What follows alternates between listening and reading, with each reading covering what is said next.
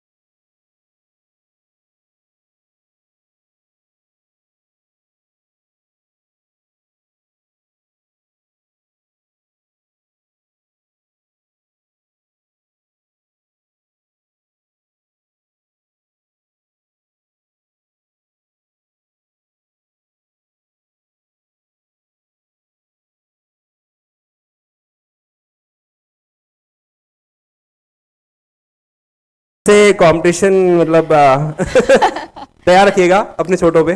बिल्कुल। और मैं ये बताना चाहूँगी कि 16 अक्टूबर को हमने मीडिया पर्सन्स अवार्ड एक प्रोग्राम किया था और उसमें हमारे साथ एटर्नल हॉस्पिटल जुड़ा था, इसलिए एक बार तालियां बजनी चाहिए।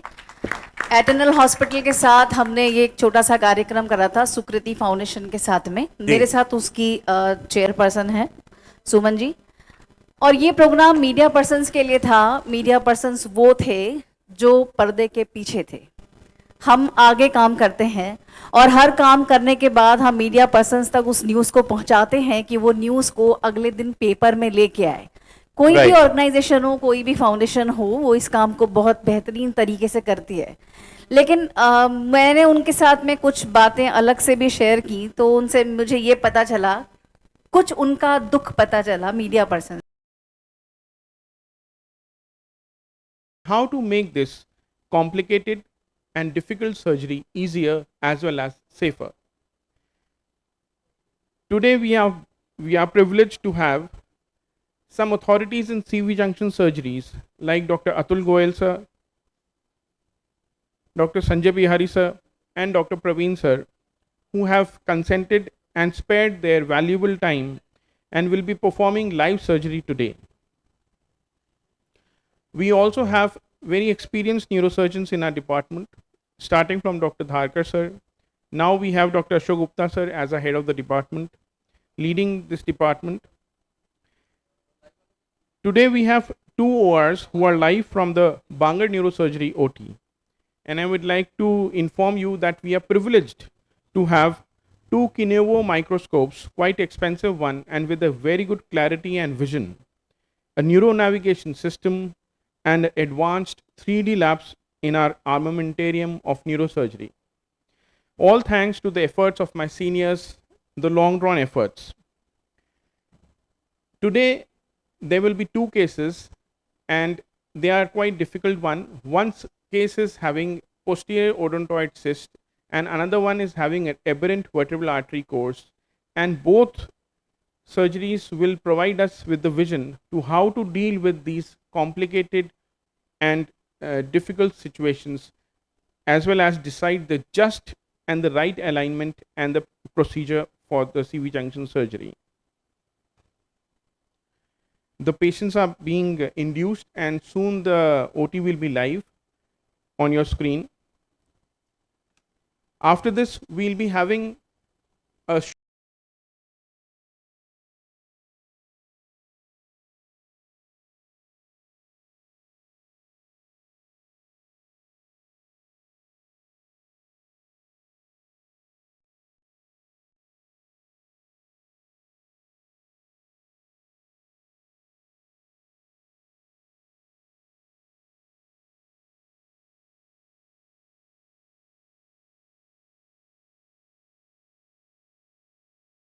in your OPDs with quadriparesis and difficulty in daily lifestyle.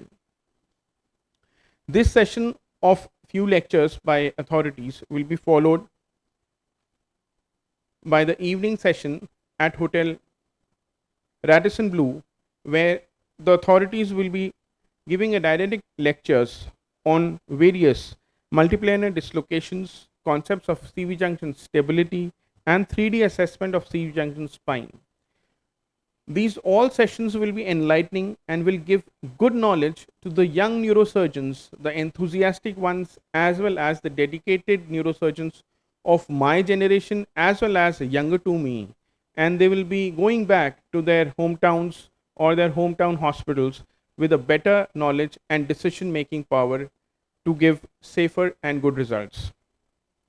I am thankful to the Department of Neurosurgery for giving me this opportunity to conduct this program, as well as Dr. Rasham sir, who has given hard efforts to organize this and bring all the neurosurgeons, the young budding neurosurgeons from all over the India as well as the Rajasthan to come to this course of CV junction surgery. We now welcome Sharad Thanvi sir from Jodhpur. He has just arrived. And Dr. Uday Bhaumik sir, who has just arrived from Udaipur. Welcome, sir. Sir, please be seated, sir.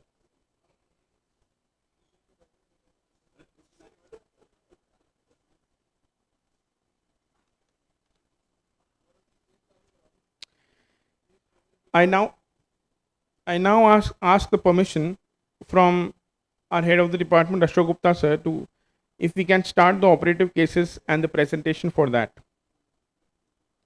We'll be having 2 cases for the presentation, and ORs will be live for the visuals.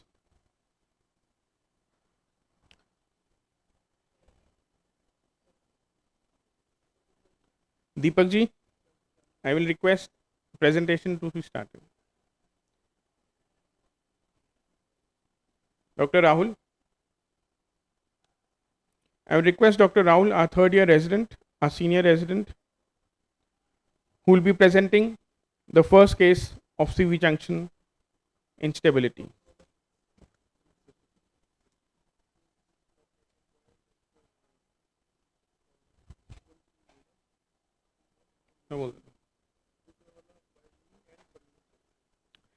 This case will be operated by Dr. Atul Goyal sir and Dr. Agun Meena in the OR. And the second case will be operated by Dr. Praveen Salunke and Dr. Rashim Kataria sir. I am handing over to Dr. Rahul for the presentation of the case.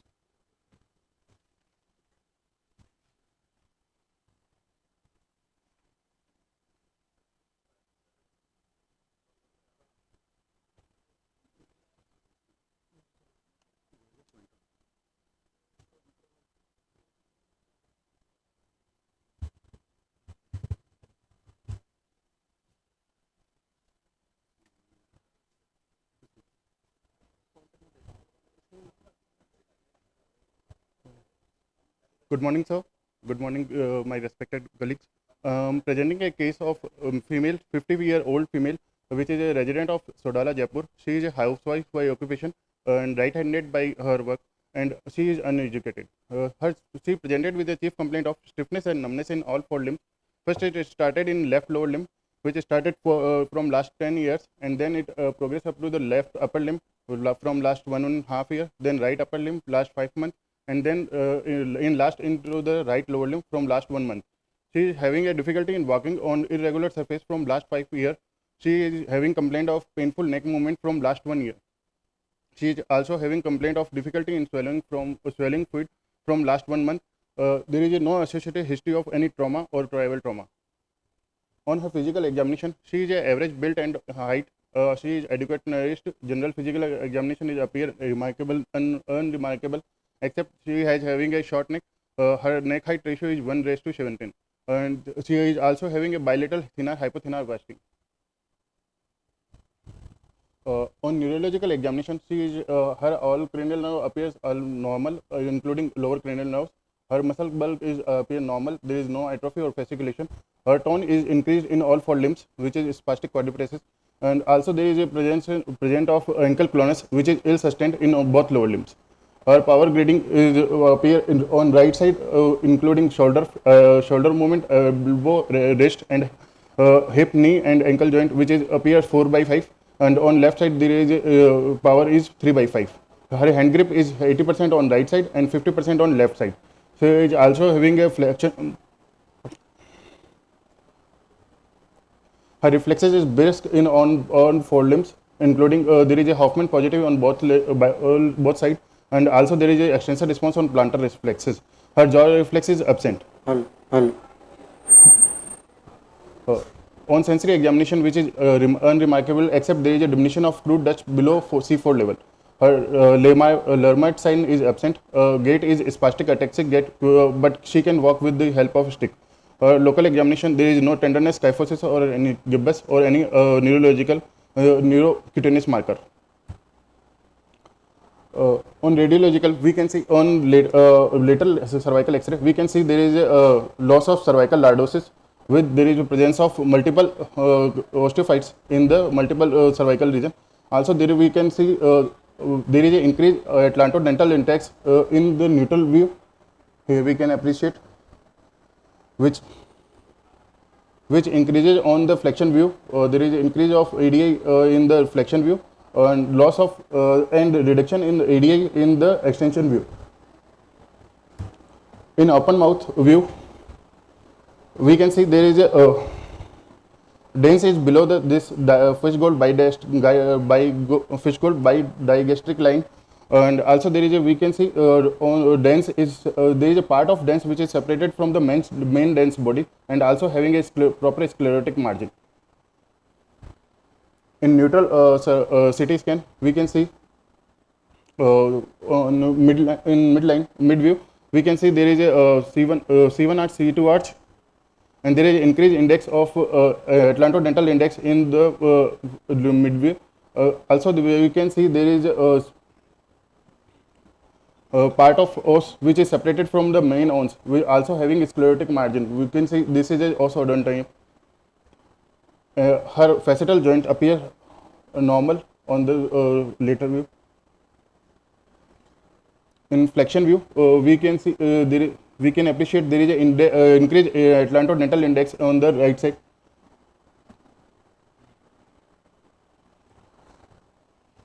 And on extension view, there is a reduction of ADI.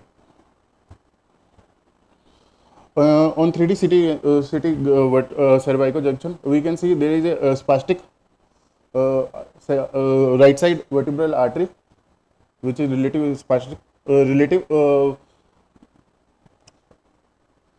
On T1 weighted images, we can see there is a hypodensity, mixed hypodensity, hypo plus hyperdensity behind the C2 region over the cord, which is compressing the cord. On T2 weighted images, we can see there is a cystic lesion behind this C2 odontoid, which is prior isodense to the CSF. And also we can appreciate there is myelometastatic changes in the in the cord. On the T2 images, we can appreciate better there is a cystic lesion behind the C2.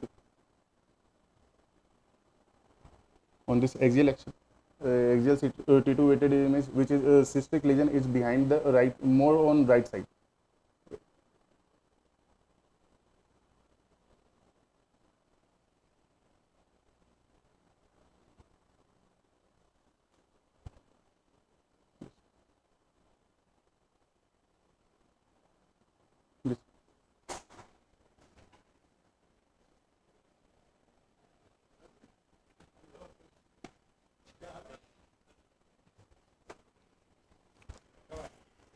Thank you, Dr. Rahul. We'll be presenting the next case. I will request Dr. Harsh to kindly come up and present the next case.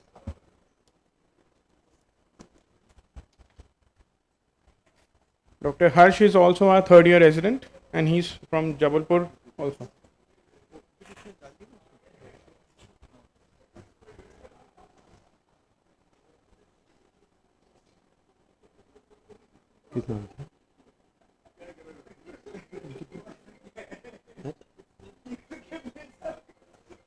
वो दे दी इसमें नहीं आना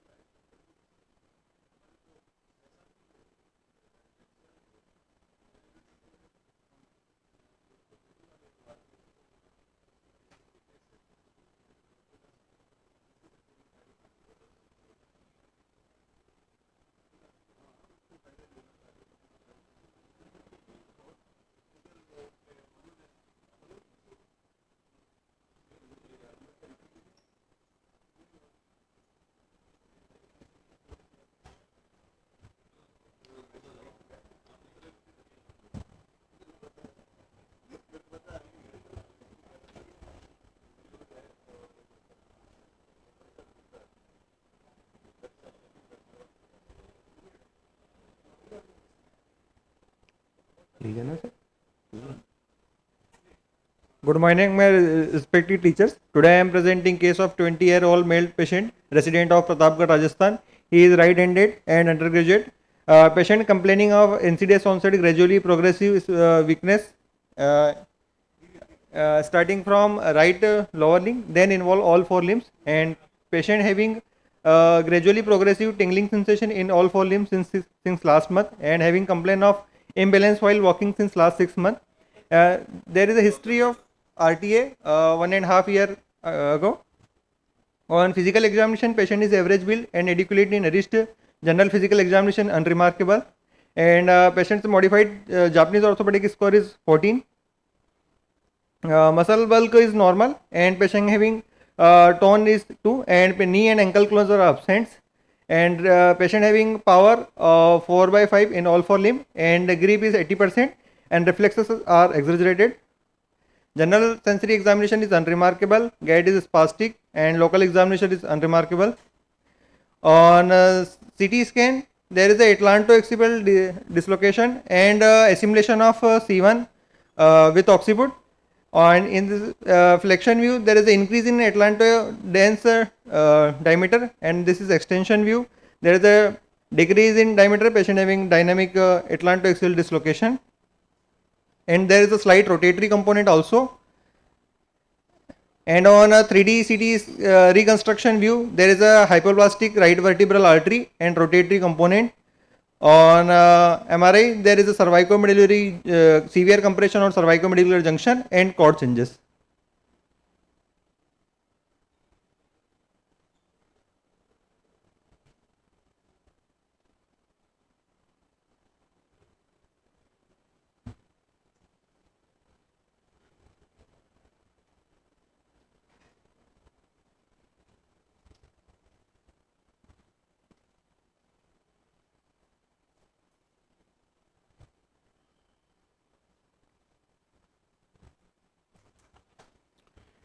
Thank you, Dr. Harsh. Both the patients are being induced and they are being prepared. The position is to be given. Dr. Atul Goyal sir and Dr. Praveen sir have arrived, and soon we'll be giving you the live view from the OT. You must have seen both the cases, and they have specific difficulties. They are not those easy CV junctions, and they need quite just planning and a decision to give a good output. We are also live on Neurosurgery TV, and the whole live surgery will be on Neurosurgical TV as well. Many people who are online as well will be soon able to view the surgical part and the positioning part as well. In this, we've taken care to give a good view of the positioning of the patient, which is a very important aspect in CV junction surgeries.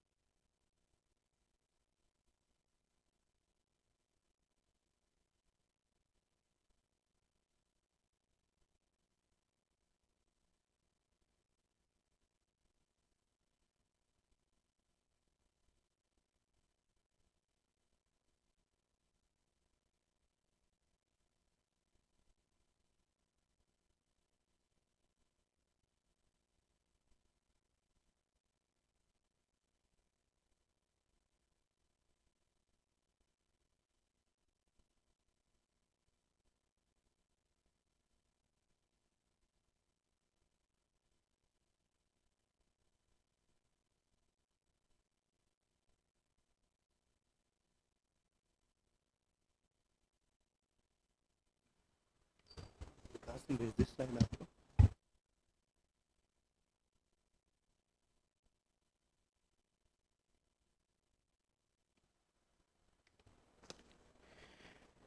Good morning, everybody. Today we have with us Dr. Atul Goyal sir and Dr. Praveen Salunke sir. They are the authorities in CV Junction in India, and we all know them very well, and they don't need any introduction. I welcome you all, sir, both here to this SMS Neurosurgery Department, and we are privileged to have you and your surgical expertise and decision-making power, which will be enlightening us, all the young neurosurgeons from over the country. So now you hold the position to introduce us an easier CV junction to all the young and enthusiastic neurosurgeons who are dedicatedly working on this complex thing in neurosurgery, and we will be it will be very helpful for us to make the right decision in CV junction surgery. Atul Goyal sir has come from Mumbai, as we all know, and Praveen Salunke sir from PGI Chandigarh. So we've just finished with the case description and the case presentation. I'll repeat it so that you can have a view. Dr. Rahul, our first case will be presented by Dr. Rahul again.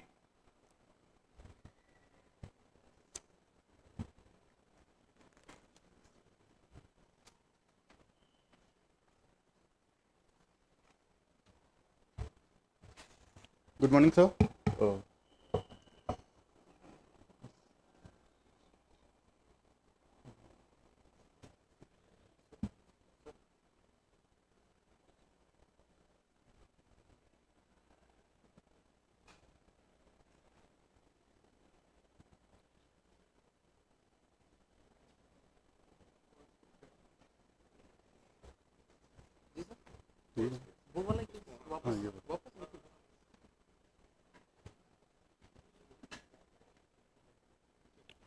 Good morning, sir. I'm presenting a case of 50-year-old female. She is a resident of Sodala, Jaipur. She is housewife by occupation, right-handed. She is uneducated. She presented with a chief complaint of stiffness and numbness in all four limbs. First, it started in left lower limb, then it progressed to the left upper limb, then right upper limb, and then right lower limb from last 1 month. She is also having difficulty in walking on irregular surface from last 5 years. She is having complaint of painful neck movement from last 1 year. She is also having difficulty in swallowing food from last 1 month. There is no history of tribal trauma.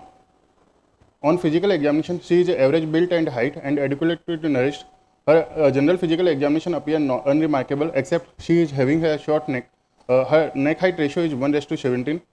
She is also having bilateral thinner hypothenor wasting. On neurological examination, her all cranial nerves, including lower cranial nerve, appears normal. Muscle bulk appear normal. There is no atrophy or fasciculation. There is a spasticity in all four limbs, including there is a ankle clonus which is ill sustained in both sides.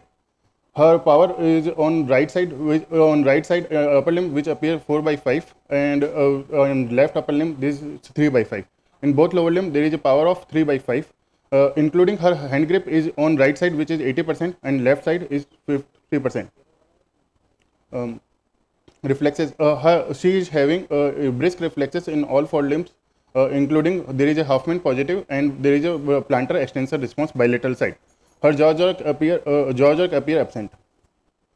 On sensory examination, which is unremarkable except there is a diminution of crude touch below C4 level.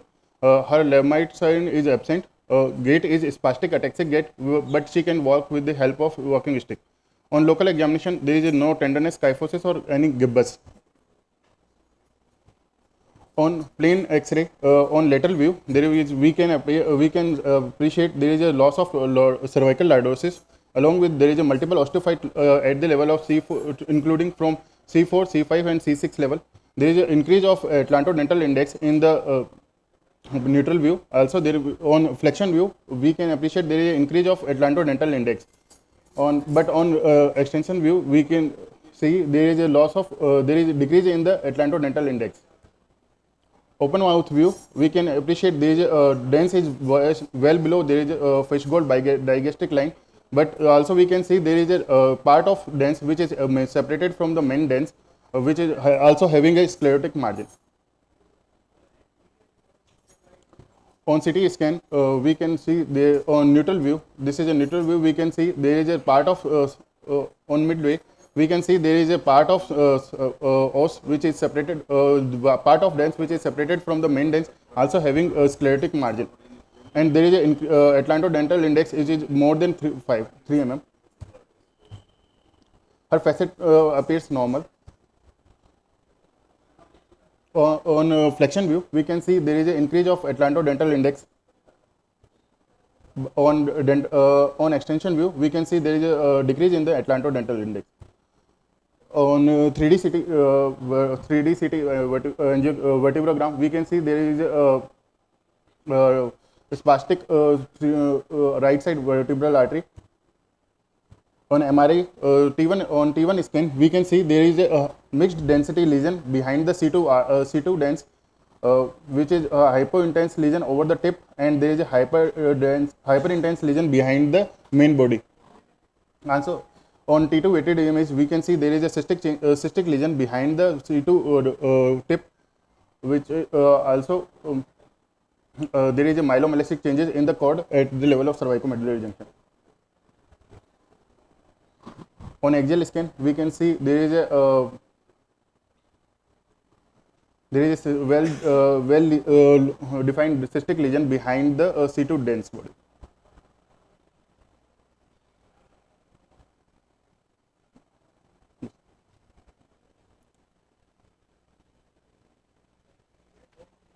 Thank you, sir.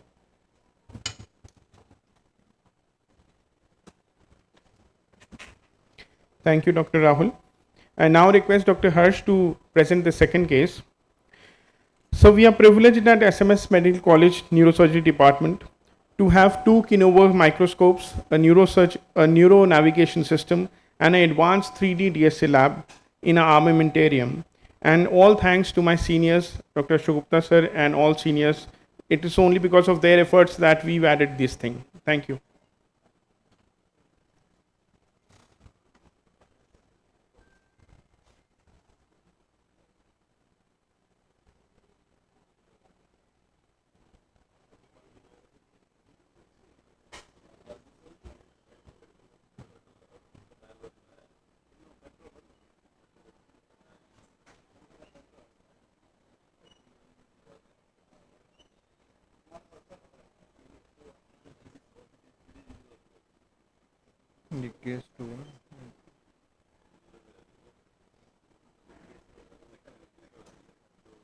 Good morning, sir.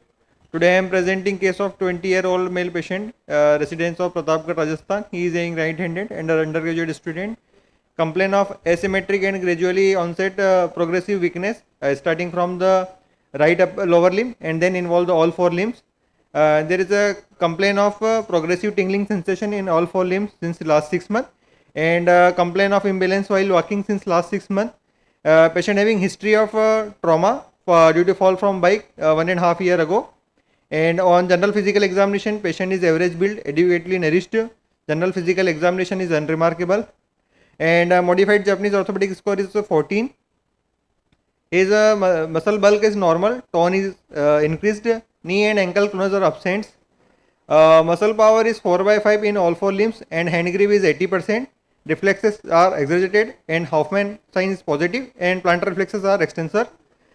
Sensory examination is unremarkable, gait is spastic gait, and local examination is unremarkable. On sagittal CT scan, there is a assimilation of C1 with the occiput and increase in the Atlanto dense index on neutral view, and on flexion views this atlantoaxial interval is increases, and on extension view this index is decreasing. On coronal cuts there is a slight rotation. On 3D reconstruction view there is a right hypovertebral artery is hypoplastic, and on T2 MRI there is a cord compression at the cervicomedullary junction with cord changes. Thank you, sir.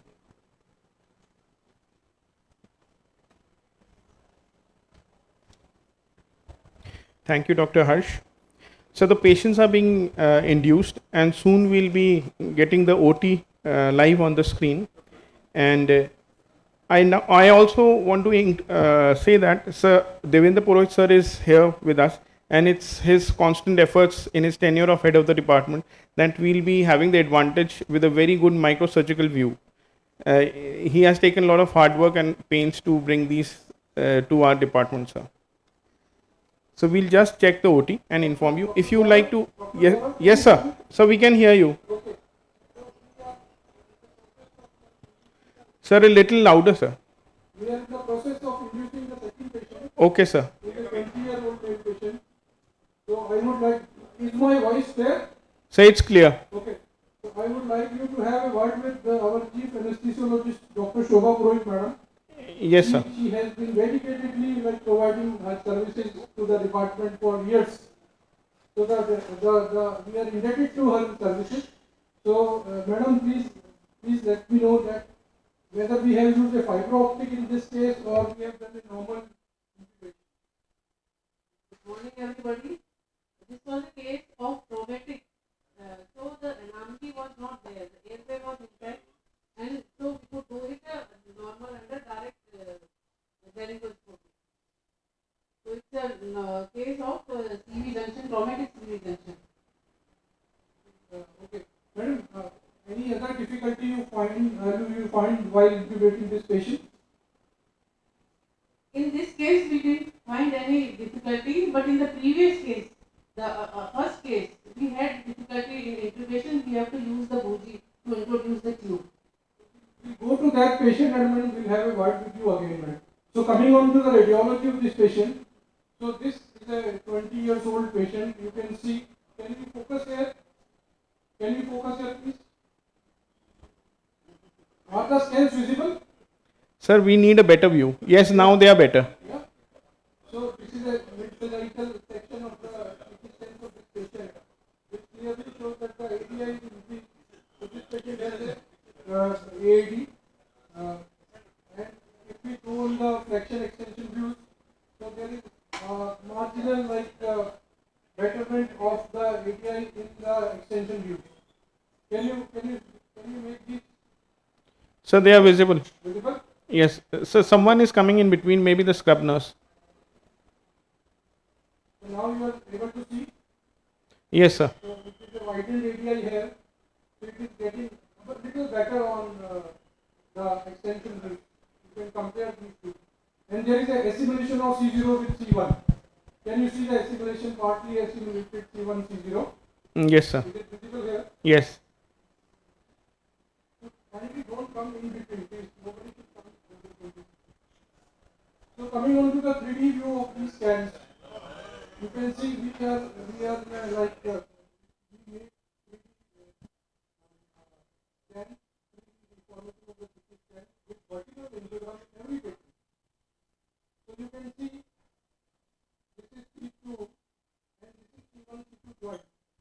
The left vertical artery in three parts is coming over the joint. Can you see here? Can you see here? Yes, sir, we can see. So this makes this case a little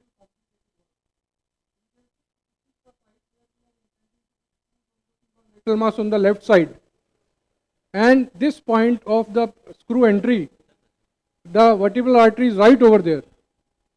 So this is a challenging case.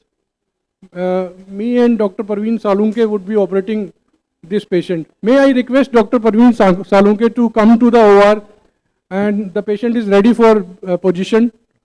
Yes, sir, he has left the seminar hall. Okay, He is coming great, to us. great.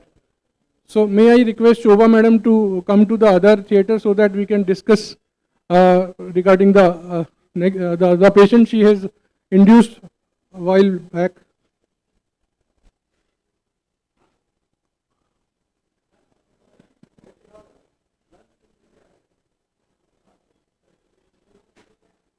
So this is the second case. May I request the video to come? So this is the second case we are going to operate. So meanwhile, I'll request Shobha madam to please enlighten us with the problem she faced during intubation of this patient? Over to Shobha madam. This was case of this middle-aged patient and short-statured, and she has a history of hypertension also. The neck is short, and so we have the opening of was very anterior.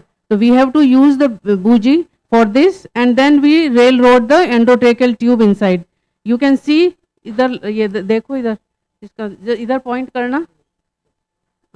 You can see this, the neck is very short. It's very short statured patients is a typical case of for a difficult intubation. Though we didn't find it, actually we prepared fiber optic also for this, but we could introduce the tube with the help of the bougie. So, is it the CV junction problem which has made the intubation difficult, or the build of the patient which is more responsible? I think both the procedure, both the these problems has created the difficult intubation. So like she had a CV junction problem and she is a little heavy built patient. That's why both the things have contributed to the difficulty in intubating this patient. Now this patient has a peculiar features. Can I have the MRI? This patient has got a AD and she has got a. Can you show? We'll need a zoom on the scans. Zoom. Please zoom here. Yeah. Dr. Gaurav, are you able to see now? Yes, sir. Yes, sir. We are able to. So this is a near mid sagittal MRI of this patient, which shows a posterior odontoid cyst.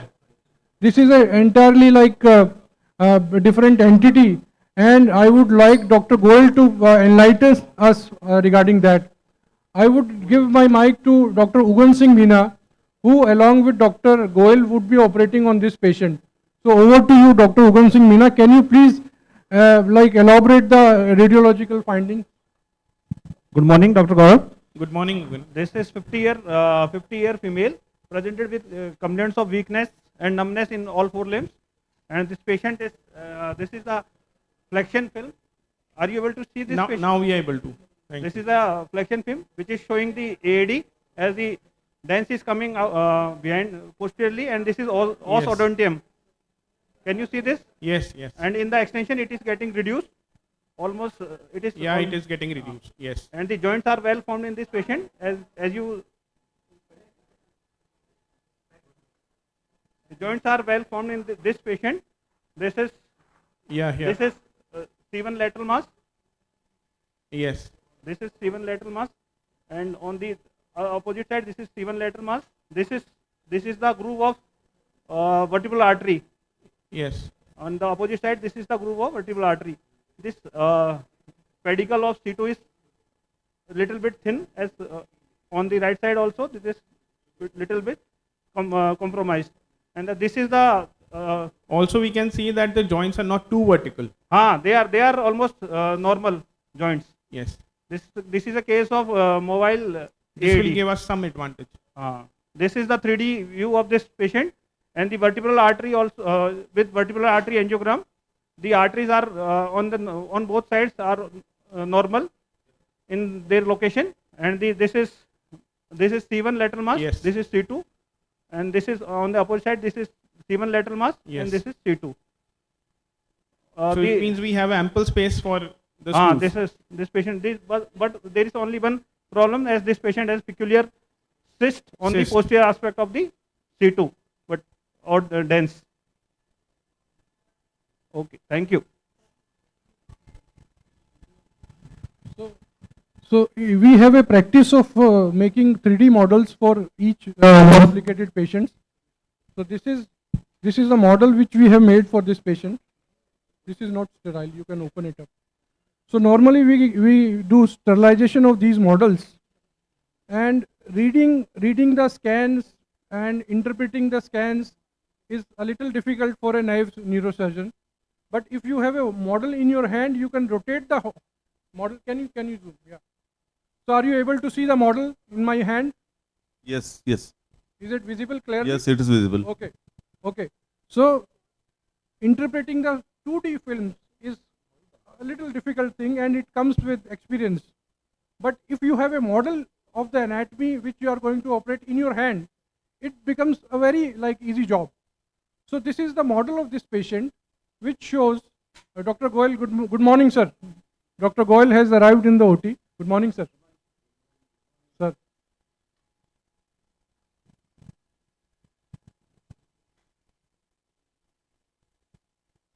First of all, I welcome you, everybody. I want you to enjoy. I want you to just enjoy and be happy. And most important is to learn. We have come here to learn. And I have to tell you that craniovertebral junction surgery is not easy. Craniovertebral junction surgery. Sir, we are not getting the voice here. Craniovertebral junction surgery is not easy. Did you hear that? Yes, sir. Craniovertebral junction surgery is dangerous. Did you hear that? Yes. Craniovertebral junction surgery can give new life to our patient. On the other hand, craniovertebral junction surgery can devastate a person, can create a very big complication. Most important is to understand craniovertebral junction surgery, to understand the anatomy of the region, to understand how to stabilize the joint. You see, I was doing occipito-cervical fixation long time ago. To the extent I described occipital screws were described by me. Yes, sir. But now I say that occipital inclusion of the occipital bone in the fixation construct is never necessary, never. Craniovertebral junction instability means atlantoaxial instability. Craniovertebral junction stabilization means atlantoaxial stabilization. Did you hear that? Yes, sir. It is a very important statement which I am making. If you see the papers from America in particular, most of their cases are occipito-cervical fixation. So I am saying that occipital fixation is not necessary in 100% of cases. Very, very, very rarely you have to include the occipital bone in the construct. So when you are operating atlantoaxial joint, you have to worry about the venous bleeding in that area. There can be tremendous venous bleeding. Second thing is you have to worry all the time about the vertebral artery. So these are the things. So let us begin the case and let us try to do a wonderful craniovertebral junction stabilization. Now there are two things in craniovertebral junction instability. One is acute instability and one is chronic instability. Chronic instability can be for 20 years, 30 years. And this chronic instability leads to several naturally reparative or adaptive or protective maneuvering by the body, like shortening of neck, torticollis, assimilation of atlas, C2-3 fusion, platybasia, Klippel file abnormality, and several other issues like Chiari malformation, syringomyelia. These are all secondary protective, reparative, natural mechanisms. And in acute situation, there is a severe neck stiffness, neck pain. So if you see all your patients with Chiari, with syringe, they will have neck pain for 15 years, for 10 years, not for 2 months or 1 month. Similarly, if you are seeing this case, now you see there is a retroodontoid cyst. Can you see the retroodontoid cyst? Yes, sir. In my estimation, retroodontoid cyst or retroodontoid pseudotumor are secondary manifestations of chronic atlantoaxial instability. Retroodontoid cyst is similar to Chiari malformation. So there can be Chiari malformation, which is protective. Syringomyelia, protective. Retroodontoid cyst and pseudotumors are protective, natural maneuvering by the body. Primary issue is instability. Primary issue is atlantoaxial instability. Primary treatment is atlantoaxial stabilization You should not touch the herniated tonsils. You should not touch the retroodontoid cyst or tumor. Did you hear that, Uday? Yes, sir. Yes, sir. So this is a novel idea. This is a new idea. Now to remove this cyst is very easy. Just puncture the cyst. What is the problem? But I will show you this case without touching the cyst. Okay? Yes, sir. I will not touch the cyst. And if you do MRI imaging after 3 months, let us first finish the case, then we will talk about what will happen later. But you will see that I will do atlantoaxial stabilization primarily. That is, now if you see this case, this image, can you see this image? Yes, sir. Yes. See, there is reduction in the joint space. Can you see the reduction in the joint space? Yes, yes. You see the facets are not normal. Can you observe that? Yes, sir. Do you see small osteophyte in front of the facet Yes. here? Yes. Do you see the bones are, you see there is Osteophytic changes are there, sir. degenerative kind of changes in the bone? Yes, sir. So osteophyte formation, reduction in the joint space, degenerative changes in the joint space are not primary events. They are secondary. They are secondary to chronic instability. This patient, I am not sure how much long the symptoms are, but the symptoms in this case must be at least 3 or 4 years, not less than. How old is this patient? He's 51 years. So this is a 51-year-old female. The symptoms are more than 3 to 4 years. That is what she is saying. But in my estimation, the symptoms may be 5 or 6 years if you properly ask them.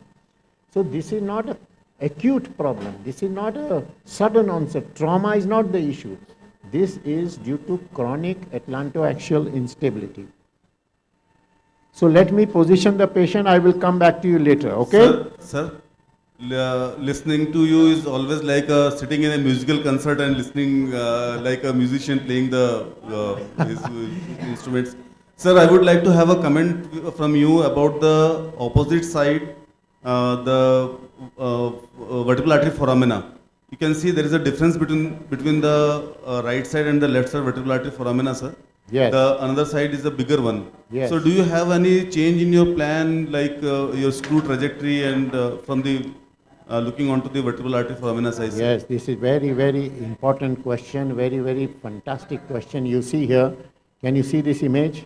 Yes, the vertebral artery is very, very high here. Yes, sir. You see that?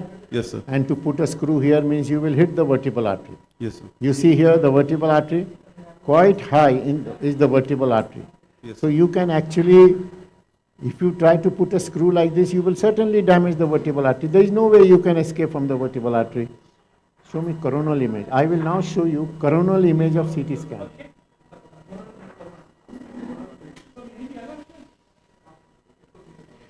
Uday, my voice is coming now? Yes, sir. Yes, sir. Okay, okay. You are always powerful, sir. Yeah. I hope I can show you a powerful operation today. And I am sure I will show you a magic. And I am sure, you see, it is not good to say like this before operation. Now you see here, if you see this image, you see the vertebral artery? Yes, sir. It is right inside. Right inside on the left side, right? On the left side. Now show me coronal image. Now you should always, when you are doing this operation, you should always see the coronal image. And I will show you the coronal image. So this question about vertebral artery is absolutely relevant and absolutely necessary and absolutely important, because if you hit the vertebral artery, you can create a very serious problem. So I will like to show you that it is not so dangerous as you can see in this image. As you can see in this image that the vertebral artery is right there. It is not as dangerous as it looks like. So I want to show you the coronal image. Now you see the coronal image here? Yes, sir. Coronal image shows that the vertebral artery, I'm not sure if there is another image.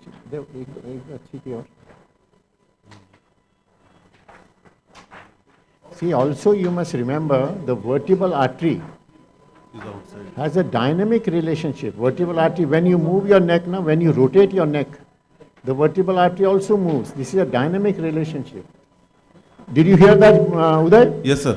That vertebral artery foramina is not completely occupied by vertebral artery. Okay. There is a dynamicity in that. Corona एक अच्छा image था, मैंने देखा था वो.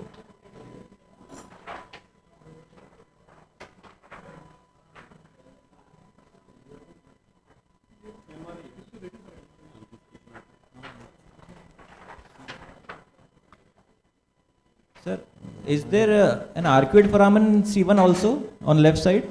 In axial image, it was just a flashing. It was quickly removed. It looked like. Yeah. See, there is, you know, what my working is. My working is along the C2 pedicle and like this. I don't work over the arch of atlas. I don't work over the arch of atlas. Chalo, theek hai. Now let us see. Let us see during the operation what we see. Okay.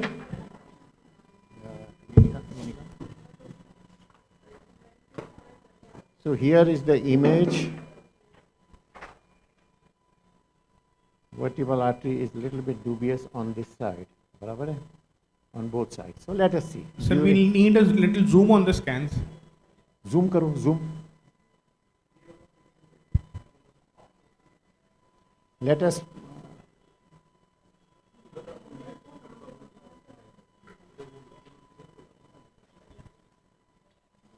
So let us do a beautiful fixation, okay? Even if there are issues, even if there are problems, we have to handle them. Because if we are able to successfully handle, we are able to give a successfully new life to this person. Sir, can you see, sir, in the C1, there is arcuate foramen probably. There is ossification around the atlanto-occipital membrane around the vertebral at the level of C1 left side. Yes, here if just see this is whatever is there is above the arch of atlas, okay? Here. I am going to work in this direction. You see here? In this direction. Over the lamina, over the pedicle. So I am going to avoid whatever is there above. So if there is a good CT scan, you can see a arcuate foramen and foramen for the vertebral artery above the arch, but that I am not concerned at all. You understand what I am saying? I am going to go in this direction.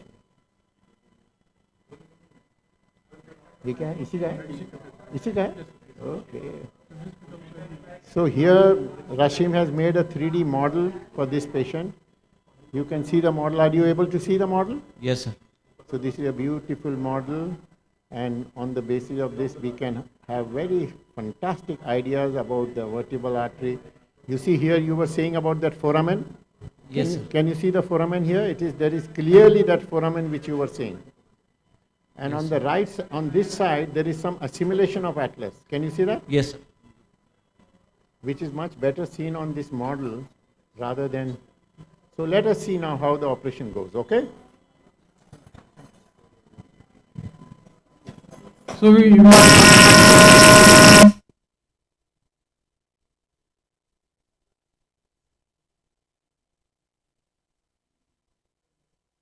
So can we have mic here?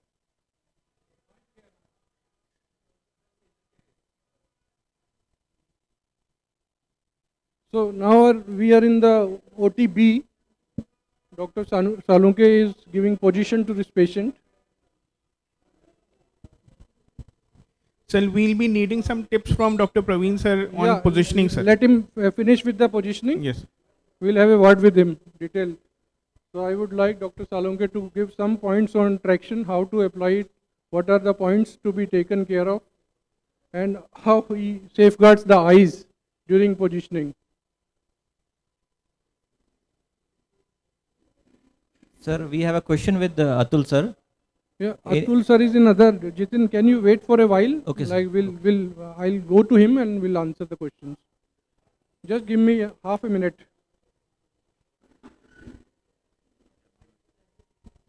Cameraman, please, can you focus at the positioning where Dr. Praveen Salunke is giving a position of the patient? We would like to see the head end of the patient. Stand at the lateral side so that we can see how much neck tilting he has given. आप इधर आ सकते हो क्या? Can you come here? Can you come here? Like उधर से आना पड़ेगा आपको.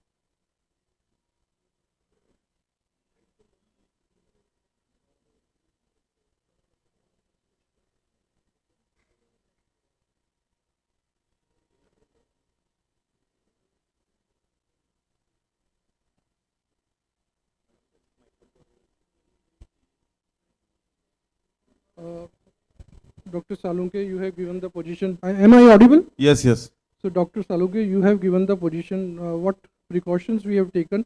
Firstly, I'd like to have a word with you regarding the traction. So, what is your the sides of inserting the pins? Usually, the best way to put a traction is in the neutral position or extension at the most. So one should not, unless and until there is a retroflexion of the dents, where and retrolisthesis with a os odontodium. In those conditions, maybe somewhere somewhat more an flexion can be given. Otherwise, in most of the cases, it is preferable to give traction in the neutral position, because the whole idea is to just align while you are fixing, while you are working, while you're dissecting. The idea is not to really reduce with traction. If it is, if it reduces, well and good, but if it doesn't, traction is to aid in the dissection, and the head does not move while you are actually fixing and dissecting, drilling the joint. So that is very important. The other important thing while positioning is to make sure that the neck, the head, and the body, they move in the same plane, because under anesthesia, your dislocation might increase while positioning, and that could be detrimental. So, a landmark for that is actually you can keep a watch on the pulse rate. So if there is some change in the pulse rate, it indicates that the cord compression has increased. So that's, that's the rough estimate that your positioning is okay. And the second thing, which is very important, always have a look at the eyes, because at times, 1 in 200 patients, you do have blindness following surgery. And that could be because one of the reasons for that could be the traction, the horseshoe itself compressing on the eyes, giving rise to increased ocular pressure. If it lasts for more than a couple of minutes, it is going to give rise to blindness. That is an avoidable cause, and so one needs to be very sure about it. So what we do in our practice is, once the patient has been positioned, we take a selfie kind of an image with our mobile phones, so that we can see where exactly the eyeballs are, and they're away from the horseshoe prongs. So I'll show that in a moment. So this is the position of the traction. We make sure that the neck folds are all cleared up, because these patients usually have short neck, and there's a lot of neck folds. So we try to open up the neck folds. So one is Praveen sir, we have many residents with us. Yeah. And can you just enlighten on the traction points? Yeah, sure. That's what I'm doing. Yes, sir. So basically, you put the traction in neutral position or in extension. So for extension, you need to go just in front of the pinna. That's what we have done here.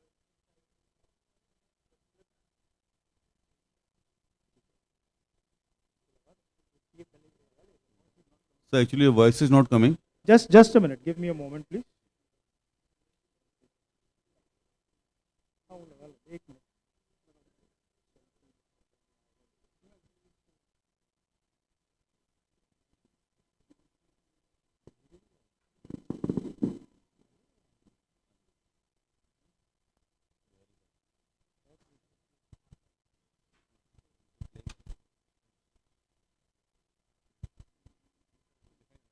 So I don't know if you can really see what I'm doing. I'm trying to look at the eyes from beneath using my cell phone. And right now it is all covered up in cotton, so I need to make sure that it is all free.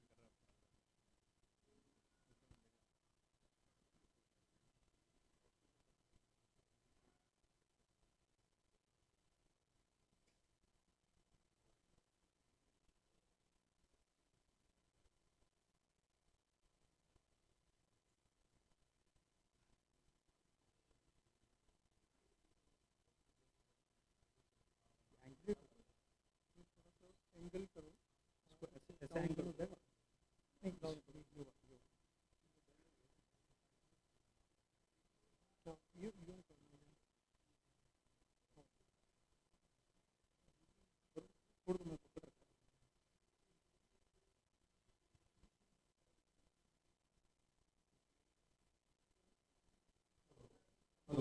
Hello. Yes. Yes. Yes.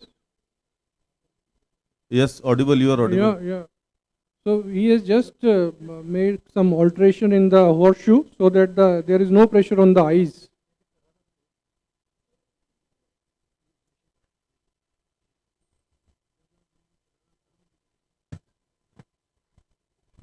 Sir, what alteration, sir?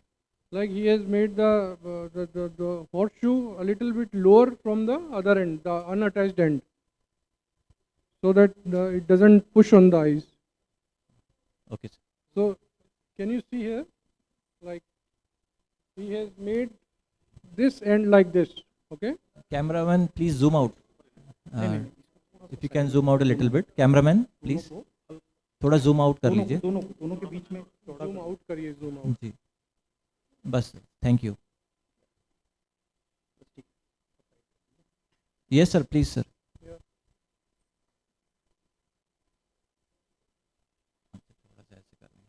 So he's trying to take a selfie so that the eyes are clear.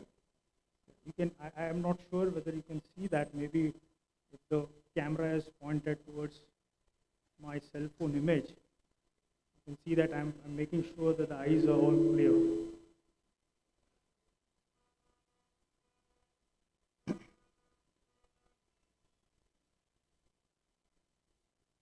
The other thing is like we can just insinuate our finger. If the finger is like accommodating, then there is no problem.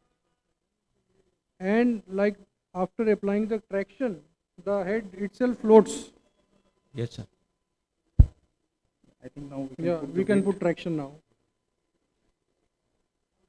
Over to you, sir. Okay, so we have positioned the patient. What we need to make sure is that this portion is all opened up. It is not clumped. It is not cramped with too many folds. Otherwise, your dissection becomes difficult. But make sure that the head is not really flexed too much. Otherwise, it will, the reduction will become difficult. Sir, how much weight we are applying? Begin with approximately, for this 60 kg man, maybe around 5 to 6 kgs to begin with is good enough.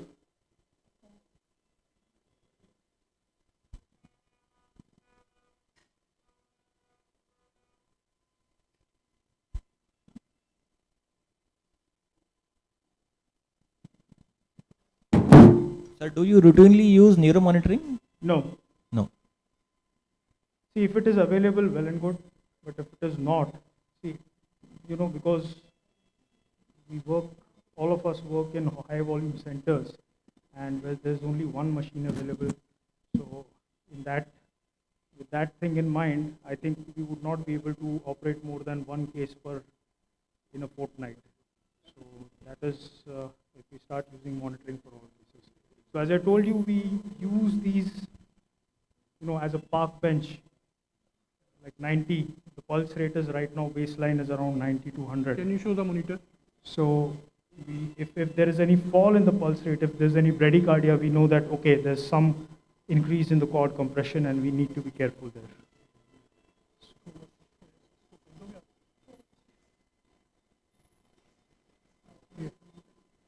So can you see the monitor now?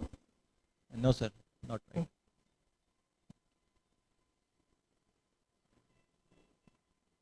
Yeah. Can put the weight, please? I hope this will not. Yes, sir. Now we can see it's 90. Yeah. So the pulse rate is constant. And okay, I prefer to take a rib graft. So I think we'll put the electrodes on the other side.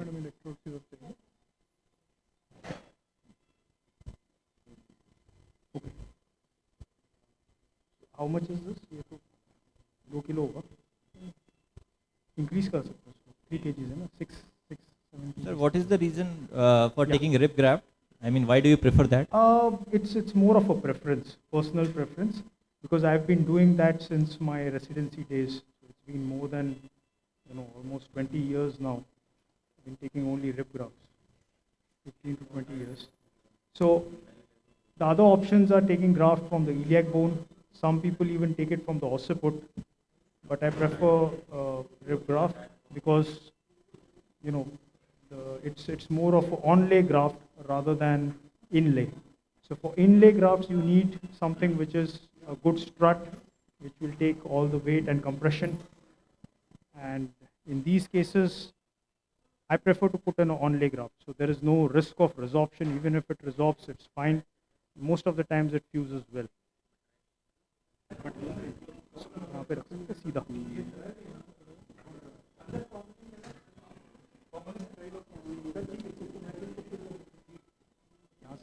Microscope from that side. यहाँ से start. From that तरफ इधर से उधर से आएगा.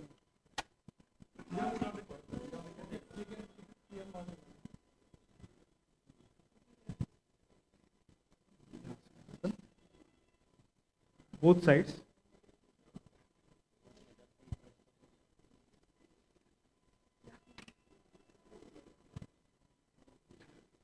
Okay.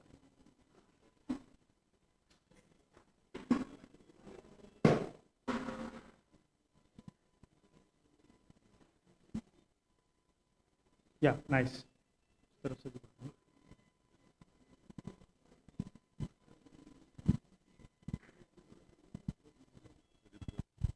Praveen sir, if you are comfortable enough, can we ask a few Yeah, questions? please go ahead. Praveen sir, basically about the graft harvesting. Yeah. Usually what the process we have been following is we harvest lots of bone grafts, allogenous autologous bone graft to be applied into the as a onlay as well as inlay grafts. Right. So in your case, if you are harvesting a rib cage graft, Yeah. are you going to attain this much amount of quantity from a rib cage? It's good enough. Actually, what we need to fuse is the joints, the C1, C2 joints. Okay. So, the whole volume of that, even if you, rib graft is actually good enough to occupy that. Of course, if you want to put in grafts right from between the occiput and the C2, Yes. something like what the extra-articular spacers and other things, like Yes. what Dr. Chandra describes, then Yes, you sir. need a lot of bone graft or substitutes for bone. So because we don't do that, this much bone is enough. And any take for this artificial bone grafts, G bone that I don't use that. I don't use that because somehow I have no experience with that, and I have a doubt whether of infection. Then in these cases it is devastating. Okay. Sir, just out of the Yeah. few questions that if you are so you are taking a rib graft. Yeah. So which graft? Which rib, sir? Just below the scapula. Just so below it is the scapula. usually, yeah, it is the D7, D8. Yeah, D7, D8. D8. So along that, the rib which is there, we take about 6 to 7 centimeters of rib, and it's very easy to harvest as compared to the iliac crest. So can you please put a surface finger over there so that we can see that? Can you see this now? That's the scapular end, and this is the area from which the rib graft is taken. So this will come in your draping only. Yes. So no need to do extra draping. No, there's one. This is one area which would be a window would be created in the drapes, so that we have that area free.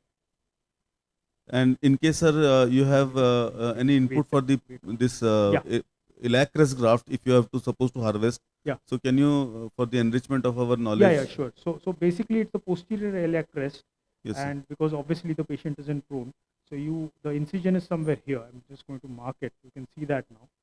So that is the incision. So the bony landmark will be PSIS, posterior superior iliac spine. Yes. So PSIS, from there you go posteriorly, and about 5 centimeters to 10 centimeters of incision in between that, depending upon the chunk of the graft you need. Yes.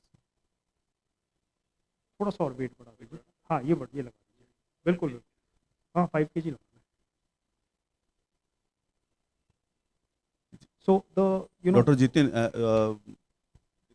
yeah, there's another advantage of traction, because many people ask me traction is not required. Well, traction actually, it aids in opening. It's like, these all things are based on orthopedic principles.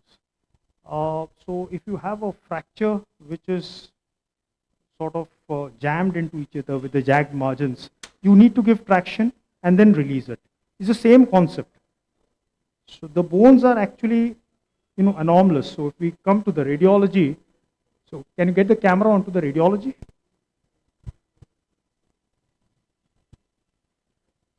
Yeah, if you can see that. Yes, sir, we can see. This is what I'm trying to show you. That's the joint. So if you look at the joint, it is quite oblique. So the whole concept is that this C1 has actually slipped over the C2, anteriorly and inferiorly. So what happens is the so-called basilar invagination, what is traditionally known as a basilar invagination, is actually the C2 invaginating within the ring of C1. So that is the whole idea. So it is not only does it invaginate inside, so there is vertical dislocation as well as anterior-posterior dislocation. So it is in both planes. So you correct it in one plane, it will get corrected in both the planes. Now, if you apply traction, this joint is going to open up a bit. So that's the advantage. So you can see here on this is the right joint, the left is not seen here. It is probably, I'm not sure where it is seen. In the coronal images, again, you can see that one side is oblique as compared to the other. So we need to actually drill them so that we make them flat and they reduce, they do not redislocate again. And then fuse it. So the whole idea is you work on the joint. This is the point where the whole action is taking place. So you reduce this and you fix it. While approaching these joints, you do have the vertebral artery, which is actually crossing it. So you can see that I think they have a very nice demo model, which Professor Rashim has actually created. Let me see if you can, yeah, so I'm trying to, to focus on that. So you can see that the artery in assimilated arch, it is supposed to travel above the C1 into a bony canal. But in this particular case, you can see that the artery is underneath the C1. And this particular artery, while we are approaching and dissecting the C1, C2 joint, drilling the C1, C2 joint, we are likely to injure unless we safeguard it. So many people would prefer doing a OC fixation. Somehow I am not comfortable with OC fixation because, as I told you, the action is at the joints and not at the occiput and the cervical spine. So if you fuse that, this is still going to move, It is not something, because you don't stabilize the joint, you stabilize the vertebra which are far away from the joint. So it doesn't really work in all cases, especially the more oblique joints, it would fail with time. So that's the whole concept. So we're going to safeguard the artery and try to open up the joints, dissect the joints, and do our job just as on the opposite side. So we're going to fix the C1, C2 close to each other while safeguarding the artery, and we'll try to safeguard the nerve as well. So there are two structures that would be crossing on the left side, C1, C2 joint posteriorly. One is the C2 nerve root, and the other one is the anomalous vertebral artery. So we're going to safeguard both of them, at least try to do that. Sir, when do you decide the time, preoperatively, whether to mobilize the artery or you can just retract the artery and put the screw? See, because I need to open up the joints completely, I need to define the posterior surface of the C1. So I mobilize it in all cases. Mobilization actually means only releasing it from the soft tissue. I don't open up the transverse foramina or anything. It's just that you open it so that once you retract the artery, you make space for retraction. That's the whole idea. If you retract the artery which is all adhered to the soft tissue, it's going to get thrombosed. It's going to get injured. So that's the whole idea. You mobilize it and release it from all the soft tissue so that you have a redundant artery which can be easily retracted superiorly or inferiorly while you're working, and you could safeguard it. So let Dr. Praveen start the case, and we'll meanwhile go to the other theatre.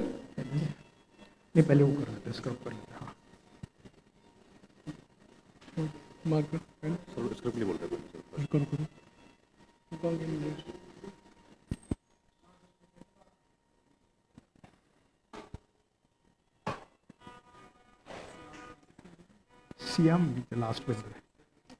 Aim at cutting hai? Perfect. This will do. This is cutting. Huh? Doesn't matter.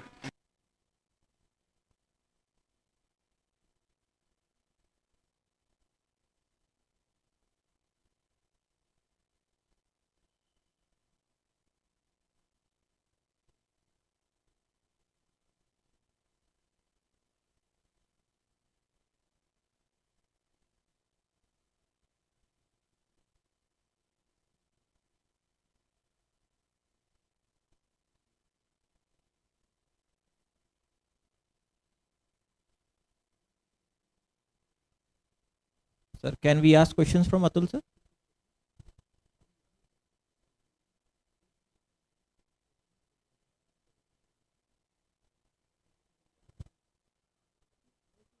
Rashim sir?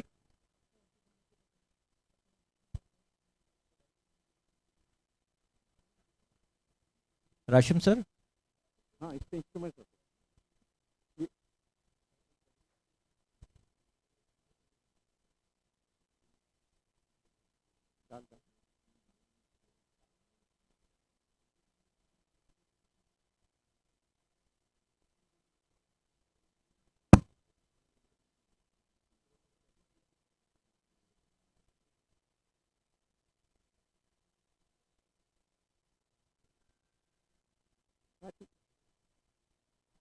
Tower clip यार ये AC चलवा के रही थी बहुत Hello? Hello sir? नहीं वो भी ले ले trolley Hello? Yes sir, yes sir. You are audible sir. Yeah, tell me.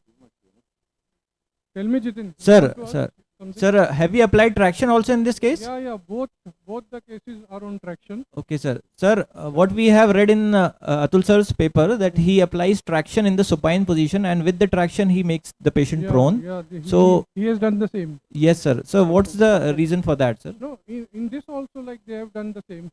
They have put the traction in supine and they have positioned it later.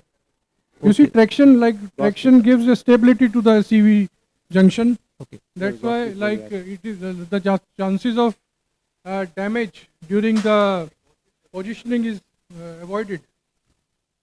Okay, sir. Dr. Salunke has left for okay. So would you like to comment on that? Yeah, on putting the traction in supine and then Yeah, in fact, yeah, I like to unipolar. put it before the OT begins. हाँ डाल दो You know, at times even on night before. The reason being, once the post-traction X-ray shows some distraction and reduction, I know what is the level of difficulty. So I go with that preparation in mind, either like that and it should not be a surprise to me intraoperatively. So at times there is no movement at all despite traction. So I know it's a difficult case then. In otherwise also it is preferable to put the traction in the supine position, and then the whole idea is there should not be movement, relative movement between the head and the body and the torso. So that's the idea. It is while positioning, all the movements under anesthesia would be exaggerated, especially while positioning. So that is why it is important that we put the traction beforehand, before positioning. Hello? Yes, sir. Thank you, sir. Thank you. So now he will be scrubbing now. Yes, So sir. we will be asking him again. light either So meanwhile, Dr. Goyal has started the surgery. Yes, sir. And we'll have inputs as the surgery proceeds. Sir, we will be asking questions for the benefit of residents. Yeah, and- you yes, can sir. you can ask questions. Yes, sir. No problem in that.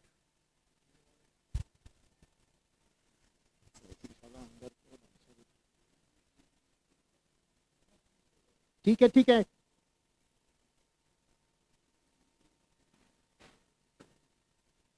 okay toothbrush knife So Dr. Goyal is harvesting the bone graft first. Okay, sir.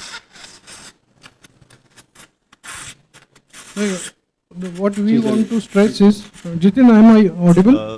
Dr. Rashim, Yeah. actually the camera position is a little bit ill-placed. We are not able to see the surgical site. For which case? For this case which you are showing Dr. Goyal's Dr. Goyal's. Okay, let me correct it. Can you correct the camera? Can you come a little closer? थोड़ा सा पास में आ जाओ. can I have my mic on Yeah. Yes, sir. We want to hear you, sir. okay just have my mic on I think you are on, sir. Achha, already. now just listen to what I'm saying, okay? Can you hear me? Yes, sir. See, this patient I have already positioned, okay? Okay. Chisel hammer.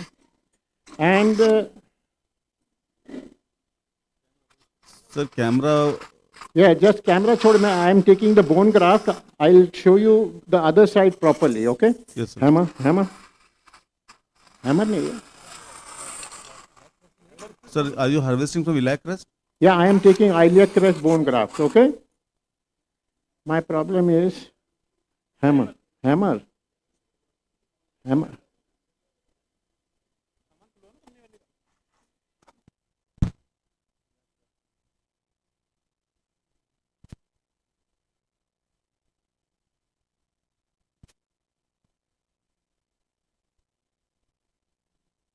Extremely short. There is no neck in this patient, okay? Yes, sir. Can you hear me? Yes, sir. And these things happen on a very constant basis. Neck is short. Why neck is short? Because there is a constant, chronic spasm of the muscles. Chronic, long-standing, 20 years, 15 years spasm, and it makes the leg short. अरे hammer दो ना यार. Hammer दे.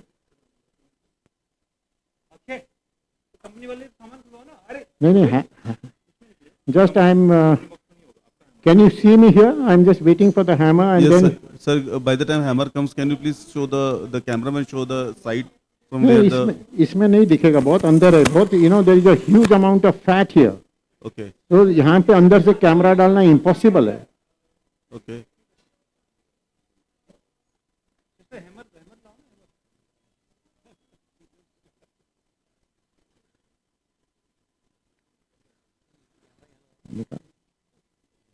Light camera.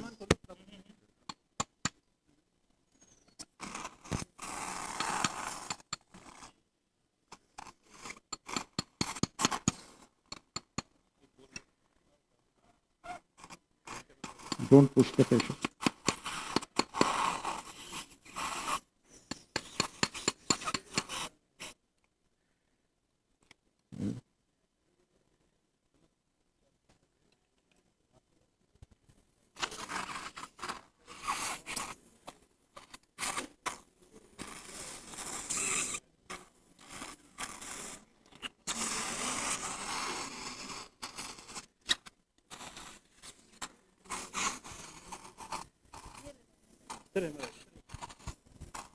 यहाँ lie down.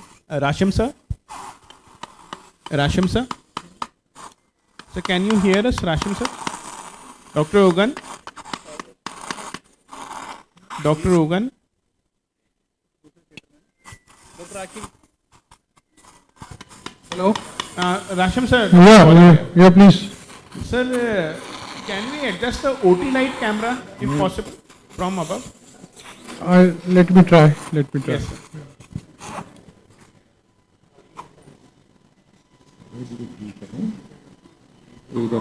Take this one.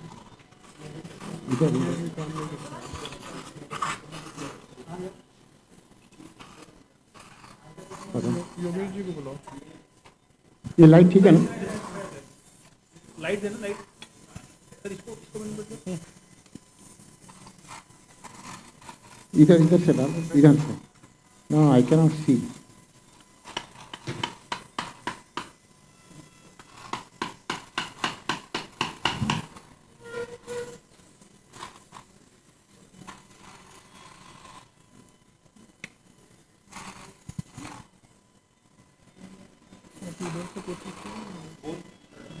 कोशिश कर. इधर से. ये कैमरा में चलता है कि ये चलता है? चलता है. तो चला. इसका camera. Wait. We'll do that.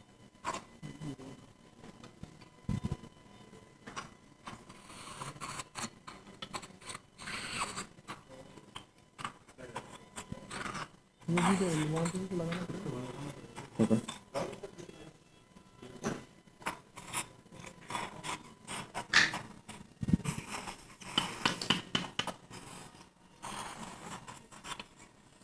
आवाज बंद करा.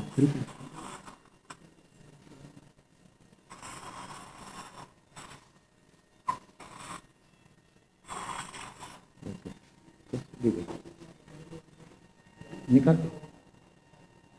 बस छोड़. बस कुछ मत. It's too deep, you know. We can lose it. Don't put anything. Just put a bed sheet here. Okay, can you hear me now?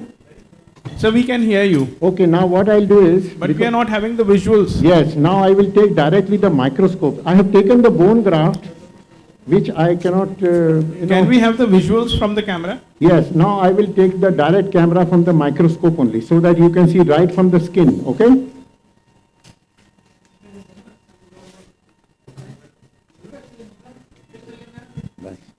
That's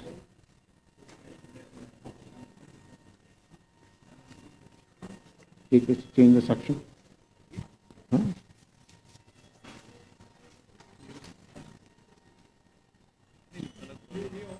बराबर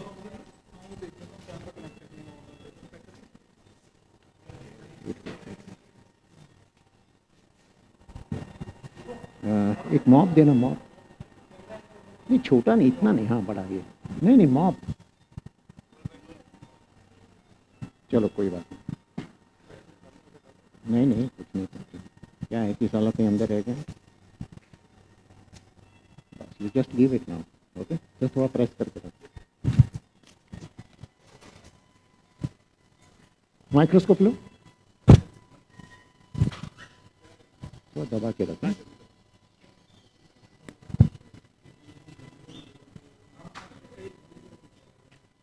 थोड़ा माइक्रोस्कोप आगे लो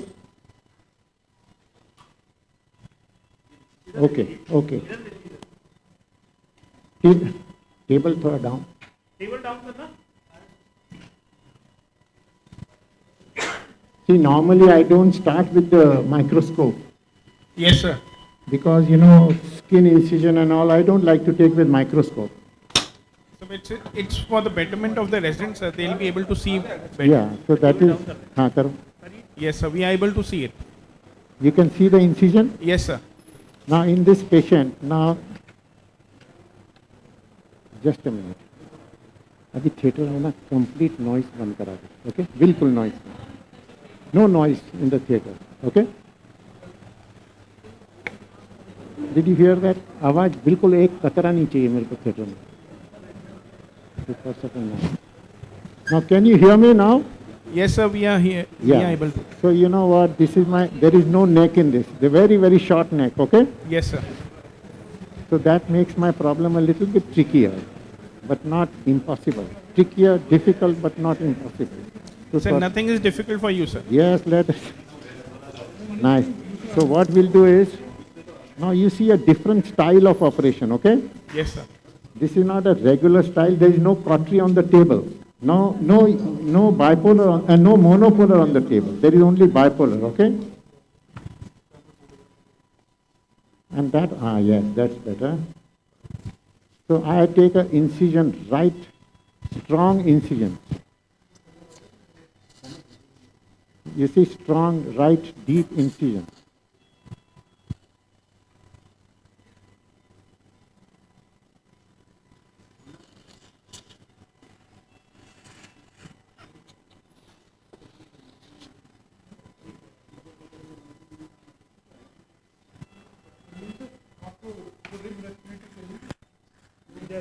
So first step of my operation is to go towards the C2 spinous process, okay? Pakad. Yes, sir. Suction pakad. Nice. Bipolar. Bipolar, please. On. No, no. On. On. No, no.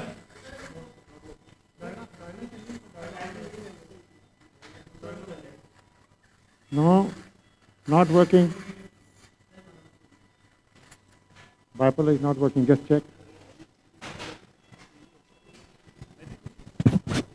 So you are feeling the spinous process? Yeah, I'm feeling, I'm just waiting for the bipolar to work. Yes, sir. So sucker. दोनों हाथ से कर, good process.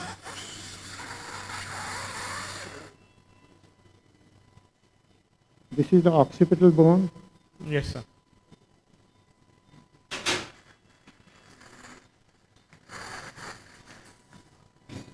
First, I'm exposing the occipital bone, okay?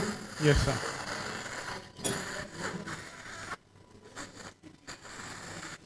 Here is the C2 spinous process. You see here? Suck properly.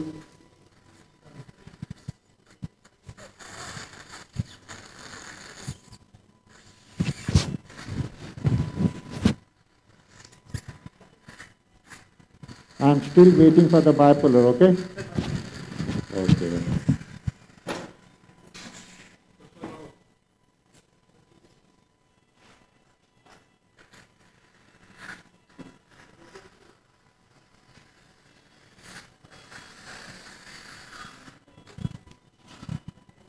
Bipolar.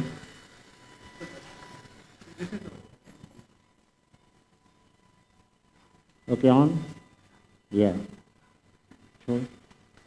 On?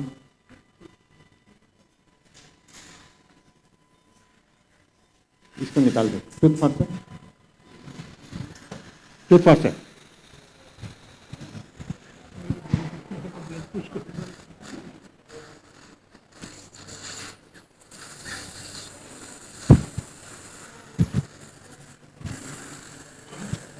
Nice, please, nice. Shot.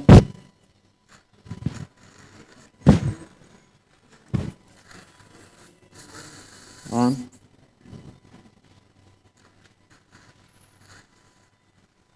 You know what I will recommend to you? That don't get restless with this bleeding, okay?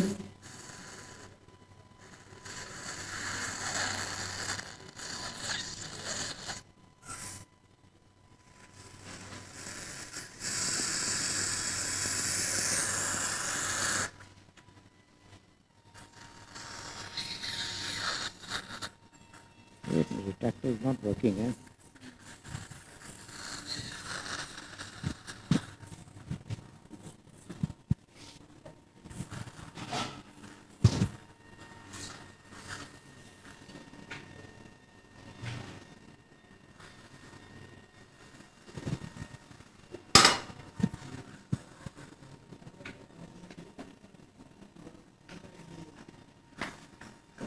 Okay, knife, please. Okay, knife.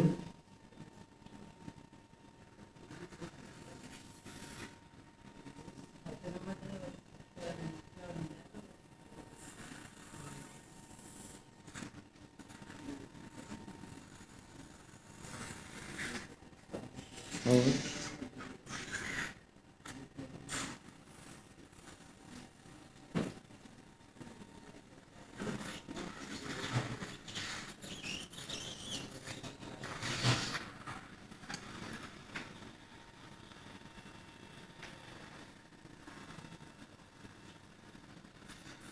Can you see that? This is the C2 lamina. Can you see? Yes or no? Yes, sir. Yes, sir. We are able to. Then you see what I am doing is going on the pedicle here. You see pedicle? And then I will go to the joint.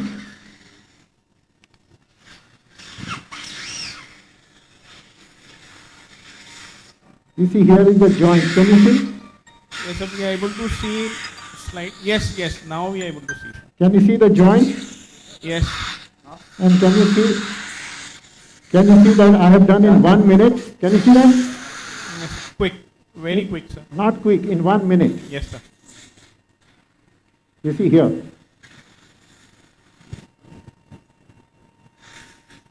Hold it.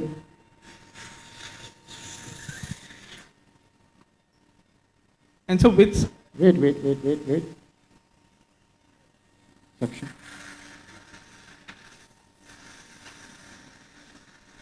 Bipolar.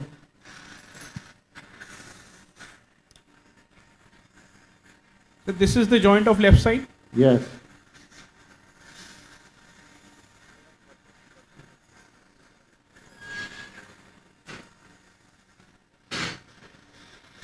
Now see carefully, okay? Yes, sir. See, this is the C2 spinous process, okay? This Yes, is sir. the lamina. Okay, sir. Bennett. This is the pedicle, okay? Yes, sir. Small chisel, knife, sharp knife. Sharp knife. Not this, 11 number, chota wala.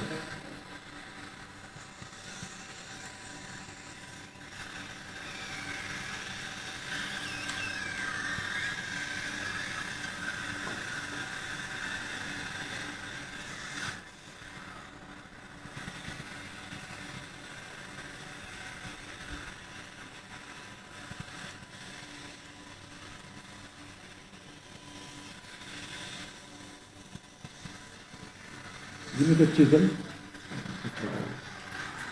Now you see here, okay? Can you see the joint? Can you see or no? Yes, sir, we can see it. And you see how unstable it is? Yes, sir. And this is the C1, C2 articulation, okay? Yes, sir.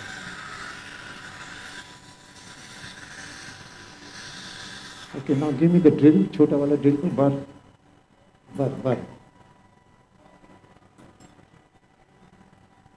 इससे बड़ा बार है? हाँ, बड़ा। हाँ, कर जरा छोटा सा बड़ा। ये मैं करता हूँ।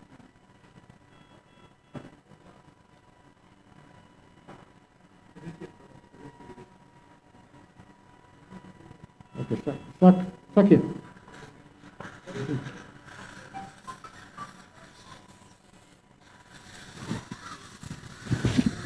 So we are drilling the lamina? Or? Yes, I am drilling the lamina. Yes, sir. In the region of the pedicle and pars. You see here? Yes, sir. And I will let you know why I am doing. Hole maker लगाओ, hole maker.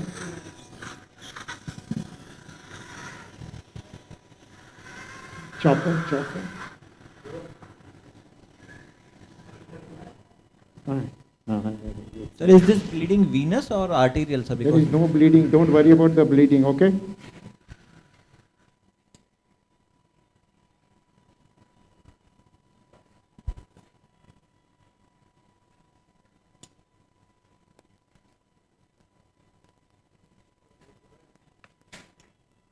एक बोल में रखो ये सब छोटे छोटे pieces अच्छे से रखो है कोई जाना नहीं चाहिए ये सब पीसेस ले लो एक अच्छे बोल में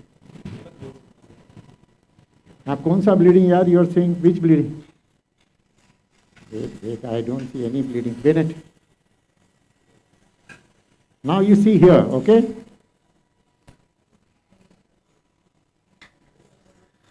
you must remember that this is a very short neck lady okay yes sir and bleeding, venous bleeding will occur from here. This is the extradural bleeding. You see extradural bleeding? Yes, sir.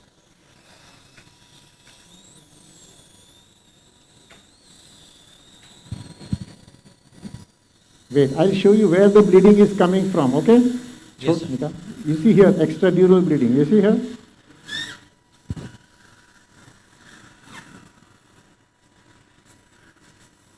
Very okay. nice, sir. Hole maker here? Okay. Now this is the C1 facet, okay? Yes, sir.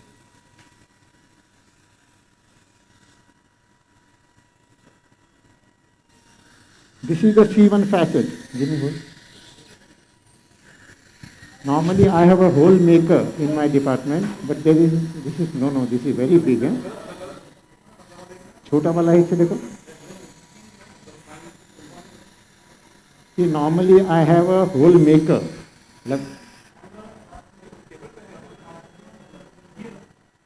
That is a small drill, 1 mm size.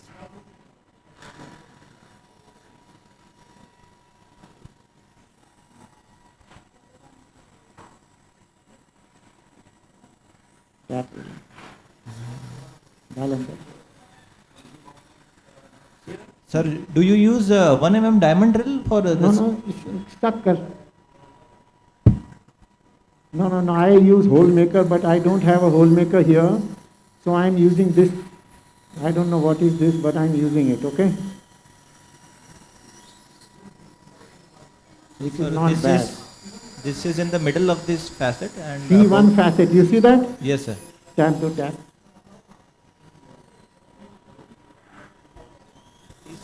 Please tell sir direction and landmarks also for the residents, sir.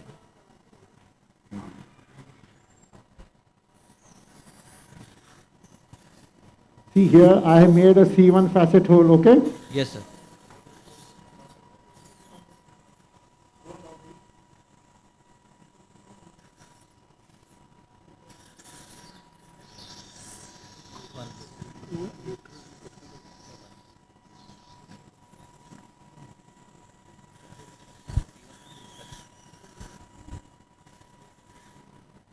So just briefly tell sir this landmark sir, of your entry hole sir and direction sir. Bone, छोटे bone pieces है.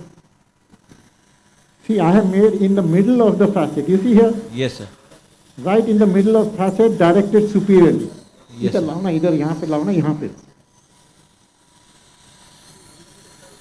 Now what I am doing is I am putting bone graft in the joint cavity, okay? Yes, sir.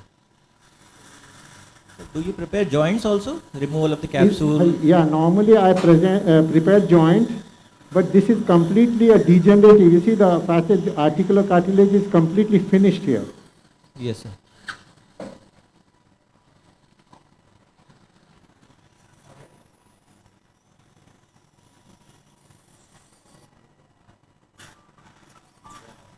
Yes, yes.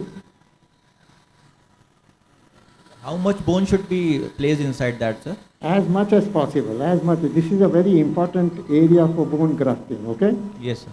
And if you do this bone grafting, you have done half the operation already, okay? Yes, sir. Now what my worry is the vertebral artery as we have seen on the imaging, right? Yes, sir. You see now here is the vertebral artery. Yes, sir. Howard, Howard, ये वाला Howard. See here, this is the vertebral artery groove here. Yes, sir. Okay, plate and screw. Plate and screw. Plate and screw, no?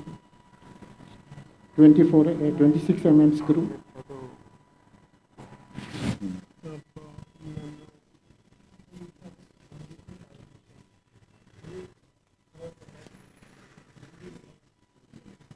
Stuck here.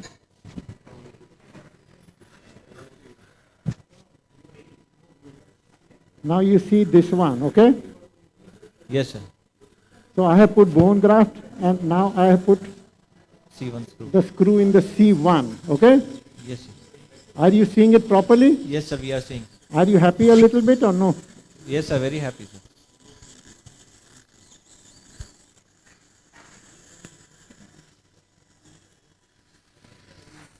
Sir, how do you confirm whether the joints have reduced, sir? There is no need to confirm.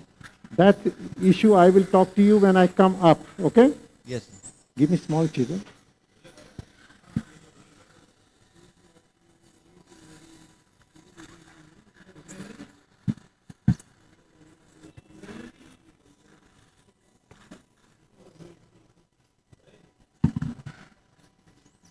Full metal.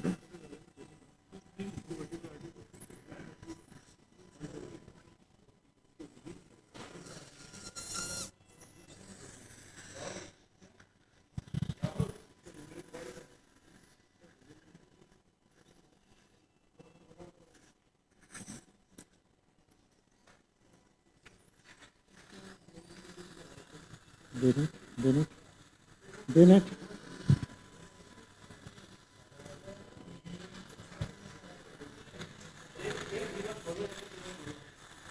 Patty.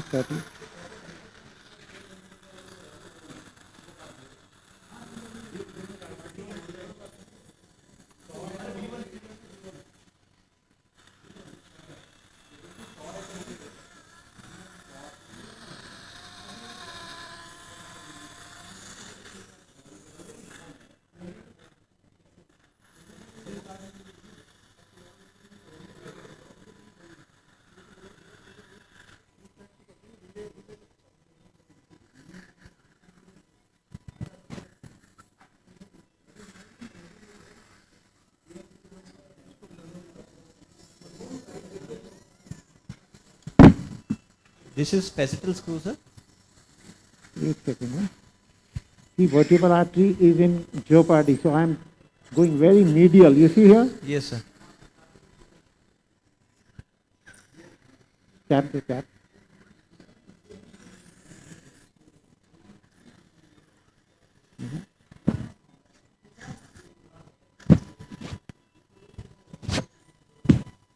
No, I cannot see.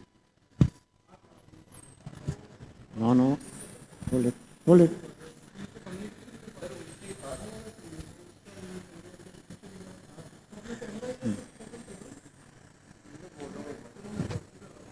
चाहिए वो TV पे आ रहा है ना वो चाहिए हम वो लग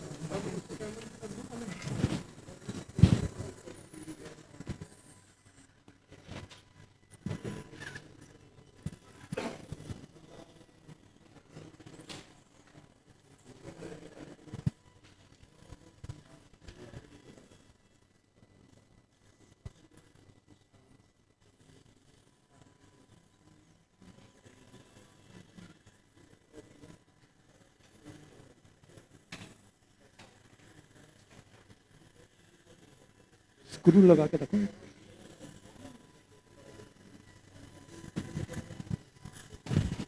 Sir, just for confirmation, this is lateral mass screw and you are putting medial to the vertebral artery, right, sir? Yes, that is very, very important. You see how medial I have gone?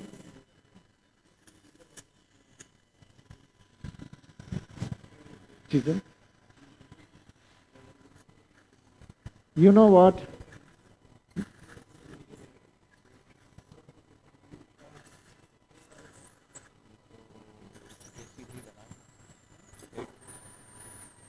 Now, should I tell you one thing? Yes, sir. And you listen to me very carefully. Just now, I have given a new life to this patient. Did you hear that? Yes, sir. Just now, after completing this one side, I have given a complete new life to this patient. New life. And you will see this patient after the operation, okay? Yes, sir. I will tighten these screws later, not now. And I am very satisfied with the purchase, okay? Yes, sir. And there is no question in my mind that this patient has already received a new life, okay? Yes. Now what you do is, because you have seen the left side, I want you to see the right side carefully now. Bennett. Sir, any insight on the directions of the screw? You see, I have already told you for the facet C1, Yes, sir. we have to go very much in the middle of the facet, in the heart of the facet, and we have to go in the bulk of the facet, okay? We'll talk about that. Now you see here, okay? Badale section. 2.9. Now you see here, okay? This is C2 spinous process.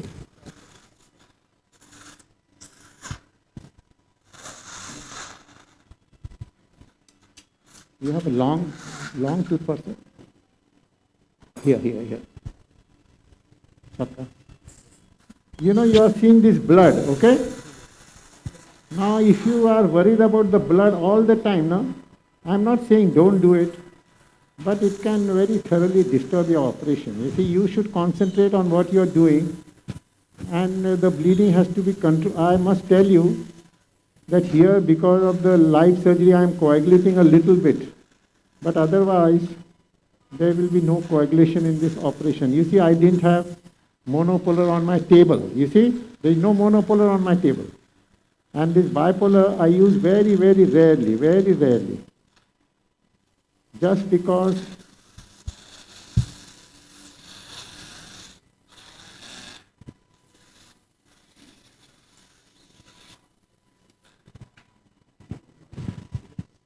but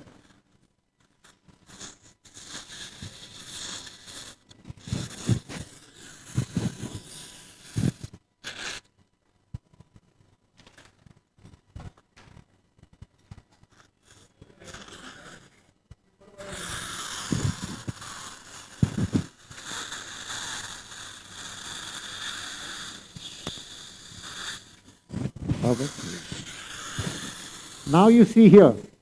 See, this is the lamina. Can you see?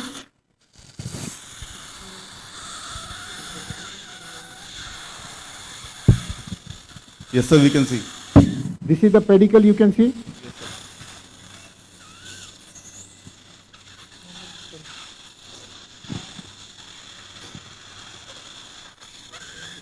No. You can see the pedicle? Yes, sir. You can see the articulation here? Yes, sir, we can see the joint. You see this joint? Yes, sir. Birth.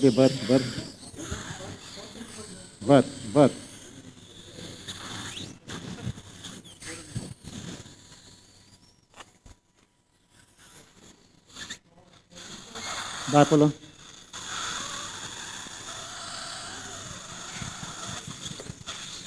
On bipolar. Choke.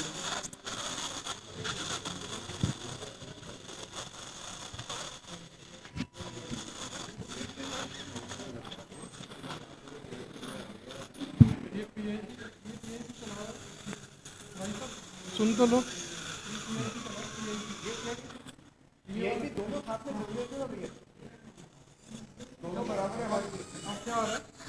देने ऐसा detach करना है इधर।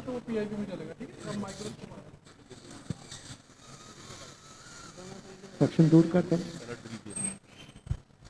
Sir, you were telling, sir, why are you drilling the pedicle of C2, sir?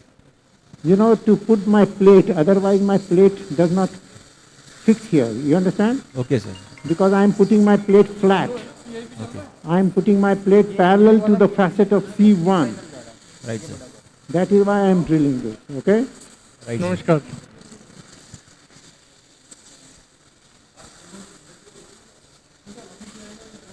Sir, you have also described the inferior facetal screws. In what percentage of cases you utilize that? What?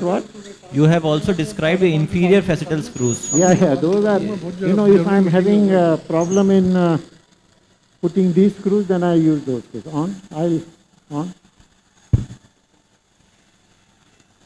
Okay. Small chisel. Hole maker लगा के रखो. Small chisel. Yes.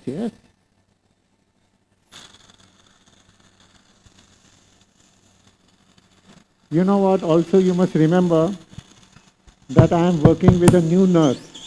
In my hospital, my nurse is working with me for last 30 years. Yes, sir. She knows exactly what I want at what. You understand now what? Yes. Small sharp knife, please. Knife dono.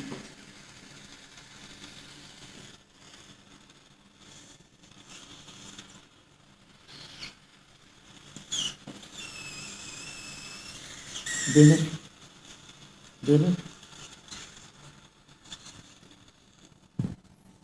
sharp knife please.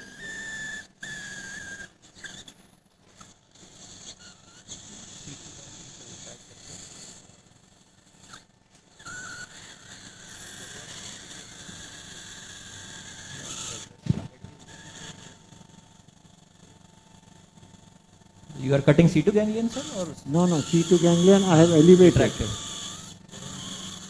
Give me the Howard, here.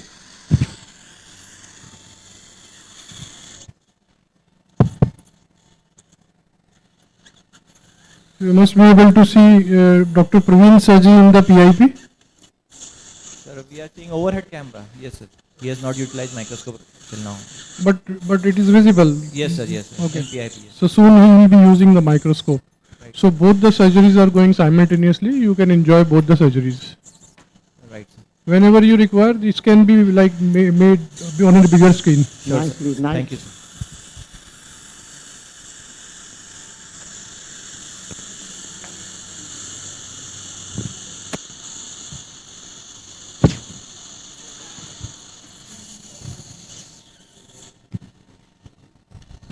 Give me that Howard. Atul sir, you always cut the joint capsule with help of a sharp knife? Not necessary always, but whenever necessary we have to cut.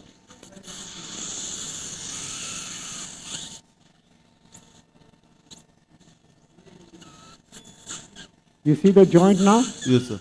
And you see how much it is open, you see? Yes, sir. Nice.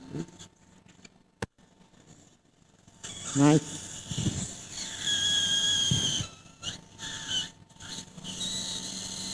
Howard.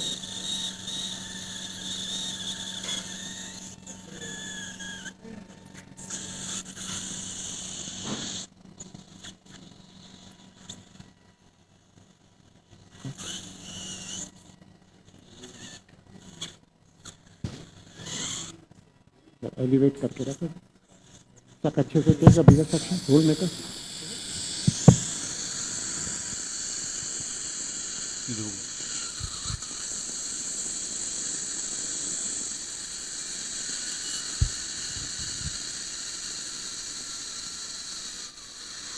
tap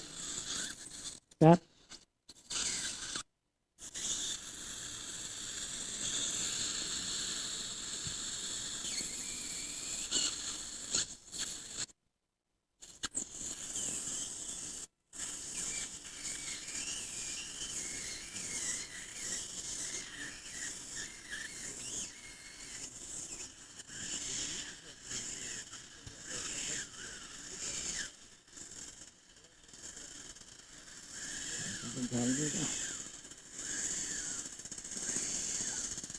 what is the direction of this for our benefit? Just in the mass of the facet. Yes, sir. This And you is a have very made it strong facet now. superiorly and medially. Wait. दिखाना मेरा second hold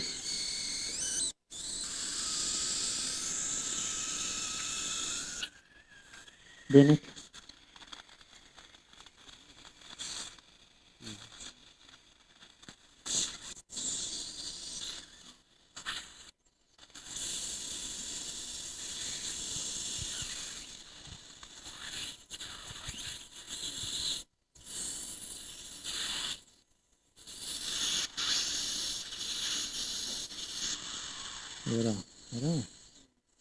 okay bone pieces दो छोटे bone pieces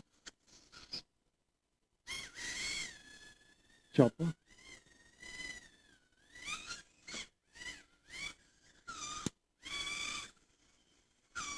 दे देते हैं छोड़ दो यहाँ रख दो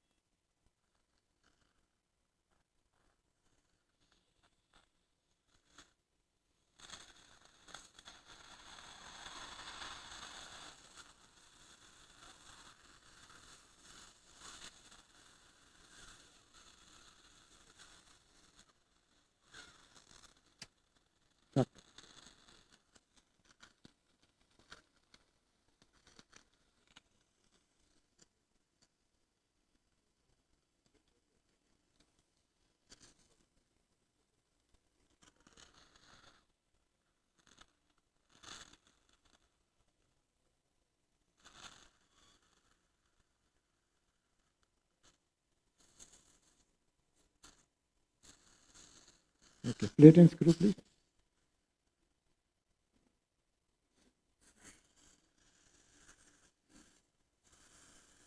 दिखा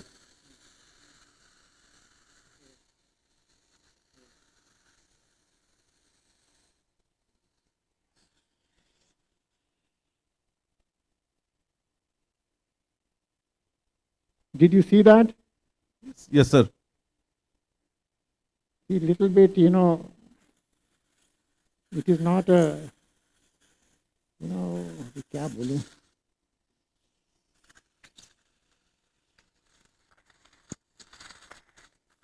Bennett, please, Bennett.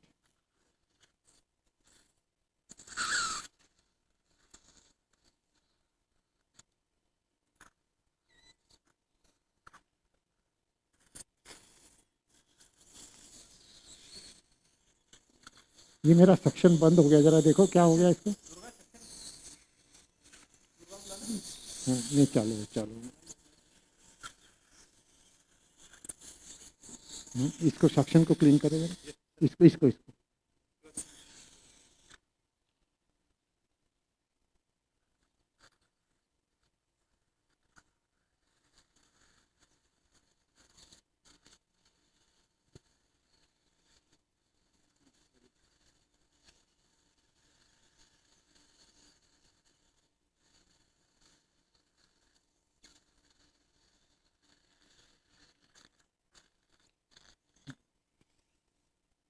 Okay whole में कर दो फर्स्ट गिव मी बर नहीं दूसरा बर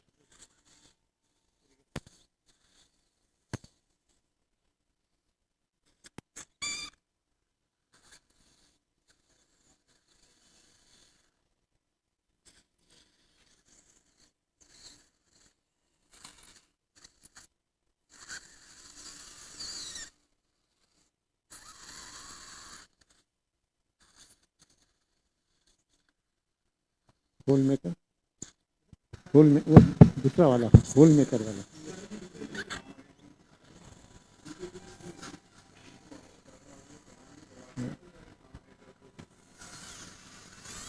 So, Dr. Praveen, can you tell us which side you are on?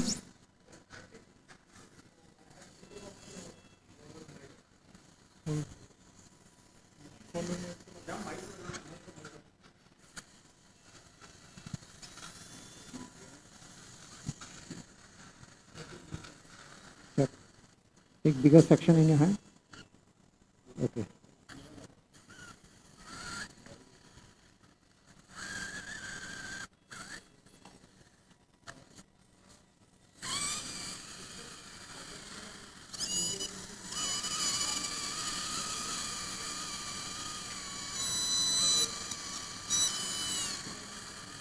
Tap.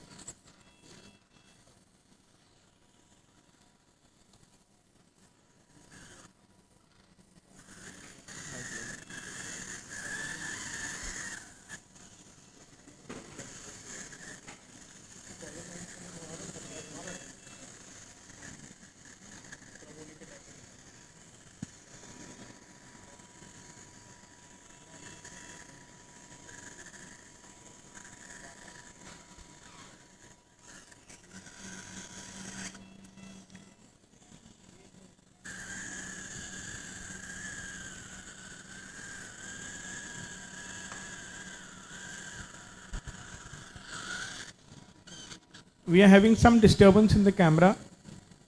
Visual connections. The audio is okay? Audio is okay, sir. Now So visual is okay. Visual is okay now? Yes, sir. So are you able to see both the theaters?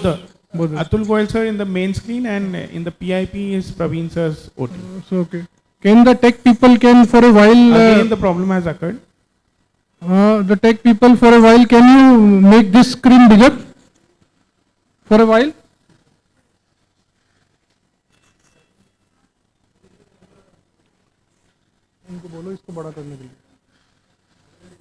Can you make this screen bigger for a while?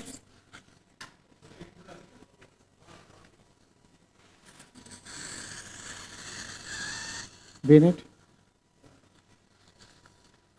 So, Dr. Gaurav, are you able Yes, to sir. see? Now we are able to see. So we would like to ask Dr. Praveen which side he has opened first, and is there any like strategically important to open the side where there is non-dominant vertebral artery? Yeah. All right. So I think we can reduce the volume a bit. It's the echo is happening, sir. Yeah, yeah. Tap the section.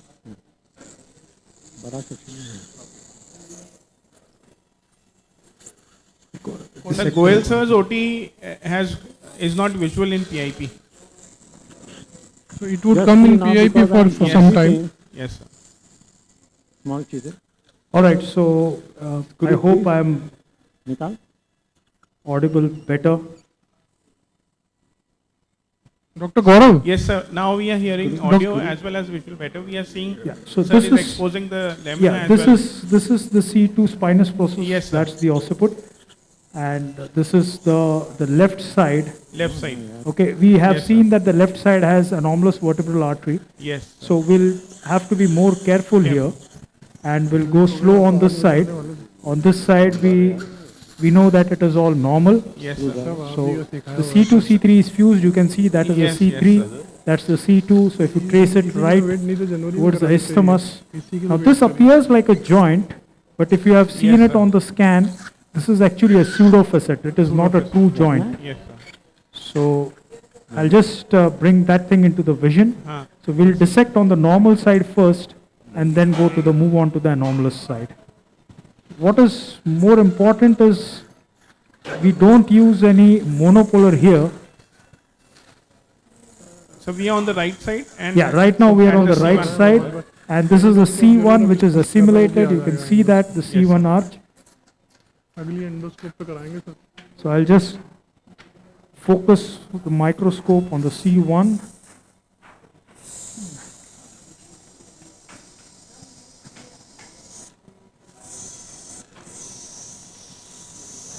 So I'm going to expose.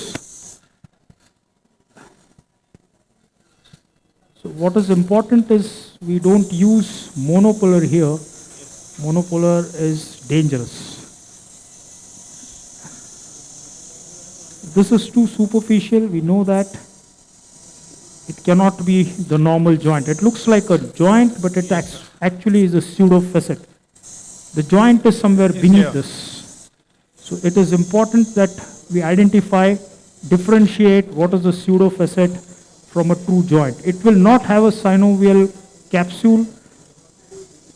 This could be a genetic or a congenital malformation, this particular thing. It looks like a cartilage containing thing, but we have, actually studied it on the histopath, and we realize that it lacks any sort of synovium. So we're sure that it's not a true joint, it's the pseudo joint. And this is what Dr. Sharat Chandra uses. He puts in a spacer between the C2 pseudofacet and the occiput.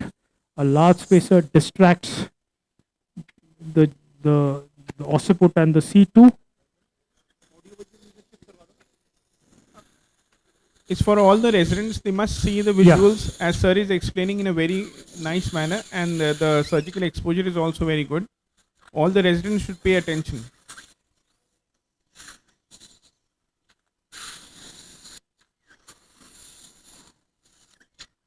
All right, so scissors, please.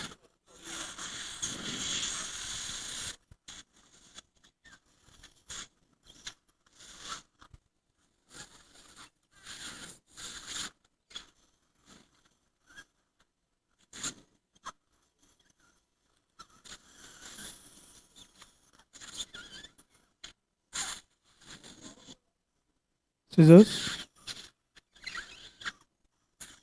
Scissors. Yeah.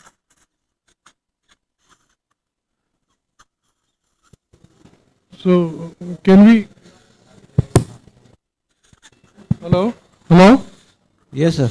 Yeah, so we'll make the other theater Sure, on the sir. full screen now. Sure, sir. Sure. Thank you. Goel, sir, we are with you, sir. Yeah. Okay. Can you see my on? Bipolar on, please. Knife, please. नहीं suction ही बंद हो गया है. हाँ. Now can you see the implants? Periosteum. Both sides we can see, sir. You see this is in C1, C2, and if you see this is like a rock. You see this? Yes, sir. And there is bone graft in the joint. Nice, nice. Now I am preparing for the bone graft. Okay? Yes, sir. See this, there are a lot of muscles on the C2 spinous process which you have to cut. All these muscles.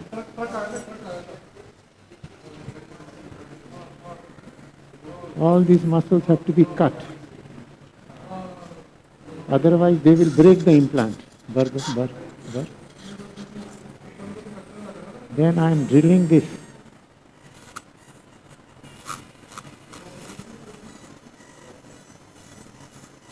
Suck here, suck.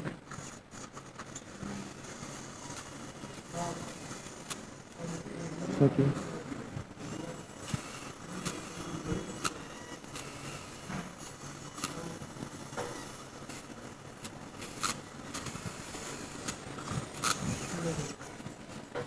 Okay.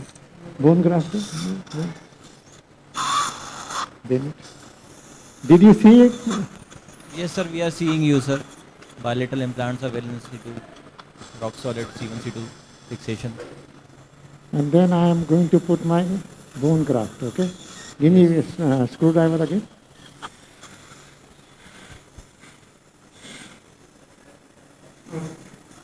These are iliac chips, sir. Iliac chips, right? Yeah, this is from iliac crest. You see, iliac crest is very thin in this patient, like a, you see here? और एक था ना bone? Om Prakash ji से बात करो. नहीं, और एक bone था ना? नमस्कार, ये जो ओम प्रकाश जी आप इनको लेके जाओ, मधु मंगल जी के साथ में आप भी जाओ. ये जो रैंप है ना, जो सीटी स्कैन बांगड़ का, यहाँ पे कोई पानी वानी का कचरा भी आ गया, ये आ गया, मैडम यहीं से तो आएंगी, तो यहाँ की सफाई व्यवस्था देखो, राजदीप वाले को लेके जाओ और कराओ यार please.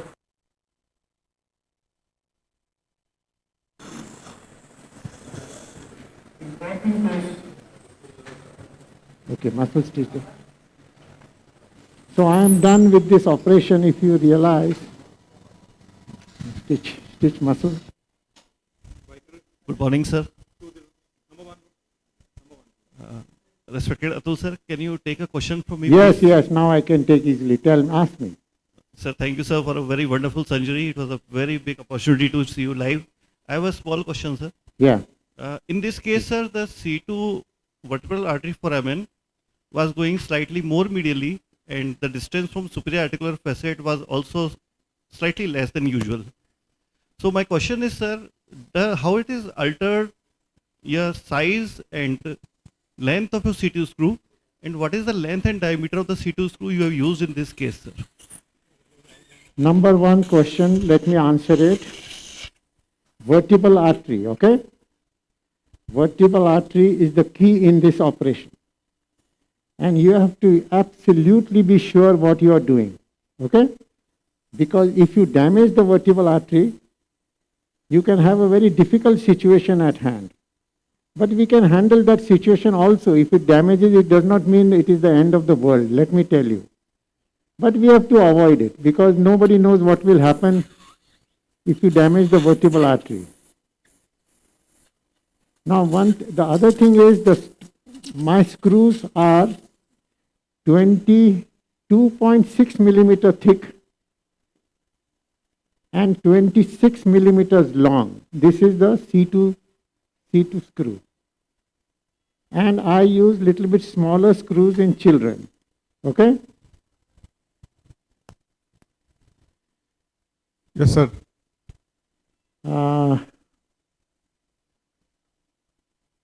One thing I can tell you, that I have not yet seen the patient, neither I have seen before operation, but I will see after operation. And I can tell you now that this patient has got a new life. And that new life you will see in the evening of operation. In the evening, this girl will say, not girl, lady, will say, doctor, I have got a new life. And if she does not say this, and if she does not say that she has got a new life, I will leave neurosurgery and go and do some bhajan or something. Did you hear, madam? Yes, sir.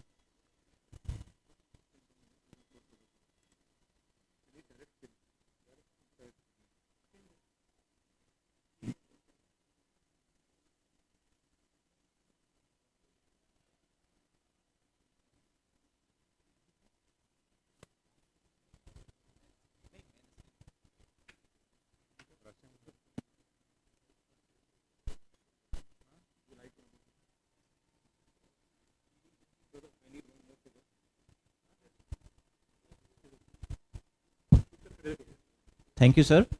I hope you enjoyed this. Thank you, sir. And you know what? You must not get carried away with this kind of operation. You know, I am very familiar with this operation for a very, very long time. So it looks very little bit easy when you see this operation. But it may not be as easy as it looks like. You understand what I'm saying? Yes, sir. And you can get quite a bit of a difficult situation sometimes. But we have to learn this operation. And we have to do this operation beautifully. Because there is a potential of giving new life to our patients. Okay? The most important thing is you have to know when to do and what to do. You cannot just be emotional in these operations. You have to be real. You know, this is a high profile neurosurgical operation. And I was already talking in the morning that if you create a complication in craniovertebral junction surgery, that complication can be very, very huge and dangerous. Okay? You are not allowed to make any complication. If you do it, then it will be very big disaster for you, for the patient, for the family of the patient, and they will keep on troubling you till the patient dies. So you have to learn this operation very beautifully because you can give new life or you can create bad morbidity. So there is no middle way in this operation. You have to do a beautiful operation. Short. atlantoaxial instability is the most common spinal instability. Are you able to hear me? Yes, sir, we can hear you, sir. Now listen to one sentence. Atlantoaxial joint is the most mobile joint of the body.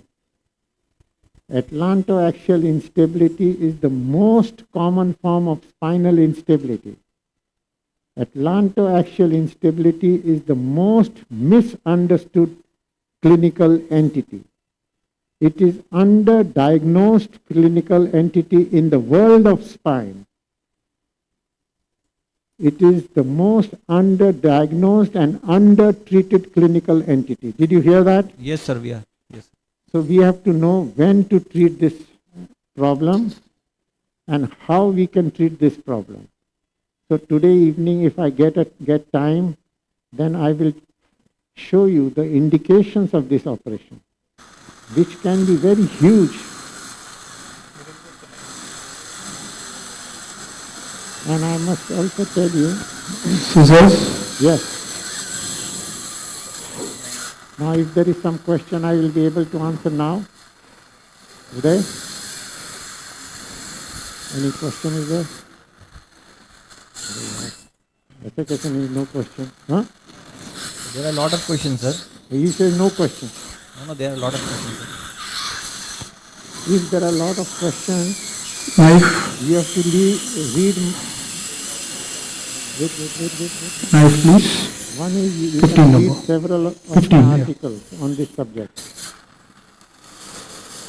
And you have to learn and do anatomical dissections and all those things.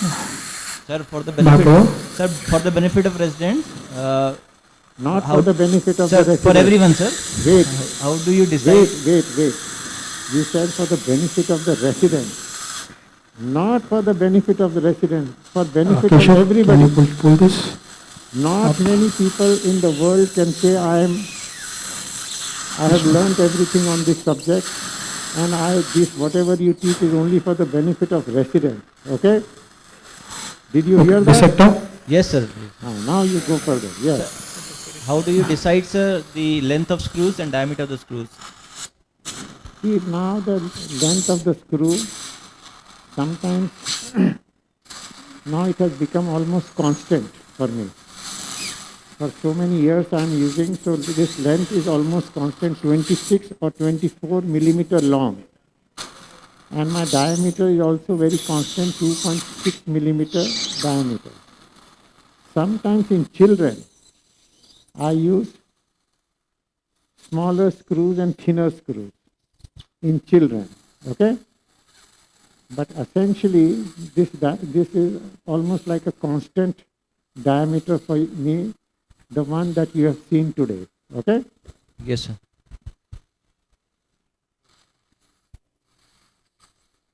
So what I did was, I took a midline incision, I identified the C2 spinous process, then I identified the lamina, then I followed the lamina and identified the pedicle, then I took the pedicle and went rostrally and identified the joint, okay?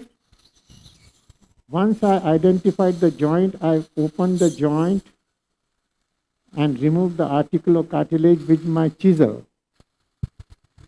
Then I identified the C1 facet and dissected the C1 facet, and then put a screw in the C1 facet. Gauze piece? Once I have put the screw in the C1 facet, the most important step is to put the screw in the C2 facet. Then I do it under very intense vision, direct vision. You see, if you realize...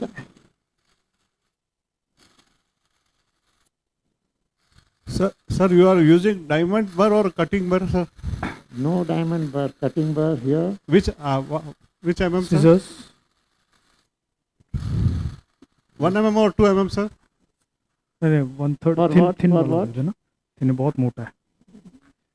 Drilling of the lateral part of the lamina size का gauze piece बना दो. and the facet and the lamina and the pedicle. I use 2 millimeter or 3 millimeter cutting burr. Okay? Okay, thank you, sir. Normally on my operation table, I have a hole maker. Scissors. So what is that hole maker, sir? Hole maker was not the here, micro so I was Nabinji using a of the small little, I don't know what he gave me, but I use another instrument which I normally don't use. So I had to use tap. You saw I was using tap. Yes, sir. Normally I don't use tap because my hole maker is very strong and it can make the Cotton? hole very strong hole. So what is your strategy in very small kids, sir, like 2 years, 3 years old kids? Strategy remains same, absolutely same. The facets, you know, when the child is small and the facets are strong. Facets are never weak, even in children. That is why this type of fixation method is very appropriate drill ready? in children also. There. And the strategy is exactly the same. Sir, it is said that, I mean, in traditional teaching, that their facets and bones are growing. So, we can wait for a few years with immobilization, and then when the bones get strong and large enough, we can put, when the growth stops further, we can put the implants. No, I didn't understand. Means you will wait for the surgery like that? I mean to say that the bones gets reformed and they get morphologically normal. I mean morphologically stable enough to hold the implants, and they do not grow further. And then till then we can wait, or then we can put the screws. Like it is the traditional teaching. See, now listen to what I am saying. Exactly listen, okay? You are doing the surgery for an unstable spine. Okay. You are doing surgery when there is atlantoaxial instability and when there is a neurological symptom and deficit, okay? In a child, if there are symptoms and deficits, you cannot wait. It is like an emergency operation. Okay, that is number one.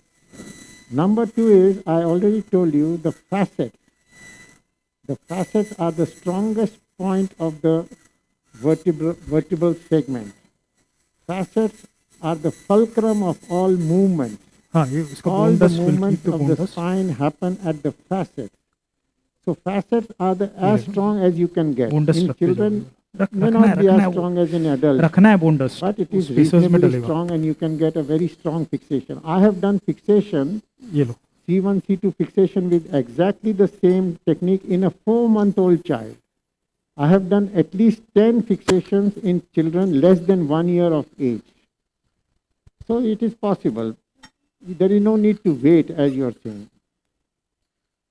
Because while waiting, you can harm the person. The person can start getting neurological deficits. And the bone may not. About this bone formation, okay, this question that you asked about the bifid C1, bifid arch of atlas in children, cartilaginous atlas. You know, these are indicators of unstable C1, C2 articulation. And you have to do C1, C2 stabilization when there is bifid arch of atlas. So that is a very important indication for fixation of facet. Now earlier people were doing only midline operation like sublaminar wiring and all those things. Sublaminar wiring is not possible when there is a bifid atlas. Sublaminar wiring is possible when the atlas arch of atlas is strong. So in that situation, this lateral fixation method is quite a beautiful technique of fixation. And just to tell you, my first patient which I did in my life in 1988 was a 8-year-old young little girl, okay? And she is, you know, when she got married, now she has 3 children, new life. So this operation is a wonderful operation, and every one of you have come here to learn this operation, and I want you to learn this operation. Yes, sir, we all are learning, sir. No, It's always wonderful to see your, just like some orchestra, symphony orchestra going on. Sir, can we see what Dr. Praveen Salunke is doing right now? Please go ahead, because I have just closed the skin. Now then I'll come and talk to you. Yes, sure. Please. Dr. Rashim, can you please elaborate where is the... Yeah, Dr. Praveen, can you? Sure. So what I'm doing is I'm drilling the undersurface of C1 so that we can reach up to the joint. The joint is hidden. Joint is not clearly. See, I've reached from here. Okay. Can you see the joint? Yes, sir, we can see the the joint is already seen. Yes, sir. But I cannot really put my C1 screw here. Okay. So I need to mobilize that so that I can see the C1 posterior surface. So what I'm doing is, I will drill the undersurface of the C1, and there lies the artery and the nerve, so which I'll try to safeguard.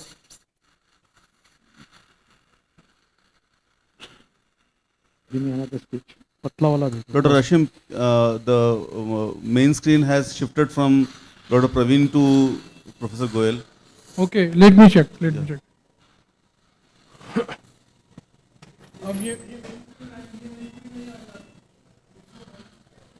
Yes, that's perfect. Now is this okay? Yeah. Now we are able to see. Okay, please. Yes, Dr. Praveen. Yeah, so there will be some increased vascularity because the posterior fossa in this particular patient is small. There is venous congestion, so that usually bleeds. So I've done a subperiosteal dissection, and this is the portion of the bone that will be drilled of the C1. Okay. The undersurface of C1, the assimilated arch, taking care not to injure any other structures beneath that. Clean kar dena brother isko. So, Dr. Praveen, where are the fear factors? Where do you expect that at this point of my drilling, I will be very precautious? This is the particular point, you know. This one? Yeah. Okay. See, because I am drilling just underneath would be my vertebral artery. So I have to be sure that I do a subperiosteal dissection and just drill the bone. Bone wax.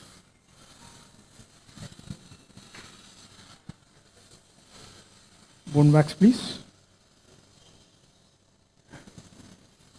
बहुत इतना curve नहीं चाहिए.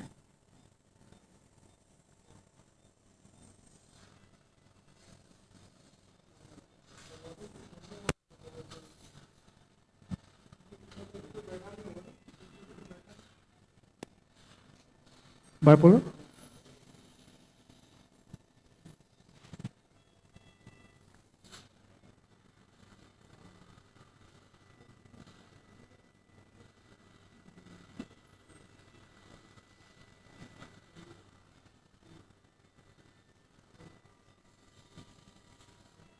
All this bleeding usually stops, but you know, if there's a lot of blood in the field, I would not be able to demonstrate you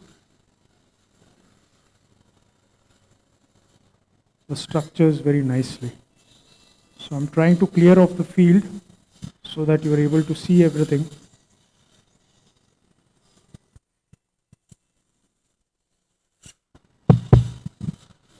Dr. Praveen, do you have used like color Doppler here? No. We don't use color Doppler, but occasionally if I want to confirm the flow, we have used ICG. Can you feel the pulsations of the artery right now? No, the artery is beneath this, beneath the gauze piece and the cotton. Okay. So I'm going to come to that later. This is just superficial bleeding.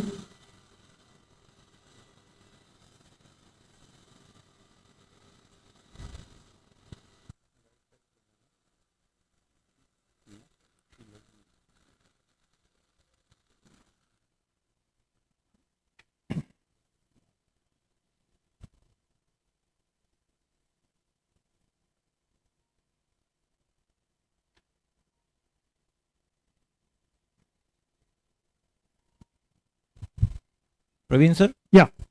How far laterally you expose the joint, sir? Facets, I mean. See, you can see the C2. Can you see the entire C2 facet? Yes. That's Sir. the entire C2. So lateral surface of the C2. Yes. This is the medial surface of the C2. So you need to expose the joint completely. Yes.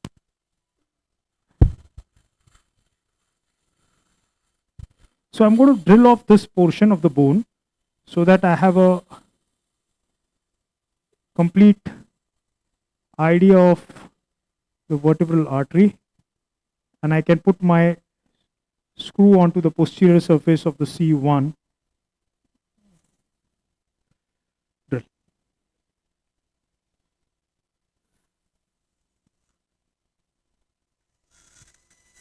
Sir, have you prepared the joint, this C1, C2 of this side, or you will prepare it later? I'll prepare it. I've actually seen the pseudo facet, so that requires quite a lot of drilling before I can reach up to the joint. So I'm going to do that once this part is over.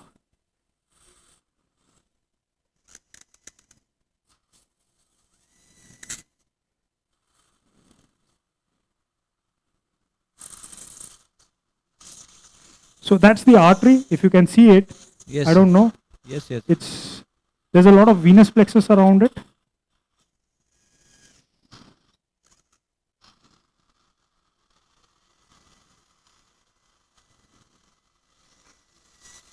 So all this bony drilling is to aid the vision. The view to that artery and the nerve root should not be hindered. That is way more important.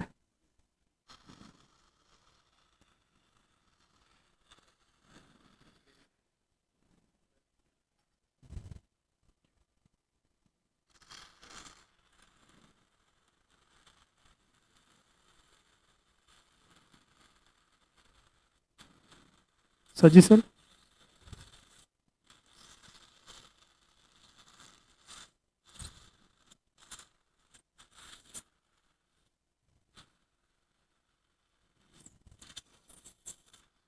So right now I am on the posterior surface of the C1. Both the artery and the nerve root have been retracted down.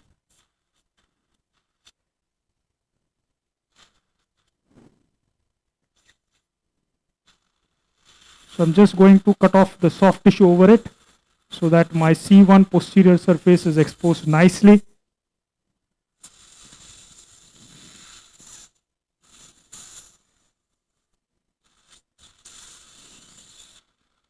Can you give me a 15 number knife, please? On a long holder, or maybe even 11 if you don't have that.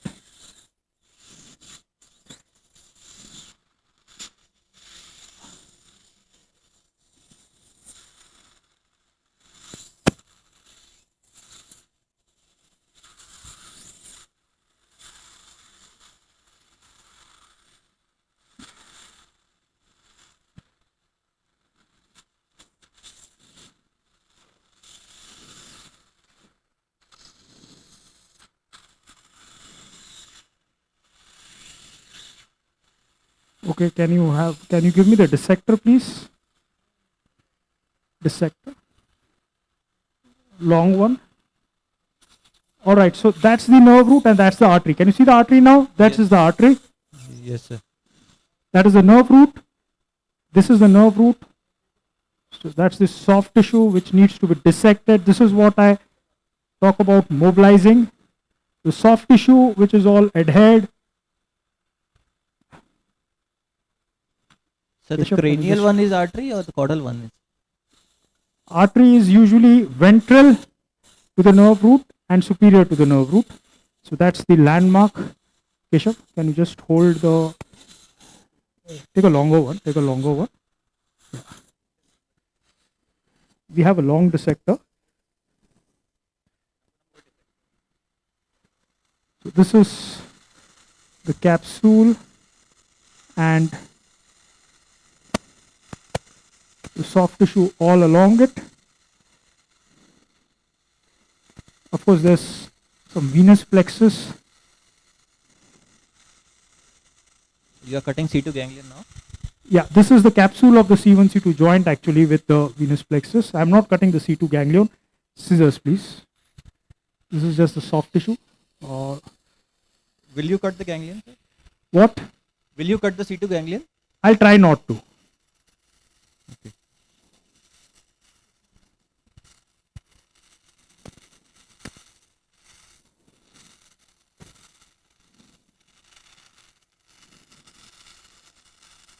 Okay, so that is the hypertrophied capsule. You can see that the capsule is all hypertrophied. Yes, sir. The reason, because it is unstable, it's a mechanism in these patients to prevent further instability. So I'm just cutting off the capsule.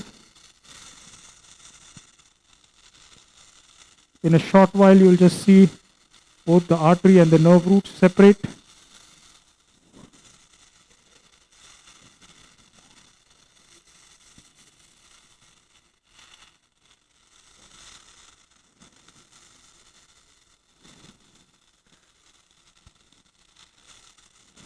Knife, please.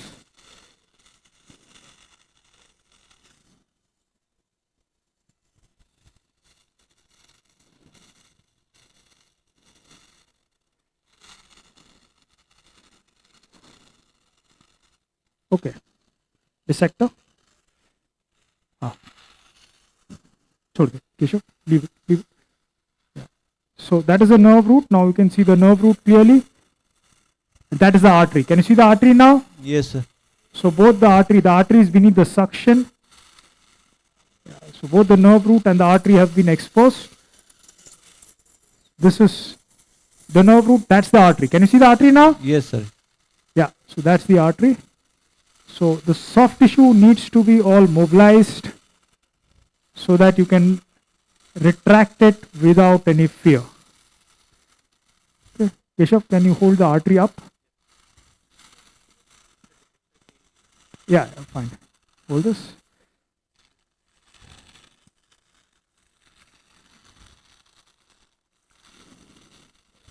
Other way around. Yeah. So you can see that's the soft tissue again. So I'm going to mobilize that soft tissue. It bleeds a bit, but don't worry, nothing happens. Yeah.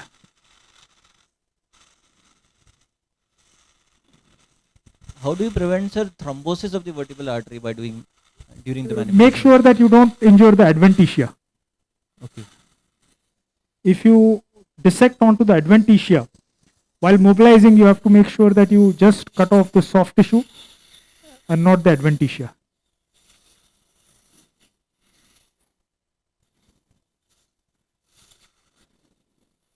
And the more traction is usually given onto the nerve root rather than onto the. So in your initial days, if you are really, scared, it's better to cut the C2 nerve root.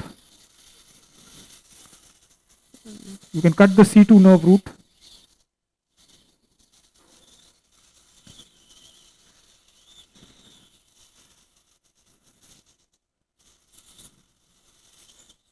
Knife, please.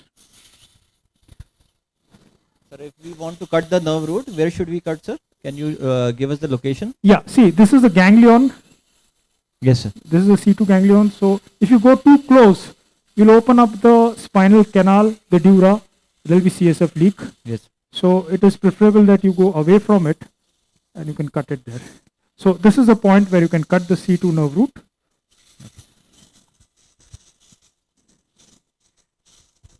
Yeah. Scissors.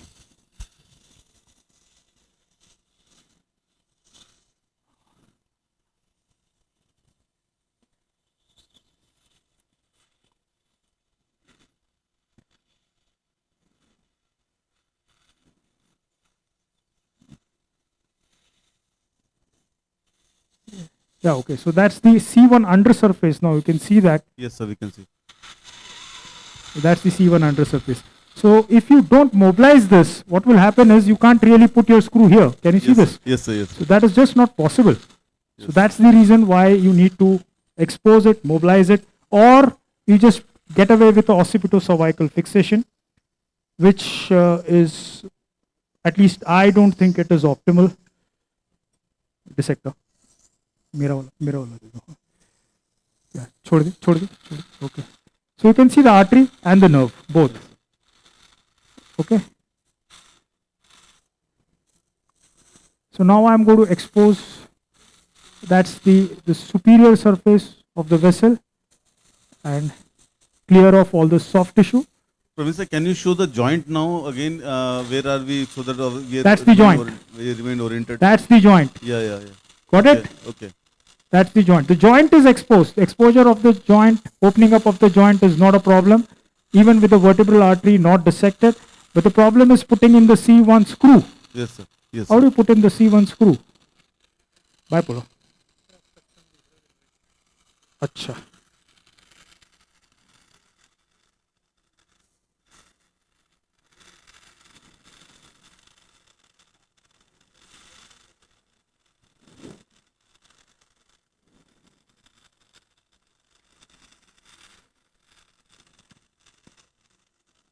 So for the fear of getting very close to the vertebral artery mobilization and all, if we can cut the nerve root, and can we get away with the top of the our facet joint so that we can put our C1 screws? Yeah, if you can cut the C2 nerve root, still you won't get it. Still okay. Still you won't get the posterior surface, because see, without whatever screw you want to place, you need to have at least 2 millimeter of that posterior surface seen. Yes, sir. Which is very difficult to get unless and until you have mobilized it. Either you have to pull it superiorly, so it's one and the same thing. Yeah. हाँ क्या हाँ change कर लो will wait कर लो change कर लो, no problem.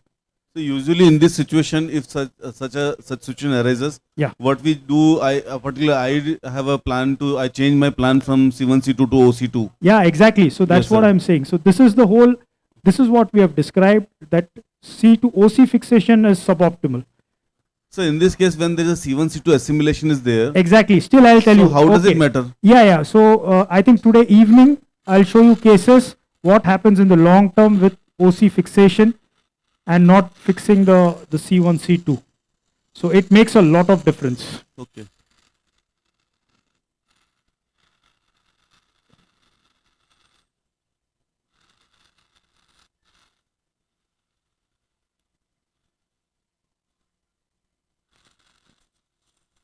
Keshav, can you retract the artery, please?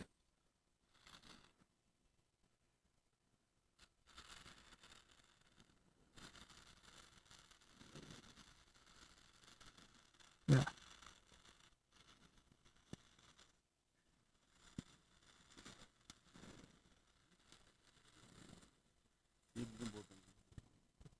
Sir, how oblique is your microscope? Oblique enough to look into the joint space and the undersurface of C1. See, that is very important. That's why I drilled this, a part of the occiput and the C1, so that I can actually see the undersurface of the C1. If I can't get into that, my vision should not be hindered. The view to the C1 needs to be absolutely clear. So in this case, how oblique is that, sir? Nearly 45 degrees? I would say approximately 30 degrees. Okay.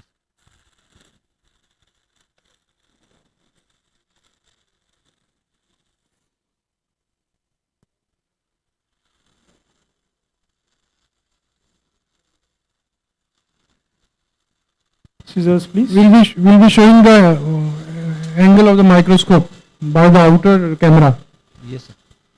I'll just change the angle of the microscope so that you can see better now. Now just give me a minute.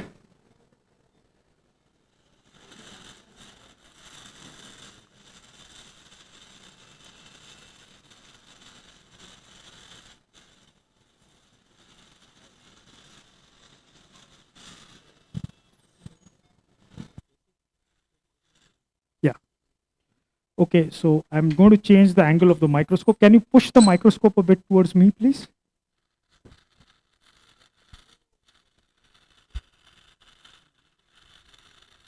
Some more?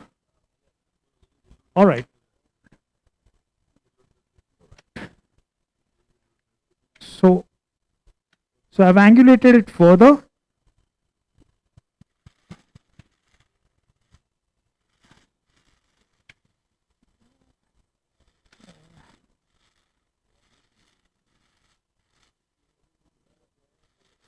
Okay, bone wax please.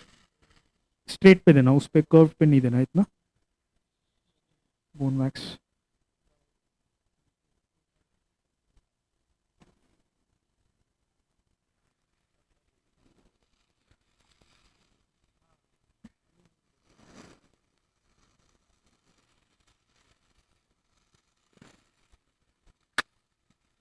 लगाने के लिए नहीं है यार.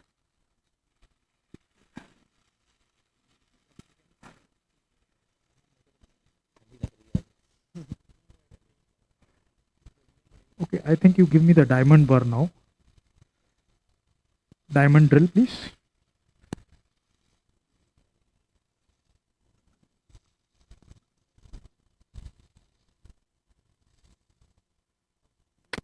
Suction's getting blocked. अच्छा ले लूँ? Yeah, fine. Thank you. Diamond bar. Okay.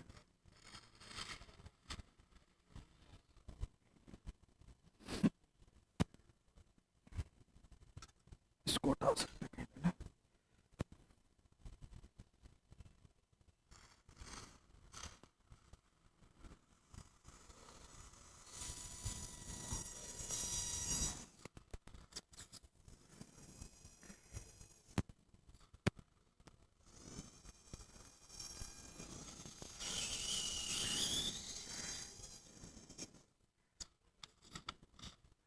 And now you can see the artery absolutely clear. Can you see this now? Yes, sir. Sure. Okay. छोड़ Keshav, leave it.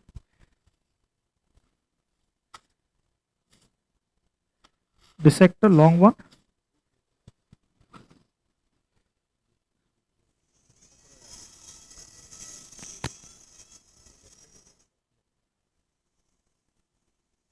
Saline, please.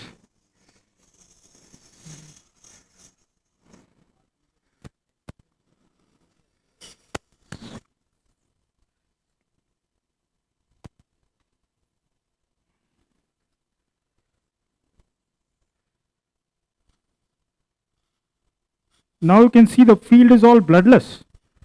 So Yes, sir. don't get actually, deterred by that kind of bleeding.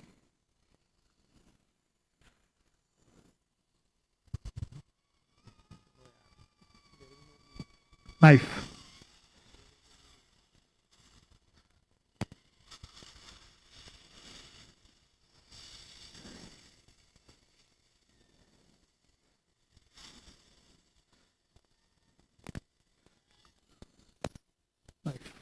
Knife.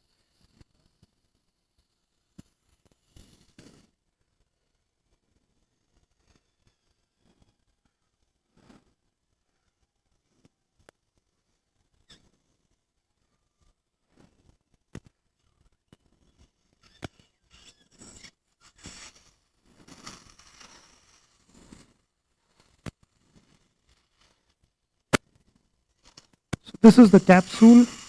That's the undersurface of the C1 facet.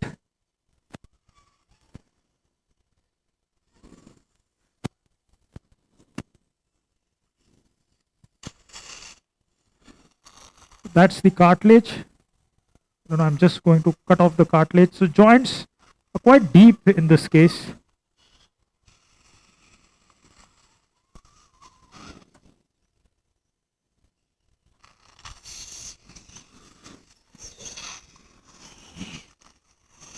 So can you give me the osteotome, please? My instrument, the bigger one. Yeah, curved one. Ek straight one. Right, so I just insinuate the osteotome. This is what Professor Goel does as well. So we just put inside and open it up. Can you see the end point is you have to see the anterior capsule of the C1, C2 joint. That is extremely important. You look at the anterior capsule. We'll drill this. That's our job becomes easy. Okay, leave it, Keshav. Again, the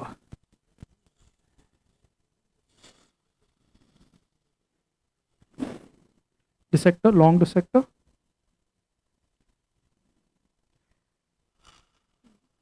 You will remodel the joints to make them horizontal, right, sir? Yes. So that will be more appreciated on the other side. This side it is relatively flat, though it is very, very deep. So you can see that the soft tissue is still stuck here to the artery. So I'm just going to cut this off. Can you see the undersurface of the C1 now? Yes, sir. So that's the undersurface of the C1. That is the point where I'll go to the medial aspect, the lateral aspect, and I'm just going to insert my screw here. You can see that very clearly. So this, it's important that we define it. Define, define, so that you don't injure anything. See, this is the soft tissue that needs to be cut. Sir, in this case, as it is a OC1 fuse thing, how do you decide that this is the limit of C1 and beginning of O occipital? I mean, we are not transgressing. See, once it is in the facet, it's the facet. We are not using the occiput. We are not using the squama. So the facet, the length is usually around 22 mm.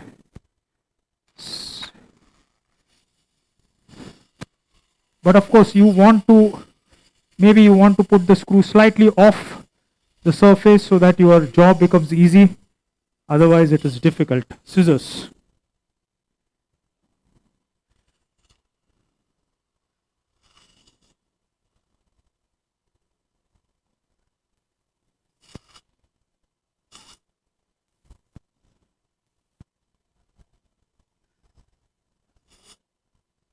Yeah, can you see that now? Yes, sir, beautiful, sir. The entire C1 is exposed, just like, you know, what you would see in the normal C1, C2. So expose it completely. Can you see this? Yes, sir. That's the periosteal dissection. You can't do it without a microscope. Naked eye dissection is not possible. You can see that that's the medial aspect, that's the lateral aspect. So both sides we have exposed it. Just bone wax. So now we'll drill the joint. So, you know, the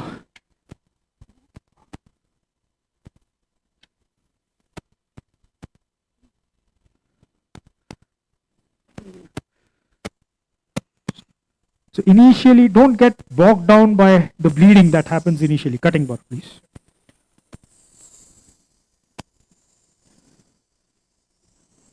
It will all stop. And don't try to chase it. Too much of cautery is not good. So this is, you can call it as joint remodeling, or what I call it as comprehensive drilling of the joint. So these facets, the whole idea is that you make the facets raw. You make them raw.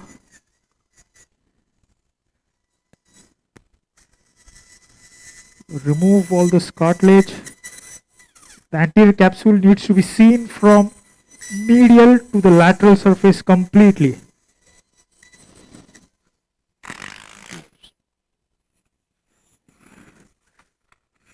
Like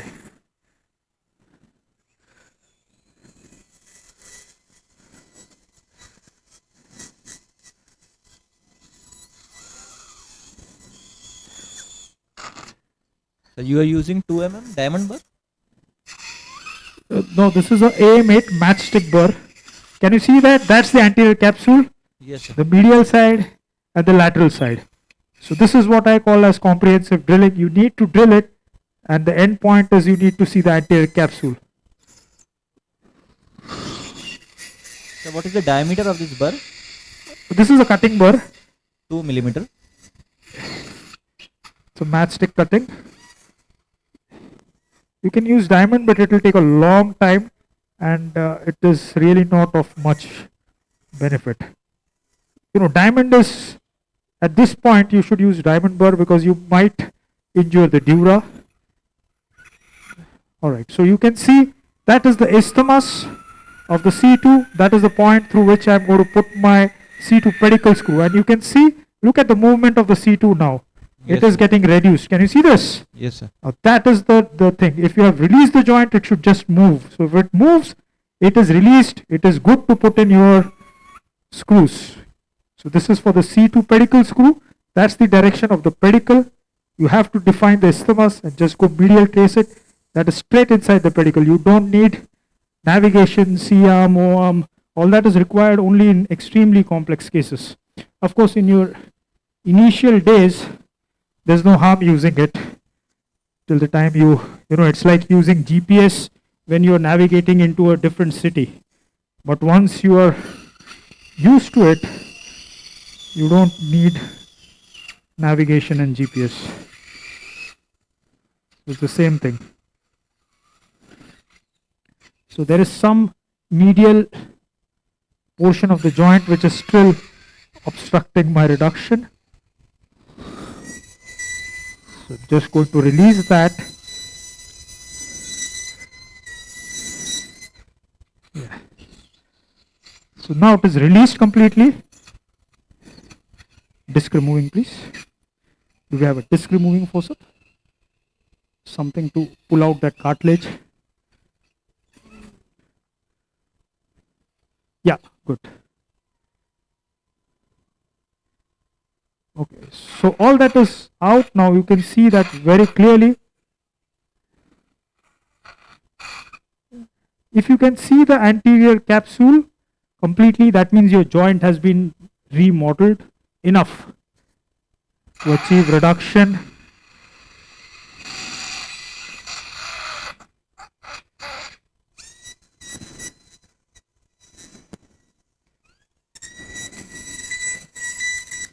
So we are going to put all my bone chips here along with some spacer. The idea of putting in the spacer is not to distract it. You can't fill up this kind of a space. You've drilled enough so that the bone is all opened up. So how do you make up for the bone loss? If you just put in some graft, it is going to get resorbed. So that is the reason why I put in a metallic spacer, otherwise it's not really required. Okay, so we'll make some more space for the C1 screw. Keshav, can you retract the artery and the nerve, please? Gently. The other way around. Yeah. Gentle.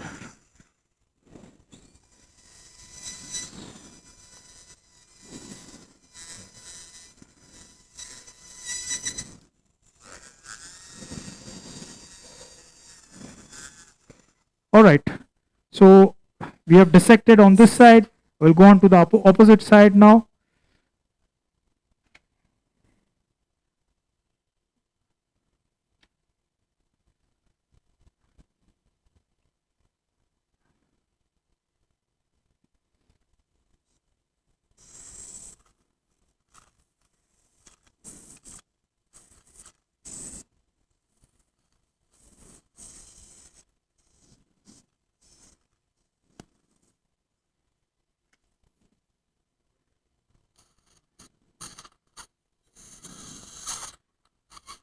Do we have a Doppler, Dr. Rashid? Bipolar.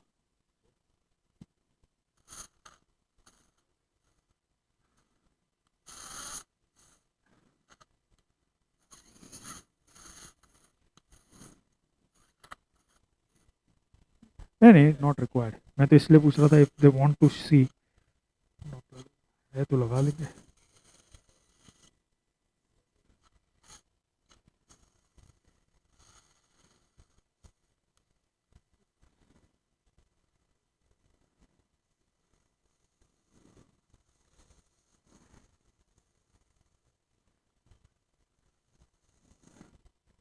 Okay. Drill, please. Okay. Again, brother is very collect all that bone dust. Okay.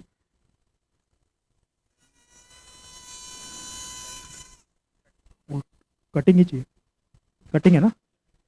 ये diamond है? Cutting है, cutting. ये reverse घूम रहा है, सही है position. Reverse. Okay, done.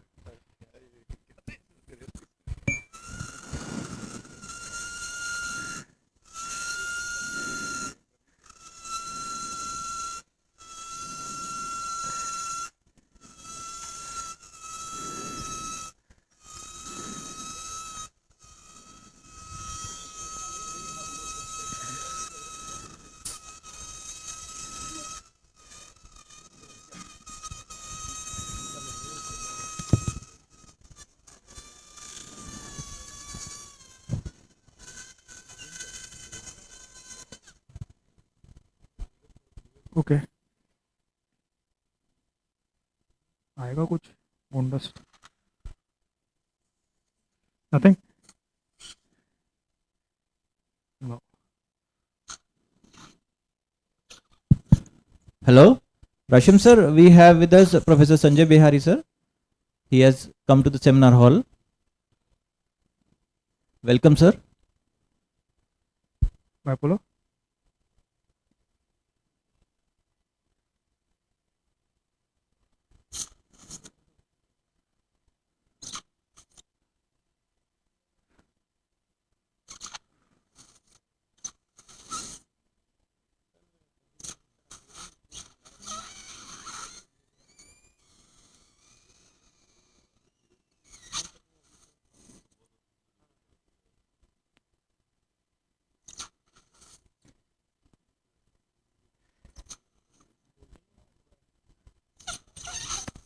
यहाँ का nerve root तो I might have to sacrifice.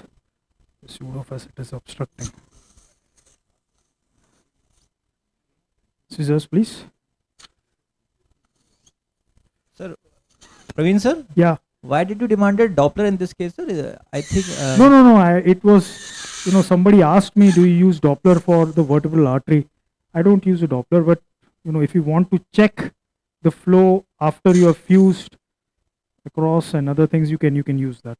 So this is the direction of this cannot be the direction of the C1, C2. You got it? It is projecting posterior superiorly. So that is not possible. So that is a pseudo facet. In front of this, you will have the true facet. And on this side, I might have to sacrifice the C2 nerve root because it's too much in depth.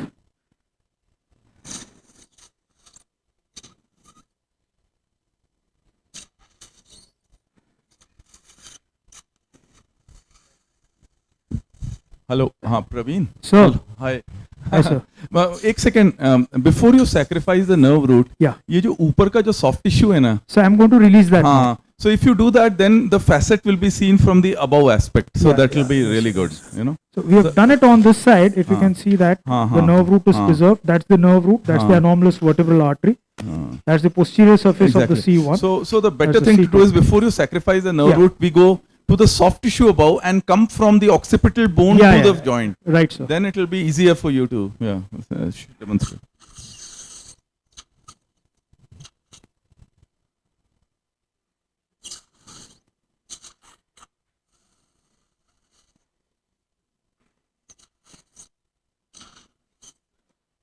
So the joint is somewhere beneath this.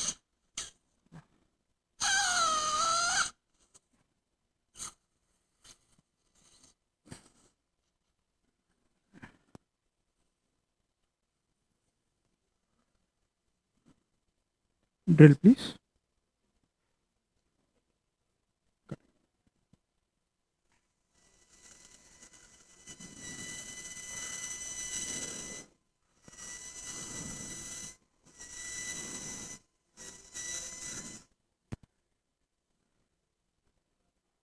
Yeah, bone dust.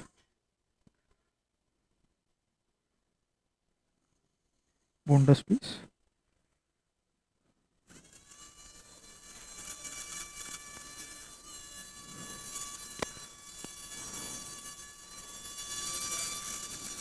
Is it rotating in reverse? No. Okay.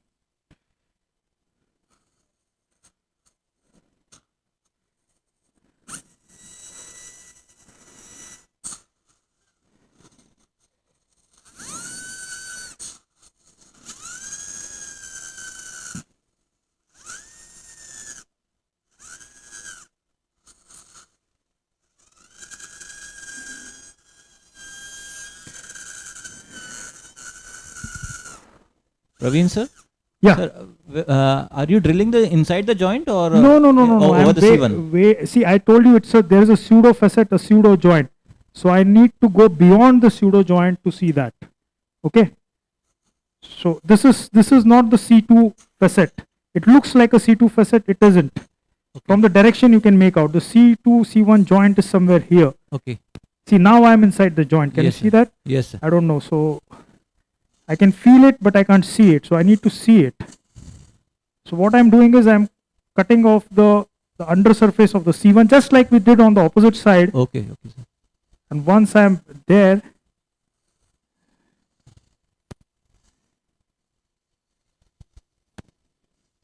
yeah, you can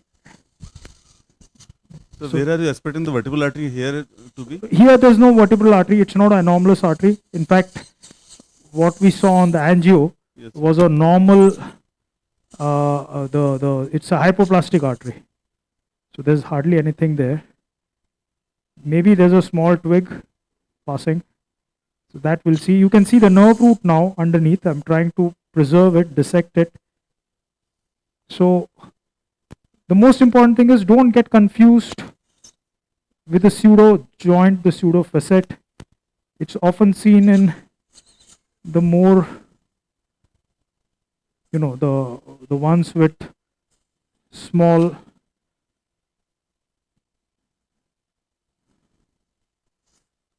bipolar.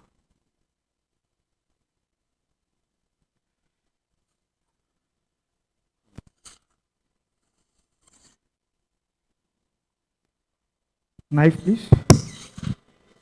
So, Dr. Pooran, you have drilled the occipital bone a bit. No? You have drilled the occipital bone a bit.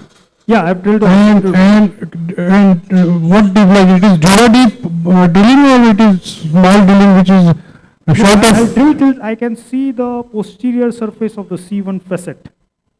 Dr. Rashim, can you make your sound a little bit lower volume because it's... Okay. Now? Yeah, now it's okay. No.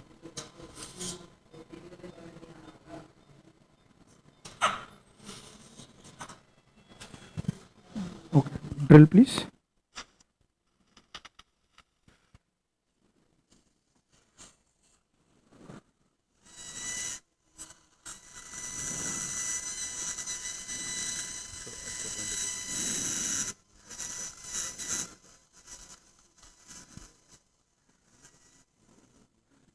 Dissector to collect the bone dust.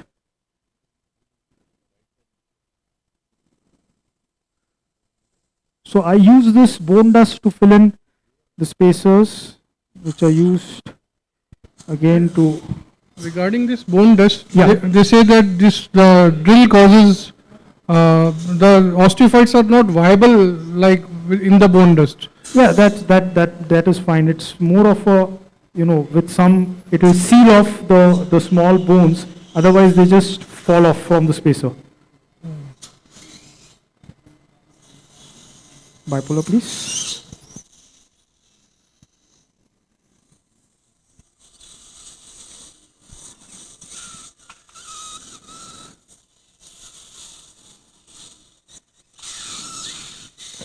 Scissors.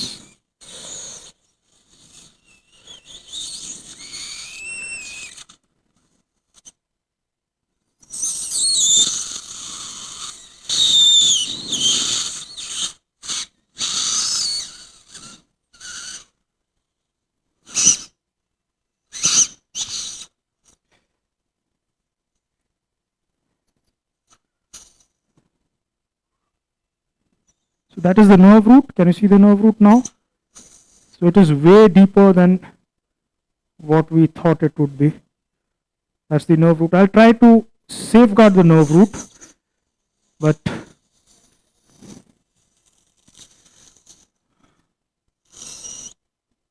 so the joint will be anterior to the nerve root. Yeah, you can see the nerve root now. Again, release it from all the soft tissue so that you can retract it without causing any traction on the cord.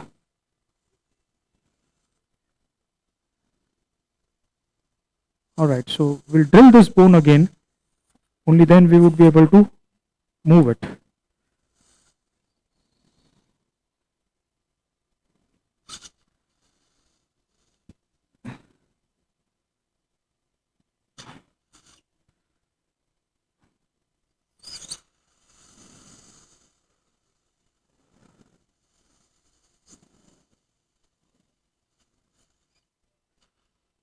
Okay, drill.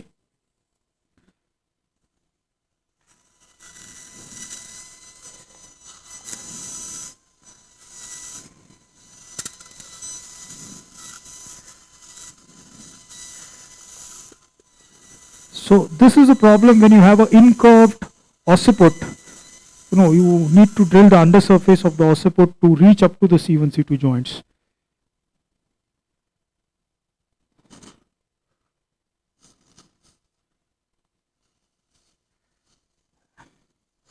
Dissector, please. Dissector. ये दे दो, कोई बात नहीं.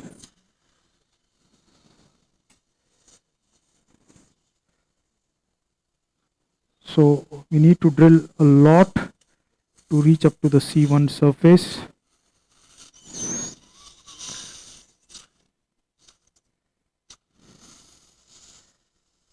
I can feel it now, but I can't see it.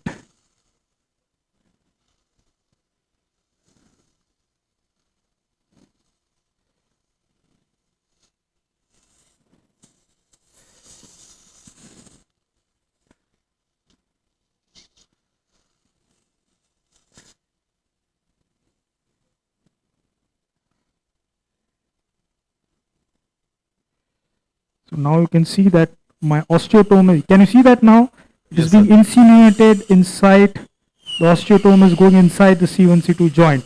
Yes, yes. So that is extremely oblique on this side, and it was well appreciated on the CT scan which we had seen. So it is important that you have a look at the orientation of the joints pre-op.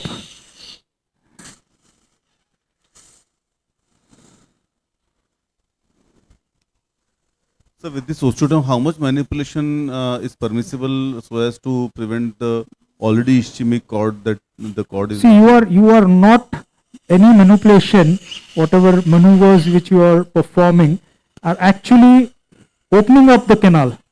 They are not compromising the canal. So you can see that, and this osteotome or this chisel is actually about 3 millimeters in diameter, in the width. Yes. So if I am opening, this is 3 millimeters of distraction. Yes, That's sir. it. Yes, sir. So hardly anything. It's not like we are doing, a centimeter of distraction. No. It's just a couple of millimeters. And I'm again going to clean up all the areas so that I can see the facet very clearly. Otherwise, I'll not have enough space to put in my C1 screw.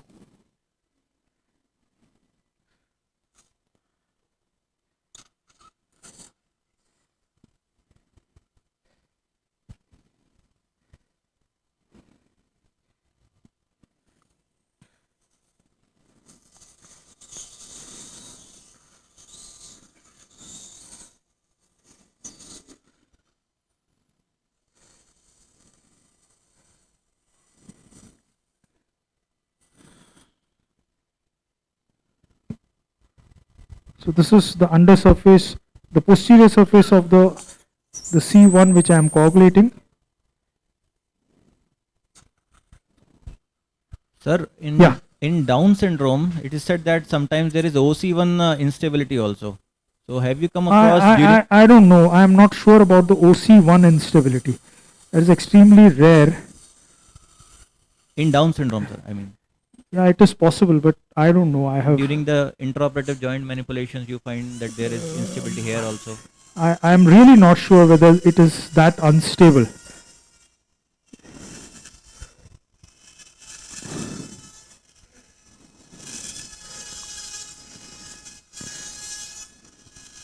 Saline, please.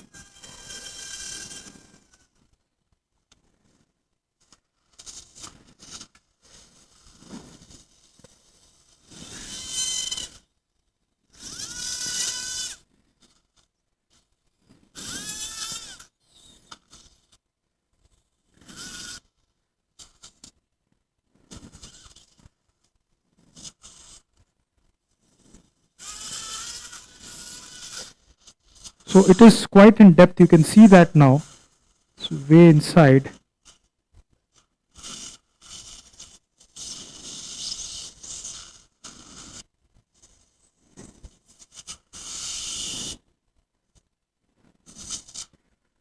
Okay. So somebody asked me about angulation of the microscope. So we again angulate so that you can see the undersurface of C1.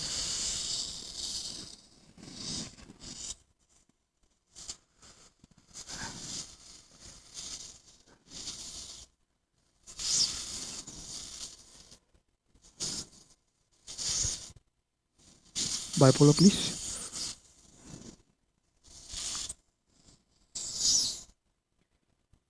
Keshav, you have to release it. Let go.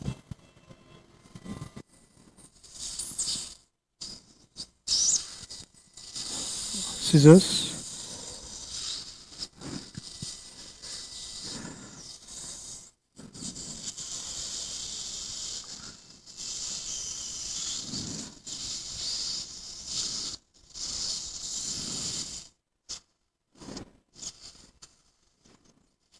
Okay, can you give me some bone wax, please?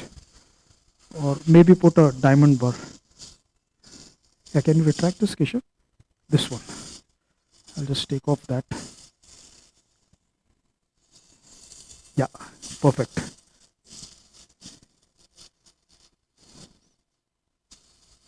Drill.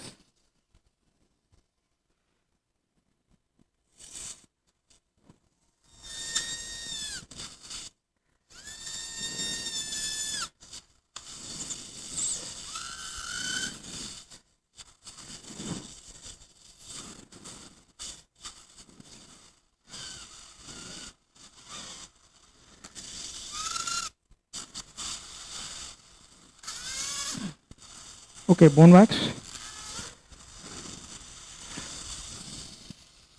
No, छोटे dissector पे देना. छोटे dissector, just make a ball and give it to me. Yeah.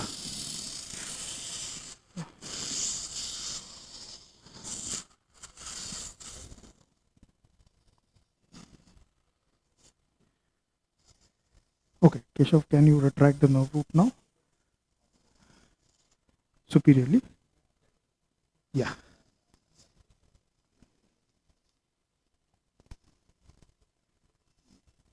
No, take the entire nerve root, please.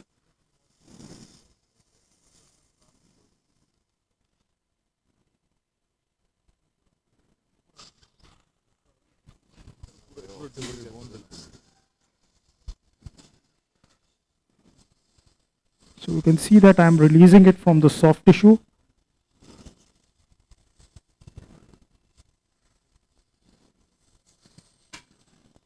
Bipolar.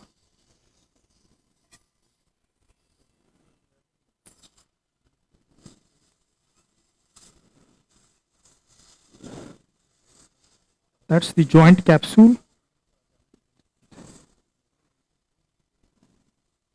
So once I cut this, I can see the posterior surface of the C1 facet.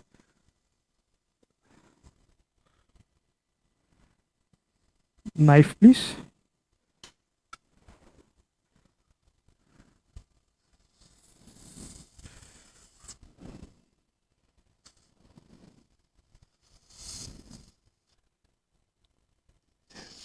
Chisel. Chisel, chisel, chisel, chisel. Yeah. Yeah, so that's the posterior surface of the C1. Now you can see that clearly. Yes, sir. Okay, so that is what we need to remodel. So this is the concept of comprehensive drilling comes into play now, because we have to remodel this so that I can, otherwise it will just redislocate. Anyway, now you can see the entire posterior surface, and I have just scissors. I've preserved the nerve root as well, safeguarded it. Yeah, can you see that now? Yes, sir. It's clear. So this is the space which you need to put in your screws, plates, whatever you want to do. Release, please. Leave it, Keshav, leave it. Yeah. So now drill, please.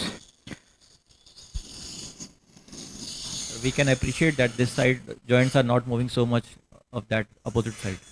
What? We can appreciate that, sir. In this side, right side, the joints are not moving so much as compared to the left side.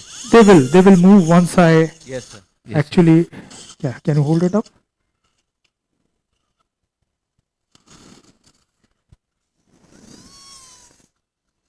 So the posterior superior surface, the C2 facet.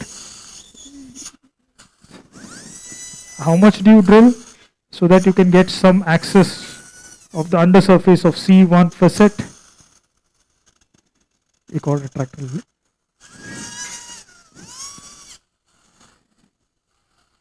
Yep.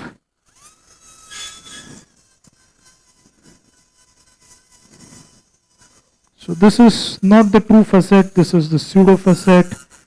So we'll just drill it so that make sure that you don't drill too much, otherwise you'll have very little bone stock left for your placement of screw. Can you take another retractor please and retract it here, the lateral surface.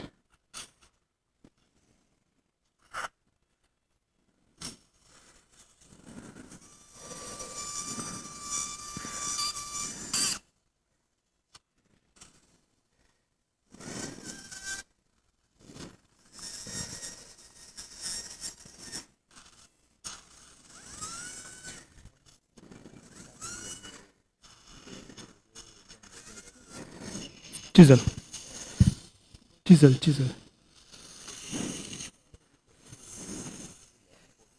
So now you can see the joint moving there, okay? Yes, sir. So this is what we need to drill off, make it flat.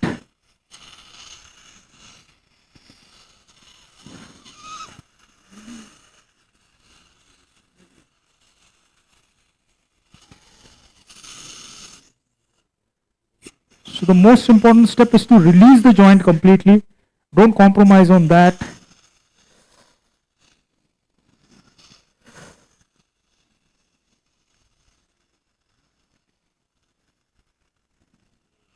Can you hold it like this?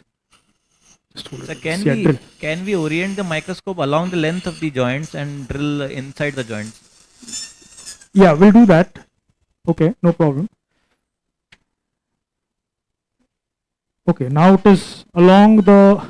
Yes, sir.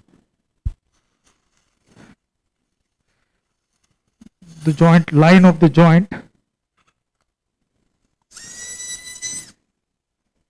So again, the end point is the anterior capsule. So I need to see the anterior capsule to confirm that it is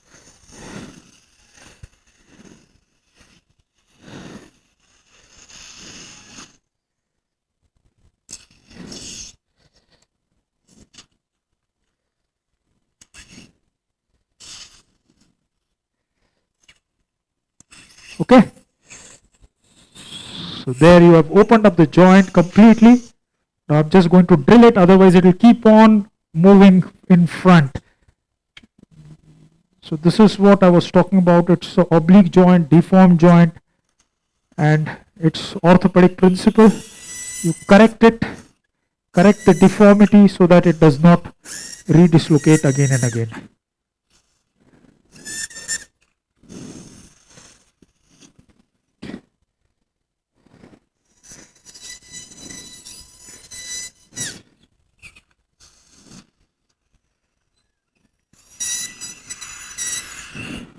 Yeah, can you leave it?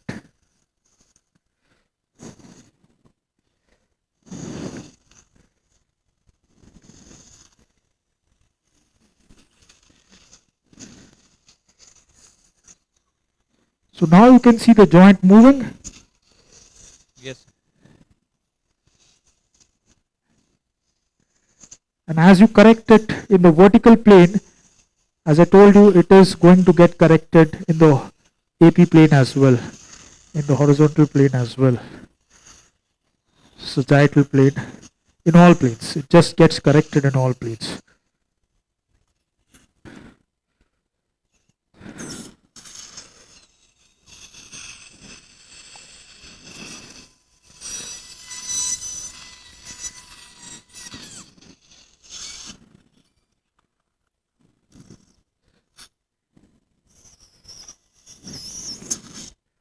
Osteotoma.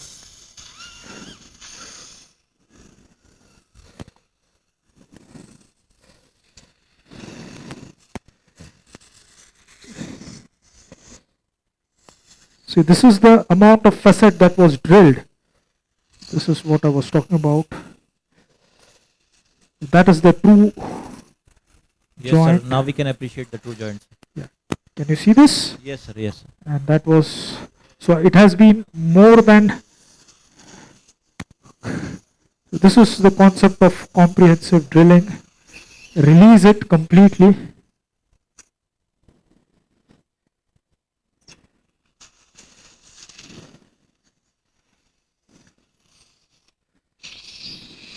Yeah, can you see the capsule now? Yes, sir. That is the capsule.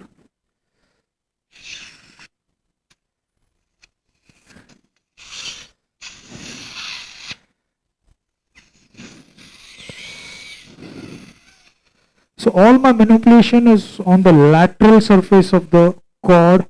You don't go into the anterior surface. Can you hold it, Keshav, please? Like this. Drill.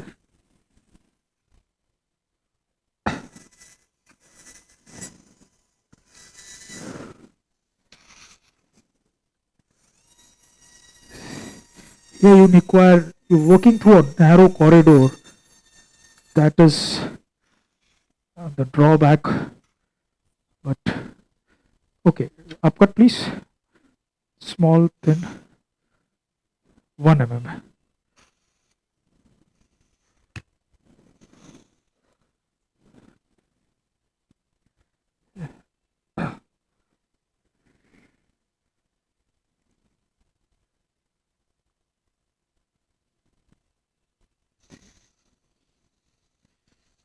Yeah, osteotomy.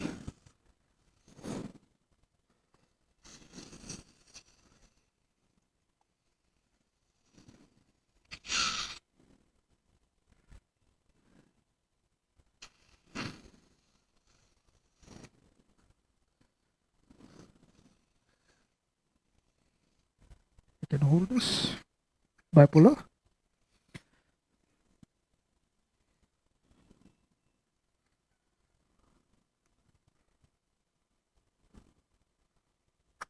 Knife.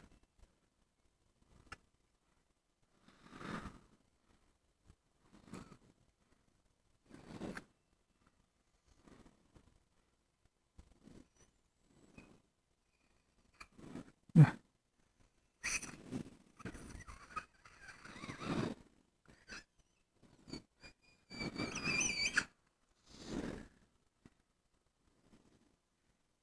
Keshav, can you hold this with a forceps as part of the capsule?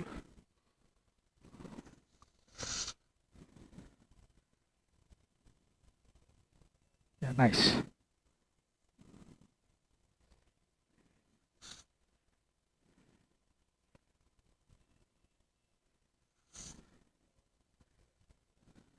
Bipolar.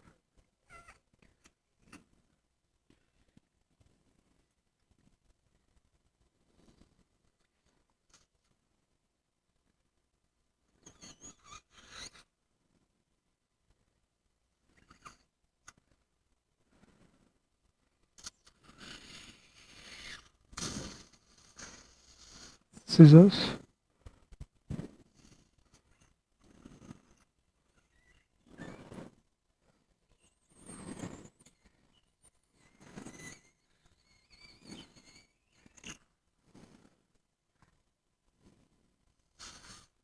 Right, so you can see that this part of the joint is still not released. You can see that now. So we'll do that drill.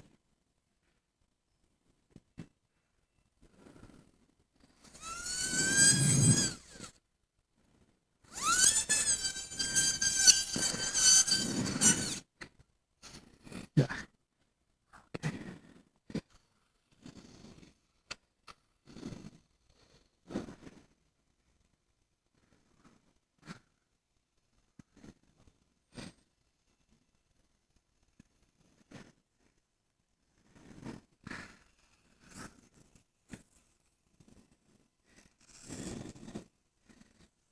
Okay, so that part of the bone is now all drilled and it is free.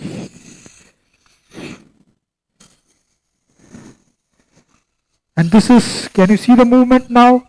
Yes, now sir. it is reducing with every, can you see the reduction? Yes, sir. That is the reduction. See, this is the not reduced portion. This is the reduced position. Okay? Yes, sir. So that is the whole concept. Now we just need to fix it with instrument. Bipolar.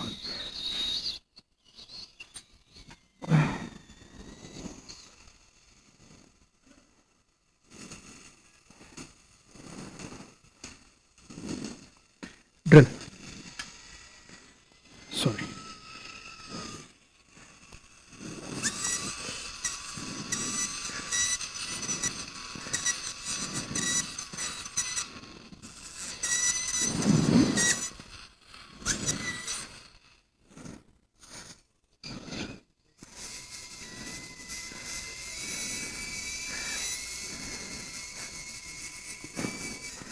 Bone dust.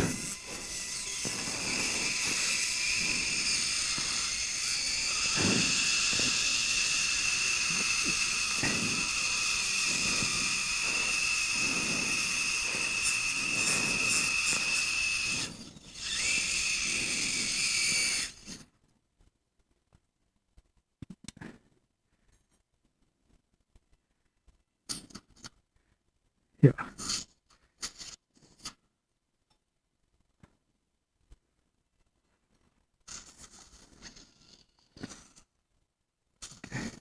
Bipolar.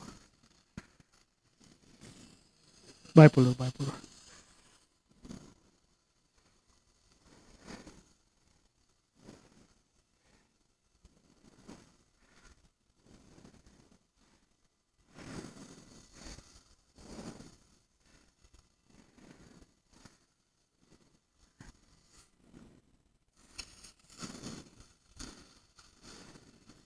Drill.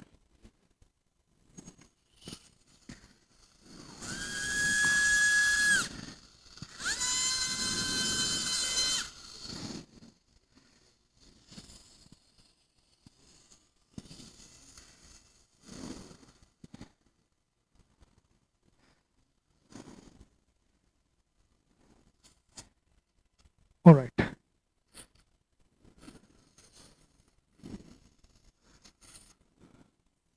Drill again. Drill piece. Yeah. Keshav, can you protect?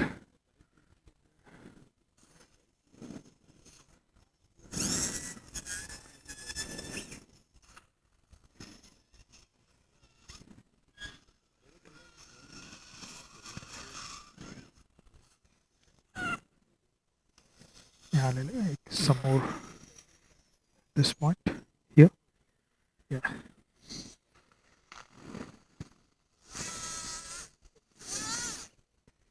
Okay. Right. Okay. Now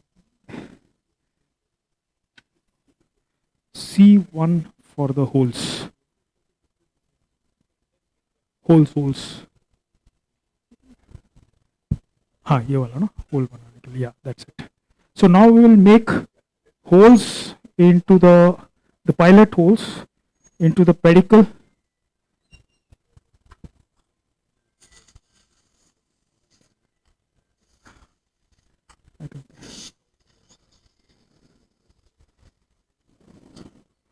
So that's the medial, that's the lateral. Go on to the midpoint. So that's the direction of the C1 screw.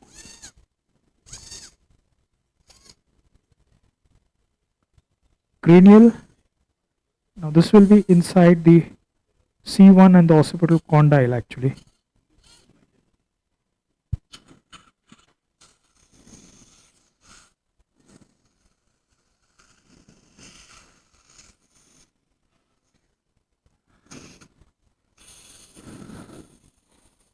Sir, is the direction same in all patients, or you take some guidance from the joints? No, it will be this almost the same. It is, see, this will be, if I know that this is assimilated C1, right? Yes, sir. So the joint is assimilated. So if I go cranial, I'll go into the condyle. Too much cranial, I might end up into the hypoglossal canal. So I need to be careful with that.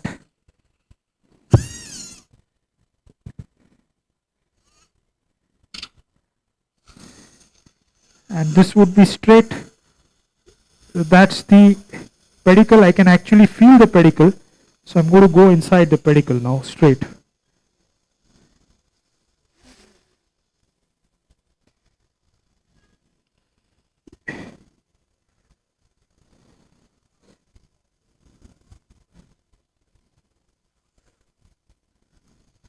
Right.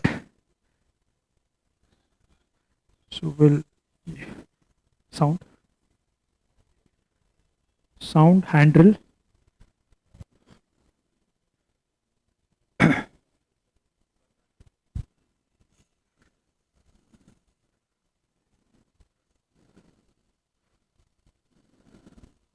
Yeah, handrail please. नहीं, एक ये और है अपना handle, एक pink वाला होगा ना, handle handle handle,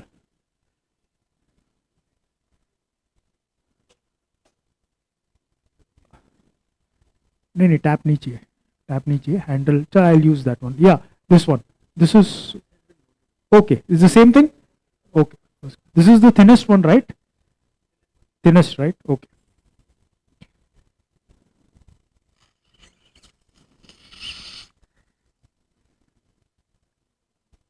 Sir, what screw diameter are you planning to insert? 3.5.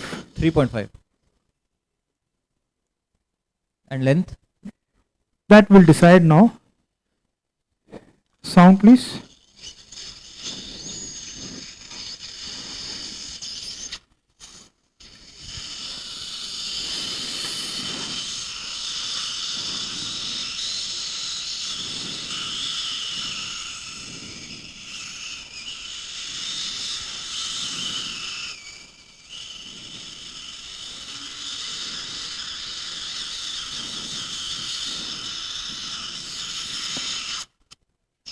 Again, drill, hand drill.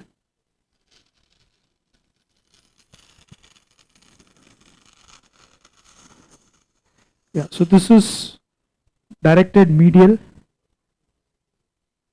and almost parallel to the joint surface.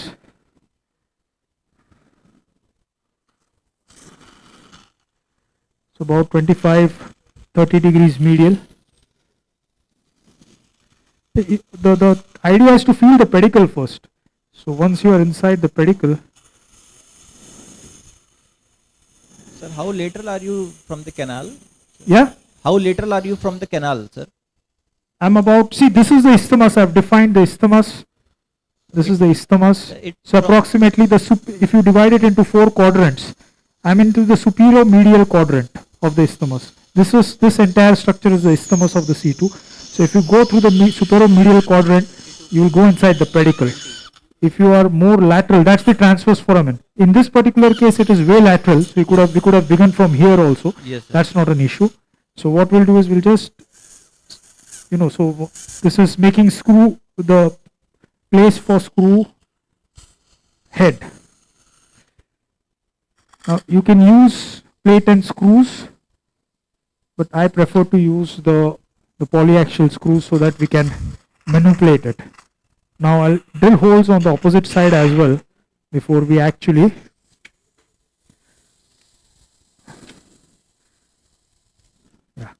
dissect.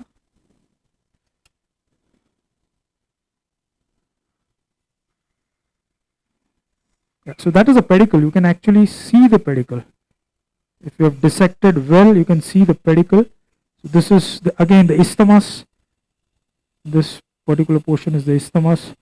So I'm going to choose the superior medial aspect, point, drill, and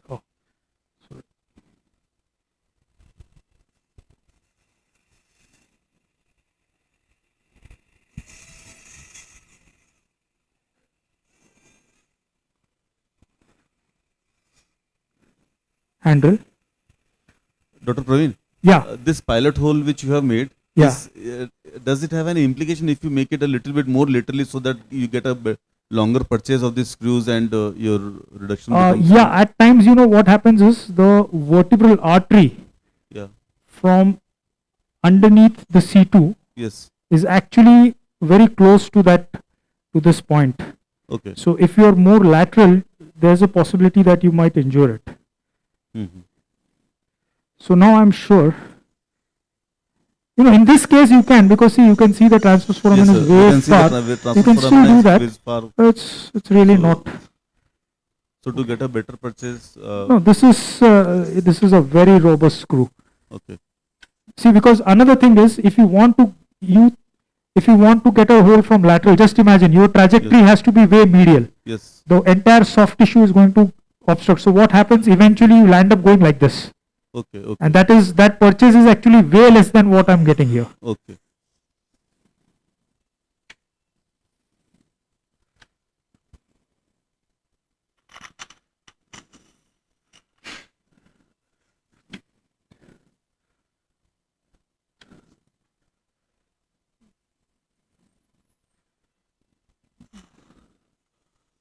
So again, I'll define, that's the medial, that's the lateral, the inferior most point of the C1, and somewhere here, and going straight inside. Drill. Can you protect the artery, please? Yep.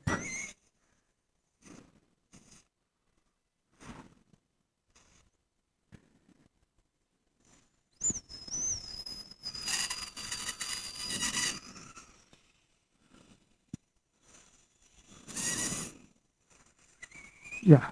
And drill.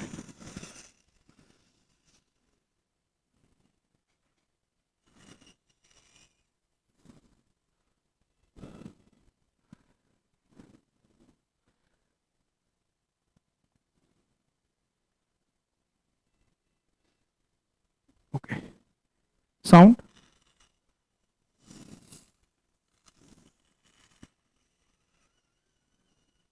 Artery forceps. So this is a rough estimate of the length of the screw I'm going to use. You know, I need my Dr. tulip. Praveen, have you made it unicortical or is you past Bicortical. bicortical? Bicortical. So with the sound you have checked that Yes. whether you have pierced the cortex. Yes. I can't read. Huh? हाँ 24 देते हैं यहाँ पे 24 नीचे 22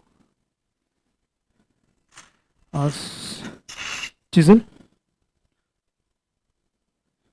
So now this is the space that I need to fill up. You can see that it's a huge space. So I'm going to use some metal here. So that is the reason for using a spacer. It's not to distract. So I'll use a 5mm spacer. 5 spacer 5mm.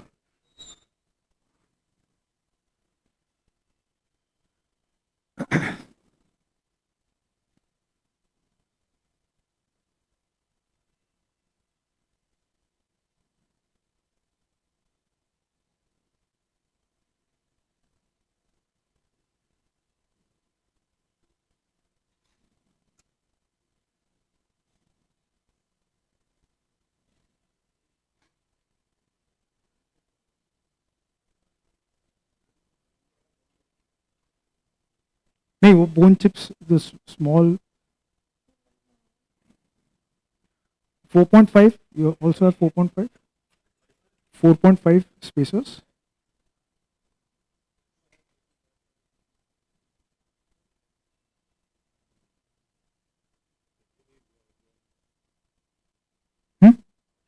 Oh, thank you.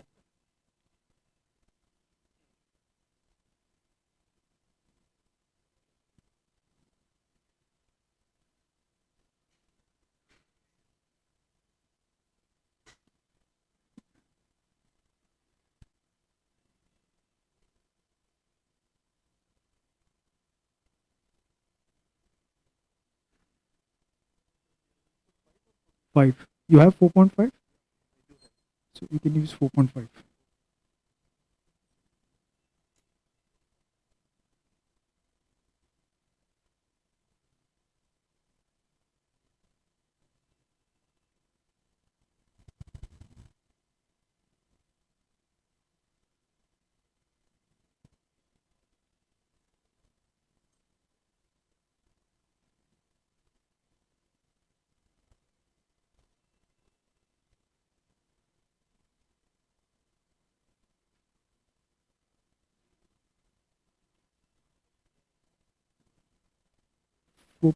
And Sir, keep the what are 5 we on doing ready. right Yeah, now? we are actually filling up the spacers with bone chips. We'll fill up the joint space as well with the bone chips. Bone chips are from where, sir? From the rib. Okay, you have taken the graft? Yeah, we have already, we began with that. Okay, sir. Can the cameraman show us? Okay, can you show the bone graft? Okay, we have split the bone graft now. Okay, sir. So this is, the full length rib, which has been split into two. So one part will be used as small pieces between the occiput and the C2, and the other part would actually has been cut into small pieces that will go into the joint space and into the spacer. Okay, sir. So do you have small pieces? इसी का ही चाहे काट करके, नहीं उसके अंदर भरने के लिए. Yeah, you can use iLeg bone also. I'm not sure about that because no, the thing is you have to realize that we have drilled significantly. So if you put only the graft, there will be some subsidence with later on. There is a tendency to get resorbed. That's the whole idea of using metallic spacer. It's nothing to do with the basilar invagination, the so-called central. No, that is not the concept. It all depends on how much bone has been lost. So a significant amount of bone has been drilled to actually reduce the joints. We need to replace it.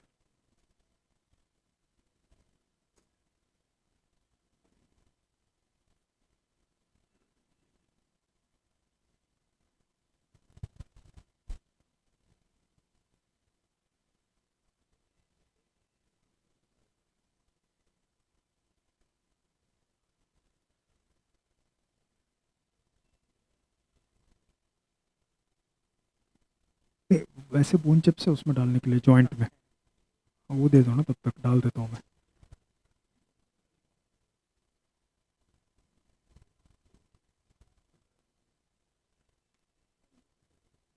Yeah. While they are filling in the spacers, we'll fill up the joint with bone chips. So these are the bone chips. And make sure that you have both the artery and the nerve is safeguarded. क्या Gauss piece के pieces आ रहे हैं यार, इसको उससे clean कर लेना, Gauss के वो आ रहे हैं. So at times the bony spicule itself might injure the artery or the nerve.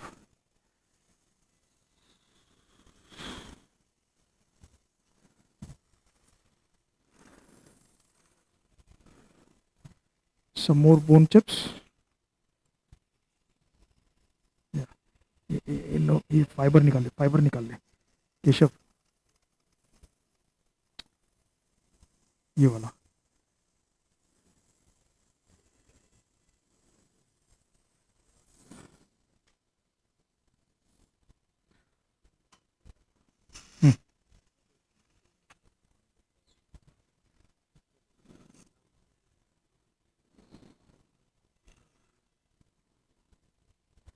Alright, so is our spacer ready now?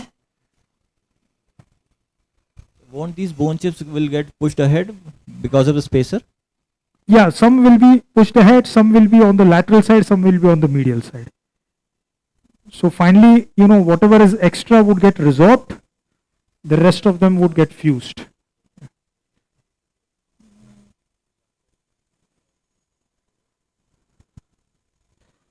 Yeah, some more. Spacer, please.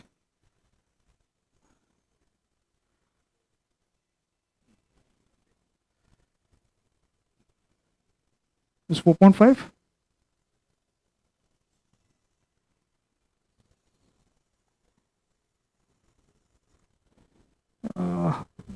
So 5 में डाल दो यार. This is too small. 5. 5 दे दो. 5 दे दो.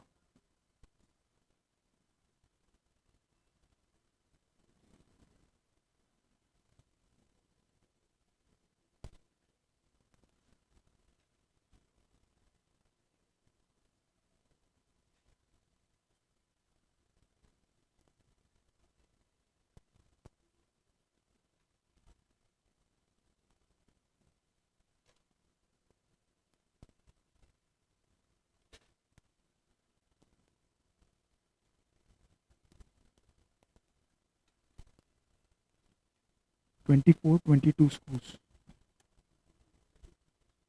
24. Ready? Okay. The low profile, है ना? Low profile. Yeah.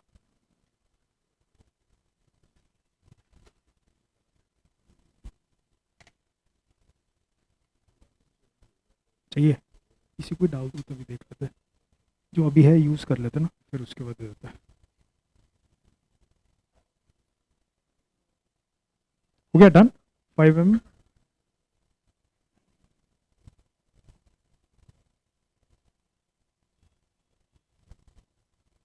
Opposite 5.5 या 6 ले लेना पहले, बड़ा चाहिए इसमें या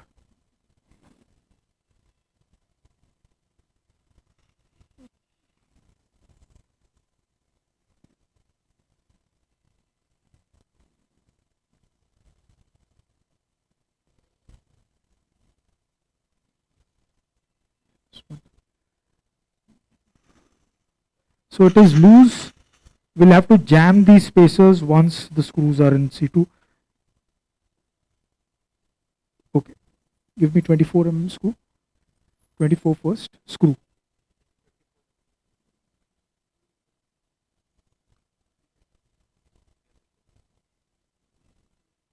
$24.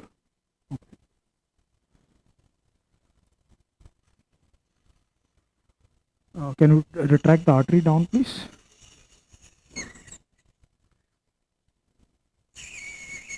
Yeah.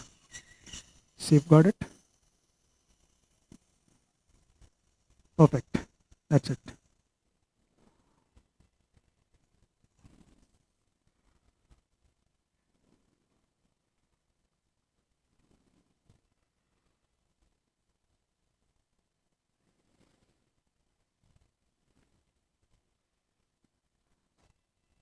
So every time I'm inserting it, I'm making sure the purchase is really good and it is almost flush with the facet joint. Almost flush. It's just, yeah, leave it please, leave it. Yeah, next one, 22.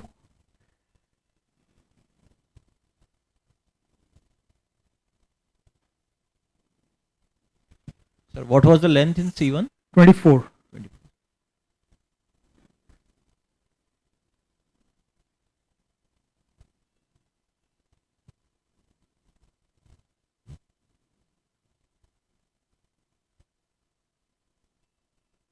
और है ना 22?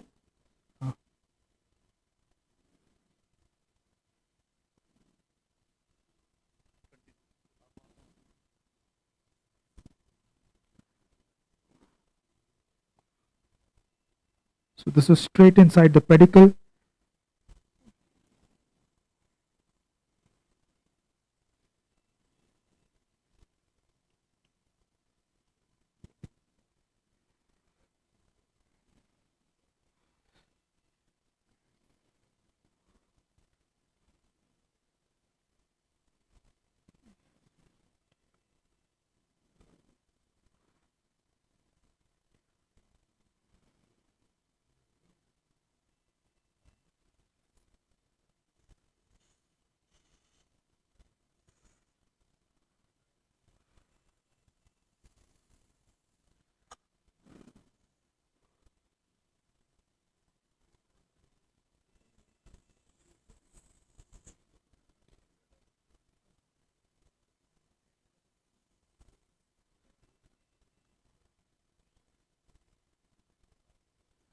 All right.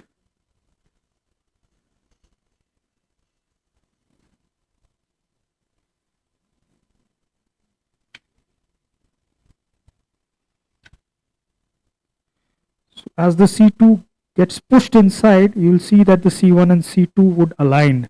Otherwise, you can't put a rod like this. It's not possible. So it has to be, the C2 will be projecting more posterior as compared to the C1. Only then will it reduce. If it is in line, the idea is not to fit in the rod inside the screws. The idea is to reduce it and fix it.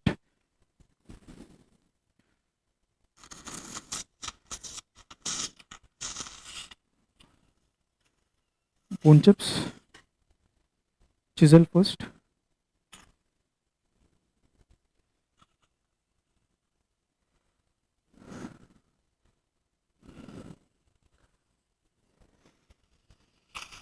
Yeah, bone chips. Bone chips, bone chips.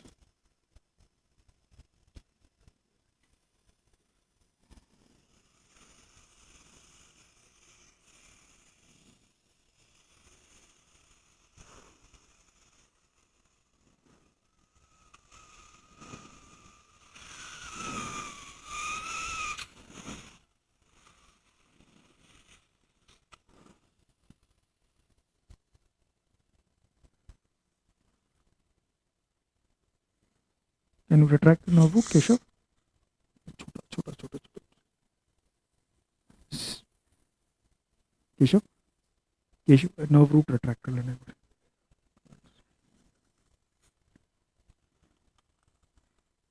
Some more bone chips, please.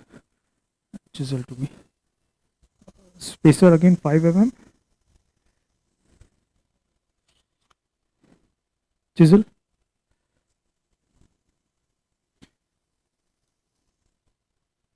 Curved chisel.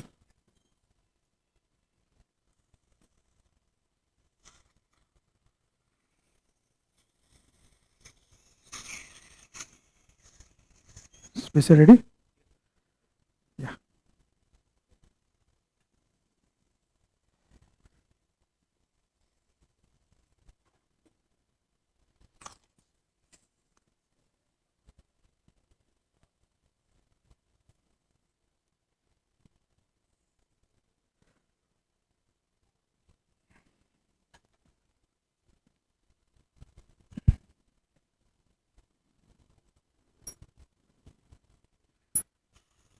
Again, 24 screw and 22.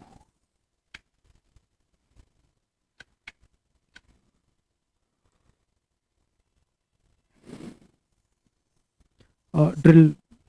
You have a bigger burr, normal burr, na? Yeah, cutting. Again, we have to make enough space for the tulip of the screw, the head of the screw to fit in. So there's no point in putting a screw head, a very long screw, 35 mm screw with the head here and head here. It doesn't work.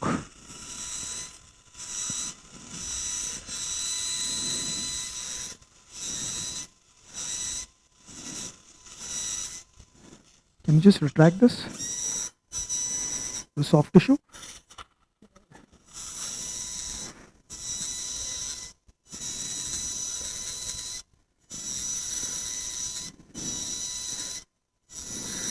Oops, I think the microscope got disconnected. Please.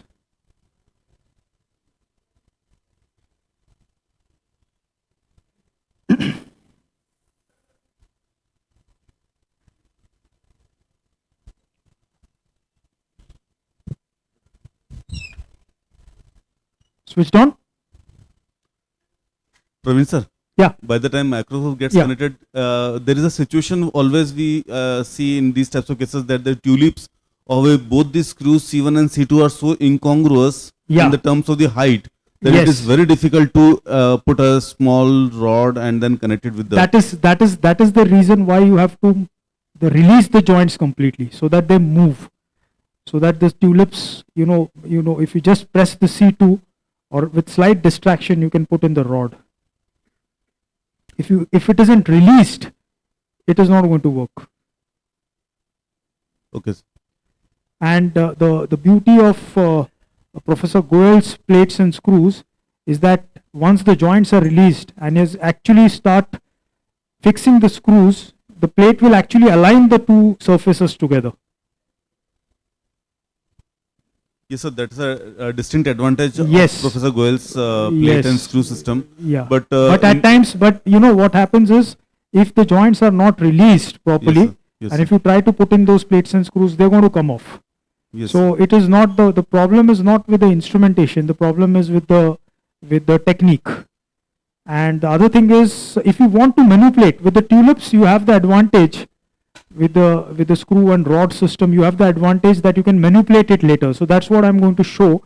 Once the rod has been loosely fastened between the screw heads, you can actually hold and you can manipulate that in any direction you wish to. So that's the advantage of the tulip and screw. So each method will have its own advantages and disadvantages. I don't think it is required. It's never required. See, because as I told you, if the joint is, the moment this is the reduced position.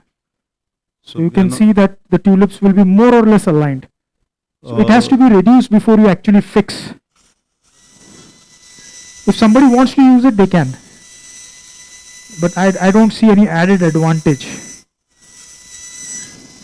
Can you put the microscope view? Yeah, it is, I think, okay. On the recording system, please, the microscope on the screen. Can we have that? Yeah, by the time the microscope, the cameraman can focus the this monitor on the microscope. Yeah, even that's a possibility.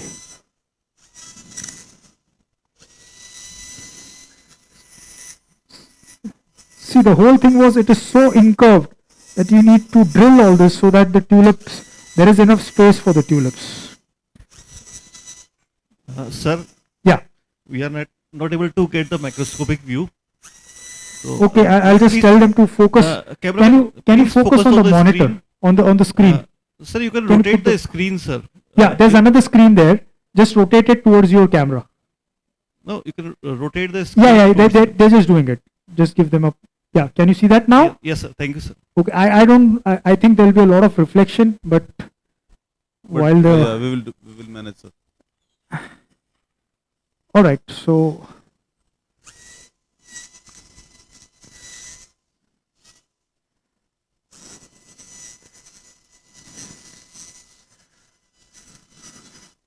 All right, can I have the screw, please? 24.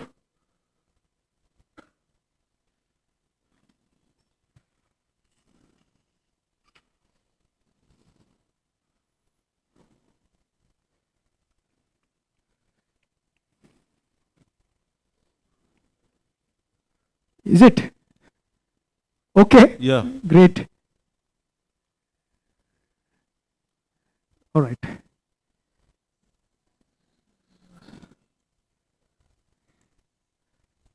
All right. Can you give me the other one? 22.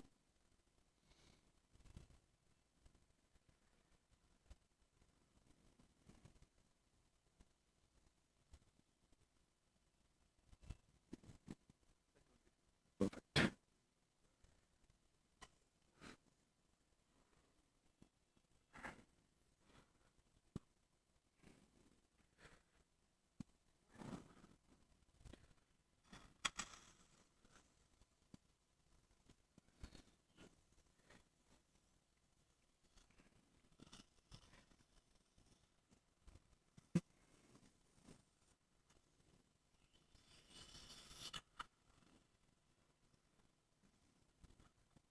All right.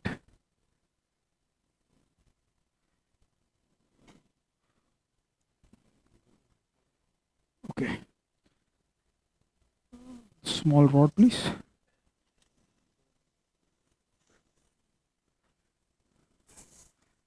Just a minute. Again, before we. I know after a while all this gets a bit boring because the surgeon's just drilling.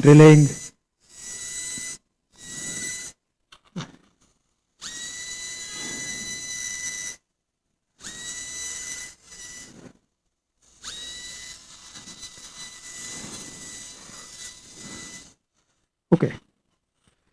Right.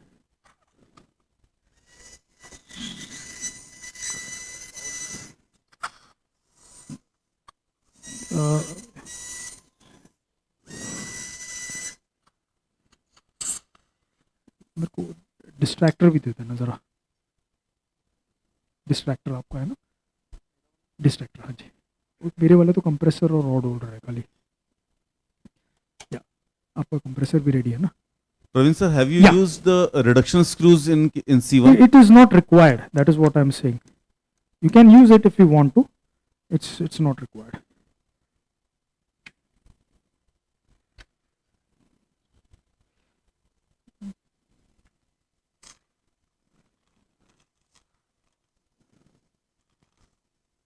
Aligner.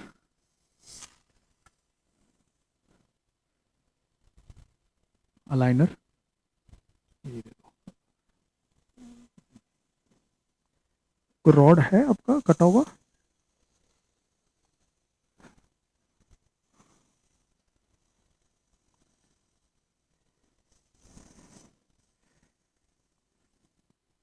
हाँ, ये वाला चाहिए था.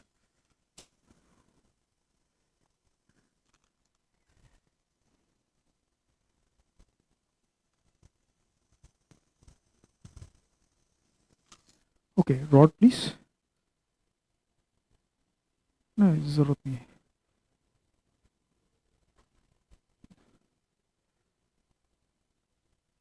Donut.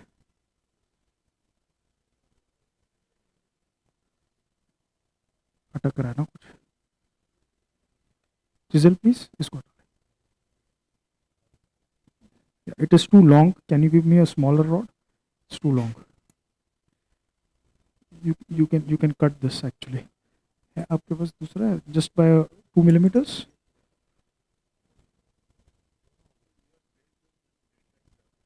This is just to, you know, because it is like this. So once it is distracted, I can put my, yeah. Yeah. Yeah, we can. But then, you know, what happens is if you put the distractor, the C2 is going to impinge onto C1. That fulcrum effect, you have to keep that in mind. So you can do that. You know, that would have, the amount of joint drilling on the right side could have been reduced if we had put in a distractor. Chalo.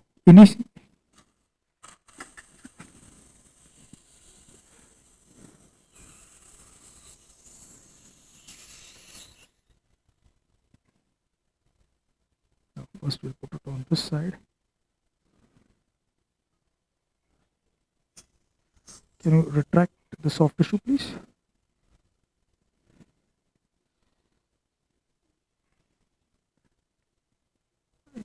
Rod pusher दीजिए.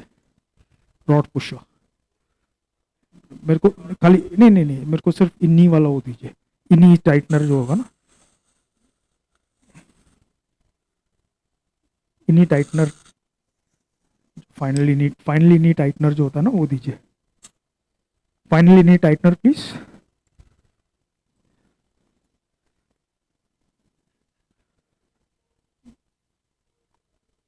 Each of that, can you just thread in please? Yeah, suck.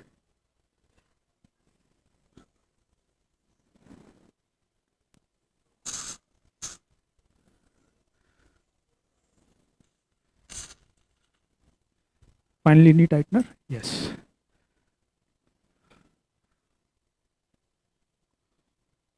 This is now, as you can see, as you tighten, it will automatically reduce. But this is all, the spacer is now loose.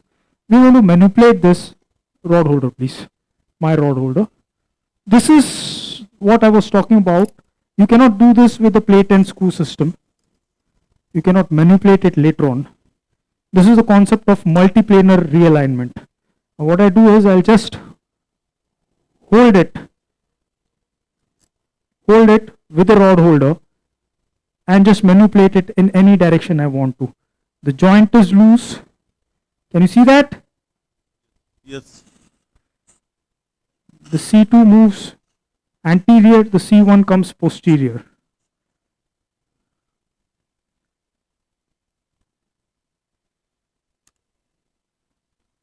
Okay.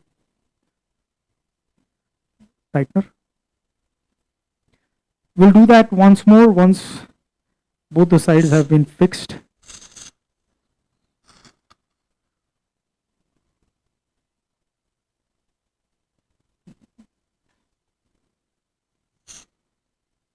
Yeah.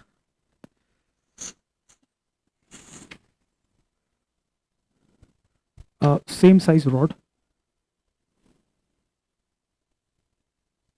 Or even smaller would do actually.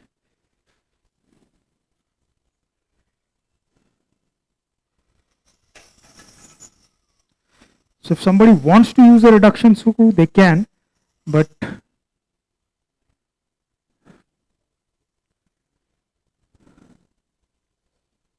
oh God.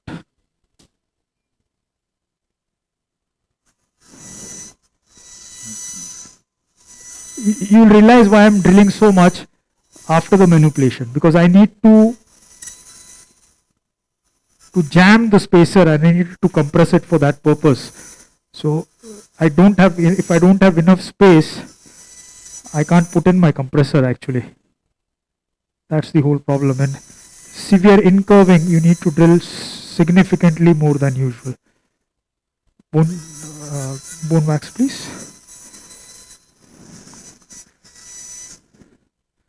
Bone wax. Okay, leave it. Doesn't matter. Aligner.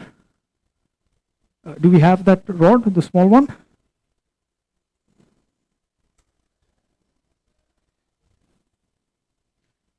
Rod, please.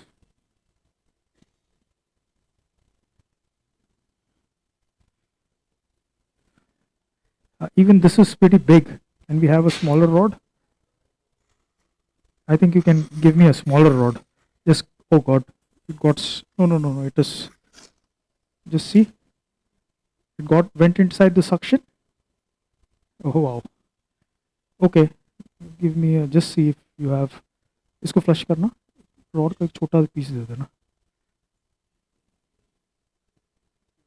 हाँ इसी rod वो देख लेते हैं अगर rod इसमें है नहीं है ना. I think it went in the suction. You can just cut this, no problem.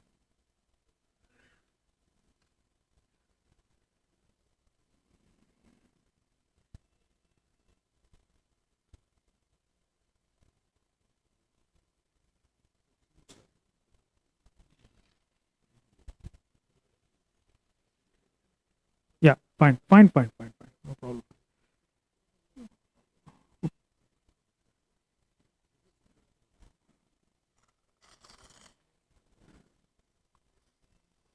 Yeah, okay. Even this is big. The rod is big. Don't know. Anyway, distractor please. इसको और 2 मिलीमीटर कट करना है नीचे से. Blunt hook है आपके पास? ये लीजिए. Just you know 1-2 millimeters. Yeah. Right. Perfect. Suction please. Can you distract a bit? Put the distractor for a while. In.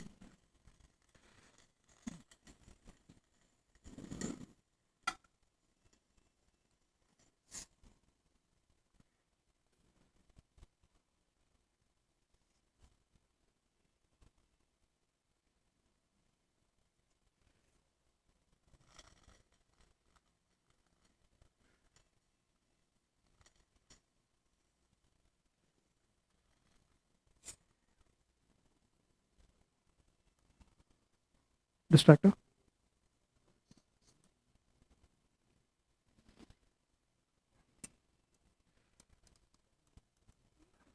Hold this. Hold the distractor gently so that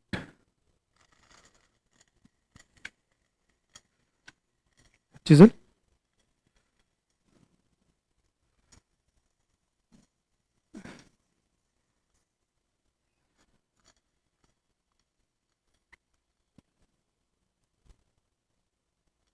Yeah, ini.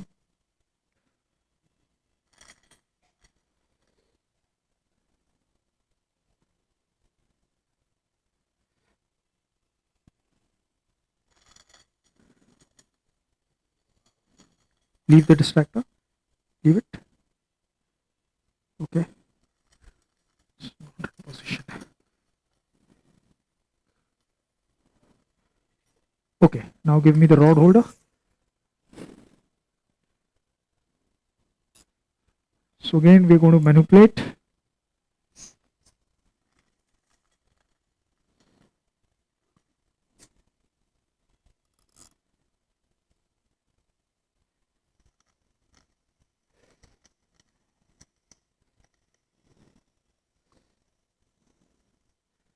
Chisel please. Chisel. Chisel. Curved.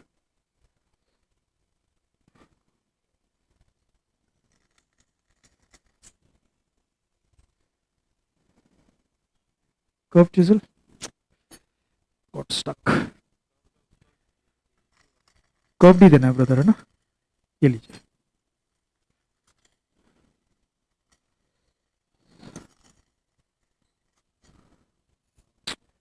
Suction blocked हो रहा है यार. Bipolar देना, bipolar.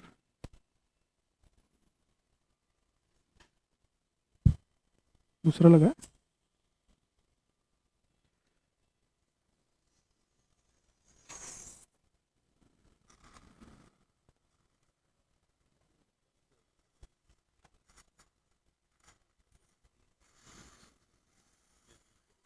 Chisel, curve chisel. Yep.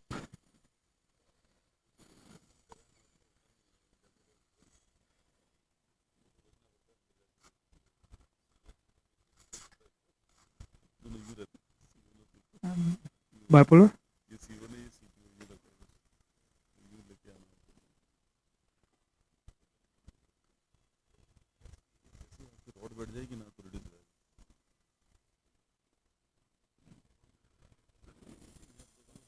Chisel again.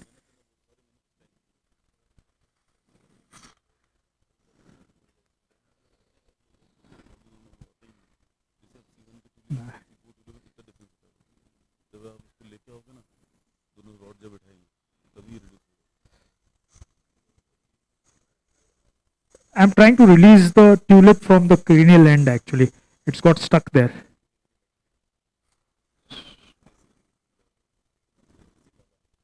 Yeah.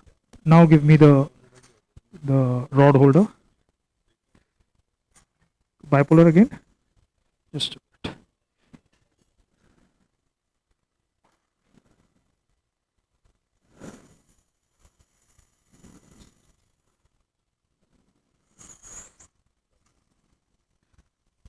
Rod holder.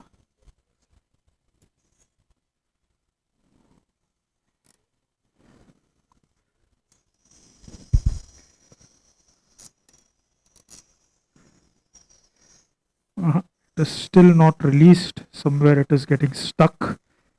That's the reason why. Okay. Surgicel. Surgicel, please. Surgicel.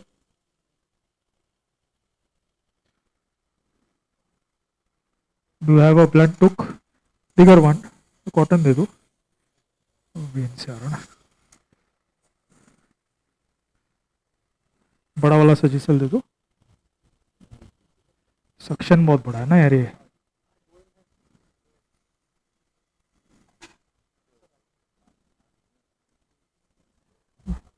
Hook है, blunt hook. Okay fine. Blunt hook.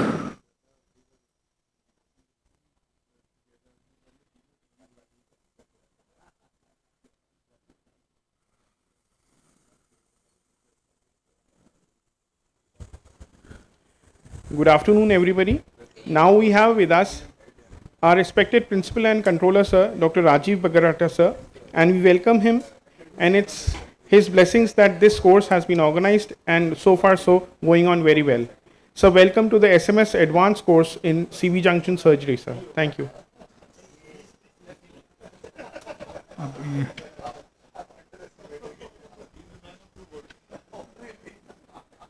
I think Keshav पहले इस side का will just tighten it off and finish it off. Okay. Compressor please.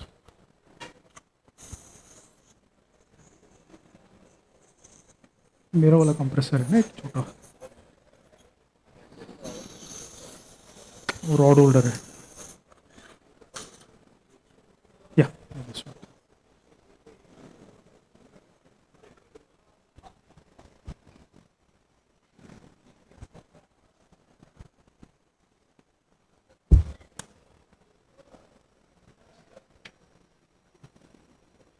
So I have to get above the tulip. That is why I needed so much of drilling. Chisel curved wala.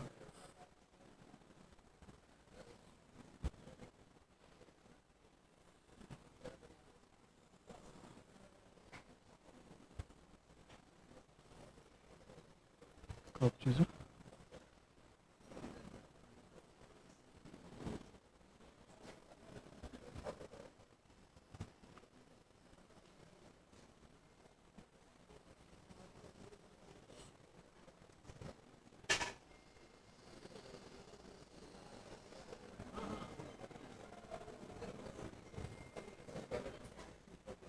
Drill. Can you hold it, Keshav, like this? Yeah, drill.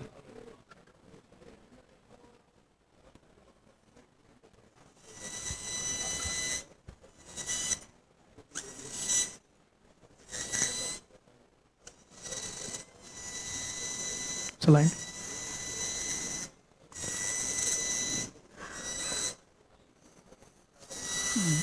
Bone wax.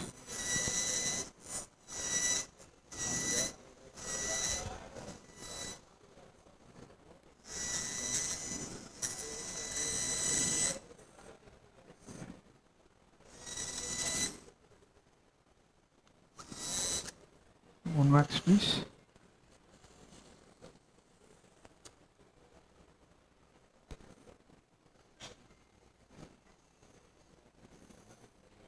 Come curvature वाला डिसेक्टर में चाहिए था.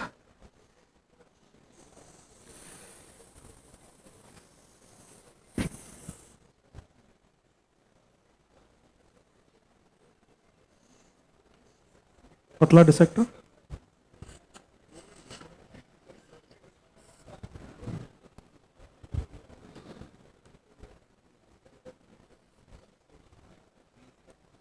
Yeah, so you can see the tip, the cranial tip of the, so you know that it is fine.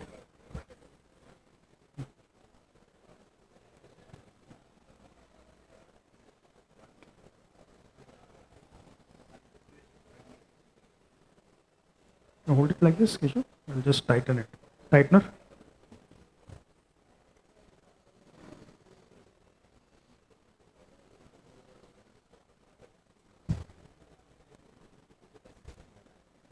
Yeah, compressor now. Chota.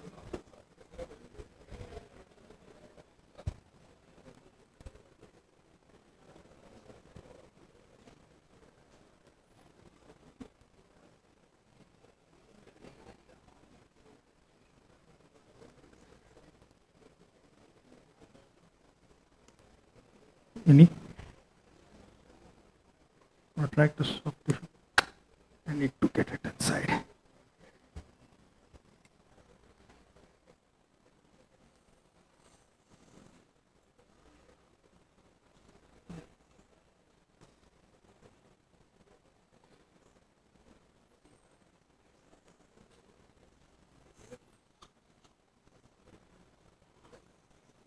Drill.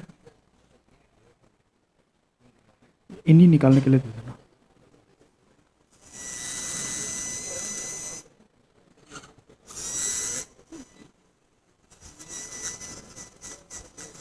हाँ निकालनी है. Bone dust.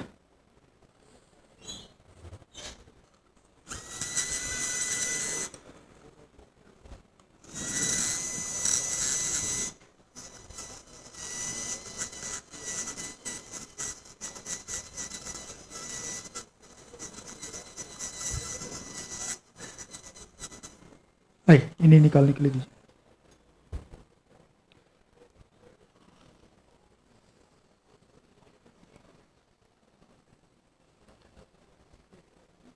ये लीजिए. Drill again.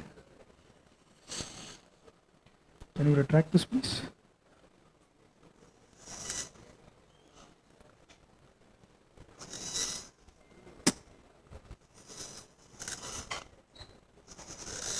Bone dust, sorry, surgicel and bone wax.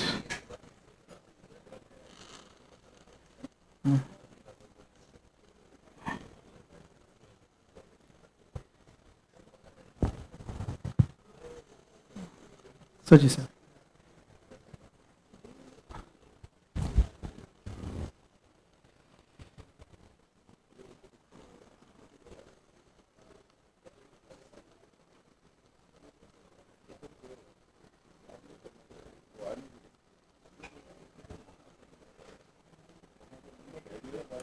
Hook, please.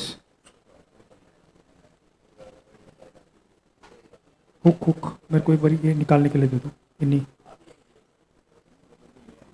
इन्हीं निकालने के लिए. इन्हीं रिमूवर.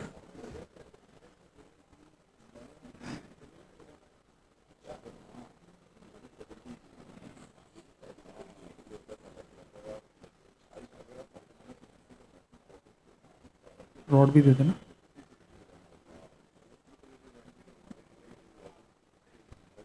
हुक या कुछ ये लो.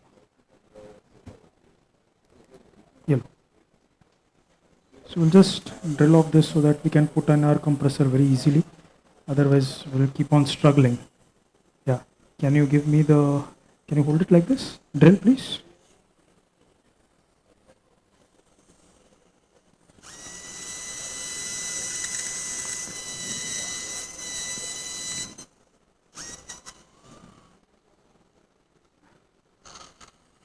Clean.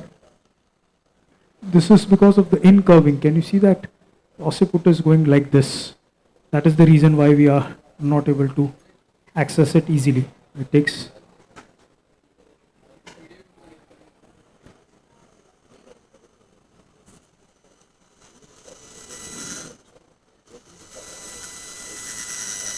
Saji sir.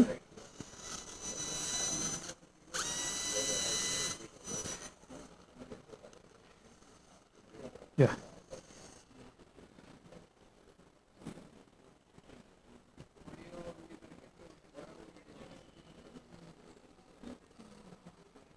लाइट दीजिए रॉड वही वाला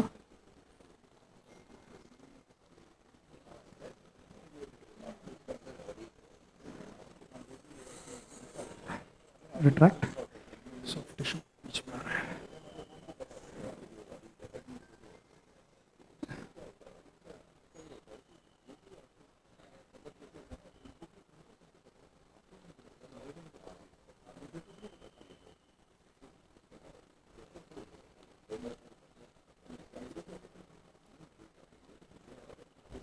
लाइट डिस्ट्रैक्टर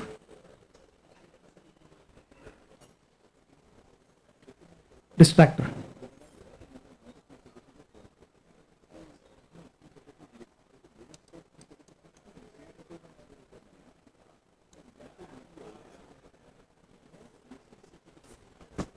नहीं तो बाद में लगेगा ना पहले तो रॉड तो डलेगा चिजल चिजल दे दो चिजल चिजल चिजल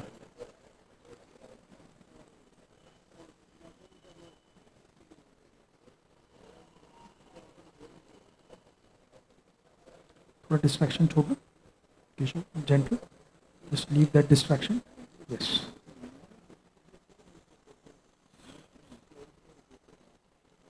या इन्हीं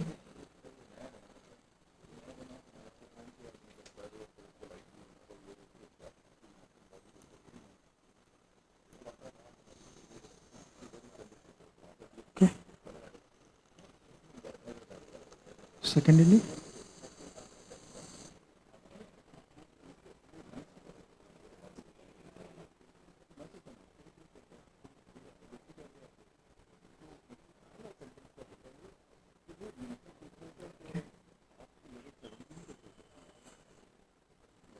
नहीं कंप्रेसर हाँ दे दो रॉड रोलर दे दो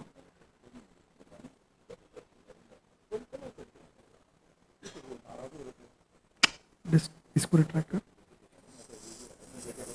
retract this please the soft tissue you can not C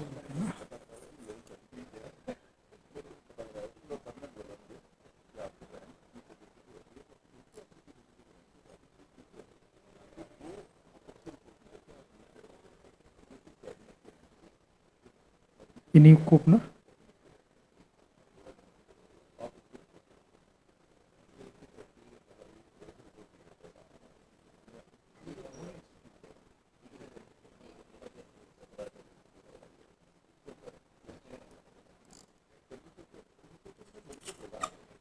okay right compressor पहले चिजल दे दो चिजल चिजल को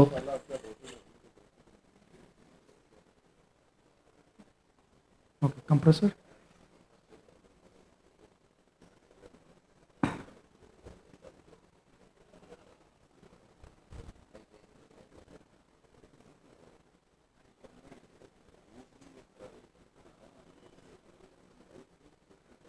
can you show me the bottom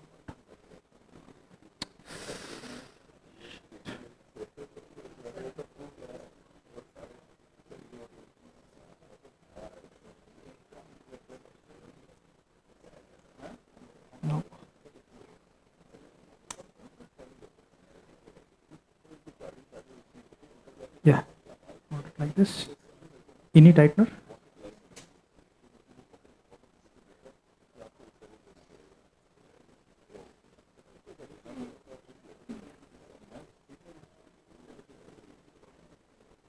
Compressor.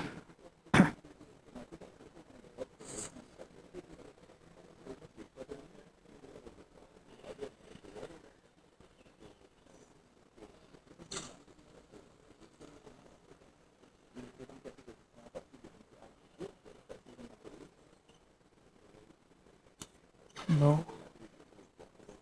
So this is just not taking. Okay, drill. All right. Drill.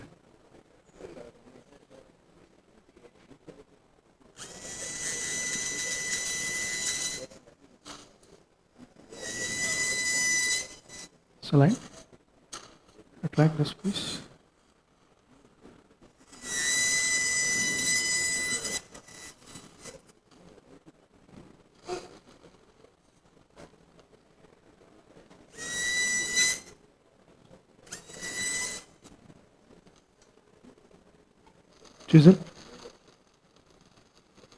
Chisel.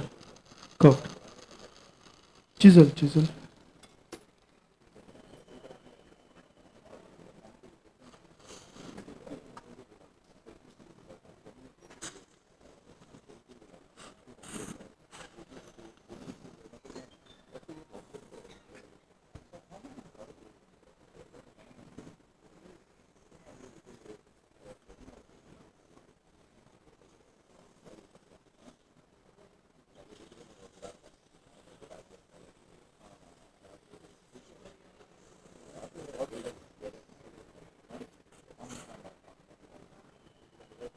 नहीं नी loose करने के लिए दीजिए.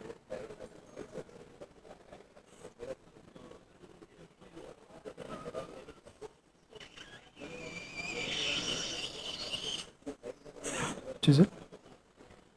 Oh, sorry, compressor.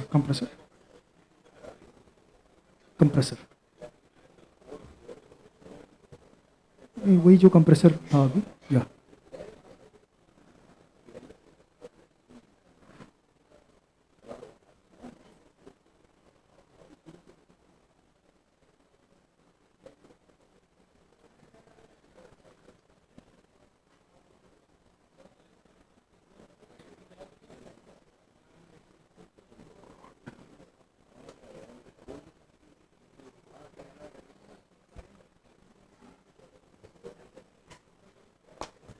not able to get it. Suction. Chisel. So I'm not able to insinuate my compressor there. That is why it is. The bone is despite so much of drilling, is still bone which is remaining.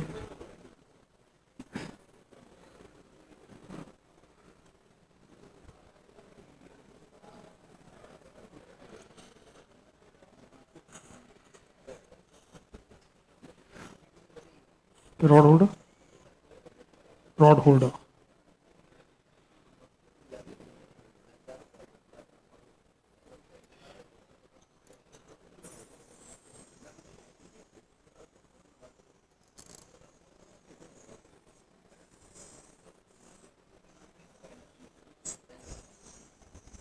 Chisel.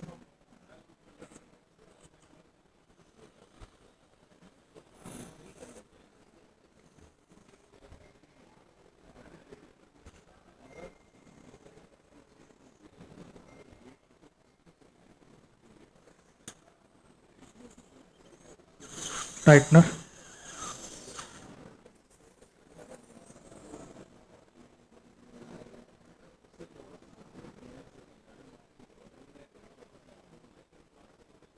Compressor.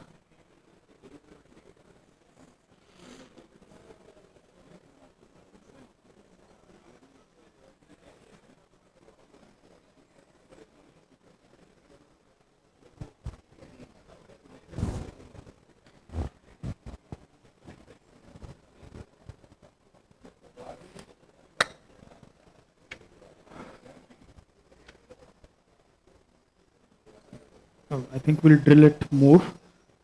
Drill. Because if we don't do that,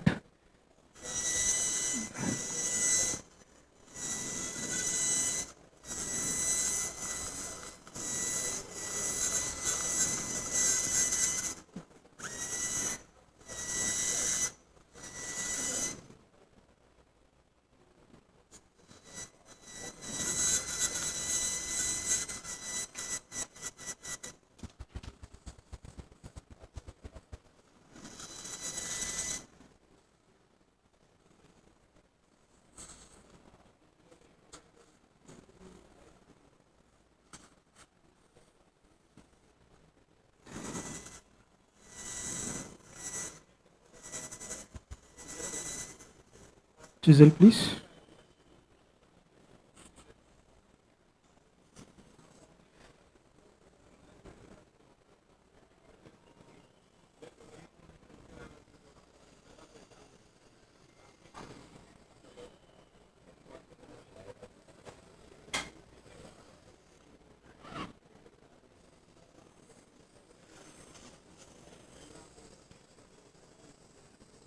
Drill.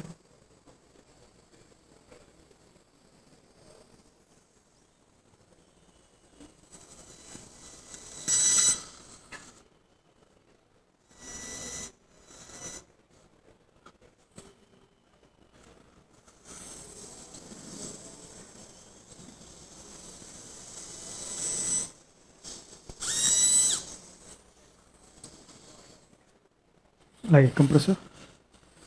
अगर अभी नहीं हुआ compressor. Compressor.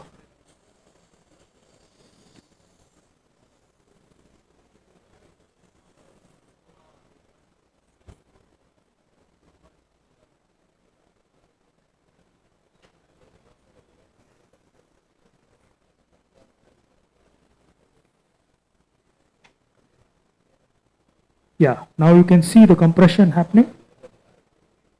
So long.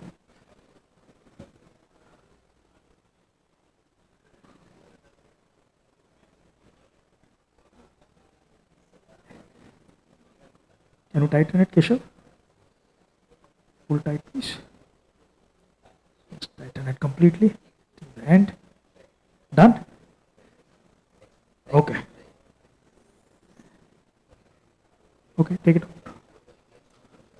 Lower one.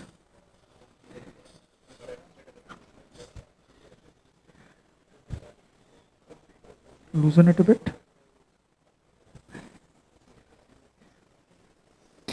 And now. God. Slipped.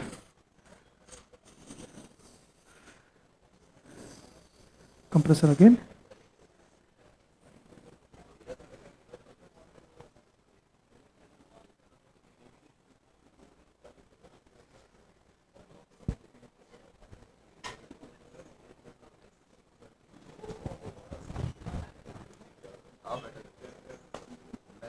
Have we loosened it?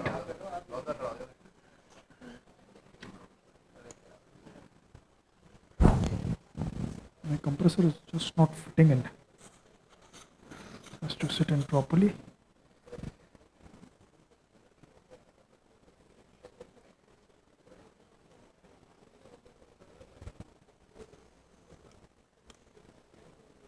Okay. Now tighten. Tighten please. Full tight. Full tight. Okay. Done.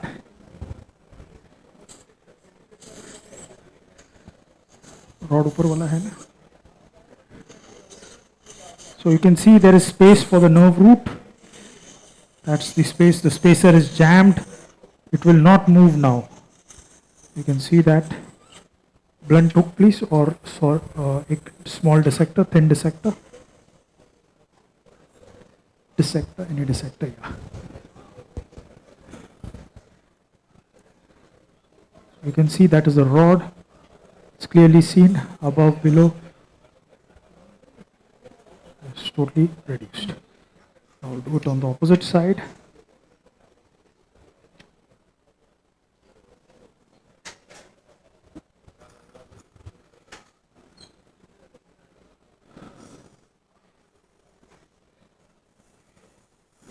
drill, please.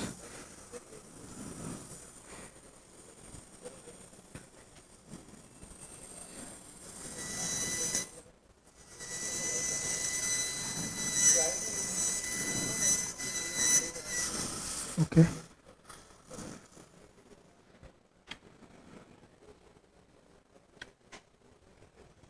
Chisel.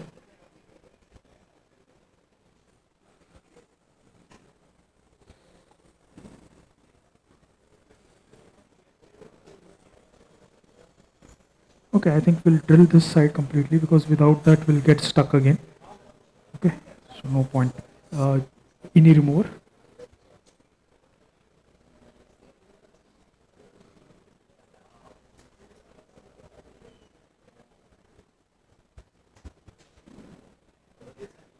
ये लीजिए.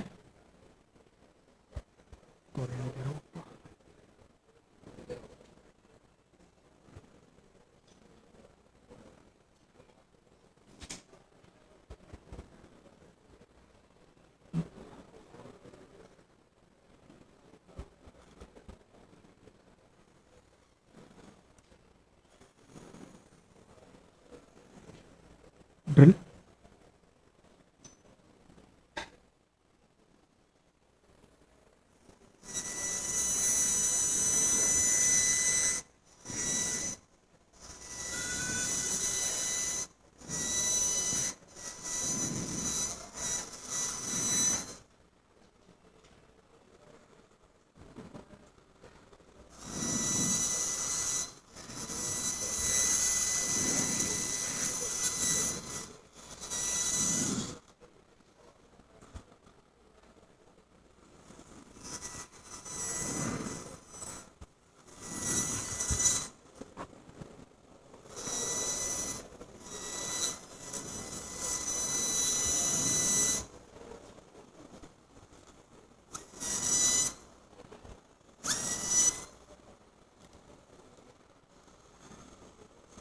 जी sir.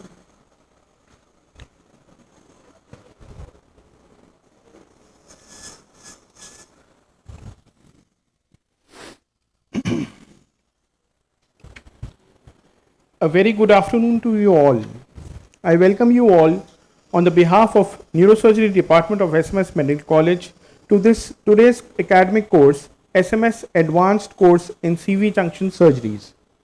CV junction rings a bell to all of us, that is neurosurgeons present here and world over. It is a tricky surgery involving lot of risk. In my viewpoint, CV junction is like it needs a creative surgeon, is a volatile surgery and needs a just decision for the betterment of the patient. And here we are with some stalwarts in CV junction surgery telling us the nuances, complication avoidances and teaching to the young residents as well as the budding neurosurgeons. Jaipur.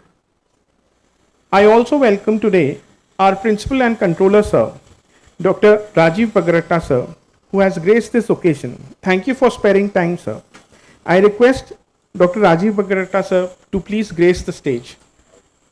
With Dr. Ashok Gupta sir, our head of the department, Dr. Achal Sharma sir, our medical superintendent sir, and Dr. Rashim Kataria sir.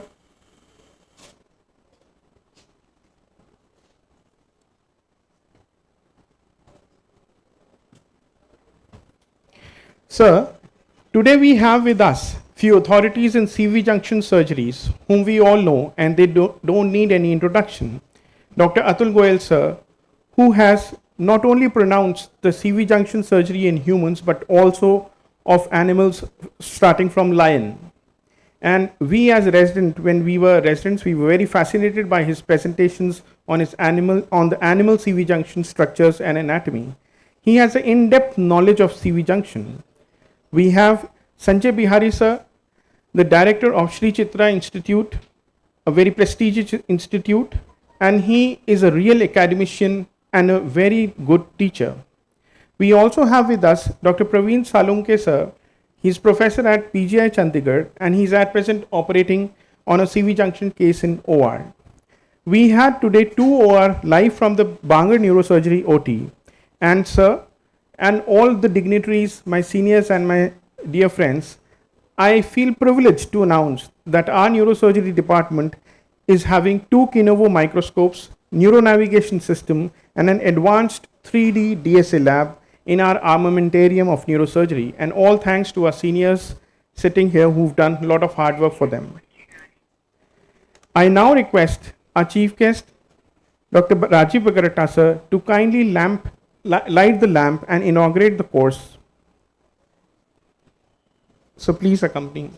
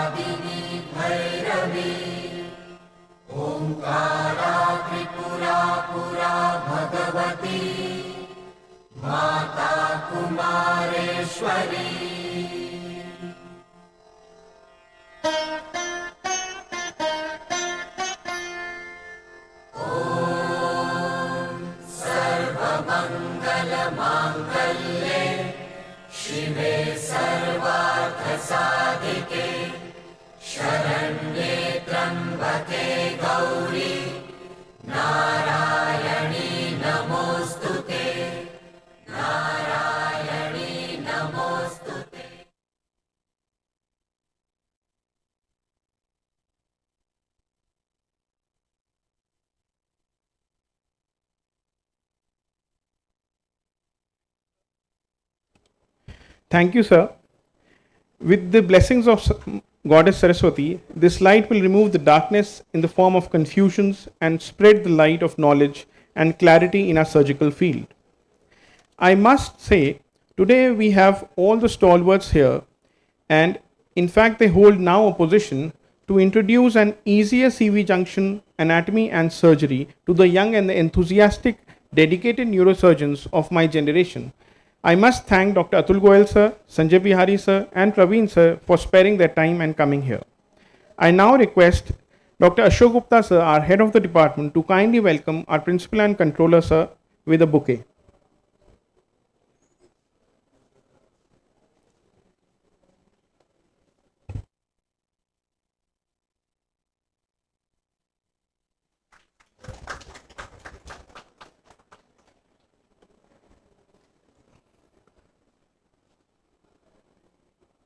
I request Dr. Manish Agarwal sir to kindly felicitate Dr. Ashok Gupta sir, our head of the department.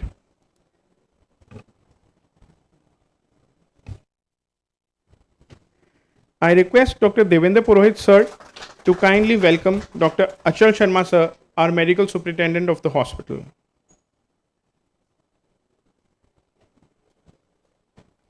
I now request Dr. Uday Bhumik sir to kindly welcome Dr. Rashim Kataria sir with a bouquet.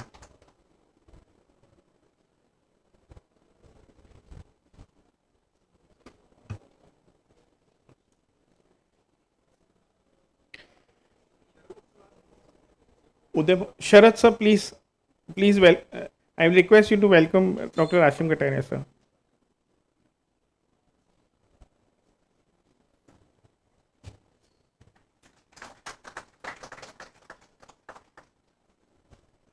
I now request Dr. Gandhi sir, Ashok Gandhi sir, and Dr. Ashim Kataria sir to kindly welcome Atul Goyal sir for coming and sparing his valuable time.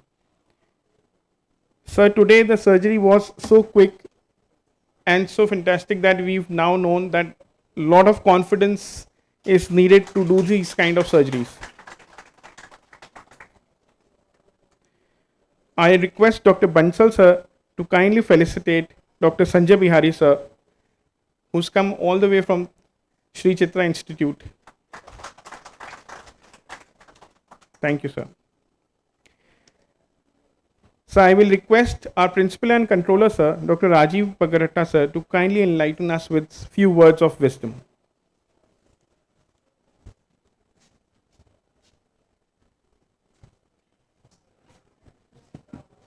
Good afternoon, everybody.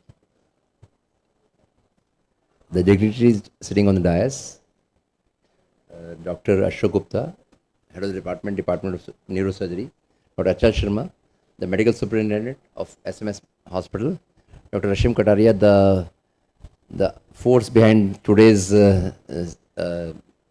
deliberations and workshop,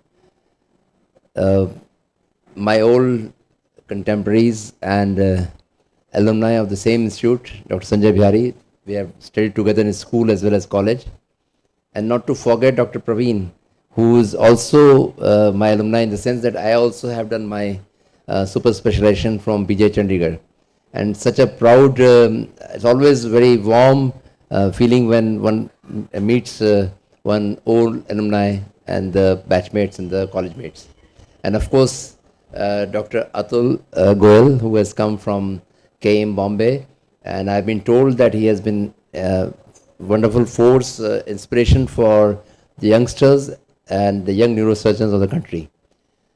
Needless to say that such type of workshops and such type of deliberations go a long way, not only to share one's experiences with the fellow colleagues, the clinicians and the surgeons. I can say for myself that the angioplasty which I have learned, I'm a cardiologist, and the angioplasty which I have learned could not have been possible if I had not attended those numerous workshops around the country which were conducted by the leading cardiologists of those years. From there on, because it needs a lot of exposure and many efforts and logistics if one has to learn operations, surgeries or angioplasties or any procedures in one's institute. So I used to travel the whole country, cover the length and breadth of the country and attend those workshops, and was guided by those valuable gems from the experts of the field.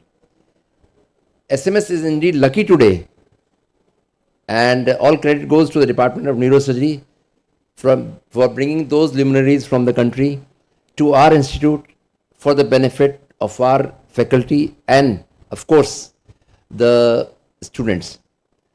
I'm sure that this workshop will go a long way in setting the tradition of these complex CV junction anomaly surgeries.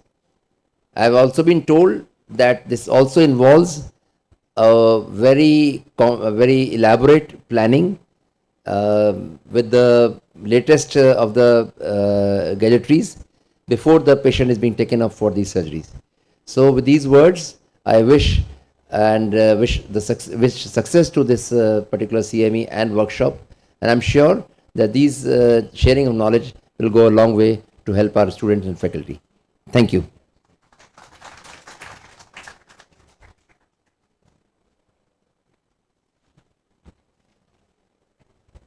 Thank you, sir, so much for the blessings. And now I'll just give a gist of the program today. We had 2 ORs live from the Bangar Neurosurgery OT complex, and after this we'll be proceeding for lunch, and after that we'll be having a good session of lectures by few important dignitaries here, which will be explaining to the residents the whole anatomy, instability, decisions how to do surgery, and as well as the surgical outcomes.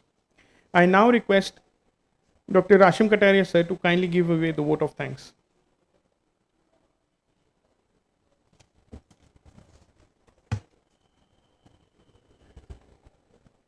So, respected principal sir, HOD Neurosurgery Ashok Gupta sir, MS Achal Sharma sir, dignitaries of the dais.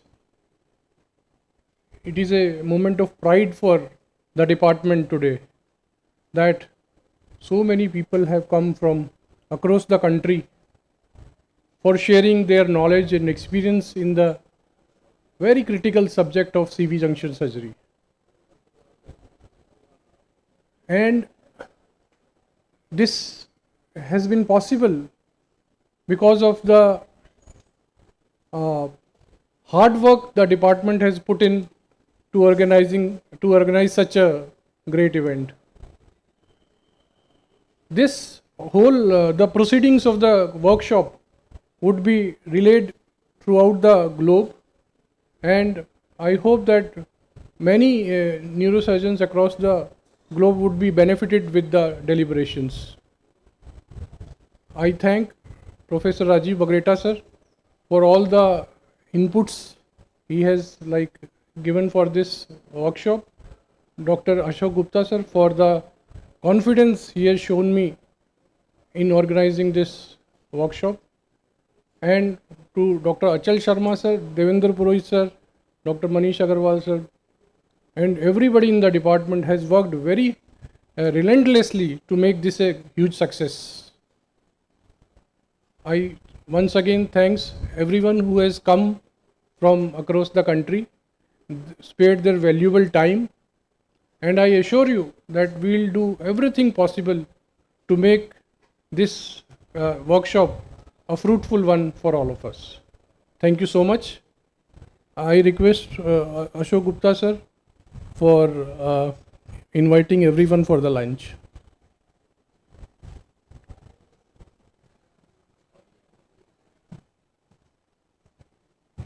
I request everyone to join with us for lunch.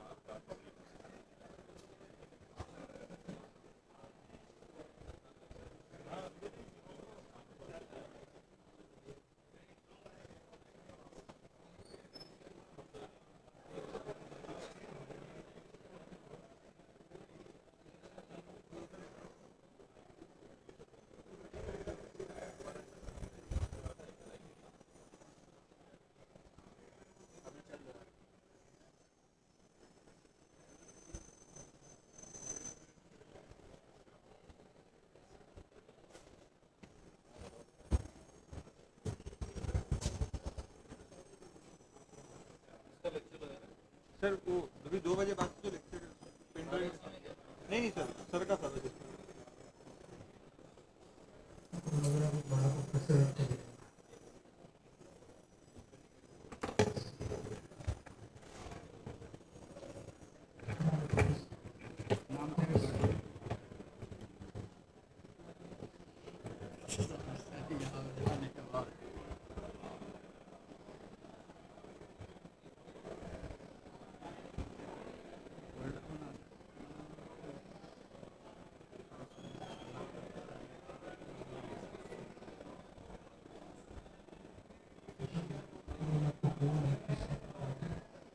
CVJ radiology देखो कहाँ है, ये वाला, हाँ ये वाला copy कर लो।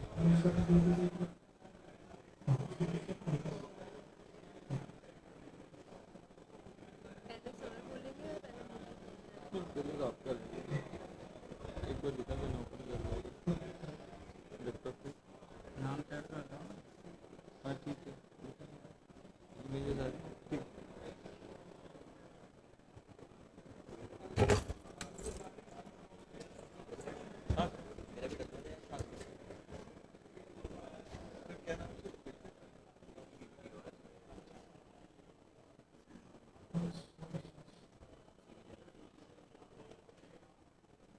नाम तो है ये वाली।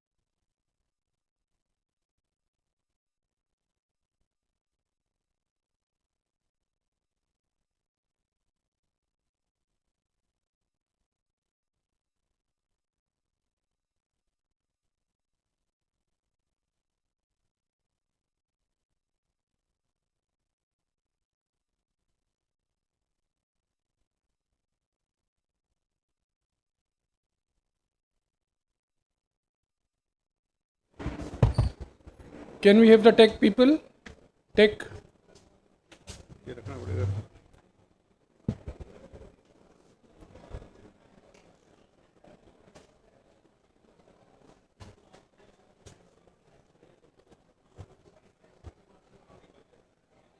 Next.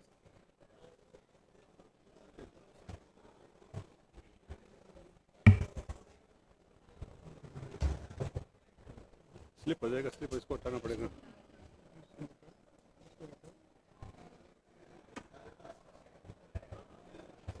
कमलेश वो कनेक्ट कर दो.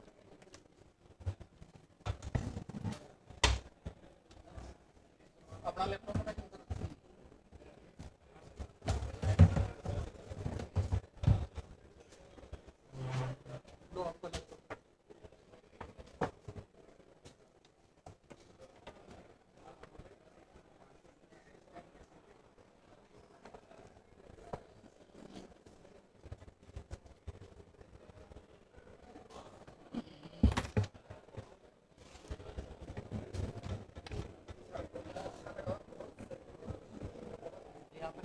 उसको ऐसे करना है.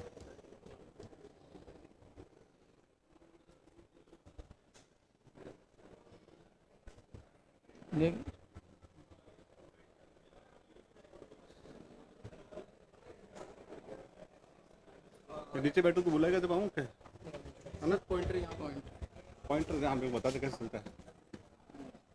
हाँ हाँ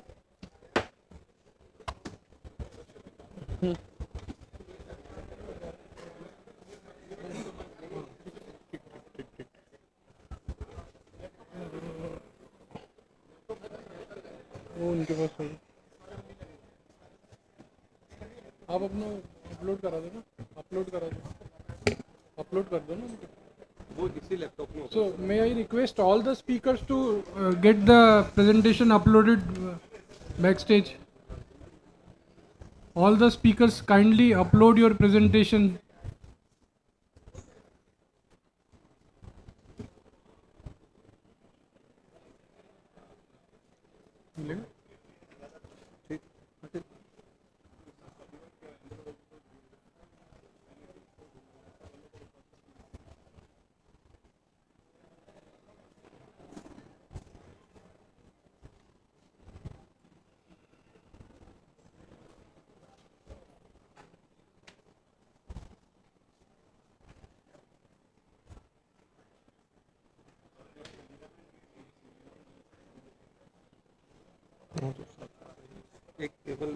So we start again.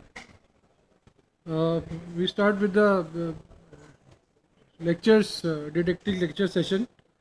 May I call upon Dr. Sharad Thanvi, Professor of Neurosurgery at MGM Hospital, Jaipur, to speak on anatomy of CV junction region. Thanvi sir. Good afternoon to all. Thank you, Dr. Asim Kataria, for giving me opportunity to present a paper here, CV junction anatomy. My topic is today the term CV junction refer to the occipital bone that surrounds the foramen magnum and the atlas and the axis vertebrae. The CV junction is the transition site इसमें आ नहीं रहा ना. Tech people आ नहीं रहा ना.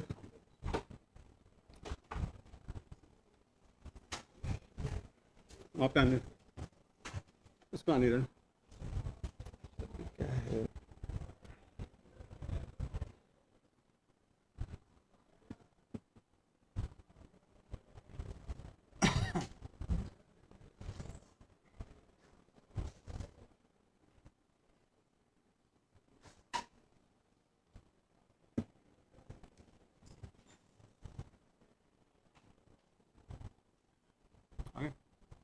नहीं वापस चल लगेगा यहाँ से चलेगा.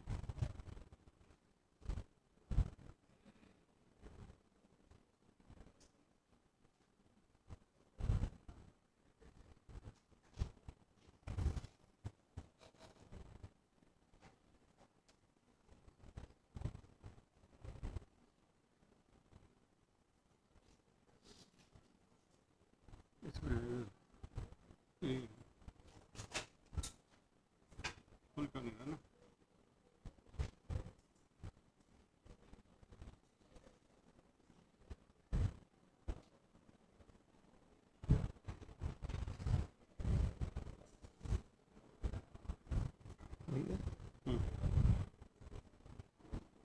उस पर कोऑर्डिनेट नहीं बैठा ना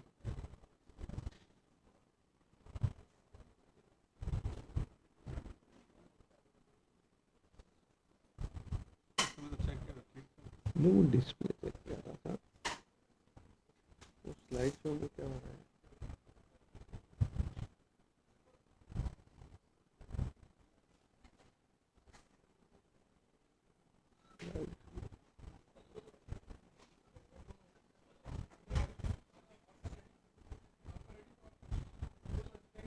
हाँ सर वो नेक्स्ट मूव नहीं हो रहा मूव नहीं हो रहा आप आ जाओ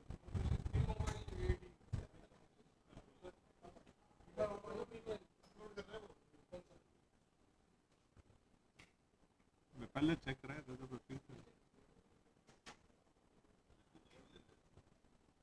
नहीं सर आपका सब चल रहा है वो आपके जो पीपीटी है ना ये ओपन करते ही प्रेजेंटर मोड में वहाँ पे करने आ रही है ना वहाँ पे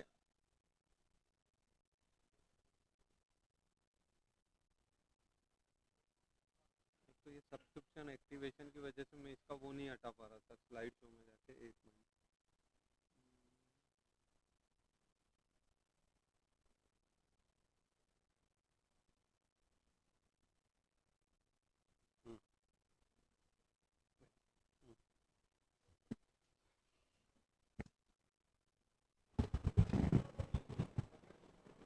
The term CV junction refer to the occipital bone that surrounds the foramen magnum and the atlas and the axis vertebrae. The CV junction is the transition site between the cranium and relatively rigid spinal column. It is also the site of medullospinal junction. It accounts for approximately 25% of the vertical height of the entire cervical spine. Let's talk about some history. The Michels in 1815 told about the manifestation of the occipital vertebra. In Bell's 1830, first described the spontaneous atlantoaxial dislocation. In 1886, Giacomin described the first case of congenital AAD. In 1912, Morris, Klippel and Flail coined the term Klippel-Flail syndrome. Chamberlain in 1937 described the basal invagination. Carl List in 1941 described the neurological syndrome accompanying the developmental anomalies of the occipital bone, atlas and axis vertebra. In 1960, Vardiak coined the congenital AAD. Greenberg in 1968 classified the atlantoaxial anomalies. In 1988, Professor Goel described about the placement of a screw at the occiput C1 and C2. And in 2014, Professor Atul Goel described about the Goel's classification of the atlantoaxial facetal dislocation. The embryology will be covered by my colleague. Now I skip about the embryology and then surgical anatomy. So what are the constituent of the CV junction? CV junction is, there is an osseous component of, and their articulation. In osseous component, there are three bones, occiput, atlas and axis. And there are two important joints, occipito-atlantal joint and atlantoaxial joint. These are the two joints, they are the main hallmark of this CV junction. And occipito-atlantal joint is the most stable joint. And atlantoaxial joint is the most mobile joint. Any deformity occur in this, more the mobile joint and more liable to cause this deformity and the disability. So we concern on the mainly on these two joints. And that second is ligamento-muscular element. Third is the neurovascular structure. The characteristic of CV junction is mobility at the cost of stability, constantly changing structure and kinematics, even in the postnatal period, and vital neurovascular structures. Then we start with the atlas. Atlas is named after the mythical giant who carried the earth on his shoulder. It has anterior and posterior arch and two lateral masses. They are made up of the column of the superior and inferior articular facet. They are placed in a vertical line. It has no body. Axis form the axis of rotation. Dance is the part of diverse body of the C1. It has bifid spinous process. Inferior facet is more posterior than the superior facet. That is, inferior facet is more posterior than the superior facet. Then are some external craniovertebral ligaments at the base of skull and upper cervical vertebra with ligaments. Ligament is also covered by my colleague, Dr. K.K. Bansal, but there are some few names: anterior atlanto-occipital membrane, capsule of the atlanto-occipital membrane, that mentioned in the diagram, posterior atlanto-occipital membrane, atlanto-axial ligament, and atlanto-longitudinal ligament. And on the posterior, in the second diagram, there is a posterior atlanto-occipital membrane, then capsule of the atlanto-occipital joint, and ligamentum flavum posteriorly, and the capsule of the lateral atlanto-occipital joint. The internal craniovertebral ligaments, there is a tectorial membrane, there is a deeper portion of the tectorial membrane, and posterior longitudinal ligament. And there is the alar ligament. Then the cruciform ligament that has three parts: superior longitudinal fascia, transverse ligament of atlas, and inferior longitudinal fascia, and deeper portion of the tectorial membrane. That is all covered in detail by my friend Dr. K.K. Bansal. Ligament. These are the functions of these are anterior longitudinal ligament that extend from the lower border of the anterior arch of C1 to the body of axis, and the anterior atlanto-occipital membrane that extend from the anterior edge of foramen magnum to anterior arch of C1. The anterior ligament tectorial membrane, that is the cephalic extension of the posterior longitudinal ligament, inserted into the processus basilaris 1 to 2 cm above the basion. Then the cruciate ligament, it has three components: occipito-transverse ligament that attached to the basion, and the inferior longitudinal band to the axis body, and true transverse ligament. The true transverse ligament, that is the strong horizontal portion, and maintain the position of dens in the sagittal and the craniocaudal direction. It articulates with the odontoid facet and insert laterally in the bony prominence in the inner aspect of the condyles. It is 8 mm in height and 2 to 3 mm thick in the midline. Then anterior ligaments is Barkow's ligament, that is on tip of dens to the anterolateral foramen magnum, and apical ligament is from tip of the dens to the middle part of the foramen magnum rib. And Gruber's ligament is transverse ligament to the tip of dens. Alar ligament, that is very strong ligament, it is 6 to 8 mm and extend from dens tip to the lateral part of the rim of the foramen magnum. Then muscles of the suboccipital region, the musculature of the back are arranged in a series of layers. There is a superficial group of muscles and deeper group of muscles. Only the deeper muscles are true back muscles, which are supplied by the dorsal rami of the spinal nerve. Superficial muscles are innervated by the ventral rami of the spinal nerve.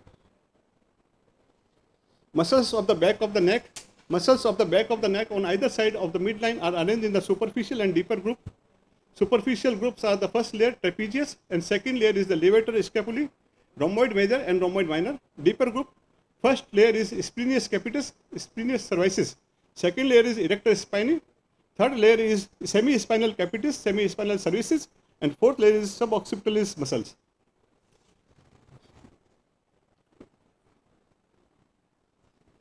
That is splenius capitis, splenius cervicis, and splenius mendae, that after removal of the trapezius, and erector spine muscle is spinalis longissimus iliocostalis.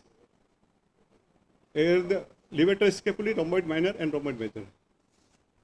Muscles of the suboccipital triangles, the rectus capitis posterior major, rectus capitis posterior minor, oblique capitis inferior, and oblique capitis superior. All these muscles are supplied by the dorsal rami of the C1 spinal nerve.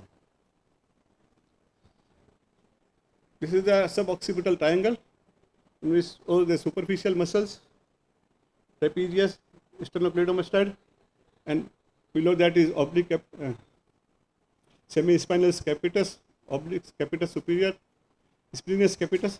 All these are the muscles of the suboccipital triangle. The blood supply is from the vertebral artery, carotid artery.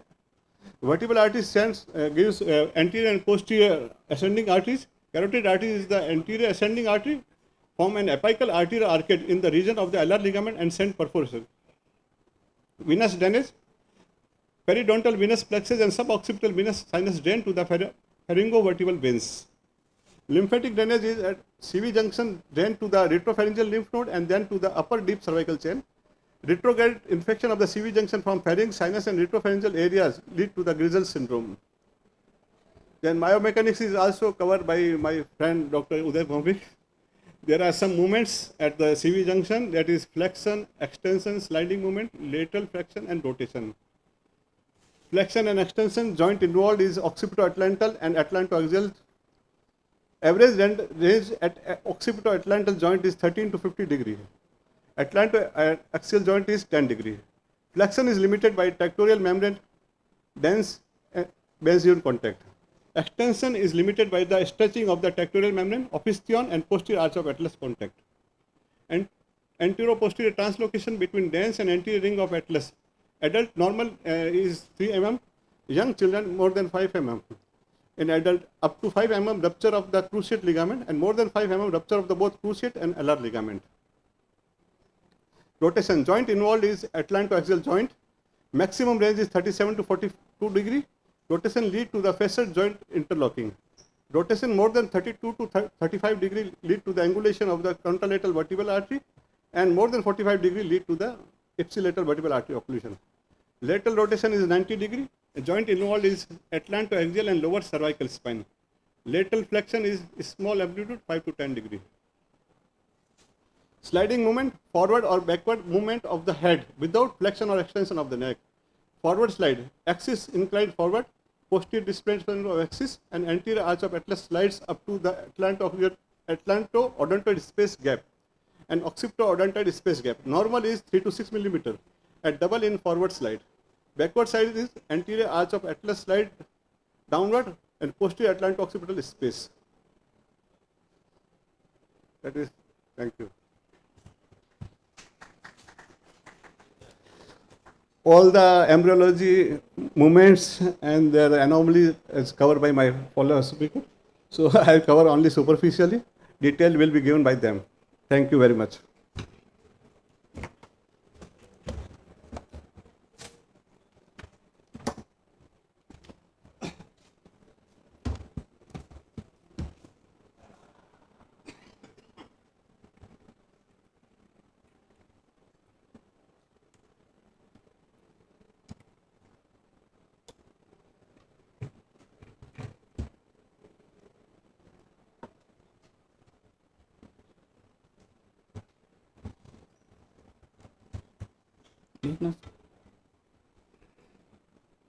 आगे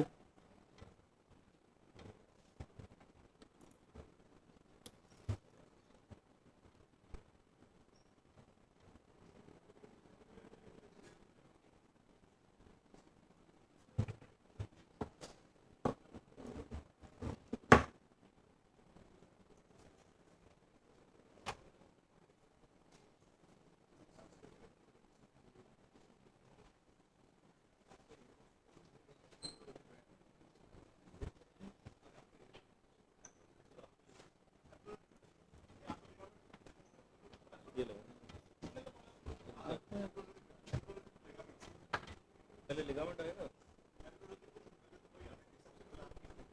अच्छा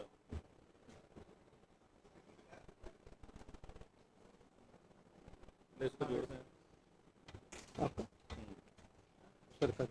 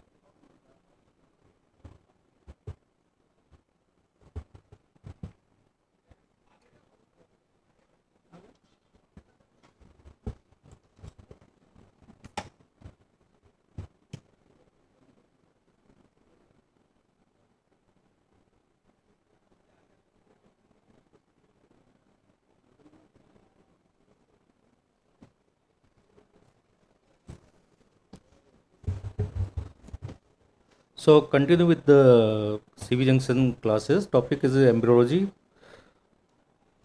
So embryology is boring for most of us, but it is essential to understand the anatomy of this complex region with having a various variation which leading to various kind of the diseases.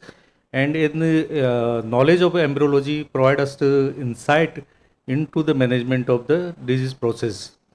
It's all started with the fertilization of ova with sperm, which lead to formation of the zygote with two nuclei, male and female nuclei, which divided and give rise to a 16 cells mass called morula, which look like a mulberry, and this morula lead to formation of the cyst and there is a peripheral lining wall and eccentric cell mass, which is a germ cell mass, and this germ cell mass, this is called germ cell mass, and this germ cell mass then differentiate and give rise to the bilaminar germinal disc, that is called embryonal disc, and this embryonal disc which lead to the further development into the three layers, which is called neurulation and development of the notochord and the somites. So somites, vertebral embryonic plate, the somites are the mesoderm which is arranged paraxially to the notochord, and it is extended posteriorly from the otic vesicle to the blastopore, and these somites are the boxes of cells, and total number of boxes are the 42 cells, 42 somites, and these somites further develop, which give rise to the vertebral body and the neural arches. Each start with this boxes of cells is round and with the columnar climb of the epithelium, and these are differentiated into two layer part. One is the dorsolateral part and one is the ventromedial part. This dorsolateral part then start migrating toward the ectoderm and give rise to the dermis and the muscles of axial muscles. Whereas the ventromedial mass, they lost the epicolumnar organization and they migrate toward the notochord and they start surrounding the notochord. This surrounding the notochord is called as axial sclerotomes, whereas the this mesenchymal tissue or mesodermal tissue, which are lateral to the neural tube and surrounding the neural tube, is the lateral sclerotomes, and these sclerotome of axial give rise to the vertebral body, whereas the lateral sclerotome give rise to the neural arches, that is the spinous process or lamina or and the transverse processes. So the somites not that easily can be understood this development. Each somite does not give rise to a single vertebra. Actually, what happened that adjacent somites, caudal and canal part, this caudal part and canal part, they are fused and give rise to a resegmented sclerotome. And each resegmented sclerotome has the axial part and the lateral part. This axial part has the dense part and the caudal part, which is the loose sclerotome. And similarly, the lateral mass is also dense and the loose part. And the top of the axial part, they arranged and give rise a dense tissue, which give further difference into the annulus fibrosis, and the remaining notochord in the axial is disappear, but here the notochord is remain. This notochord difference into the nuclear pulposus give rise to the intervertebral disc and the nuclear pulposus. Whereas this axial mass, then they give rise to future vertebra, and the dense part of the lateral part, which give rise to the pedicle and the lamina and the spinous processes. And the loose part, they differentiate into the peripheral nerves, that is spinal nerves roots, and this is the spinal nerve roots. And as we see that the lateral dense mass is the most part of the dense region, and they that's why the vertebral this pedicle is attached to the canal part of the vertebrae. What is much more that this spinal nerve is of this dermatome, which is passes above the neural arches, which is arises from the vertebral artery. So if there is a C1 nerve root which is passing through above the C1 sclerotomes, but as there is only 7 vertebrae, so the C8 nerve root will pass over below the C7 vertebra over the thoracic vertebra. Then four canonmost somites, which are the below the otic vesicle, these four occipital somites are called occipital somites, and these further develop into give rise to the basioccipital and clivus. First 3 occipital scrotum, that is occipital 1, 2, 3, they fuse and they does not have any intervertebral disc space or intervertebral tissues. So they give rise to a solid bony mass, that is the basioccipital and the clivus region.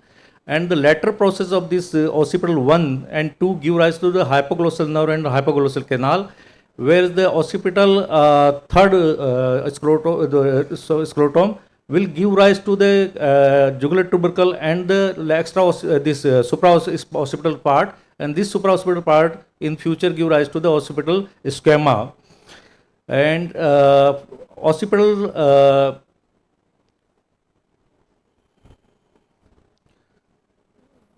so fourth part of the somites, caudal part, and the fifth part of the occipital somite, they fuse to give rise a pro-atlas part. This pro-atlas part has a unique characteristic. One, there is a ventral border. Ventral is cell body, which is a vertical kind of rod tissue, which is called as hypocaudal bow. This, and there is a axial mass. This is lateral mass. And the intervertebral, there is no intervertebral disc or tissue. The hypocaudal, this bow is differentiated into the clavar tubercle. The axial tissue is axial scrotum goes on to develop the bastion and the apical part of the dens. And the loose part of the dens is give rise to the part of the foramen magnum, that is the occipital condyles and the foramen magnum and opisthothon. The fifth part of the and the sixth part of the caudal and canine part give rise to the C1 scrotum, and these C1 scrotum's axial parts is further developed into and give rise to the this dense basal part, and the loose part of the C1 scrotum give rise to the lateral masses of the C1 and the posterior this arches. And this hypocaudal bow tissue, which is present only in these only 2 sclerotum, and rest remaining in the human's embryo, they disappear. So the C1 scrotums, the hypocaudal give rise to the anterior arch of the C1. And the sixth and seventh somites fuse to give rise to the C2 scrotum, and C2 scrotum axial tissue give rise to the body of the C2 and the neural arch, and the loose part give rise to the C2 nerve roots. So occipital part, which is this skull base occipital, basioccipital is formed basioccipital and the bastion. The basioccipital arise from the 4 occipital scrotum, these somites, and there are the 3 part of the occiput. One is the this basiocipitalis, and one is the extraoccipitalis, and third is the supraoccipitalis. The basiocipitalis is attached to the basispinodal, and the extraoccipitalis give rise to the this foramen magnum and odontoid, and the supraspinatus give rise to the occipital squamous part. There is a this CV junctions is between the 4th and the 5th somites, and this 4th and 5th somites, the line is maintained even after the resegmentation of the scrotums, which is the pass through the this bastion and the apical part of the dens, and the condyle and the C1 lateral masses. These are the which we have already discussed, the various part which are developed from the various somites. Now we come to the various anomalies, which most of the anomalies of the anatomy is because of the 4 process. Either it is a hyperplasia or hypoplasia of the primordium, or there is a disturbance of the resegmentation, or there is further failure of the midline integration of the primordium. To understand the various malformation of various anomalies, we must understood that these axial sclerotom, which are give rise to solid bone tissue which is supporting the CV junction, that is the basiocciput, the bastion, odontoid, and these called as center pillar. And there is a two ring, one is the foramen magnum ring and one is the C1 ring, and these rings are developed from the lateral part of the sclerotomes. And all the anomalies either at the basioccipitals or odontoid, or they are at the foramen magnum or the C1 sclerotomes. So we first going to discuss the disturbance of the axial component of the auxiliary sclerotom or proatlas and the C1, C2 sclerotums, or the anomalies of the center pillars. So first is the basiooccipital dysgenesis, which is mostly either the platybasia or the bifid bifid base occipitalis, and the basilar impression, or there is a basilar kyphosis. So bifid kyphos is basically the midline failure of the fusion of the basioccipitalis, and they may extend up to the basiospinodal or up to limited up to the bastion. And further, as all the ligaments are attached to this part, so this loosening of the ligament lead to the instability of this region, and may this odontoid may goes in front of the base. There are the various kinematic lines which are further going to discuss in the later tab on. Basilar impression, we are divided into three types. Either anterior basilar impression. The anterior basilar impression is due to the basioccipitalis anomalies, and this basioccipitalis anomalies either the flattening of the clivus and base, and or there is a shortening of the clivus which lead to the cranial migration of the this odontoaxial bones, or there is a posterior basilar impression. Posterior basilar impression is due to the involvement of the occipital condyles or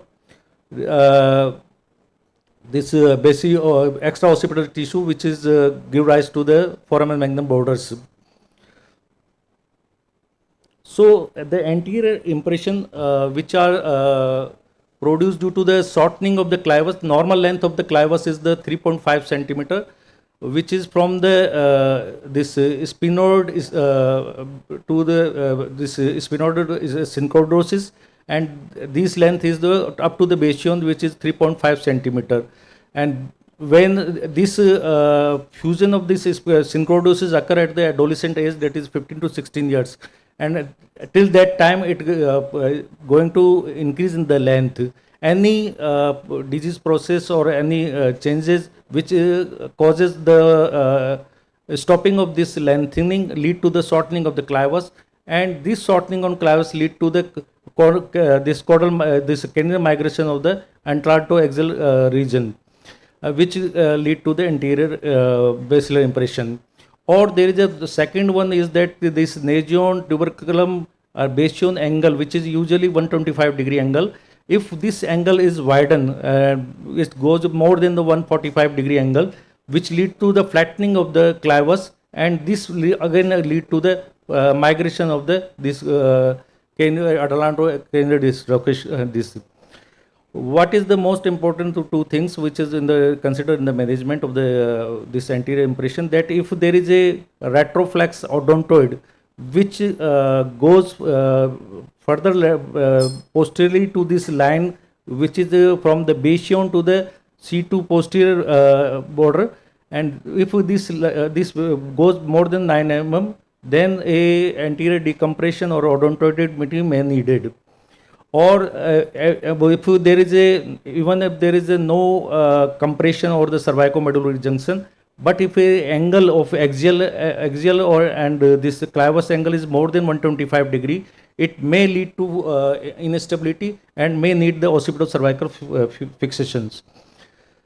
The posterior basilar impression is due to the either hyperplasia of this condyles or the lateral masses, agency of the lateral masses of the C1, and which lead to the for this officional migration into further into the foramen magnum, and this may cause the decreased space of the occipital box, and decreased space in the occipital box may lead to the herniation of the medulla and the cerebellar tissue, and these lead to the syringomyelia and the Arnold-Cherry malformations. In Arnold-Cherry malformation, there may be needed the posterior fixation, but Dr. Goel is never, they always recommended the C1, C2 fixation is the key to the management of this. Combined this facial impression where the anterior as well as the posterior migration, and these may need anterior posterior decompressions. Basilar impression may be type A or type B. In type A, if the this dense is cross the this McLean's line, or if there is a did not cross the McLean line, then the type B. This foramen magnum, which is the 33 centimeter diameter, if odontoid goes into this, may cause compression of cervicomedullary junction. So either we have to open the C1, C2 joint, give the spacer, and to bring down the odontoid further down, or if it is a type B, then only simple fixation may be needed. If there is a disturbance of the lateral component of the hypochondral bones or proatlas, these may lead to the proatlas anomalies. These proatlas give rise to formation of this occipital condyle or foramen magnum, and these may lead to the development of the various kind of anomalies, and the C1 scrotum anomalies which give rise to the base of the odontoid, and the posterior arch may give rise to further development. So in the proatlas, hypochondral bow, which give rise to the this claval tubercle of the clivus, and this hyperplasia of this proatlas, this proatlas hypochondrium give rise to the thickened bone which attaches to this claval tubercle, and they may so much thicken that they look like a condyle kind of tissue, and they may give a synovial kind of joint with the anterior arch, and this may cause as the third tertiary occipital condyle or the condylar tertius.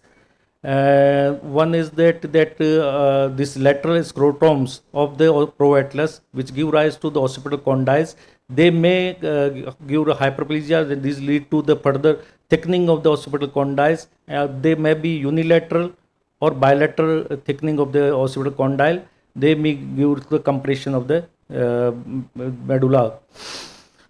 What is the in the embryology that there is a Hox kind of gene, and which decide the which occipital, which cervical scrotum going to be developed, and these gene may sometime they further shifted, the causes the shifting of the cervical scrotum through the occipital somite number 4. This lead to the C1 scrotum behave like a occipital somite, which lead to assimilation of the C1 with the foramen magnum and the this occipital condyles. So there is a lateral body. There are the three type of fusion. One is the zone 1, where the only anterior arch is fused with the foramen magnum, or the zone 2, where the lateral masses are fused with the this C1, and the third is the posterior arch which fused with the foramen magnum. The unfused occipital condyles sometimes behave like a this C1 scrotum. If the occipital somites behave like a C1 scrotum, they may give rise to a free bastion tissue just like a apical dense, and these lead to the instability and may need the fixations. In the C1 vertebra, which is developed from the 5th and the 6th somites and the proatlas, and they there is a two stage. One is the membranous stage and the ossification stage. The ossification center are the 3 one for each lateral masses and one for the anterior arch. And the midline posterior synchorodosis occur at the 3 to 4 years, and this paramedian synchorodosis occur at the 7 years. So there is a may defect in the congenital anterior arch. There may be anterior midline defect, or there is a paramedian defect, either one side or bilaterally midline. Mostly this anterior defect is associated with the posterior arch defect also. Congenital posterior arch defect are the 5 type. One is the midline posterior defect, or there is a paramedian defect, or bilateral paramedian defect, or there is a complete abscess of the posterior arch except the posterior tubercle, or there is a further the wall of the posterior arch is absent. The axis is developed by the membranous nerve. There is a cartilaginous development, then the ossification started at the age of the 4 month. There are the 3 centers which develop first for each for the neural arches, and the one for the basal part of the vertebra. Further, at the age of the 6 month, there is a further appearance of the 2 ossification center for the base of the odontoid. At the time of the birth, the lower synchorodosis between the base of the dens and the C2 vertebral body, this is fused at the time of the birth. And at the age of the 3 years, there is a paired 3-year ossification center developed for the tip of the odontoid, and these lead to the at the age of the adolescent full development of the axis vertebrae. The ossiculum terminalis is the persistence of the ossicular terminus, which is the persistence of the tip of the odontoid, which is developed from the odontoid, which failed to fuse with the base of the dens at the level of the upper synchorodosis, which is caused as a persistent ossicular terminally. Then os odontodium, where the this part of the base of the skull is failed to fuse with the vertebral body, and this is a kind of circular kind of bone tissue. They may or may not cause instability, may or may not lead the C1 C2 fixations. There is further is the complete agenesis of the odontoid, where the proatlas and as well as the tip of the odontoid is completely failed to develop, and this is usually 100% really unstable and may need further management and fixations. The os avis is the where the tip of the dens, which is developed from this proatlas, is failed to separate from the clivus, and this fuse with the clivus, and there is a persistence the bony mass, and the base of the skull is there, and there is a gap between the this. This is called as os avis, and it is usually stable. Then further is the bifid dens, as the 2 ossifical centers appear for the each dens, and these each dens remain separated by fail to fuse at the midline. Thank you. Thank you for listening. Any questions?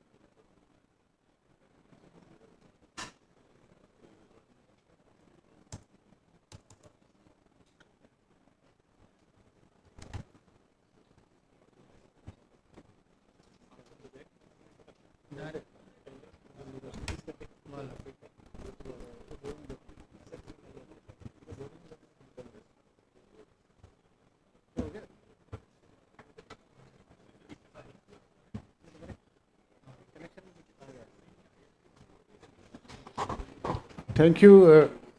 Good afternoon, and thank you, Rashim and all team SMS and good afternoon to my senior and teacher, Dr. Sanya Bihari, and Dr. Atul Goyal also. We have been trained in an institute where Dr. Jain used to do CV junction in that time, very early time, and at CV junction, not only the bones, the ligaments are also equally important. We cannot underestimate the importance of ligaments, because they tie all the bones together and keep them together. So the craniovertebral junction, as we all know, is a distinct osteoligamentous entity with the specific functional demands. So the understanding of this anatomy is of equally importance, because in pathology we get most of these congenital anomalies at this level, as Dr. Gandhi has already said about the amyrology, and then the other thing which is very difficult to treat is the CV junction trauma. So these bones are tied, as we have seen in these buildings everywhere, where they are making, like the bamboos are being tied with the ropes. So it is like ligaments are like the same, they keep the bones tied. So before going to the ligament, we should look at a little bit of the anatomy at this.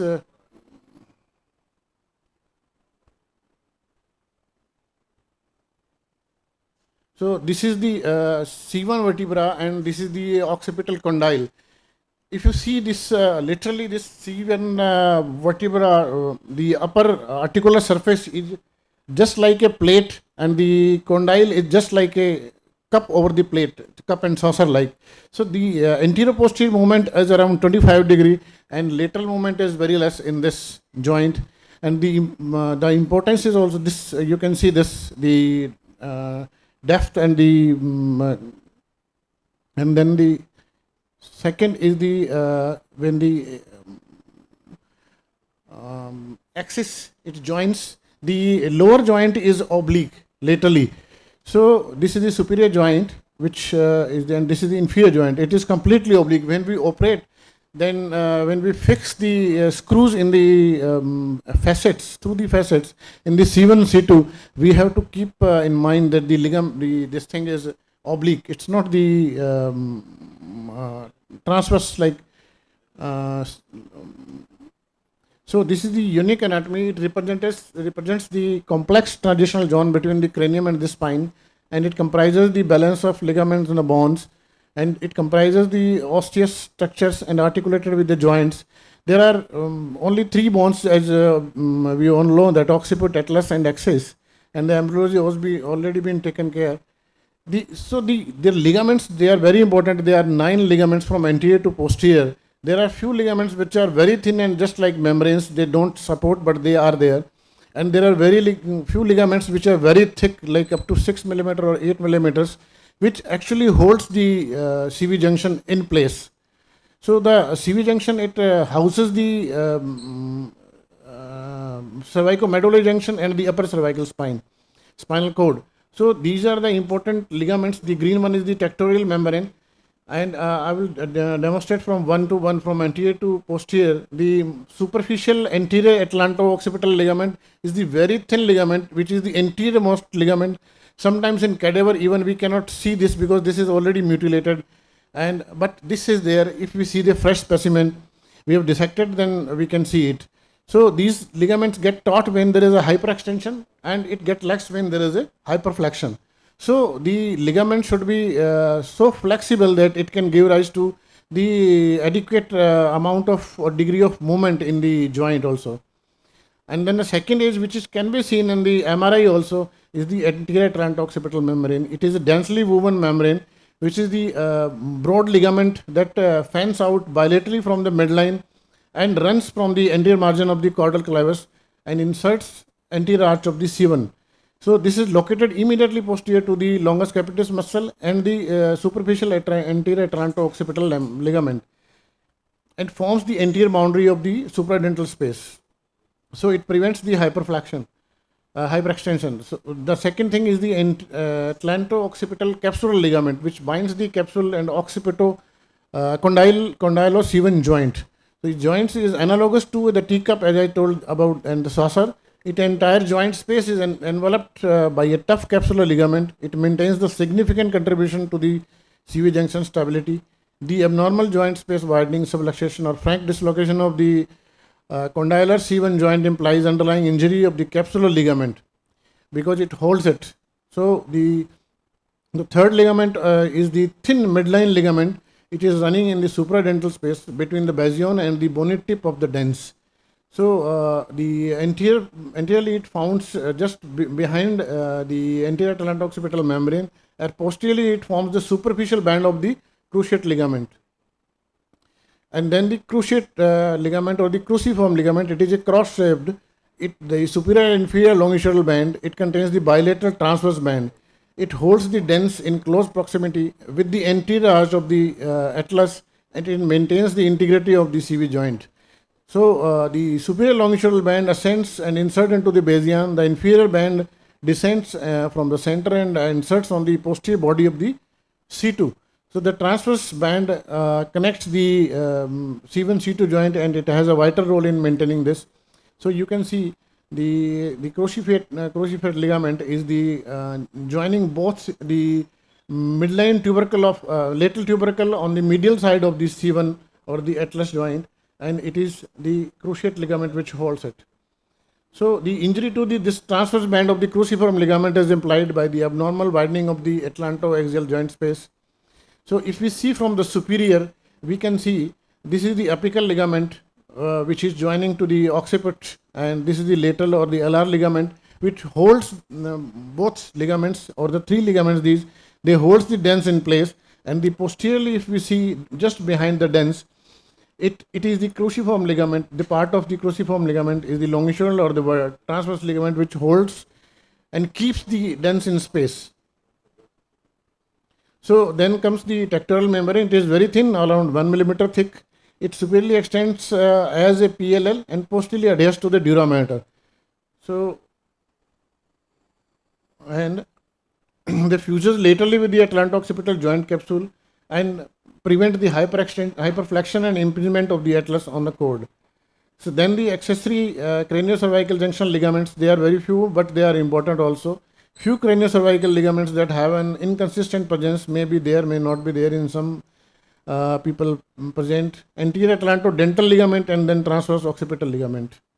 So this is the this is all about the ligaments. Although I took very small, but it's very short and very important. So I all welcome you all to the next after 1.5 months this conference about the neurotrauma, national neurotrauma. You all are welcome. Thank you.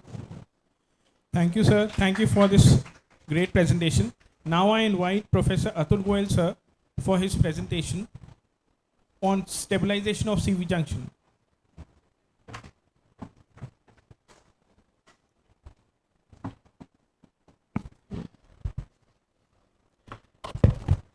So are you ready, my dear friends? Are you ready for a revolution? Yes? सब अपने mobile phone बंद करो पहले भाई साहब. जैसे when you start a flight ना they say tighten your seat belt, so everybody tighten your seat belt. So I will divide my presentation into two parts. In the afternoon, this session, I will talk on craniovertebral junction, and in the evening, I think I have to talk on spine, rest subaxial spine. I want to give you, my dear friends, अरे कहाँ जा रहा है भाई साहब, बैठ जा तू, हिल मत.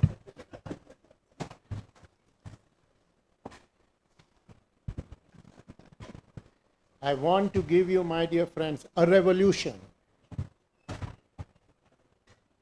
An absolute revolution in spine surgery. And I have given this lecture on several occasions.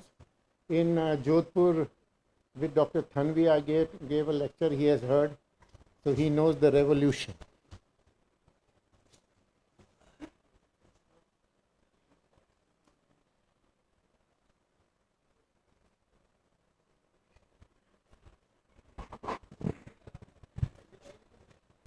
And when I say revolution, it is a very difficult word, you know, very aggressive word, very egoistic word, you know, looks like unnatural word. And it is not good word in regular discussion. You cannot talk revolution and all those nonsense. But with confidence and with pride, I want to present to you, mainly I see very, very young residents, a complete revolution. Complete. And I want you, after the lecture, this lecture number 1 and lecture number 2 in the evening, I want you to come in the evening to me and say, I don't think it is a revolution. Or you have the courage to say, yes, indeed, it is revolution, but little bit controversial. Okay? Are you ready for that? No? Evening mein dinner ke time you come. But this light is a little bit...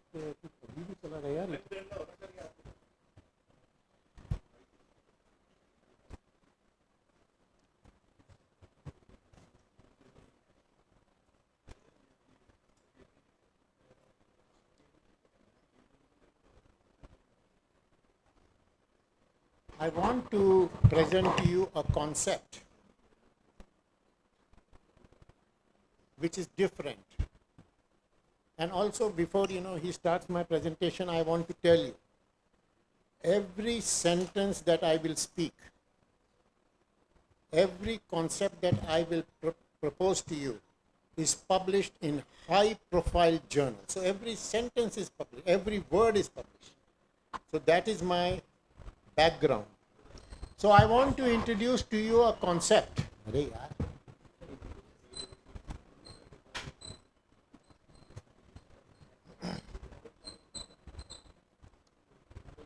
And young people, I want to say, you know what?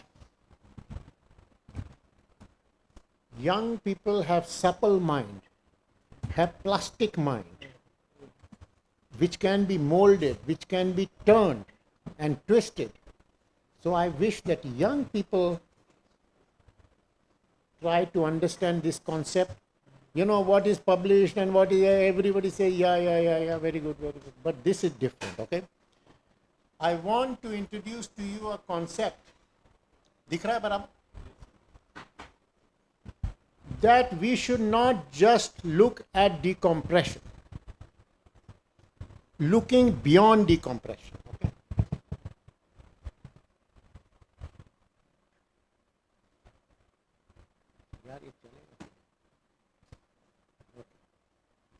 I want to introduce to you a concept that compression is not the issue. I want to introduce to you a concept that compression is never primary. Compression is always secondary to something else.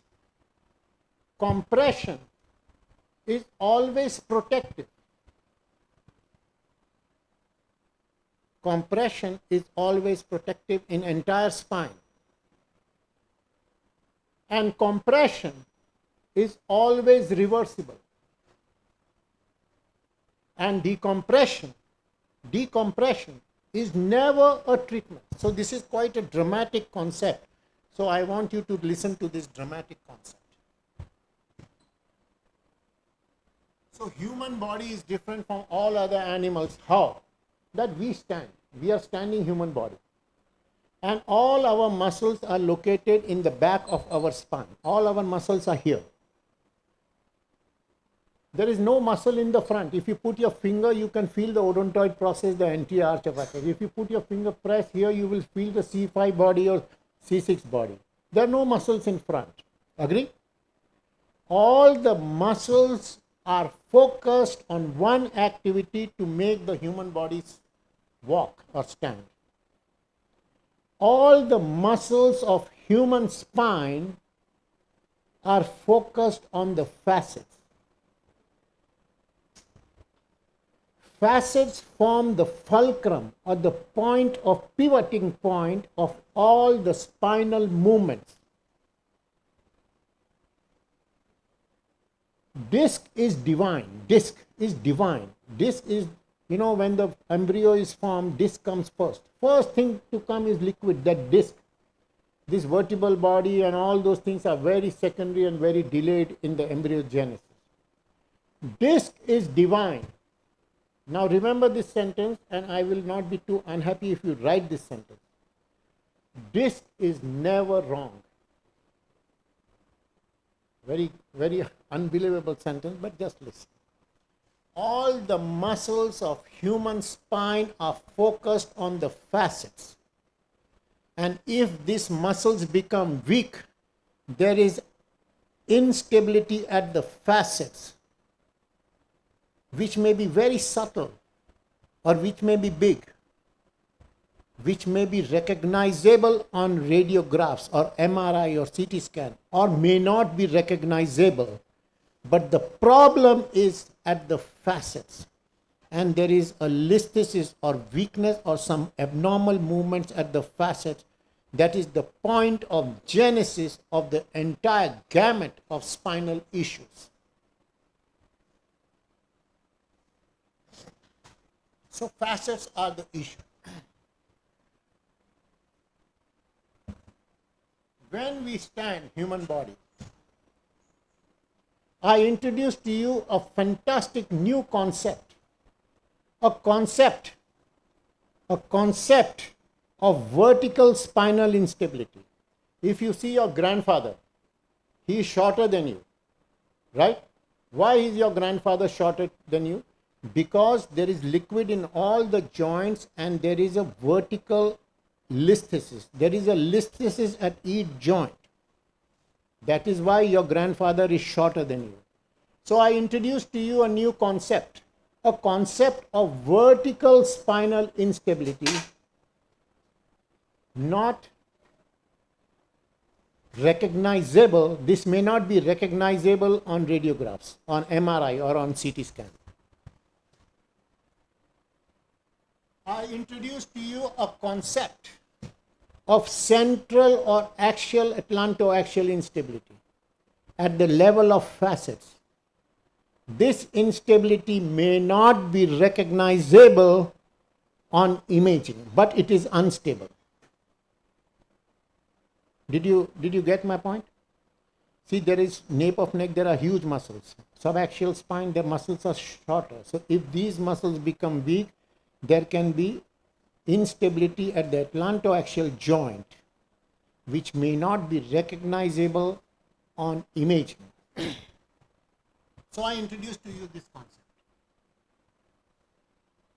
Just to go in the history, many of you are very, very young people.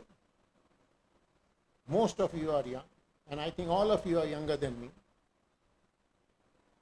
Basilar invagination, the whole world was treating by decompression. Transoral surgery was being done, or some people were doing foramen magnum decompression, the whole world, including myself. And we have several articles of my own on transoral surgery, and I have done demonstration surgery and all those things, surgery all over the country. Basilar invagination was considered to be a fixed anomaly, fixed. When the anomaly is fixed, decompression is the treatment. Agree? So decompression was the treatment. For the first time in literature, we introduce the concept that basilar invagination is unstable issue and stabilization is the treatment. Did you understand what I'm saying? For the first time in the literature, so this what we introduced in open the joint, distract the facet, realign the craniovertebral junction, realign. So this term realignment was introduced by us for the first time in this article. And also some articles at this time we said that there is nothing like irreducible dislocation. All so-called irreducible dislocations are unstable. They are reducible by manual manipulation. So this concept of manual manipulation we introduced in the year 2000, And many of you know that many people in the world have ultimately accepted this fact. And many people in the world are doing. I must also say many people have not yet accepted this fact, and particularly in US, many people are doing transoral decompression even today. For this problem. So this is basilar invagination. You can see basilar invagination, open the joint, distract the facet, and reduce the dislocation, that is one, and stabilize the joint. So this concept is complete revolution at that time. And I must also tell you, when I introduced this concept, many people had very difficult ideas because I was a younger boy at that time, 25 years younger than what I am. At that time, when I said that you can reduce basilar invagination, there is no need for transoral decompression, you do not know how much controversy I had created at that time. Sanjay, you probably know about that. So now we have got several hundred patients like this, several hundred. And if somebody tries to argue with me, no, I don't agree, I will just go to hell if you don't agree. In US recently, you must read my recent article in Journal of Neurosurgery where somebody had done endoscopic odontoidectomy and all. I said, what nonsense you are doing, you will never learn. Americans, difficult people to talk about. We have learned from, I'm not criticizing anybody, you remember. We have all learned from America, great country, but craniovertebral junction surgery, is the most and least developed in America today. So this kind of basilar invagination, open the joint, distract the facet, reduce, this concept was new at that time 20 years ago. And as I have mentioned, we have got several hundred patients like this. So in year 99, for the first time in literature, we introduced the concept that basilar invagination is listhesis of C1 over C2 facet, like lumbosacral listhesis. Lumbosacral listhesis, what happens? There is a listhesis. So we said, you treat basilar invagination like you treat lumbosacral listhesis. You see in that slide, you see there is C1 over C2 listhesis. You can see that? So this was the patient. There is basilar invagination, there is Chiari, there is syrinx. You see there is basilar invagination, there is assimilation of atlas. There is listhesis of C1 over C2. You see this? You realign.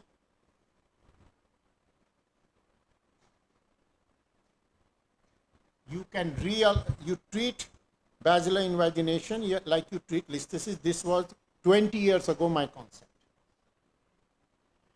I have no hesitation to say that these papers which we wrote has completely, in my eyes, removed transoral surgery from the history of neurosurgical books. You will be surprised, 20 years ago or 25 years ago, all conferences of neurosurgery, there was at least 2-hour session of how to do transoral surgery. This was the regular thing going on in neurosurgical conferences. Now you go to any conference, you don't hear about transoral surgery. So we take this credit that we remove transoral surgery from the history books of neurosurgery. Now I want to introduce to you another concept. See, there are two types of dislocation. One is acute dislocation, like you have a trauma, you car accident and all, there is acute dislocation. But there is another thing called chronic dislocation. Dislocation for 20 years, dislocation for 30 years. And there is very subtle movement. You know, some patients come with short neck, with torticollis, with various spinal abnormalities. They have subtle instability. Now you listen carefully and you read this title. When there is a subtle instability, there is a potential or manifest instability, there are several natural protective mechanisms that happen. Means nature tries to protect. Now what nature does is, if there is a chronic instability, nature makes the muscle short, the neck short, the torticollis, clipal file abnormality, C2-3 fusion, assimilation of atlas, platybasia, Chiari malformation, syringomyelia. So primary issue is atlantoaxial instability, and natural protective mechanisms are all secondary. All these secondary mechanisms have been labeled in the current literature as pathological, like Chiari malformation, it is a pathology. Syringomyelia is a pathology. Klippel file abnormality is a pathology. Platybasia is a pathology. Osodontoidium is a pathology. Bifid C1 is a pathology. Kyphoscoliosis is a pathology. What I propose is there is chronic instability. All these issues are secondary. All these issues are protective, and all these issues are reversible following atlantoaxial stabilization. So we introduce this concept of central or axial atlantoaxial instability. Now carefully see this slide. This is just a very small summary. Those who will be a little bit more interested, I will like them to go and read the literature. All these sentences are in published literature. Now carefully see this slide. This is facetal instability. The atlas is in front of axis. You see there is a listhesis. The atlantodental interval is increased. There is cord compression. There is listhesis. And there is stabilization is the treatment. This is agreed. The whole world agrees to it now. Now you see another one. See here the facet of atlas has dislocated behind the facet of axis. There is no atlantodental interval disturbance. There may not be any compression of the neural structures or dural structures. But this is clearly unstable. And any decompression for this is clearly a negative operation. Like you see this slide, this one. This is basilar invagination and all those things. The whole world today, whole world will do foramen magnum decompression for this. Today I can guarantee whole world will do. But what I am saying, this is clearly unstable and it needs atlantoaxial fixation. Did you understand what I am saying? Now you see this one. Here in this case, there is assimilation of atlas. There is platybasia. There is Chiari malformation. There is syringomyelia. Even when there is no facetal malalignment, presence of all these anomalies like platybasia, syringomyelia, Chiari malformation are all secondary. They are all naturally protective or adaptive, and they are all potentially reversible. Current literature says that all these are pathological entities. I am saying that they are pathological, not pathological. They are not anomalies. They are alterations. They are natural protective alterations. So the basis is chronic atlantoaxial instability. And if you read this, these are only few I have mentioned, like bifid arch, C2 fixation, Klippel file abnormality, platybasia, Chiari, syrinx, and all those things, short neck, short head, kyphoscoliosis. Kyphoscoliosis, I will talk about it. I hope I have some slides. Torticollis. All these things are secondary to chronic atlantoaxial instability if they are present in isolation or discretely or in combination. Like for instance, if Chiari is present with syringomyelia, or Chiari is present with basilar invagination, or basilar invagination is present without Chiari, or syringomyelia is present without any other problem. Short neck is present without any other issue. C2-3 fusion is present without any other issue. Assimilation of atlas is present without any other issue, and many other, more than 100 problems. They are secondary, they are protective, and they do not need decompression. They need stabilization of C1, C2, not any other joint. So basilar invagination, instability is the issue. There is no need for decompression. I introduced the term realignment for basilar invagination. Today I am telling you, there is of course if you can realign it is good, but instability is the issue and stabilization is the treatment. Realignment if you can get all right. Do not look at compression. Compression is not the cause of neurological symptoms. So we have got several articles on this subject with several hundred patients. I wish you can read it. So, basilar invagination, syringomyelia, Chiari malformation, whether they are present in isolation or whether they are present together in a cohort, they indicate one issue, and that issue is atlantoaxial instability. And the treatment is one, that treatment is atlantoaxial stabilization. So when I wrote this article in 2013, that atlantoaxial instability is the cause of atlantoaxial, read the title, this is Journal of Neurosurgery. Atlantoaxial instability is the cause of Chiari malformation. Chiari malformation is a secondary issue. It is a protective issue. It is a reversible issue. And atlantoaxial stabilization is the treatment. Many people have criticized me, they have talked about me, they have dumped me and all those things. But today, I have an experience of more than 550 cases on my mobile phone. And if you are enthusiastic enough, you come and I will show you more than 550 patient interviews I have got where I am asking the question, how is your hands? How is the tingling in your hands? How is the numbness in your hand? How is the power in your hand? How is the stiffness in your legs? How is your voice? How is your sleep? And my last question is, do you think you have got a new life after surgery? They have said yes, 550 on my phone. Okay? And if somebody starts arguing with me, no, I don't believe, I said, go to damn hell if you don't want to believe. Clearly, and a revolution in craniovertebral Chiari malformation is made and here to stay. So what you have to do, young residents or young neurosurgeons, you have to learn the art of atlantoaxial stabilization because it has got huge ramifications in our subject and we have the potential to give new life to our patients.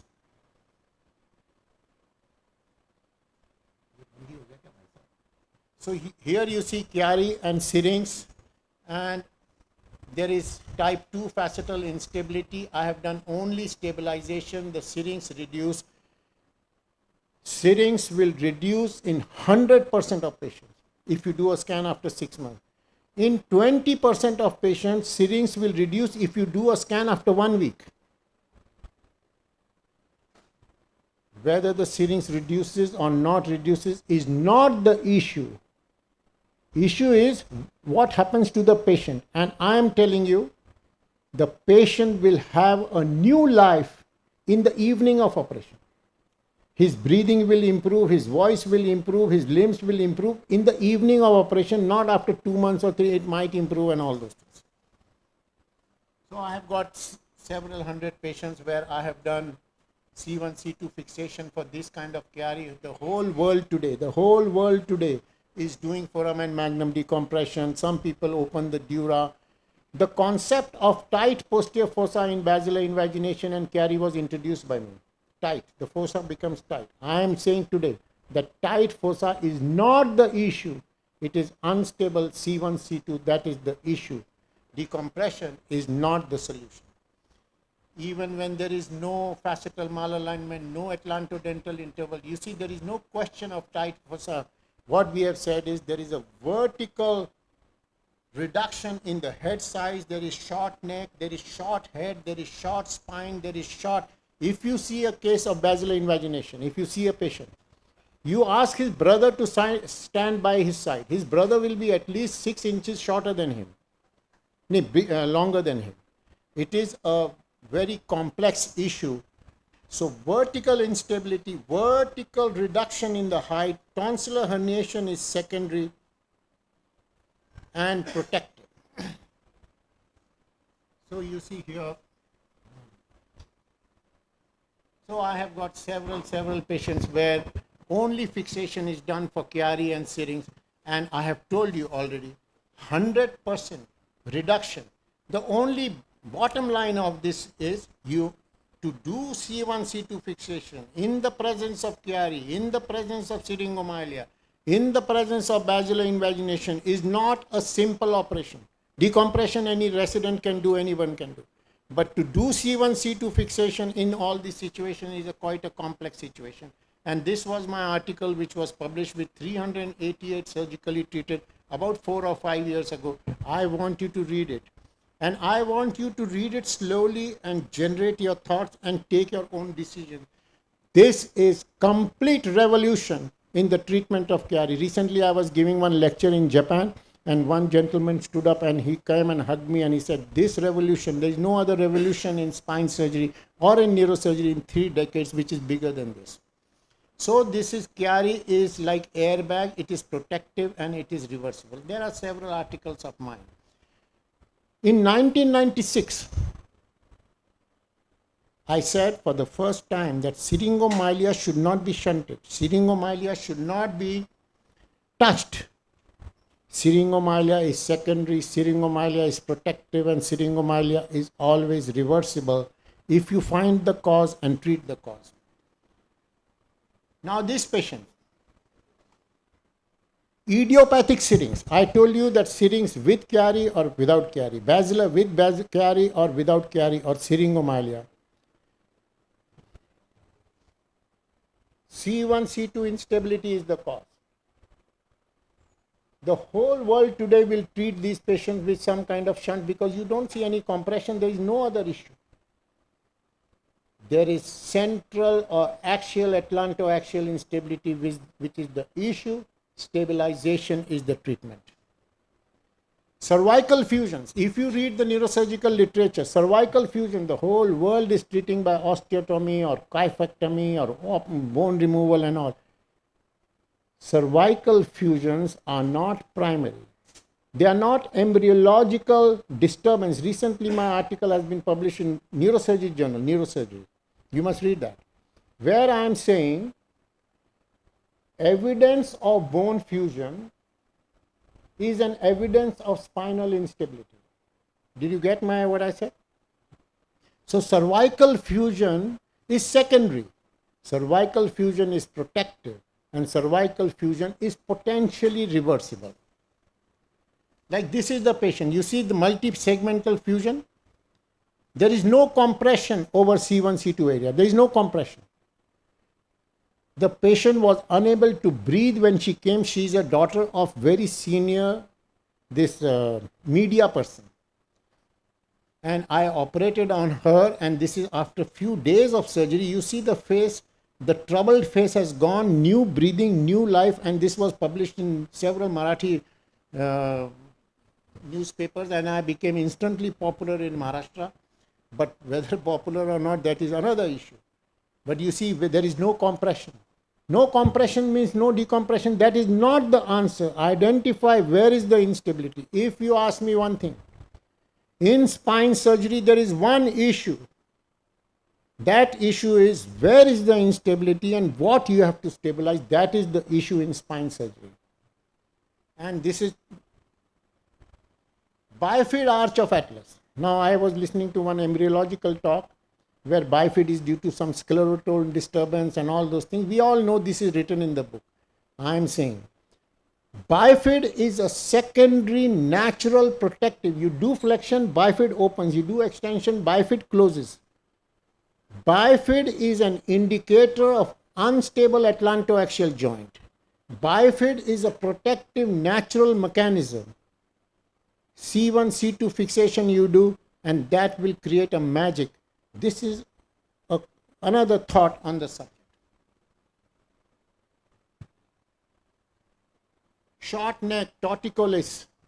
If you see a person with short neck, there is no need to examine him further. He has atlantoaxial instability. You ask the person, she will have certainly pain here. You do atlantoaxial fixation. There is no need to remove any bone. There is no need to drill any bone. You do C1, C2 fixation. In the evening, the neck will become long and the neck will become straight. And I have got hundreds of patients like this, hundreds of pictures. And most important is if there are hand symptoms, they will disappear. If there are leg symptoms, they will disappear.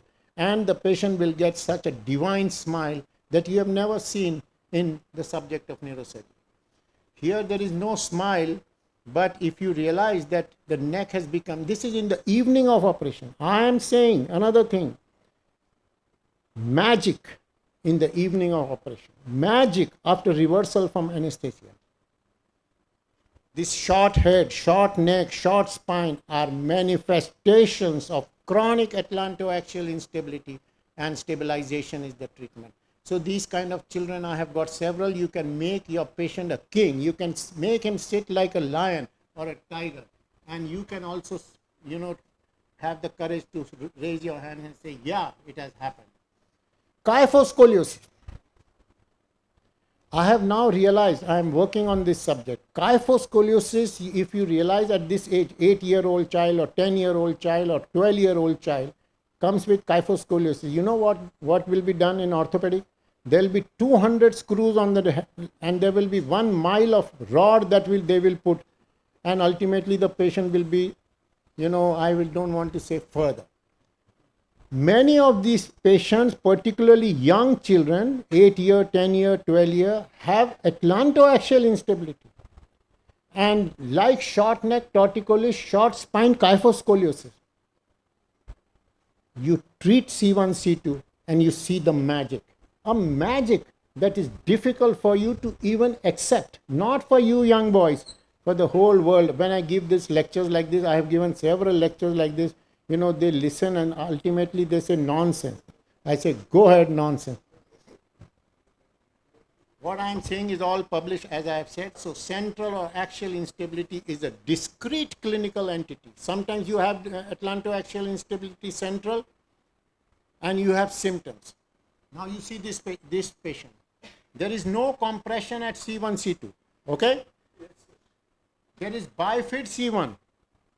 There is no need to think about it. You do C1 symptom, C2 fixation if there are corresponding symptoms. You see here in this patient, there is some syringomyelia. You see the syringomyelia? Even when there is no compression at C1, C2, you do C1, C2 fixation.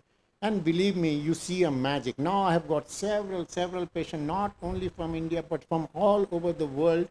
Recently, I operated on Vice President of Nigeria. Few years ago, I operated on President of Zambia. So I am so much convinced about what I am talking that I don't think that I am doing any wrong, and I have given new life to the Vice President of Zambia. And she's coming this month and to meet me again. Can foramen magnum decompression surgery become historical? Take it from me, my dear friends. Historical. Compression is not the issue. Decompression is never the treatment. Realignment, the term that we introduced in craniovertebral junction surgery, is not necessary. Stabilization is necessary. So this is part 1 of my lecture. Part 2, be ready to listen some new concepts in the evening just before lunch, and maybe if Rashim or somebody has a cup of nice drink for me, I will little bit jump and talk. So thank you very much, my dear.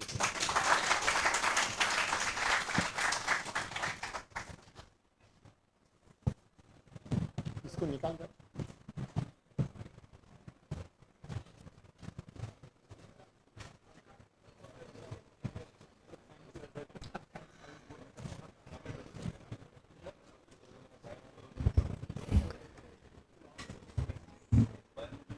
So thank you for such a powerful presentation, and your confidence in the words of your experience and your results show that I think you are right. And many of the residents who are learning will be convinced by you. Thank you, sir. I now invite Dr. Uday Bhomik, sir, for his presentation.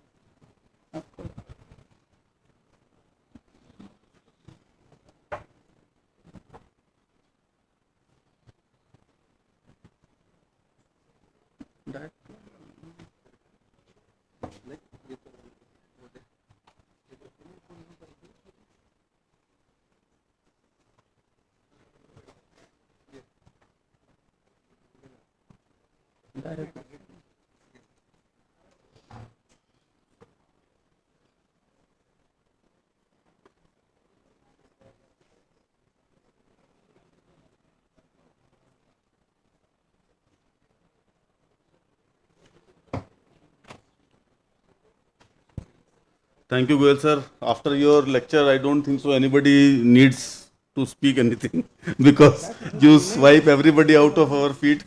You make the whole audience awake. Nobody is dozing now Sir, because we of your agree, sir. powerful deliberation, sir. We agree with you, sir. Yeah. So our presentation will go now very timid, though I will try to put my case.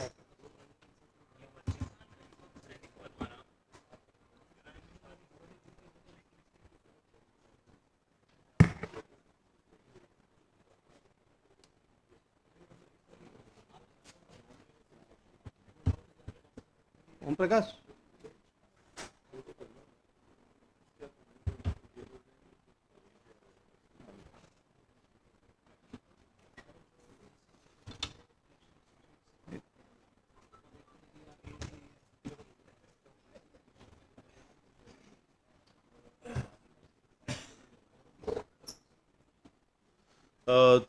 Thank you, all the organizing chairpersons, organizing secretary, Dr. Rashim especially, for giving me an opportunity to stand in front of this august audience and to deliver a topic of biomechanics on CV junction. And it's because of the, truly speaking, it's because of the inspiration that I received from Professor Atul Goel, that this is learn how to open the joints. It is one of his remarkable sentence, learn how to open the joints. And it keeps on intriguing in my minds always that this is the most versatile joint of the human body, most versatile mobile segment of the human body. No joint can be as strong, as versatile as this has been. So with that word, sir, Goel sir, I start this. So this CV junction, we have to understand about the three planes of the Cartesian planes. The joint has a as any joint, we can imagine it works on the principles of x-axis, y-axis, and z-axis. The x-axis is oriented laterally, the z-axis is oriented anteroposteriorly, and the y-axis is oriented cephalocaudally. The arrow indicates the vertebra in 6 degrees of freedom. That is, the vertebra is capable of translating or translating for or rotating along each of the 3 axes. So there are 2 types of major motions: the rotational or the angular motions, and the translation or the linear motions. In the rotational motion, there can be an axial rotation, the flexion and extension, and the lateral bending. And the translation motion, there can be subluxation and the sliding. Then there are 2 types of loads. The torque leads to the rotation, and the linear forces leads to the translation. The flexibility tests which are done in vitro, this applies to the application of loads in different axes at desired spinal region to analyze the deformation response in that region. So following the parameters are analyzed for load deformation response in the flexibility test, we apply the range of motion, the neutral zone, lax zone, and the stiff zone. And on drawing a load deformation curve, there is a torque versus angular deformation in OC1 in flexion and extension. This load deformation curves demonstrate how the range of motion, lax zone, stiff zone, and the neutral zone are flexibility coefficients are measured. So this cartoon showing the various joints which are happening at OC1 and C1 C2 joints.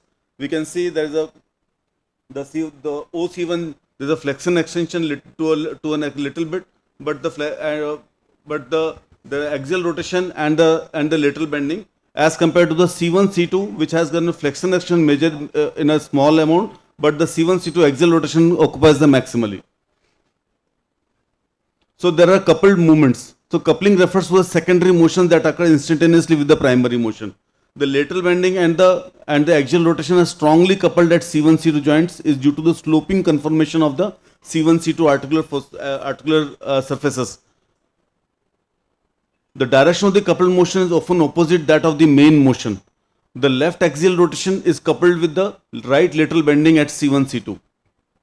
So the normal biomechanics in the CV junction plays an important role in overall motion of the cervical spine, accounting for 25% of the flexion and extension and up to 50% of the axial rotation of the neck.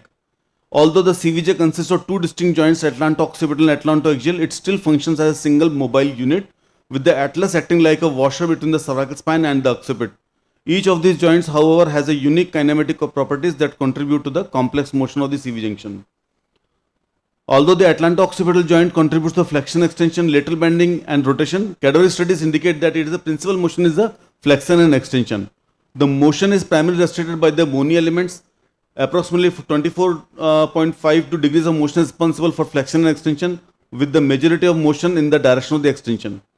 Flexion is ultimately restricted by the contact between the odontoid process and the occiput, while the extension may be limited by the tectorial membrane. However, some evidence suggests that the tectorial membrane is not involved in the limiting extension, but it may act to reduce the spinal cord compression by the odontoid process. Rotation and the lateral bending are both restricted by the bony articulation joints, the tight alar ligaments and the capsular ligaments, causing them to account for 2.5 to 7.2 and 3.5 to 5.5 degrees of motion in single direction respectively. In the horizontal plane, the instantaneous axis of rotation for the atlantoaxial joint is located at the anteromedial foramen magnum. So the atlantoaxial joints also contributes to the flexion, extension, lateral bending and rotation. However, its primary function has been demonstrated to be rotation. These motions are primarily restricted by the ligamentous elements. Rotation in C3 to C7 accounted for additional 15 degrees, while 4 degrees negative rotation in the atlanto-occipital joint accounted for in the remainder of the motion. So the odontoid process acts as a pivot or for the rotation, with the instantaneous axis of rotation located at the center of this process. The centrolateral alar ligament is pulled tight during rotation, limiting its motion. Thus, the right alar ligament limits the rotation to the left, and the left alar ligaments limit the rotation to the right. Capsular joint ligament also plays an important role in the limiting atlantoaxial rotation. The accessory atlantoaxial ligament also functions to check rotation. However, its contribution are of questionable significance in the presence of a functional alar ligaments. So, as few of my previous speakers have already enumerated in detail about the ligaments and the normal CVJ anatomy, I will quickly run my slides because it's short of the time about the CVJ ligaments.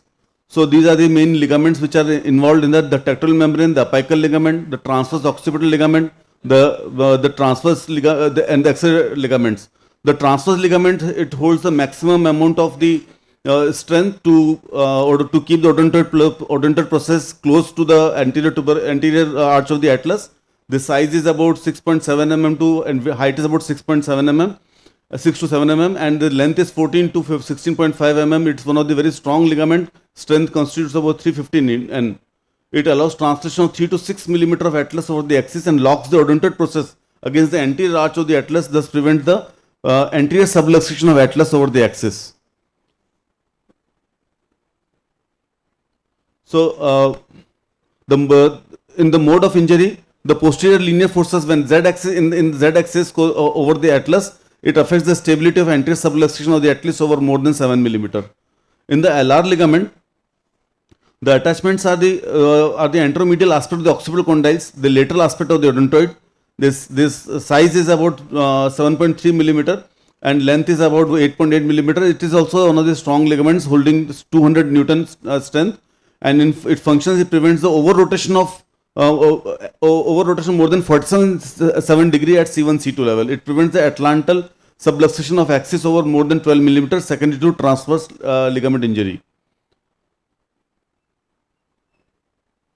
So in mode of the injury, the axial rotation of C1 C2 level more than 90 degree, posterior linear forces in Z axis over the atlas. It affects on stability by C1 C2 rotational instability and subsequent vertebral artery injury, and anterior subluxation of the atlas over the axis more than 12 mm. The transverse occipital ligament, it is attached to the inner aspect of the occipital condyles. It's located posterior and superior to the alar ligament and superior to the transverse ligament. Its size is about, in width it's 1.3 mm, height is about 3.4 mm and length is 19.4 mm. It prevents the posterior displacement of apical ossicles of the odontoid process. In addition, it stabilizes support during the axial rotation, flexion, lateral bending at atlantoaxial joint second to the alar ligament. The accessory atlantoaxial ligament, it's attached posterior aspect of the axis and posterior aspect of the atlantotubercle extends from the occipital condyles. So I will quickly run through all these slides because it has already been, there is no point in repetition.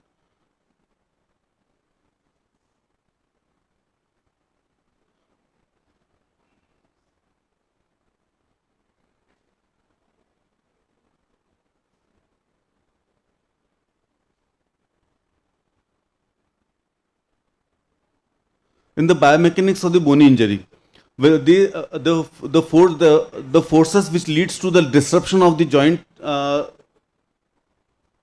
disruption of the joints. When in axial loading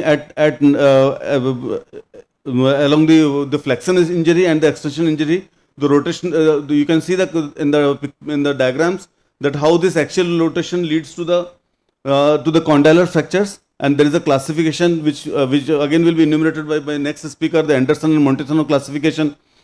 Then in the atlantoaxial dislocation also. Atlantoaxial dislocation. There are in the normal you can see in the type 1 there is anterior dislocation, in type 2 there is a longitudinal distraction, and type 3 there is a posterior displacement. In the atlantal fracture, in the Landel's and the Van Pettingham classification, in which there is a anterior arch fracture due to axial loading or the flexion, and the posterior arch fracture because of the axial loading and the extension. There can be burst fractures called a Jefferson fracture, where there is a 2-point fractures at the posterior tuber, and the anterior, both anterior and the posterior both get fractured because of the axial loading, and the lateral mass fracture because of the axial loading and the rotation. Then there are 3 types of odontoid fracture. This type 1 is a stable, type 2 and type 3 unstable fracture. In type 1 there is avulsion of the tip, whereas in type 2 fracture there is a fracture at the base of the dents, which we see in most commonly cases, and fracture at the junction of the odontoid and the body of the C2. So this is how the type 1, type 2 and type 3 on the basis of the injury has been described. In the hangman's fracture there is the Levine's and the Edwards classification. Where there is a pars intra-articularis fracture, this leads to the type 1, type 2 and type 3 and 2A and 3 type of fractures, which are basically because of the motor vehicular accidents. Thank you, sir. Thanks for all the opportunities. And this is a special picture I want to. Okay. Thank you.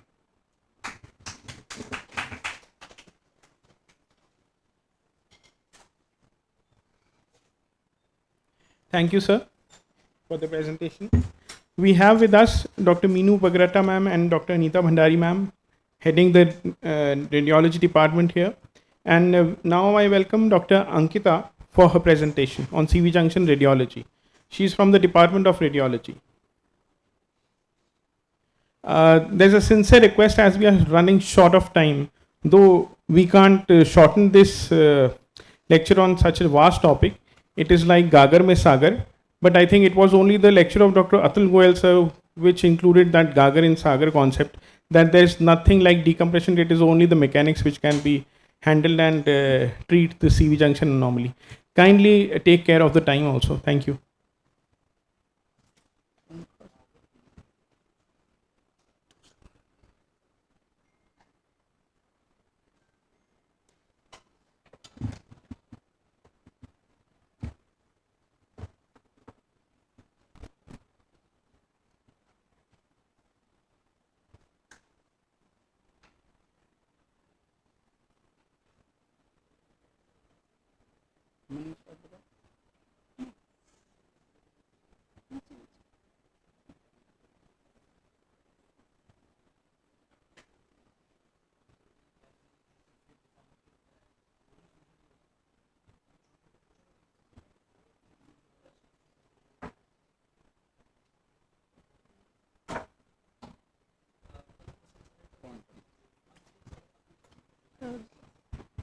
Good afternoon, everyone. Thank you so much to the neurosurgery department for having me. It's an honor to be here. So I'll be talking about radiology of craniovertebral junction. So a quick overview. So I'll talk about the cervical spine imaging clinical decision rule, the imaging modalities which can be used to image the craniovertebral junction, the osteoligamentous anatomy on CT and MR of craniovertebral junction, and how to reduce the metal artifacts of implants in MRI of the post-op cases, and finally a few differences between the adult and pediatric CVJ. So starting with when do we need to image the cervical spine or the craniovertebral junction, because we do not want to irradiate the patients unless we have to. So we have a certain set of criteria that we can follow, and they can guide us to whether we want to image these patients further or not. So we have the Canadian C-spine rule and the nexus criteria in adults, and in pediatric patients we have similar criteria, that is the PCAN findings or the Pediatric Emergency Care Applied Research Network findings. So the basis of all these criteria is that if a patient is having a persistent midline posterior spinal tenderness or neck pain, and if there is a history of high-risk mechanism injury, patient is intoxicated, is encephalopathic, or has focal neurological deficit, we certainly need to image this patients further with CT, MR, or an X-ray. So starting with what are the modalities that we can use to image a craniovertebral junction. So we have the plain films, CT and MR, and we all know that. What is important is the dynamic imaging which can be done in all the three modalities. So it is very important because the craniometrical parameters actually, as well as the visualization of facet joints, it can change significantly according to the patient's position of the neck.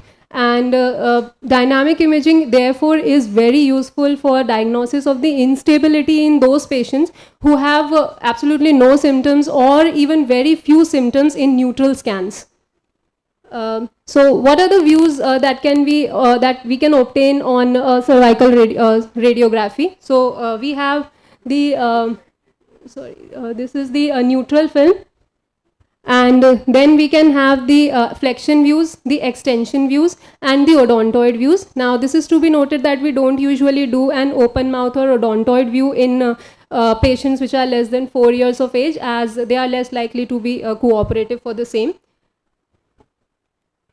So I want to draw your special attention to the presence of this prevertebral swelling in lateral cervical spine X-ray, because this is most likely to be missed, as when we do not see any occult, any fracture in the cervical spine, but because of the presence of these occult fractures, we have the hematoma formation, and this can lead to presence of prevertebral swelling. And the maximum allowable thickness that we assume in nasopharyngeal space or the retropharyngeal space is namely 10 mm or 5 to 7 mm respectively, and any presence of this prevertebral swelling is actually an indication to image these patients further with a CT or MR. So let us begin with the cross-sectional anatomy of craniovertebral junction on a CT and MR. So starting with the bony landmarks which we need to know on sagittal bone window CT image and sagittal T2 weighted MR image. From most anteriorly we have the nascion, then in the region of sella we have the tuberculum sellae, then the dorsum sellae, and inferior to this is the clivus, and this one here it is the tip of the clivus, and in the here marked is the tip of the dens, and we can very well see over here the sorry, it's not working. All right. So this is the tip of the dens, and this is the body of the dens. This is the odontoid process. This is the anterior arch of atlas over here, and then the posterior arch of atlas. And here we can see is the ophistium, and this bone over here is the hard palate, which can also be seen on an MR image. And this marked here is the posterior most edge of the hard palate, and we need all these craniometric findings in our measurements actually.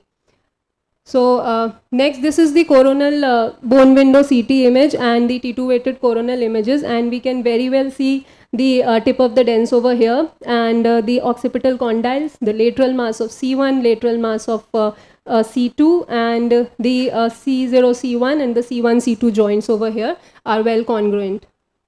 In this parasagittal image, we can also see the presence of this C0, C1 joint, which is in the form of cup and saucer shape. Okay, so this is all about the bony landmarks. Coming to the ligamentous anatomy evaluation on CT and MR, basically MR slices. So we all know that we have the major ligamentous stabilizers and the minor stabilizers. So the major stabilizers include the atlanto-occipital joint or capsular ligament, the LR ligament, tectorial membrane and the transverse atlantal ligament. And the minor ligaments are anterior and posterior atlanto-occipital membrane complex, the apical ligament, superior band of the cruciform ligament, and few accessory ligaments which are rarely, they may be seen on an MR image or may not be seen actually. So the best sequence to actually image the ligaments on an MR is a T2 weighted or a PD weighted sequence, and the ligaments appear nice and black on these images.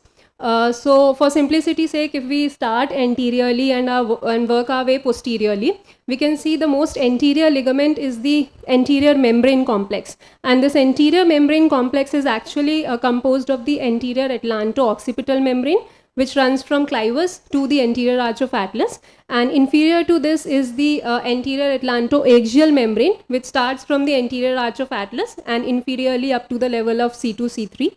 And this inferiorly continues in form of anterior longitudinal ligament.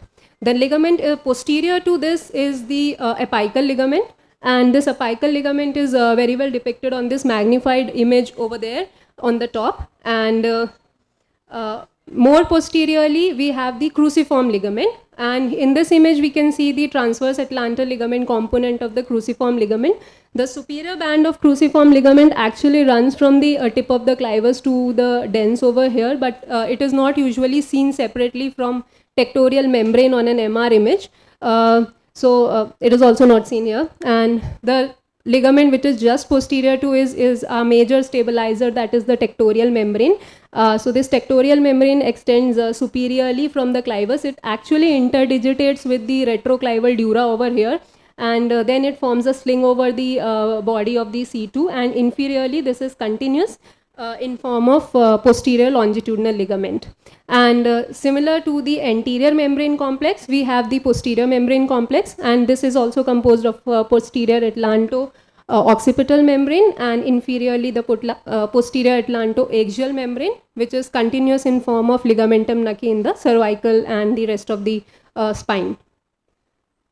So if we remove the tectorial membrane posteriorly, we can get a very good shot at the cruciform ligament and the LR ligaments. So this over here in this coronal image or T2 weighted image, we can see the superior band of the cruciform ligament, the inferior band of the cruciform ligament, and the transverse atlantal ligament. Now this transverse atlantal ligament can also be very well seen in this axial T2 weighted image running between the medial tubercles of C1. And we can also see the LR ligaments over here running from the tip of dens to the occipital condyles. So when do we call a ligament is torn on an MR image? So we have two criteria. First, there should be a focal disruption of a ligament on a T2 weighted or stir image. And second, there should be an increased signal on T2 or stir images within the ligament. And both these two criteria needs to be fulfilled to call a ligament as torn. This is an example where we can see that the transverse atlantal ligament over here is very well intact, while here in this case we can see on the right side that there is increased T2 signal within the ligament, which is suggestive of a torn transverse atlantal ligament. Another injury which can easily be missed on a CT actually is tectorial membrane stripping injury. So we should always look at this retroclival area on a CT image. This is usually hypo-attenuating, but if there is presence of any hyper-attenuating component in this retroclival region, we should be suspicious of any hematoma in this region and get an MR done. And we can very well see here that the tectorial membrane over here is stripped away from the clivus, and there is presence of this retroclival epidural hematoma in this region, and this can also be seen on this axial T2 image. We should also see the supradental space on the CT. It is also hypo-attenuating on CT images because it's composed of fat mainly and apical ligament and some venous plexuses. So normally in T1 and T2 weighted image, it should appear hyper intense, and sometimes owing to the presence of venous plexus, this area can also appear hyper intense on stir images, though it's a fat suppression sequence. So in cases of injury, we can see that this attenuation is replaced by hyper-attenuating component, which is suggestive of hematoma. And on MR, subsequently, we can see that there is hypo or iso intensity in this region, and on T1, and on T2 there is hyperintensity. So this suggests that there is presence of hematoma in this region, and the anterior membrane complex, that is the ligamentous injury, is the cause of this hematoma. So few words regarding, this was all about the ligamentous anatomy we have, and a few words considering how to reduce metal artifacts in MR of post-op cases with implants. So we can do certain changes with our machines, with our sequences, that can help us to reduce these metal artifacts. So what we can do is we can use a lower field strength, use a 1.5 Tesla machine rather than using a 3 Tesla machine. And we can, with our slices, we can increase the bandwidth during our slice selection. We can increase the matrix size, that is use a 512 by 512 matrix rather than using a 284 or 350 matrix, and get a thinner slices acquired, get a stir image rather than acquiring a FAT-SAT, that is a frequency selective fat suppression image, and maintain good signal to noise ratio by increasing the number of excitations. This is what we can do, and obtain a spin echo image rather than using a gradient echo image in an MR. So different vendors provides with different name sequences for reduction of the metal artifacts. So in GE machine, they have the Maverick sequences and the Maverick SL sequences. Similarly, Siemens provides with the CMAX sequences. So in these images, these are the Maverick images. We can very well see that there is suboptimal visualization of the spinal cord because of the presence of susceptibility artifacts, as there are presence of implants in this. But in this Maverick sequence, the visualization of spinal cord syrinx is very much improved because of the suppression of the susceptibility artifacts in this image. Finally, a few differences between the pediatric CVJ and adult CVJ on a CT and MR. So pediatric patients, we all know that they have disproportionately larger head, and they have weaker muscles and smaller canals. So they are more likely to injure their cord. So also, owing to their immature supportive structures, there are several abnormal as well as normal findings that we come across on cervical or CVJ spine imaging. So they have these shallow articulations of C0, C1, and also their facet joints are horizontally oriented as compared to those in the older children or adults, where their articulations are deeper and the facet joints are almost vertically oriented. And owing to their ligamentous laxity, their values of craniometric parameters are also different in children. So the anterior atlantodental interval is acceptable up to 5 mm in children, and also the distance between the C1, C2 over here is acceptable up to 1.5 times that of normal in pediatric patients. Another abnormality that can only be detected on an MR is Saivora. We all know it, that it's a spinal cord injury without any radiographic abnormality, and if a patient has persistent myelopathic symptoms, but we do not see absolutely anything on a plain X-ray or a CT, we should get an MR done, and we can very well see the cord edema in this patient on an MR, and not absolutely nothing on plain or CT films. So the normal variants and fracture mimics have already been discussed by my previous speakers. I just want to reiterate that how can we differentiate these developmental variants from a fracture. So the things which we can look for is the presence of asymmetric widening or displacement of the synchondrosis. We can see that in a child, the synchondrosis on the right side over here is displaced, as well as it's abnormally widened compared to that on the left side, which is normal. Also, we should look at any soft tissue swelling, because in a developmental anomaly, which is usually a chronic problem, we don't get a soft tissue swelling. But in acute fractures, we'll obviously have a soft tissue swelling, which we can very well see on this plain X-ray. So this was all about radiology from my side.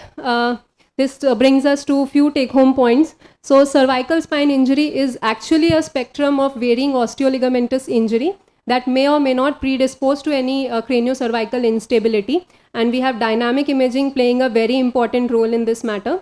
And children are not mini adults, so we should know our anatomy as well as variations very well, and we should recognize the role of CT and MR, which are very different for the imaging CVJ trauma patient. CT is very important for evaluation of joint spaces, any avulsions, fractures or hematomas, while MR is much better for any direct ligamentous injury inspection. These are my references. Thank you so much. Thank you, Dr. Ankita. Thank you for a very crisp and to the point presentation. I now invite Dr. Manish Agarwal, sir, for his presentation.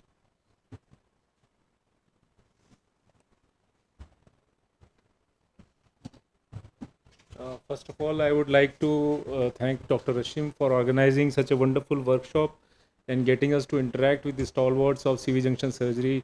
Professor Sanjay Bihari is here, Dr. Atul Goyal, Dr. Praveen Salunke, and since Dr. Ankita has given such a crisp and nice radiological presentation, Rashim asked me to speak something on the abnormal radiology. And so I would just give a very brief neurosurgeon's perspective of abnormal radiology.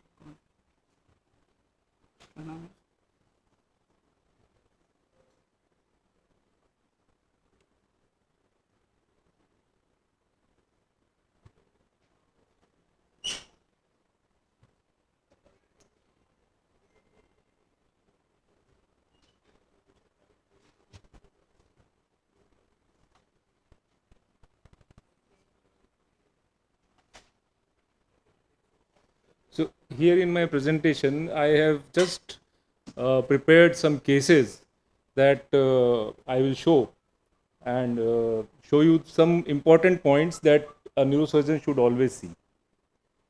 So we have gone through the embryology, we have gone through the development of the occiput, we have gone through the development of the atlas, the axis. So now we straight away go to case 1, where I am going to show the os odontodium, the dynamic instability of C1, C2, C2-3 fusioning, and buckling of the ligament with myelomalacia. So this is how this is a linear diagram showing the neutral flexion and extension views, how we see the compression on the cord and the movement in a dynamic CT scan. So now when we see the neutral view here, as I have marked here, can I have the pointer please? So here you see the os odontodium marked here, and in this we can see that we can see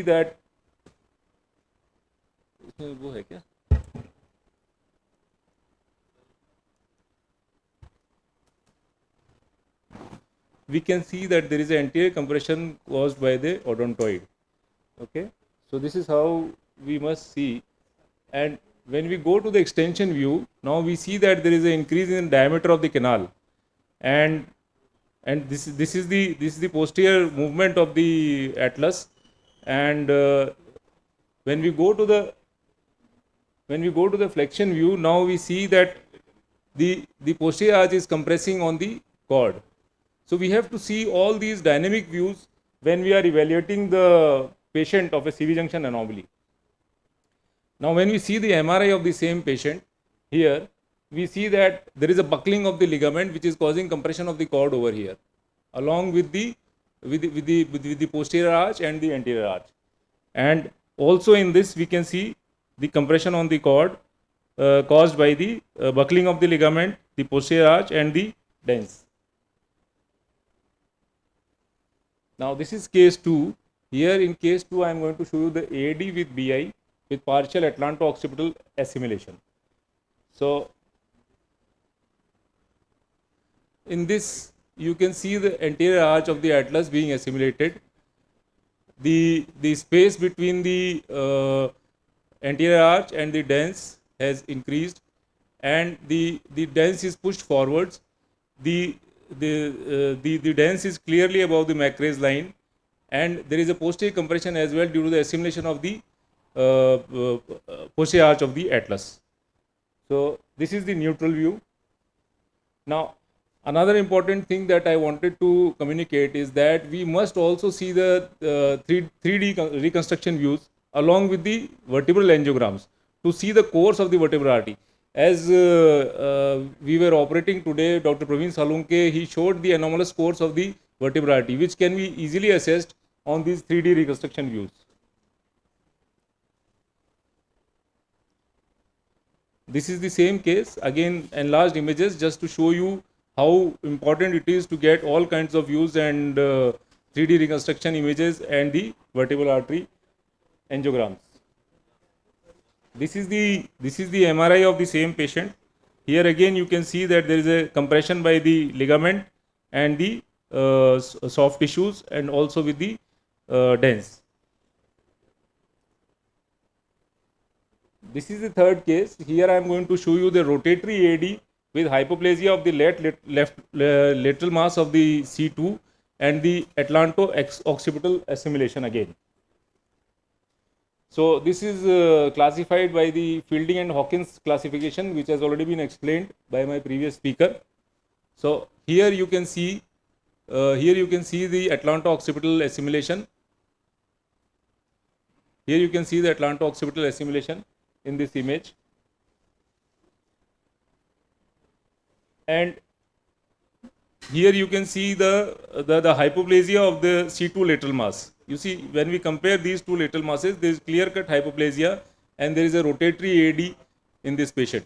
So again, I want to stress upon the fact that we must get all kinds of images, whether axial, whether sagittal, whether coronal sections, vertebral angiograms and 3D reconstruction views to assess the correct abnormality. So this is the 3D reconstruction view of the same patient. Again, here you can clearly see that there is a hypoplasia of the C2 lateral mass and the assimilation of the C1. And this is the vertebral angiogram of the patient along with the 3D reconstruction view. So this is the rotatory AD with atlanto-occipital assimilation, hypoplasia of the left lateral mass of C2.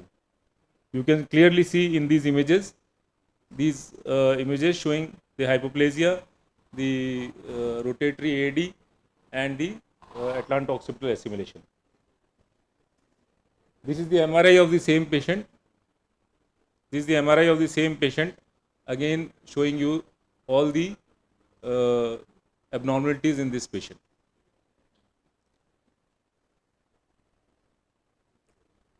So these are the axial views. Here you can again see that there is a compression on the cord being caused by the rotatory AD and the ligamentous thickening.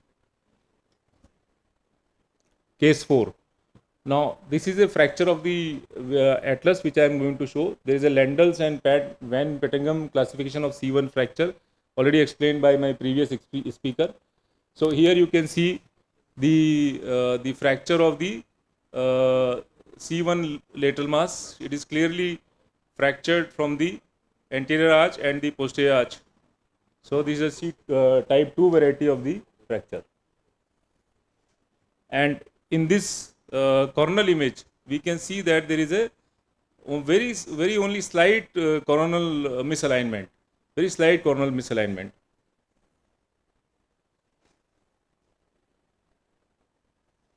Now we go to the next case. This is a type 2 C2 fracture with dynamic AD on flexion and extension. This is the Anderson and D. Alonso classification and Grau modification of C2 fracture, already explained by a previous speaker. So I will not go into the detail. Here we can see that there is a fracture of the dens and there is a coronal shift of the lateral mass. There is a rotation and there is a shift. So this is an extension view of the same patient. Here we can clearly see that there is a slippage of the facets. There is slippage of the facets. There is compression on the cord due to the fractured fragment. This is a flexion view of the same patient. You can clearly see the atlas shifting anteriorly. There is a posterior compression of this, and then again the slippage of the facet here. This is the MRI of the same patient. Again, you can see the compression on the cord. The next case consists of type 3 fracture with C2-3 dislocation.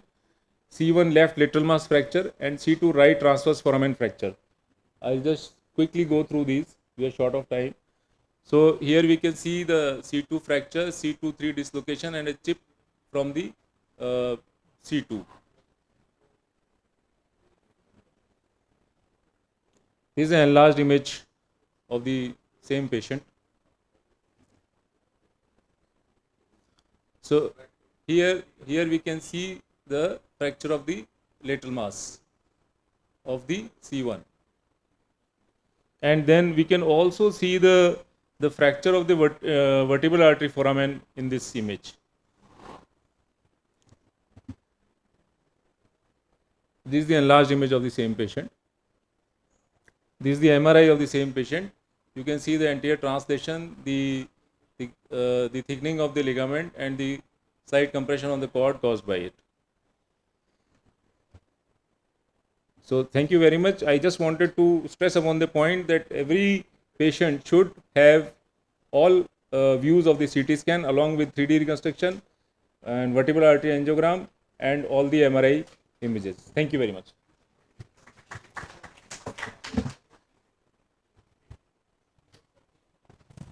Thank you, sir. Thank you for giving this presentation in detail. Now I invite Dr. Sanjay Bihari, sir, for the much awaited and the academic presentation. We and all the residents remember the very nice lectures which sir has taken in this seminar hall also.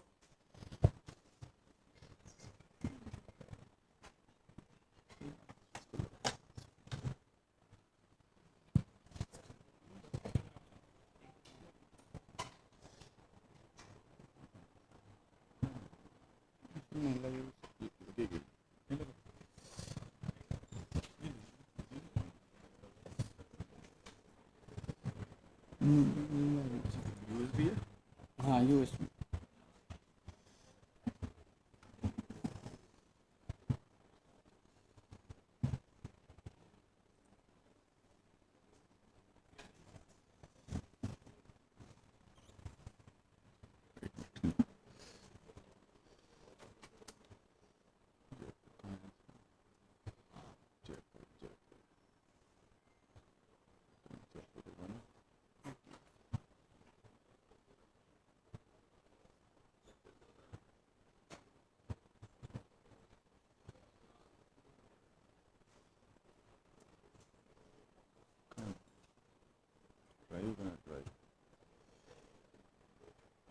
Drive.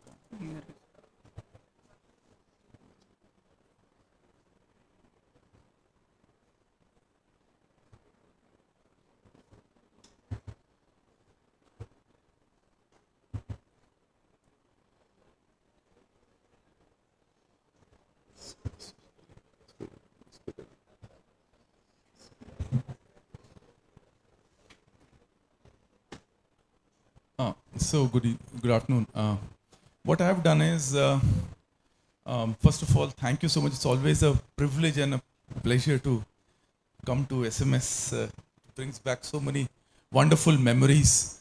What I have done is, over the last 30 years, I have collected a lot of images of complications that really happened in my previous institute.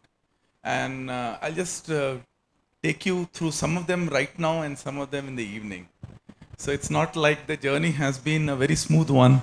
So out of nearly 1,000 cases of CV junctions which we have done over 30 years, some of the complications and how to avoid them. So one important point which I'd like to tell all of you is that there is this continuous emphasis on a simple C1, C2 fixation for every case. I completely agree with it because biomechanically, a C1, C2 fixation is always better because the long arm of an occipito-cervical fusion often may cause, and there is an asymmetrical occipital squama. So this may cause this to come out. So there is a long arm, but you must remember one small thing. Rather than initially trying to look at the joints, go there, if there is a lot of paravertebral bleeding, if the Praveen is going to talk about the various arteries and how they will come to the posterior aspect.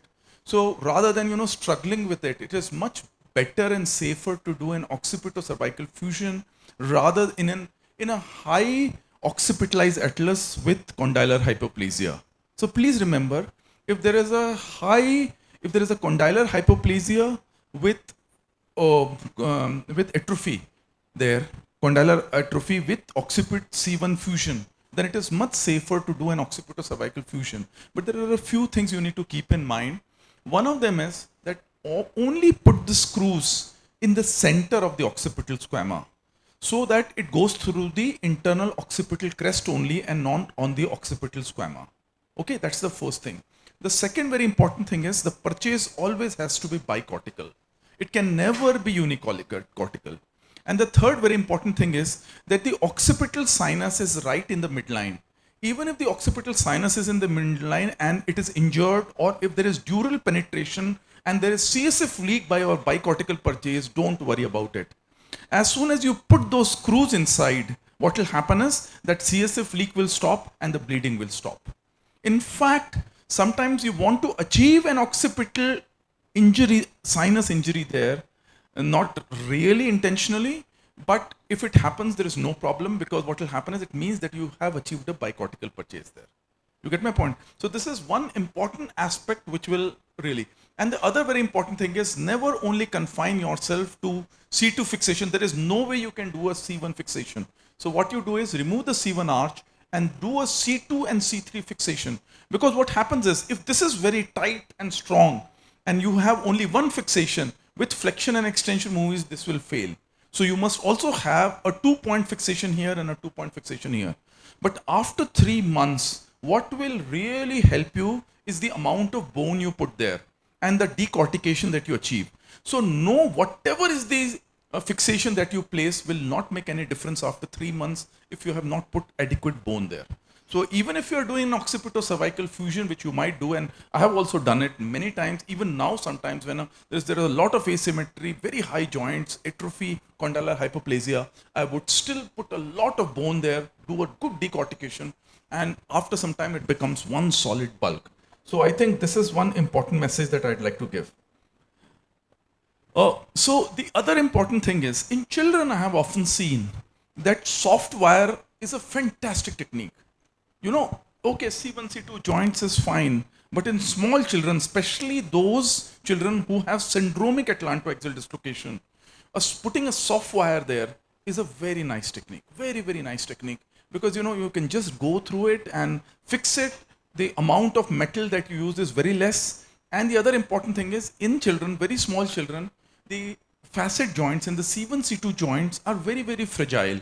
So sometimes they get fractured. And the screw which you have is usually 3 mm in size, which may be sometimes too large for children. And what happens is that the bulb of the screw often hits each other. So getting a distraction done in children is also very difficult. So soft wire often works, but there is one thing you need to really take into account. If this is in dislocated position and the distance between the C1 arch and the C2 is very long, okay? When you put this wire, there is a looping into the cord. So before you start placing the wire, what you have to really take care is that this is always in reduced position. If required, do a C-arm study, and with a C-arm study, ensure that even if you don't have a C-arm, it's not a problem. All you have to do is to place the child in a small extended position, so that C1 comes close to C2 before you place the wire. And another very simple way of dealing with it is, when you're passing the wire, if there is difficulty in passing the wire, that means your joint is still in a dislocated position and you cannot pass the wire. So this is a very simple way. Don't struggle with it. Just extend the head a little and push the C2 spinous process a little forwards, and certainly the wire will pass easily. Do you understand? Because what is happening is that the C2 is posteriorly.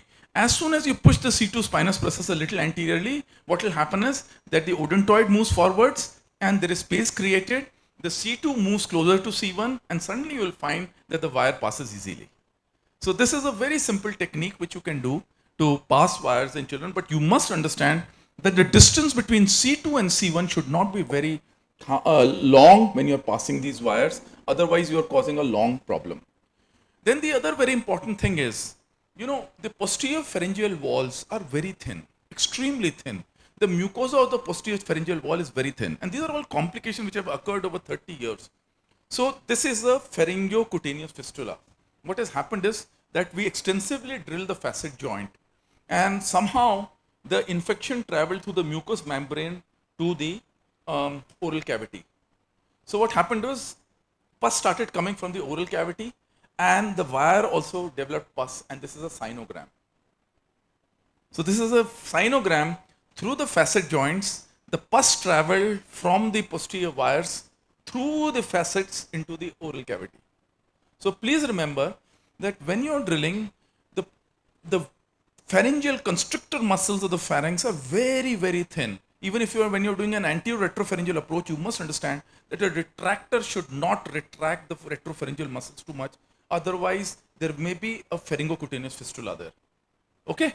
So even when you're drilling the joints, you must be very careful that too much of medial movement of a cutting drill may actually, even once it injures the pharyngeal muscles, then there will be a pharyngocutaneous fistula which will communicate with the foreign body, which is your wires that you place or whatever construct you have placed there.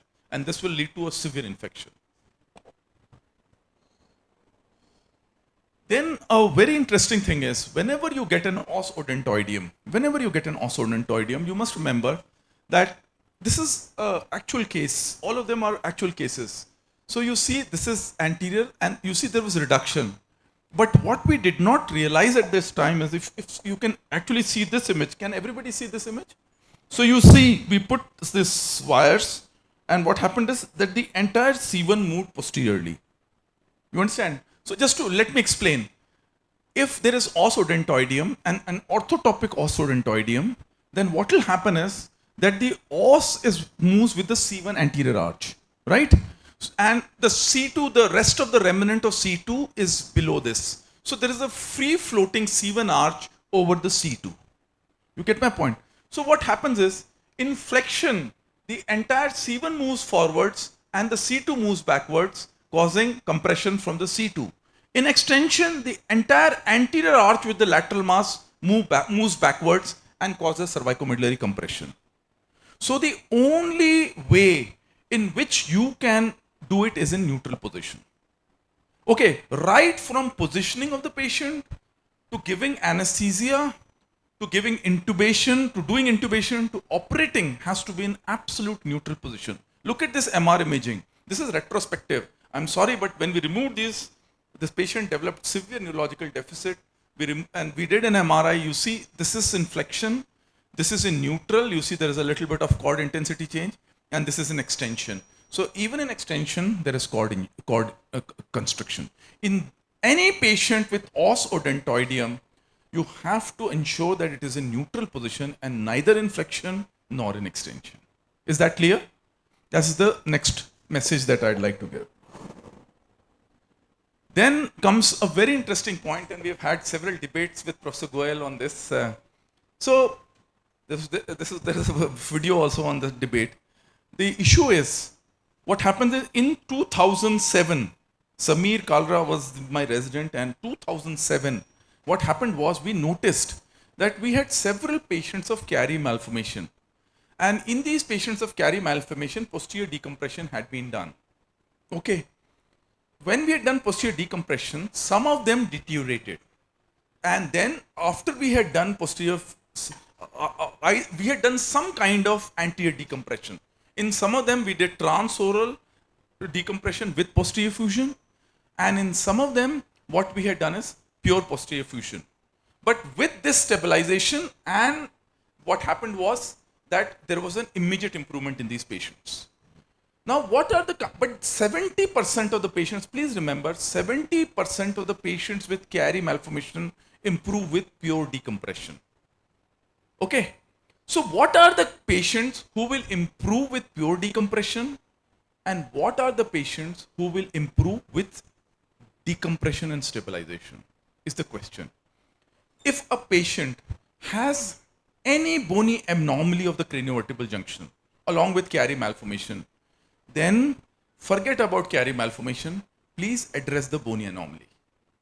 So supposing a patient has reducible atlantoaxial dislocation, somebody has irreducible atlantoaxial dislocation, somebody has asymmetrical facet joints, somebody has occipitalized atlas. In all these cases, please do a stabilization.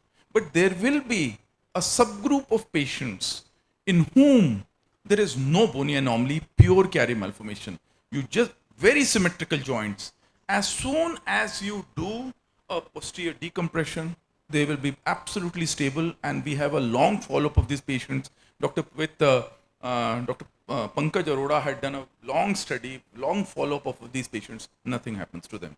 So the next message is, if there is a patient who has any bony anomaly with carry malformation at the craniovertebral junction, please ensure that you are doing a posterior stabilization. However, if there is no asymmetry of joints and everything is bones are absolutely normal, a posterior decompression will be adequate. Another study which we had done, although biomechanically and during surgery, every irreducible atlantoaxial dislocation can become reducible. I completely agree. But with Praveen, we had done this study in SDPJ, which was judged the best publication in spine in the world in 2007. We realized one small thing. Please check this. Every patient of reducible atlantoaxial dislocation will have symmetrical joints and a very intact C1 arch. Check this yourself. And patients with irreducible atlantoaxial dislocation will have asymmetrical joints, occipitalized atlas, and C2-3 fusion. Did you understand? Did you understand? You check. So what is happening is, reducible atlantoaxial dislocation, there is ligamentous laxity. Irreducible atlantoaxial dislocation is irreducible because asymmetrical joints are there, and there are other bony anomalies associated like occipitalized atlas and C2-3 fusion. Then with Dr. Mandakini Pradhan, we did a genetic study on these patients. And to our surprise, and this was published in Journal of Neurosurgery, and to our surprise, we found that there were genetic polymorphisms which come up in irreducible atlantoaxial dislocation, which do not come in reducible atlantoaxial dislocation. Both these publications prove that, okay, during surgery, irreducible becomes reducible, but actually there is more to it than meets the eye. Is it clear?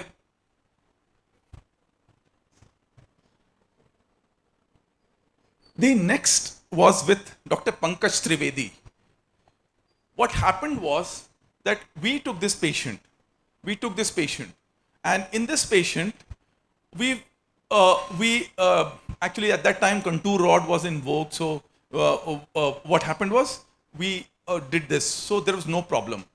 So you see that the C2 is missing here. C2 is missing here.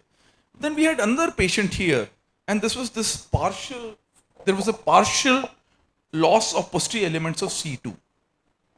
We did a fusion, and to our surprise, we found that the patient deteriorated following fusion.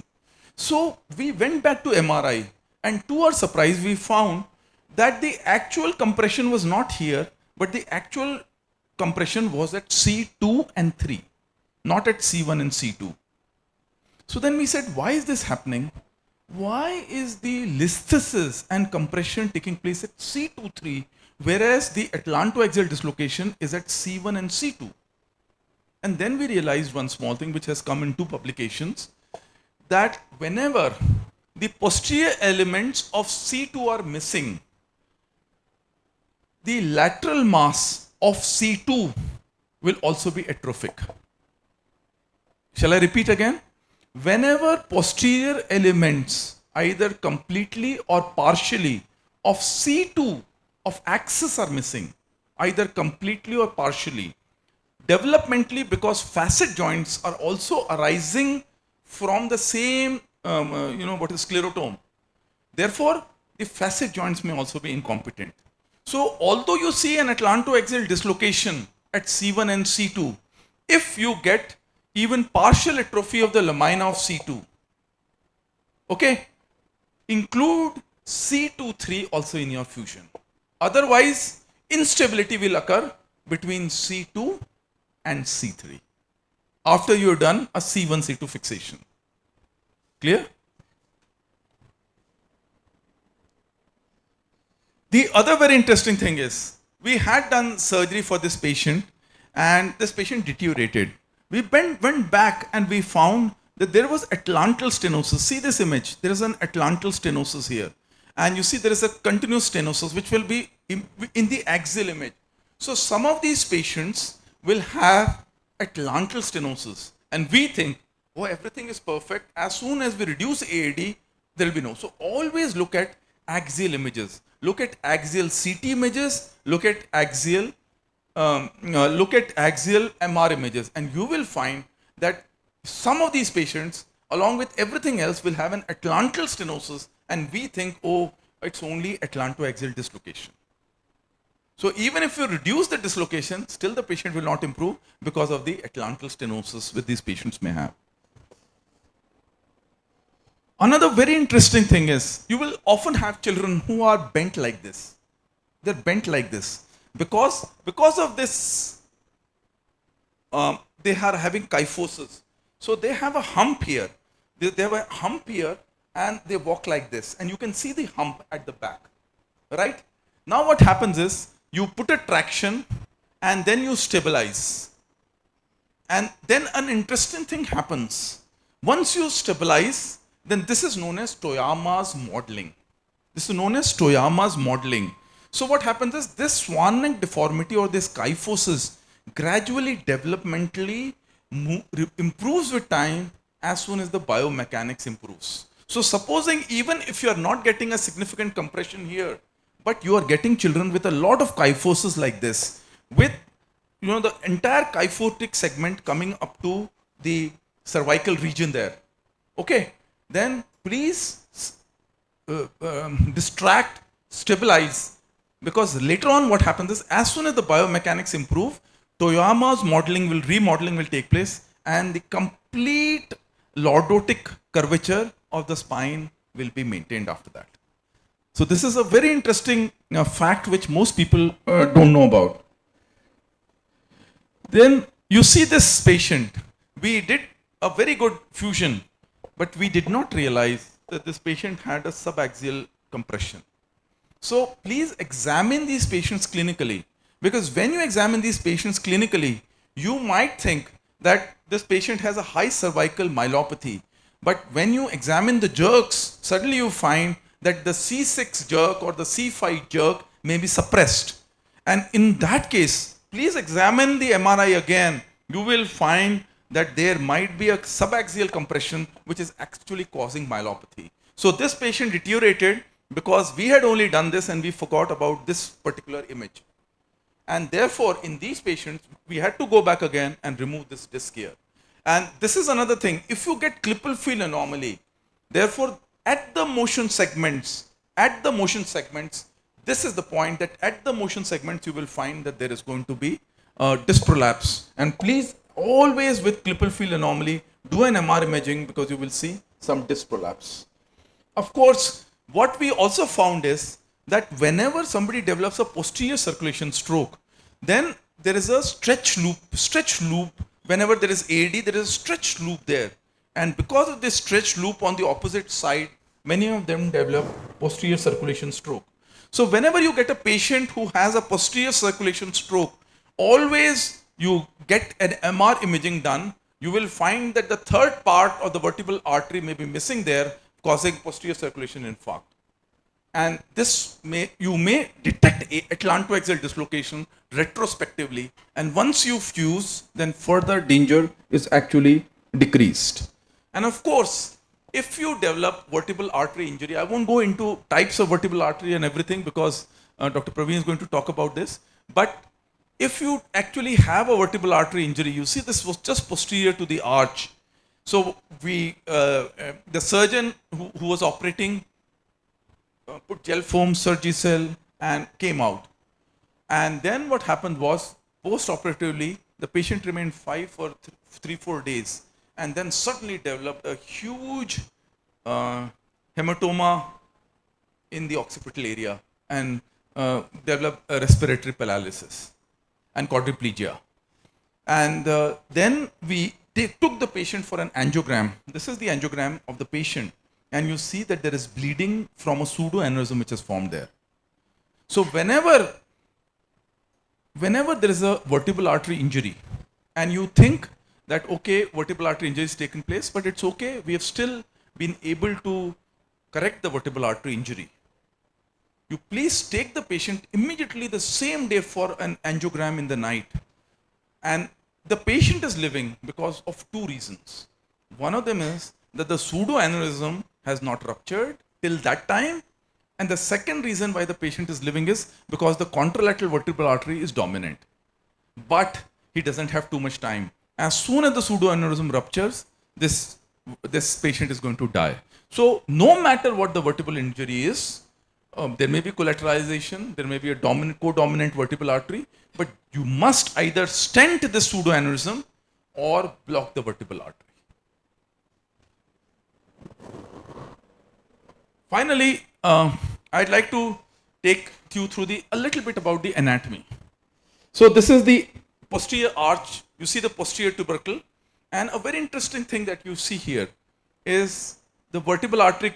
So foramen transversarium comes like this, the third part, and becomes intradural, right? So this is the posterior arch. Now the interesting thing which many of us don't realize is that the actual lateral mass and the condyle is that big, right? So what we try to do is we are struggling here, trying to get some space and put a screw here. But supposing you remove this part, don't even come to the superior border, but if you remove this part of the arch, what will happen is you get a huge piece of bone of the C1 lateral mass. And what you have to do is to direct the screw towards the anterior tubercle. So as soon as you direct the screw to the anterior tubercle, you will get an adequate space here. So there is no problem here. So just dissect off all the muscles from the arch here and also drill this part. You will get a huge lateral mass of C1 that you can easily exploit for your C1 fixation. Now in C2, you see the common tendency is 2-3 things about anatomy that I'd really like you to understand. First of all is, many of you know this, but many of you don't know this. Somebody talks about pars interarticularis fusion and somebody talks about a pedicle fusion, right? Pedicle is the part of the bone between the facet and the body. So this is the pedicle. Pars is the part between the inferior articular process and the superior articular process. So this is the pars. You can do fusion either of the pars or of the pedicle. You get it? There's no problem. Biomechanically, they're the same. The only difference is, if you are going through the pars, then you draw a line like this, and you draw a line through the center of the pars like this, and wherever it intersects, you go horizontally into that line and put the screw like this. You got it? The only thing you have to understand that the screw should not come like this. The screw has to be as low as possible. Did you get it? Because it has to be in the plane of the facet joint. Once the screw is in the plane of the facet joint, then it is a very smooth screw here. Do you get it? Because if your skin incision is very short, then there is a tendency of putting the screw like this. And as soon as you put a screw like this, then you're making a mistake. So what you have to do is to angle the screw like this so that it is as low as possible, parallel to the plane of the facet joint. The second very important thing is that always don't worry about the lateral border. Only follow the medial border. Just define the medial border, follow the medial border, and you will always be right. So 2-3 things. Keep the as low as possible, follow the medial border into the pars. If you want to do a pedicle fixation, the only difference is that the pedicle fixation makes it more angulated. Okay, it makes it more angulated. But what is the direction? What is the direction of the screw? In C2, you see that the foramen transversarium is always lateral. So you have to follow almost 15 to 20 degrees upwards and medially. In the C1 also, you have to follow medially towards the anterior arch. And from C3 to C6, you have to go laterally, not medially. because the foramen transversarium comes medial. You get my point? Now when both of them are there, you can see that if you go through this C1 arch, if you follow the anterior tubercle, you actually go deep inside right up to this. This is the exact point here that you can cannulate. And when you go through pars or something, just follow the medial border and you will reach here, and you do not touch the lateral border, just follow the medial border and keep the plane as low as possible. Just a linear line here and a line here. This is a pars screw. If you want to go through the pedicle, just angulate it medially and you will go. But you must follow the medial border. That is the point here. So this is what I'm trying to tell you here. And the next point is, if there is an occipitalized atlas, which happened today. Now, if there is an occipitalized atlas, then you see that the squama of the occipital bone, the squama of the occipital bone is completely hiding the C1 lateral mass and occipital condyle, which are fused to each other. So what happens is, this will be the piece of bone that you will not get access to because all the muscles here are covering it. So the very nice thing to do is just go like this, decompress all the muscles here, and this occipital squama becomes completely free. Then you just drill this occipital squama right up to the foramen magnum. As soon as you do that, when you look at it from inside, so this is an occipitalized atlas with C2 here, you see how much of space you get. This is the space you get. So therefore, it's a very simple thing. You should do it for every case. Just drill the occipital bone, just make it completely free, which you all are used to. Just drill it a little bit, you get the entire lateral mass and occipital condyle, and you can easily put screws there. So this is the point that I'd like to mention. And the final point is that if you see, when you're doing a C1, C2 fixation, the patient will never complain of neck movement rotation because there is already restriction of neck movements. But as soon as you include the subaxial spine, the patient will start complaining of neck movement restriction. Supposing he's driving a car, he will not be able to drive the car. He will say, I cannot drive the car now. I used to drive it before. Because till he has learned the art of compensatory torso rotation, till he has understood the art of compensatory torso rotation, he will continuously complain about it. So please understand that a C1, C2 fixation will not cause rotatory problems, but anything lower than that, because almost 40% of the movement of the cervical spine takes place at the subaxial spine. So please understand this simple concept here. And the most important point of craniovertebral junction anomalies is respiratory compromise. Our method of evaluating for respiratory compromise was a single breath count of less than 10 and a breath holding time of less than 10 seconds. So in the ward, just ask every patient to do a breath holding time of less than 10 seconds and a single breath count of 10.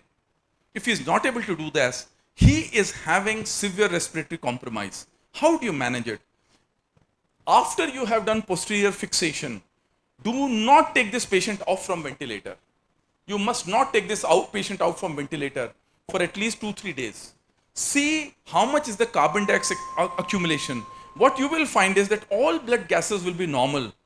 But as you extubate him, suddenly the carbon dioxide will go up. The oxygen will not change. The carbon dioxide will go up and he will collapse after some time. So don't take him off. Intermittently take him off for 2-3 days, again put him on ventilator. Then increase the amount of time at which he is off ventilator, then put him back again on ventilator. Till you are 100% sure that this patient can be weaned off from ventilator. If required, do a tracheostomy for this patient electively and then wean him off from ventilation. So anytime he develops some respiratory distress, you can easily put the ventilator back. And this is known as syndrome of inappropriate respiratory insufficiency. All gross blood gases, everything will be normal. But what will happen is, as soon as he decompensates because he is tired, or because there is a little bit of pneumonia, or because there is any other issue, suddenly he will collapse and die. So he will die at home as soon as you discharge the patient. So many times we have had residents who say, discharge karo, discharge karo. No, these patients have to be kept in the ward for at least a month sometimes, just to ensure that they have come out of their syndrome of respiratory insufficiency. So these are some of the very, very important things which I thought I need to tell you, and these have accumulated over nearly 30 years. There are more complications. Some of them I'm going to talk about in the evening. Thank you very much for that.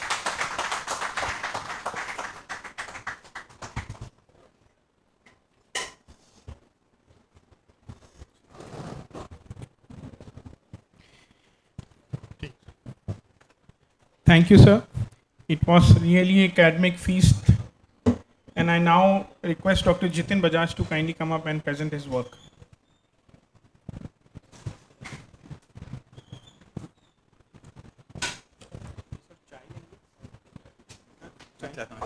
Thank you, Professor Rashim sir, my teachers from SMS Jaipur, for giving me this opportunity.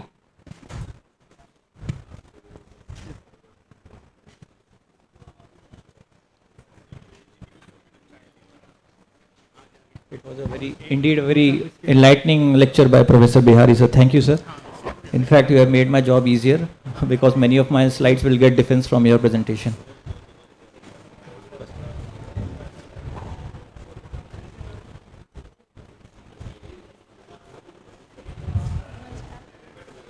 So I am really humbled and honored to be present here. Thank you, sir, for giving me the opportunity.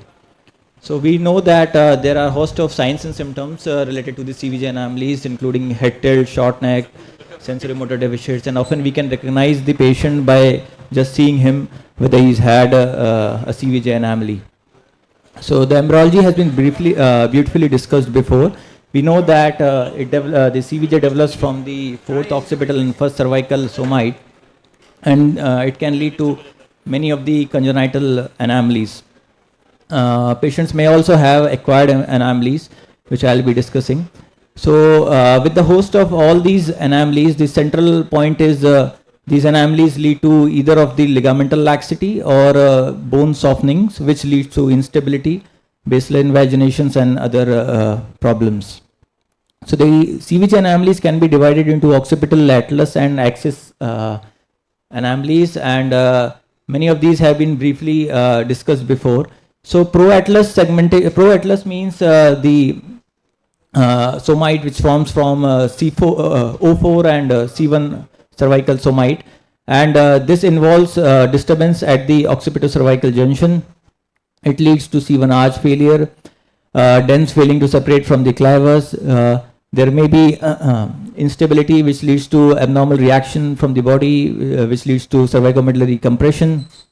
It also leads to vertebro-basilar system abnormalities and hindbrain herniations. So this is an example of pro-atlas segmentation anomaly, and we can see the compression at the cervicomedullary junction. So the treatment is fixation plus minus decompression. Occipito-atlantal assimilation, a very common associations at this junction, is present in approximately 0.5% of the normal population also. It results from failure of segmentation between the fourth occipital and first cervical sclerotome. Importantly, it foretells the association with other complex anomalies like vertebro-basilar system anomaly and secondary basilar invagination. Platybasia has been discussed before by Gandhi sir. It is associated with the acquired disorders, Paget's osteogenesis imperfecta, and it can also lead to the type 2 basilar invagination, which was actually the first type of basilar invagination described by Chamberlain. Condylus tertius is the median occipital condyle or third occipital condyle. The location is anterior medial to the odontoid process, and this differentiates it from the os odontoideum, which is present superiorly to the odontoid process. Basilar invagination has also been discussed before. It can be divided into type 1, where the odontoid process is normal, there is no platybasia, and type 2 or type B, where there is bone softening, which leads to whole of the cervicovertebral junction going upwards, or you can say cranial settling, and this can be differentiated based on the Chamberlain's line. Basilar invagination can also be associated with Chiari malformations. The Chiari malformations are of 4 types, you all know. All of these have different pathophysiologies. The type 1, we all know it's maybe because of hydrodynamic theory or hindbrain dysgenesis or instability, as we recently heard by Professor Goyal, and carry 2 malformation, which is because of the CSF leak from the meningomyelocele causing the hindbrain abnormalities. Since the pathophysiology is different, the treatment is also different. We have to exclude hydrocephalus and instability, and if there is instability, we have to address that and fix the joint. If there is hydrocephalus, we can go for ETV or a shunt followed by decompression. If there is syrinx alone, as said by Professor Bihari sir, 70% of patients just respond with decompression and no fixation is needed. For carry 2 malformation, which is associated with meningomyelocele, the hydrocephalus has to be addressed first or sometimes after the MMC closure.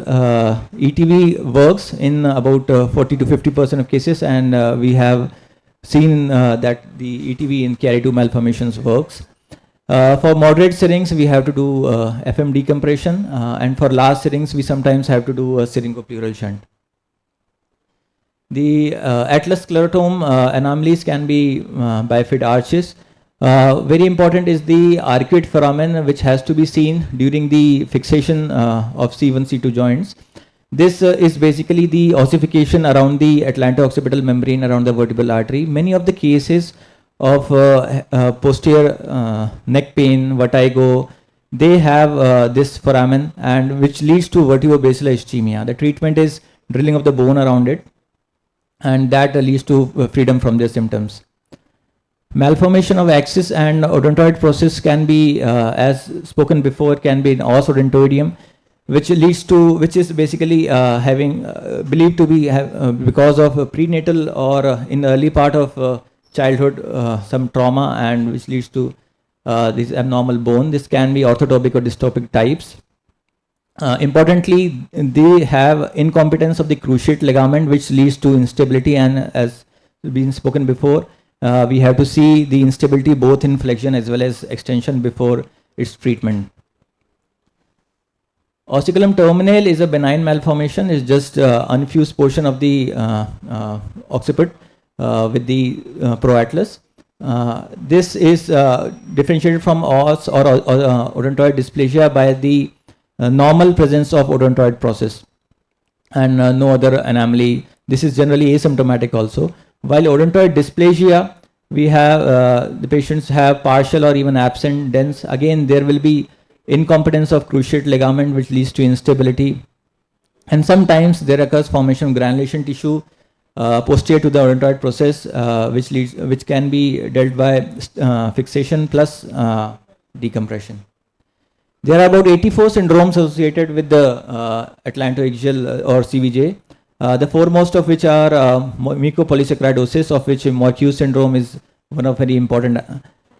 Importantly, these syndromic ADs are severe in nature. The mucopolysaccharidosis is basically a genetic disease of autosomal recessive in nature, except the MPS II, which is a sex-linked recessive disease. It's a multisystemic disease where patients present with dwarfism, corneal opacities, deafness, mental retardation. So these patients have to be recognized. They may present with accumulation of glycosaminoglycans posterior to the odontoid process, and you can also see the reduced posterior atlantodental interval, which is important in this odontoid anomalies. So the treatment is fixation and enzyme replacement therapies. Importantly, as these patients present with many systemic problems, but the death is generally due to C2 myelopathy and resulting into respiratory infections. The Klippel-Feil syndrome have patients present with a fused vertebrae, short neck, low hairline, which is present about 50% of patients. The fused vertebrae can be differentiated from the post-traumatic fusion by the presence of wasp waist sign, which is in enteroposterior diameter. The involved discovertebral diameter will be lesser than the adjoining vertebrae. And because of this block of bone, there will be adjoining discogenic herniations, degenerations. Achondroplasia, we should know that the skull base forms from the endochondral ossification, while the skull vault forms from the membranous ossifications. And because of that, sometimes there is discrepancy which results into problems. It can lead to stenosis at the foramen magnum along with the basilar invagination.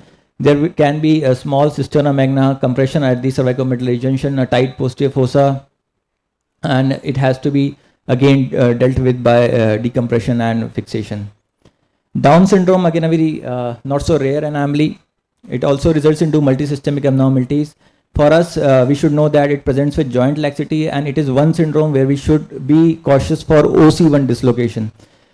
Also, we should know that before sending a patient for Down syndrome to a sports activity, we should screen them for cervicoradiographs, because every 1/5 of patient will have the presence of atlantoaxial dislocation. They may be asymptomatic, but at least we should warn those patients that you have this problem. When to operate in Down syndrome? When there is AAD of more than 8 mm, or there is dynamic instability, and of course with neurological dysfunction. Syndromic versus non-syndromic paper, AAD, this paper was published by Professor Bihari, and it was shown that in 83% of cases there was high incidence of kyphoscoliosis and odontoid hypoplasia in cases of syndromic atlantoaxial dislocation compared to the non-syndromic ones. There can be a host of neoplasias like chordomas, osteofibromas, neurofibromas in the cervicovertebral junction. The trauma, I think there is a separate lecture on that, but we should remember that in pediatric age groups there will be avulsion injuries with separation of the neural centrals and chondrosis, and most of these injuries are highly unstable. Tuberculosis is not rare in India.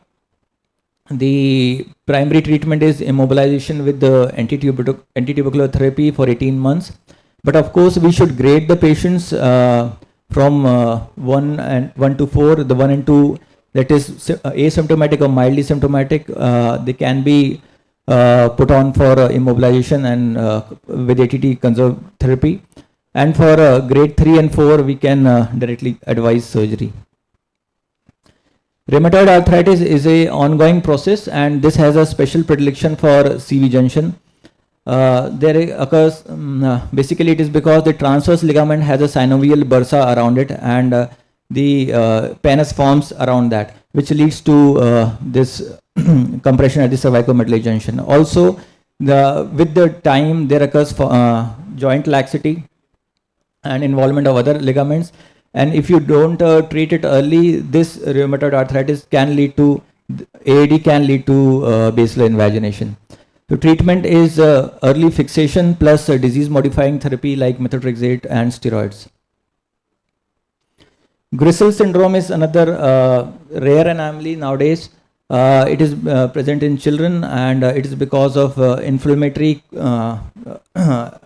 pathway from the parapharyngeal space to the CV junction. The treatment is again establishing of the diagnosis by needle biopsies, antibiotics, and immobilization, and very rarely when there is instability, it may require a fusion. So to summarize, there is a constellation of CVJ anomalies. The instability is common around this joint because of high mobility and due to ligamentous laxity and bony abnormalities. BI may occur in the long run, so stabilization is the treatment. Medical therapy is, we should also remember that medical therapy is additionally required in inflammatory like rheumatoid arthritis, infective tuberculosis, and few musculoskeletal disease like Morque's. Thank you, sir.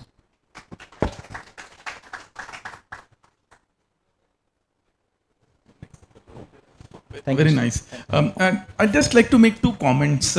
One is about craniovertebral tuberculosis. So we have worked extensively on this.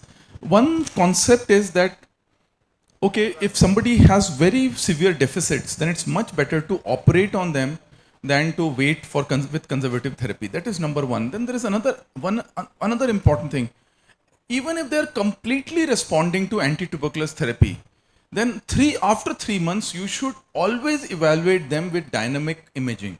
And if they have a reducible atlantoaxial dislocation or basal invagination, then you must again think of doing surgery on them.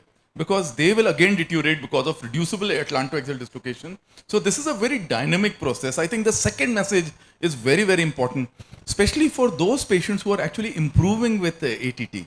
They should be evaluated after 3 months. Another thing about rheumatoid arthritis, so I was on Commonwealth Fellowship where we worked extensively on rheumatoid arthritis. And the funny thing is, if you have a high grade of rheumatoid arthritis, they often have other issues, other symptoms and all that. So many of the people will not operate, especially the London group will not operate. But we realize that even with very poor symptoms, you have to operate. But there are some things that you need to keep in mind with rheumatoid arthritis. First of them is, never do a short segment fixation with rheumatoid arthritis. Because never do a C1, C2 fixation with rheumatoid arthritis. Why? Because what will happen is the bones are osteoporotic, they will cut through. Always do a long segment fixation occipito-cervical, so that even if one or two screws get loose or anything, the entire construct will hold. That's the first thing about rheumatoid arthritis. Second thing about rheumatoid arthritis is, if you do serial CT or MRI in rheumatoid arthritis, you might think that the atlantoaxial dislocation is improving. Why does that happen? Because what happens is cranial settling is taking place. So what is happening is basilar invagination is happening. So the upper part of the odontoid is narrow. So when only that is in contact with C1 arch, so you say there is AD. But as there is cranial settling, the AD will seem to be improving. But the condition is not improving because there is a gradual cranial settling, because of which there is the AD will improve. So some people think, oh, everything is getting better. No, it's not getting better. It's actually getting worse. The third very important thing is, even if you see a huge pannus, never do a transoral surgery initially in rheumatoid arthritis. Because that pannus is basically because of instability. As soon as you do a long segment posterior fixation, the pannus over time will completely disappear. So this is also a very important thing, that you don't have to do two procedures, even though like tuberculosis, you might see a huge pannus there and with anterior compression. Just do a posterior stabilization and the pannus will disappear over time. So these are some important points in rheumatoid arthritis that you should remember. Thank you. Thank you, sir. Now I am inviting Professor Praveen Salunke, sir, for his presentation of anomalous vertebral artery. All right, so at the outset, I have to thank Professor Rashem and Dr. Gupta for inviting me and organizing this. It's really an honor. And to have faith that I can operate and show you an artery, an anomalous artery, a patient with anomalous artery, and how to safeguard that. So that is what I'm going to talk about. So if you look at the normal vertebral artery, Professor Sanjay has really shown it beautifully. It comes out of the C2 transverse foramen and then goes into the C1 transverse foramen. Over the C1 arch, it goes inside the foramen magnum. In case it is assimilated, there is a bony canal through which it passes. So while you approach this joint posteriorly, it is less likely to get injured unless and until you actually drill off on the sides and you're not careful while dissecting the joint. What happens in almost 30% of the cases with congenital malformations, the artery actually crosses the joint posteriorly. And this is where the problem arises, because if we actually try to drill and open the joint without being aware of it, you're likely to injure it. So that is what I'm going to talk about. So what we have described various anomalies of the vertebral artery and how it crosses the joint posteriorly, and it is not a deterrent to C1, C2 opening up of the joints and approaching the joints posteriorly. So you can see that that's the vertebral artery which is crossing the joint posteriorly, and that is a normal one. So this is again the anomalous one, and various images. This is all published in JNS. So the variety of anomalous arteries which we have described are the persistent first intersegmental artery. That's the fenestrated vertebral artery. And we have the one which is a pica which arises from it, and also a medial looping of the C2, or something which is a high riding vertebral artery. So each of them pose, all four of them pose a different type of a challenge, and injuring any one of this could be catastrophic. So this was again published in Neurology India. another interesting thing which we had described is inverted vertebral artery, where the artery actually, instead of going, reaches up to the C1 transverse foramen, but instead of crossing across it and lying above the C1 arch or into a bony canal in case of assimilation, it actually passes underneath the C1 arch. Now that's an inverted vertebral artery. Instead of a normal vertebral artery, it is just parallel to it but beneath the C1. So this again, we need to be careful while we are inserting the C1 screw, and that is what was the case in today's surgery. Again, this was published in Surgical Neurology. This was the publication in JNS Spine. So all this can be, you can look up to it, and I'm going to show you a video which was published in Operative Neurosurgery. So this was a video safeguarding the anomalous vertebral artery while dissecting, drilling, instrumentation of the C1, C2 joint. So that is, I'm just going to play it quickly.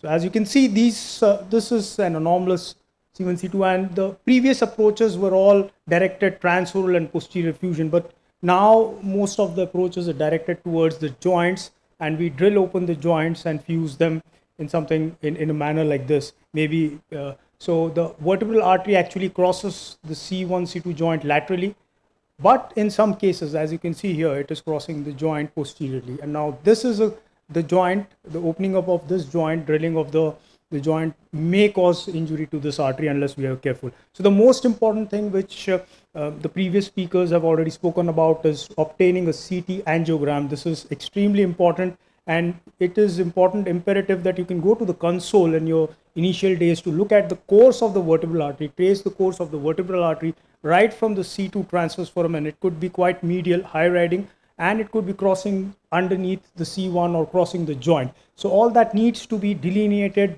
way before we take up the patient for surgery. So that's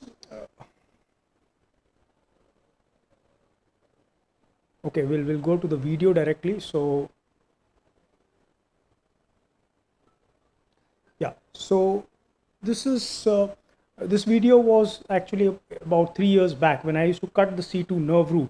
Now I don't actually cut that. So that's the first step is to dissect the C2 nerve root, because the vertebral artery, anomalous vertebral artery, is usually seen ventral to the C2 nerve root. So if we dissect the C2 nerve root, you'll see the artery just anterior to it, and that's the artery. You can see that the artery being dissected. So what the word here, mobilization, what I meant by mobilization was you need to separate it, free it from all the soft tissue which actually holds it in that place. So if you don't do that, you're likely to injure it. Once it is free, you make it redundant. The artery is usually redundant in this place. The V3 segment is quite redundant, and that is the concept of that stretched loop, because once if it is passing between the C1 and C2, that redundancy is lost in cases of atlantoaxial dislocation. But in anomalous vertebral artery, there's nothing that would actually stretch it. So because it is not passing through the C1, C2, the foramen. So, this is the artery. Now it has been released, and one needs to just retract it gently once it has been released from all the soft tissue. And this is the joint being drilled. As I showed you in the morning, you can go right up to the C1, C2 anterior capsule, and we drill the pilot holes for this C1 lateral mass and the C2 pedicle. So after that has been done, we just pack the joint with the bone chips and a spacer if required. We actually demonstrated all this in the morning. So once that has been done, we'll just insert the screw. You can see the artery is between the screws, and we need to take care that it is not crimped between the two screws.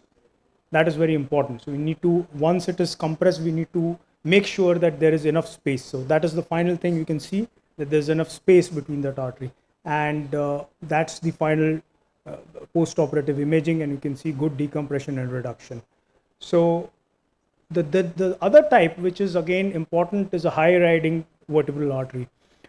In these cases, it is extremely important that we don't insert the par screw, because in that line which Professor Sanjay had shown, in that line lies the high vertebral artery. So in inserting a par screw, we're likely to injure it. So that's the medial. We can see here it's very narrow, and you can see that that's a very short pedicle, and if you put in through a parse, you're likely to injure it.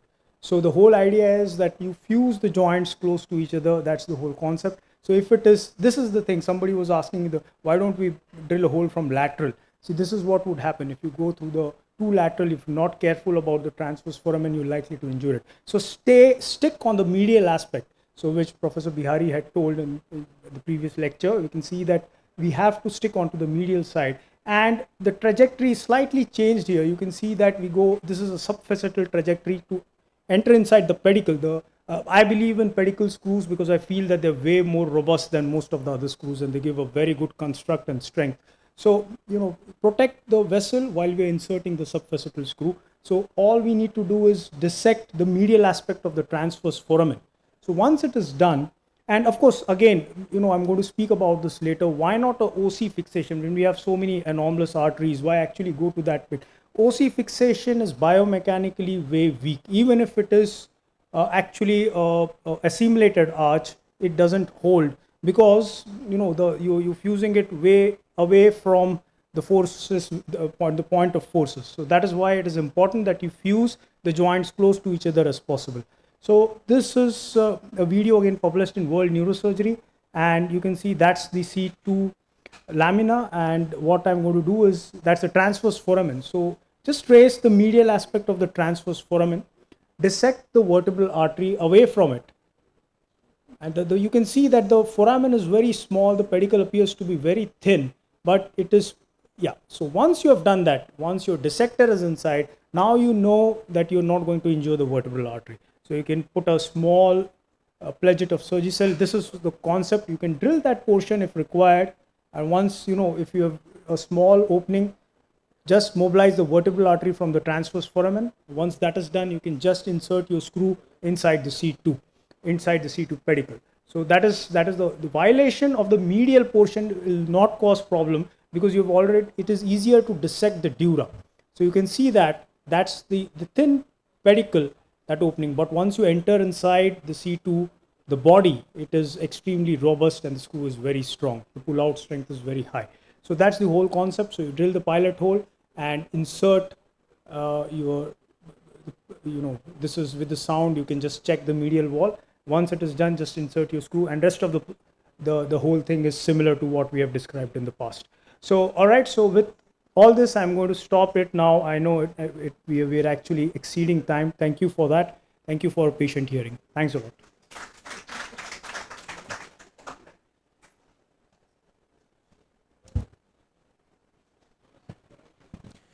Thank you, sir, for a very nice presentation and an excellent video. Now I invite Dr. Vivek Vaid, sir, for his presentation on pediatric CV junction injuries.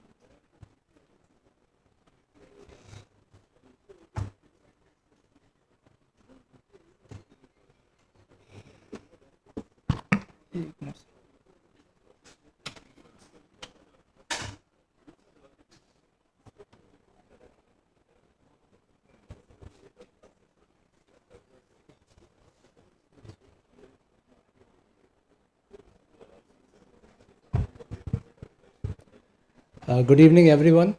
First of all, I'd like to thank Professor Rashim Kataria for inviting me to present here. Also, the Department of Neurosurgery, SMS Medical College. Much of what I'm going to speak has already been spoken upon, and I will just like to skip through my presentation in a very fast manner. So, why are pediatric CVJ injuries important? Because these injuries are very rare.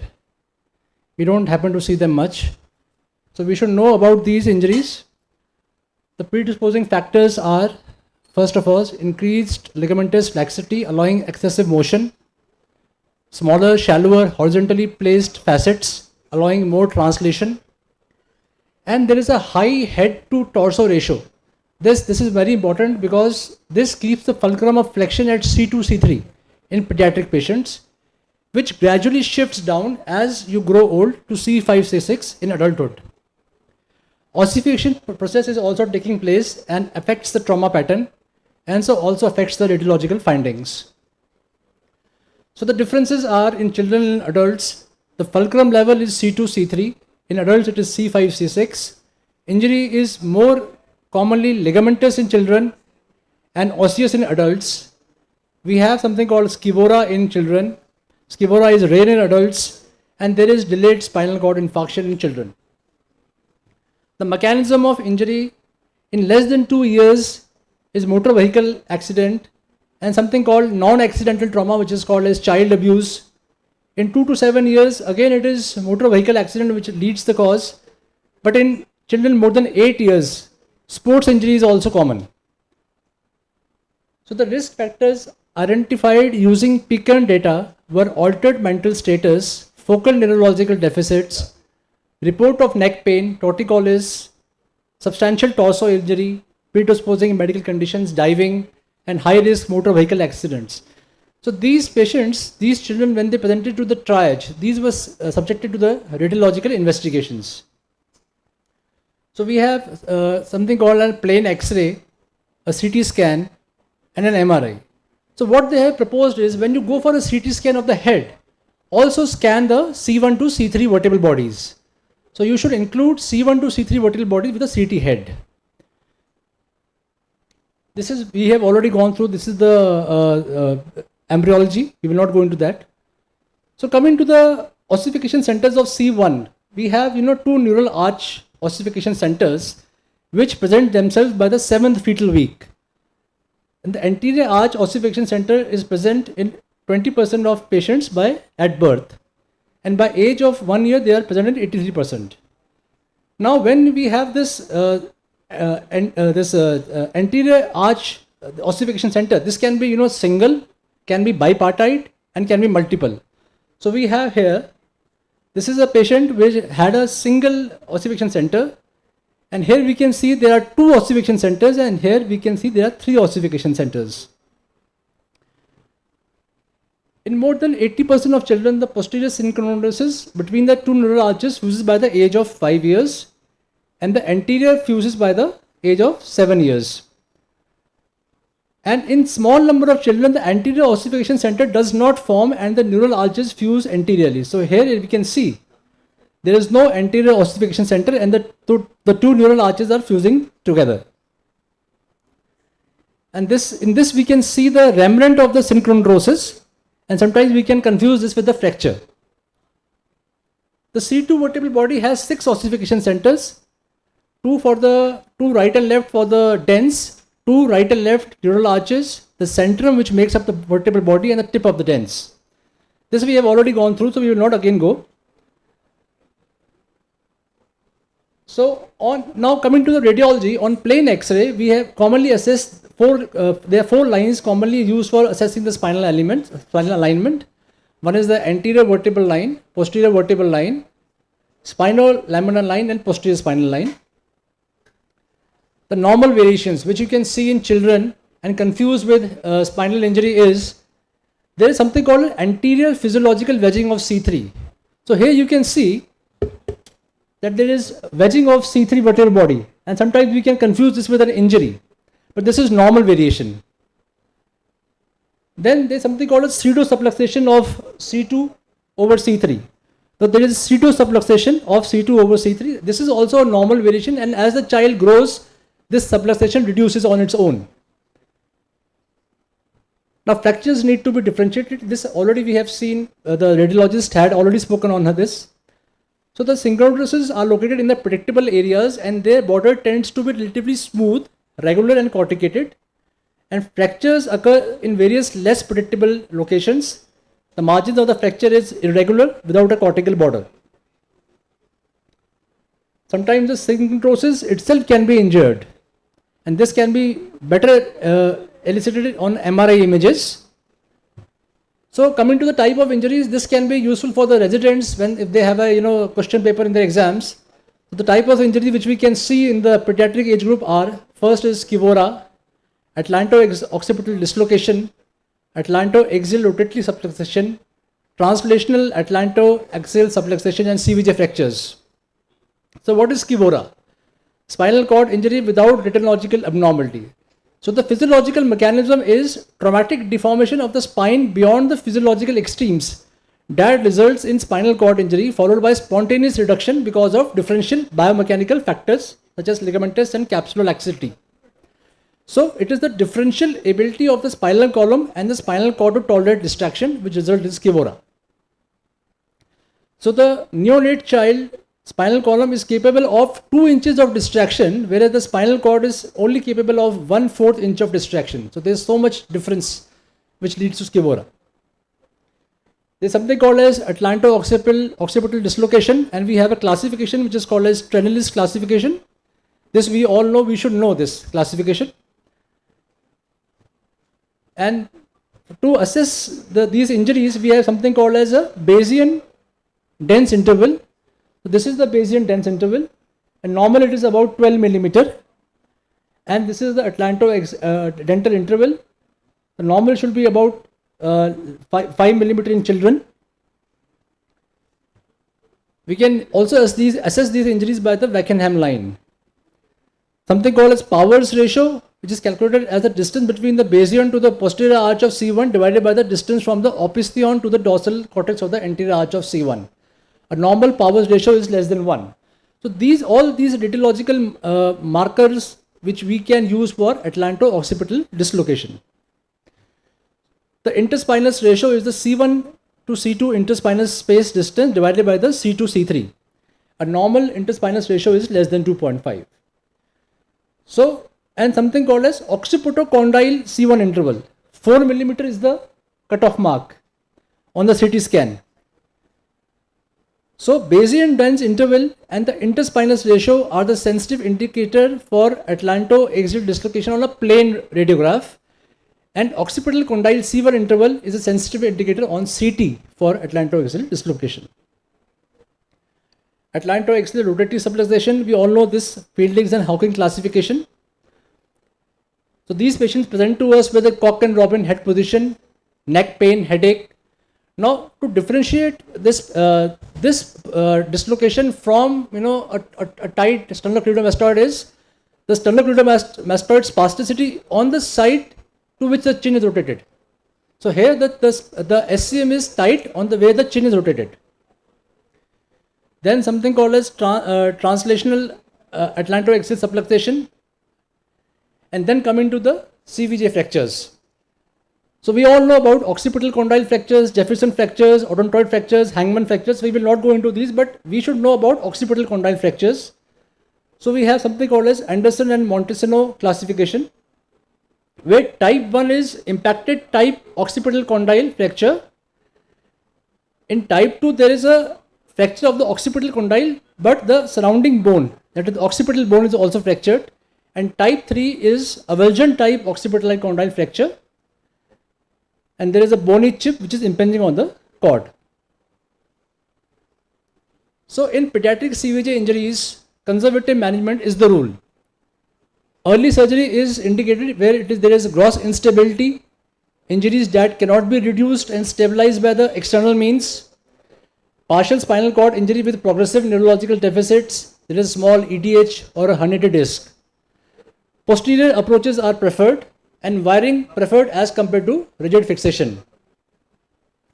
Rigid instrumentation provides stronger and immediate stabilization than wiring techniques, thereby increasing the likelihood of fusion and decreasing the duration of post-operative immobilization. Now I don't know what type of screws can be put in the pediatric age group.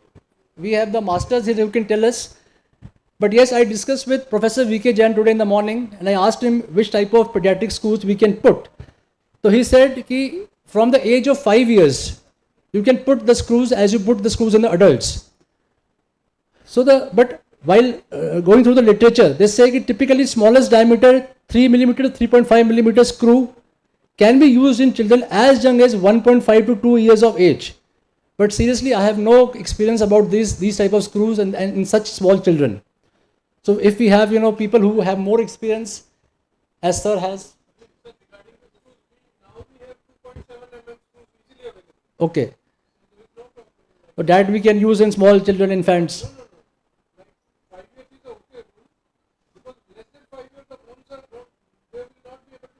But some literature are saying they are putting screws in 1.5 to 2 years of age as well.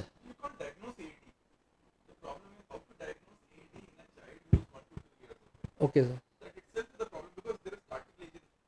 Yes, sir. So it may appear like AD, but it may not be AD.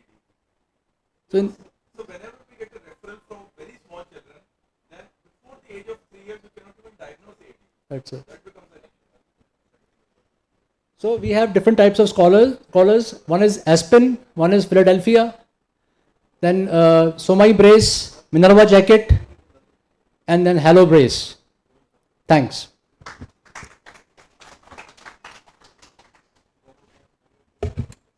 Thank you, sir. And now I invite Dr. Rashim Kataria, sir, for his presentation. Last.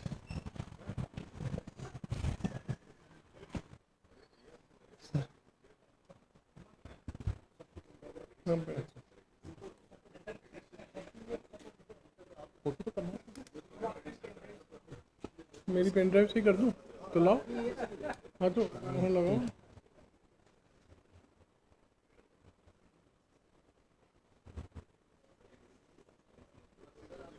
हाँ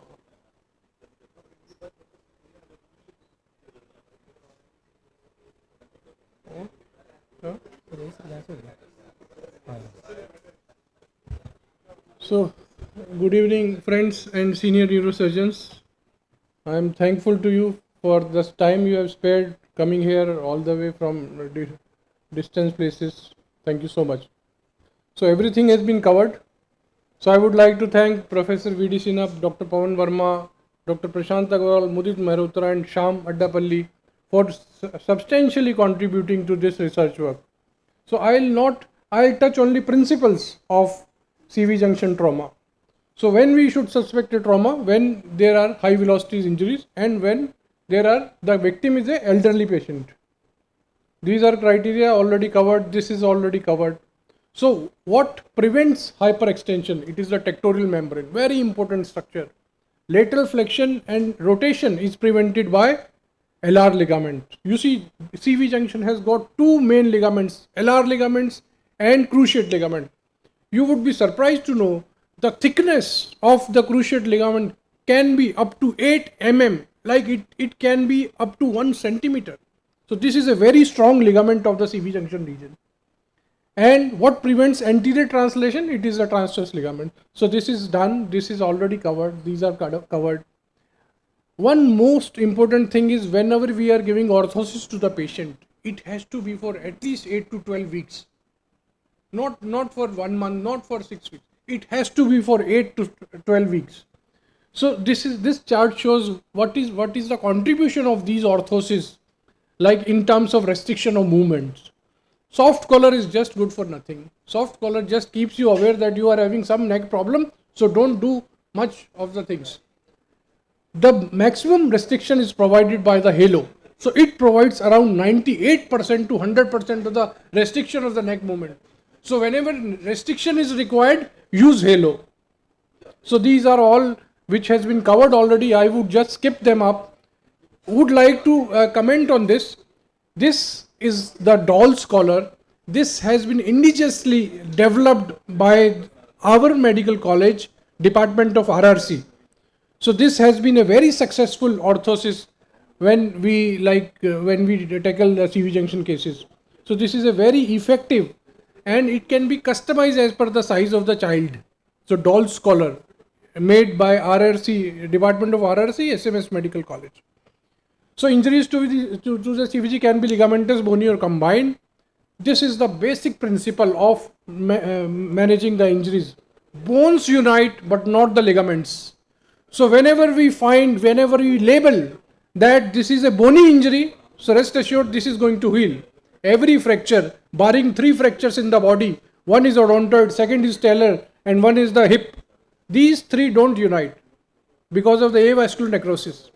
Barring these few fractures, all bones they unite when they are in alignment. Okay, so bones unite but not the ligaments. This is the basic principle to be followed in CV junction surgery as well.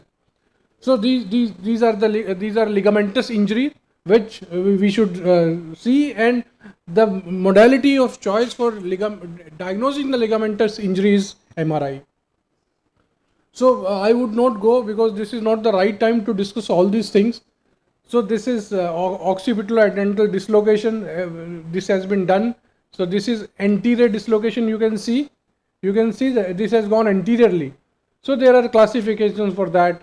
You can see this is distraction. You can see it is distracted. So in such cases, traction is contraindicated. Powers ratio, Harris rule of 12th. This has been covered.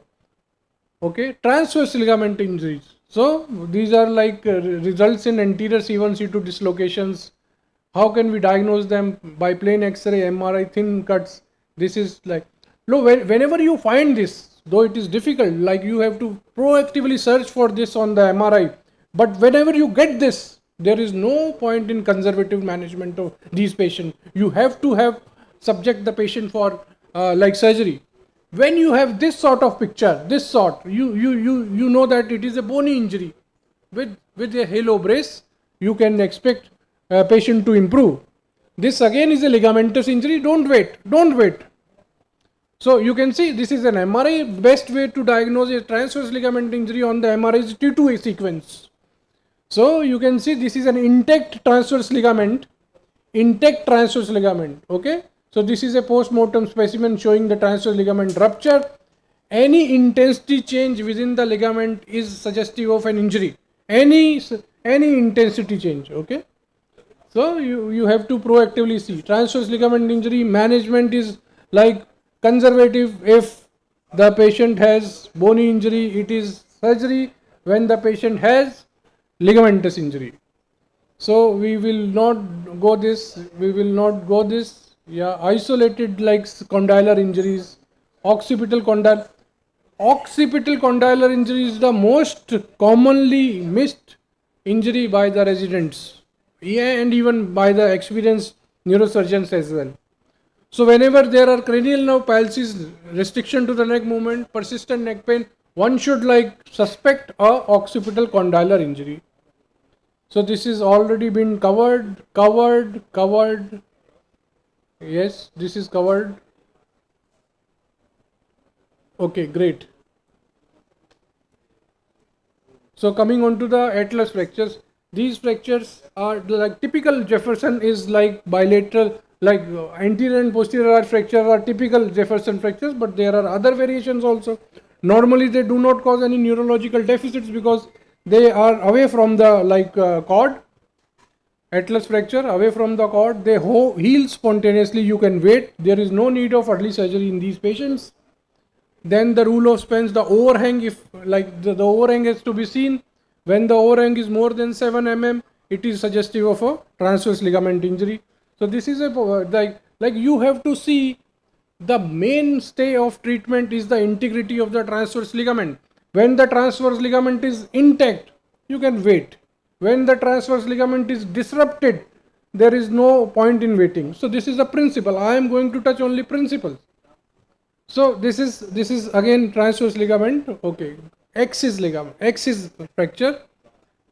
One important thing: there are two peaks in like fractures of the axis. One is childhood. The cause is hyperflexion. The other is elderly population, where the cause is hyperextension. Hangman fractures is a result of hyperextension. There are two types of like hangman fractures. One is hangman fracture, the other is like judicial hanging. From where the name hangman has come? From the judicial hanging.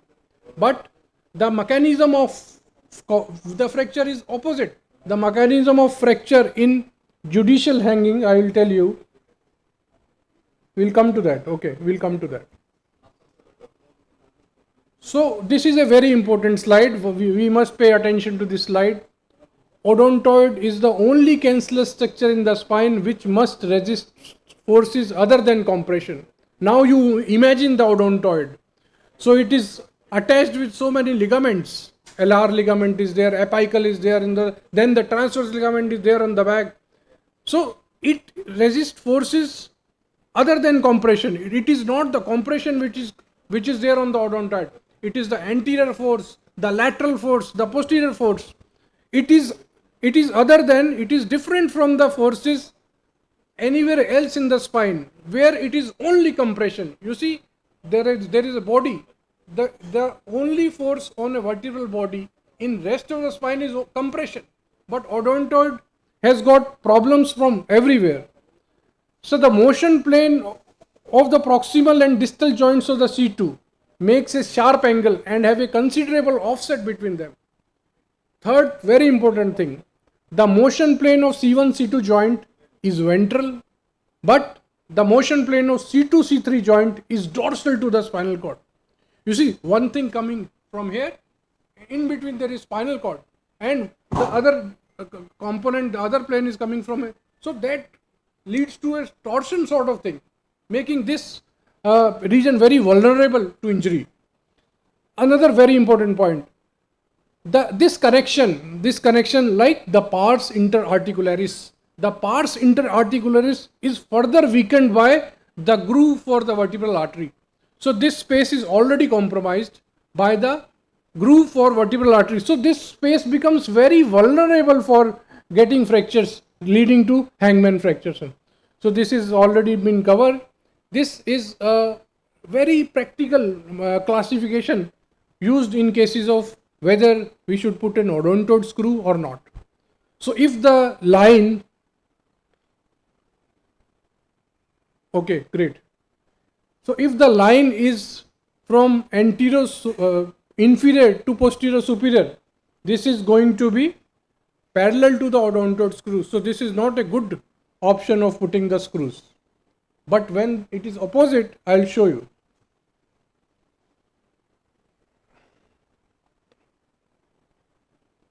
So this I wanted to tell you. Yeah. So hyperextension hangman can be caused by hyperextension plus compression. Hangman can also be caused by hyperextension and distraction. So the typical hangman is hyperextension plus distraction as seen in judicial hanging. But when the head is stuck against windscreen, so in that case it is hyperextension and compression. So this is another classification. I am for the constraint of time skipping that. Another. So the management depends upon the amount of displacement and extent of ligamentous injury. This is already been covered. So again, it will depend on the transverse ligament intact or not. So these are few cases operated by us with good results.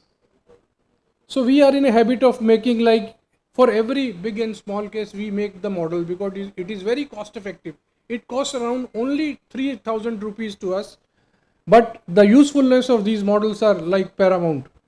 Even today, like if some of you were there in today's surgery, so to read and to interpret an MRI, a biplanar film, and to imagine this as a 3D is difficult. But once you have a model in your hand, you can rotate it, you can see where the artery is coming, whether you will be able to negotiate your screws within this small piece of bone. I think the usefulness of 3D printed models is very, very important, and they are really cost effective tools in managing CV junction surgeries patients. So this is few. Thank you so much. So now Dr. Gaurav. Thank you, Dr. Gaurav, for managing the hall very nicely. Thank you, sir. Thank and you, you kept everybody involved in the sessions and all. So I would like to. So we are gathering again at Radisson Blue. It is Hall Pinnacle, and we would be starting by 7:30 sharp. So everybody is requested to reach there by 7:15. Sir?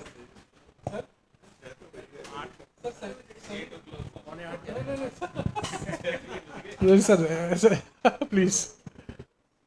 So, 7:30 will start, sir. Thank you so much.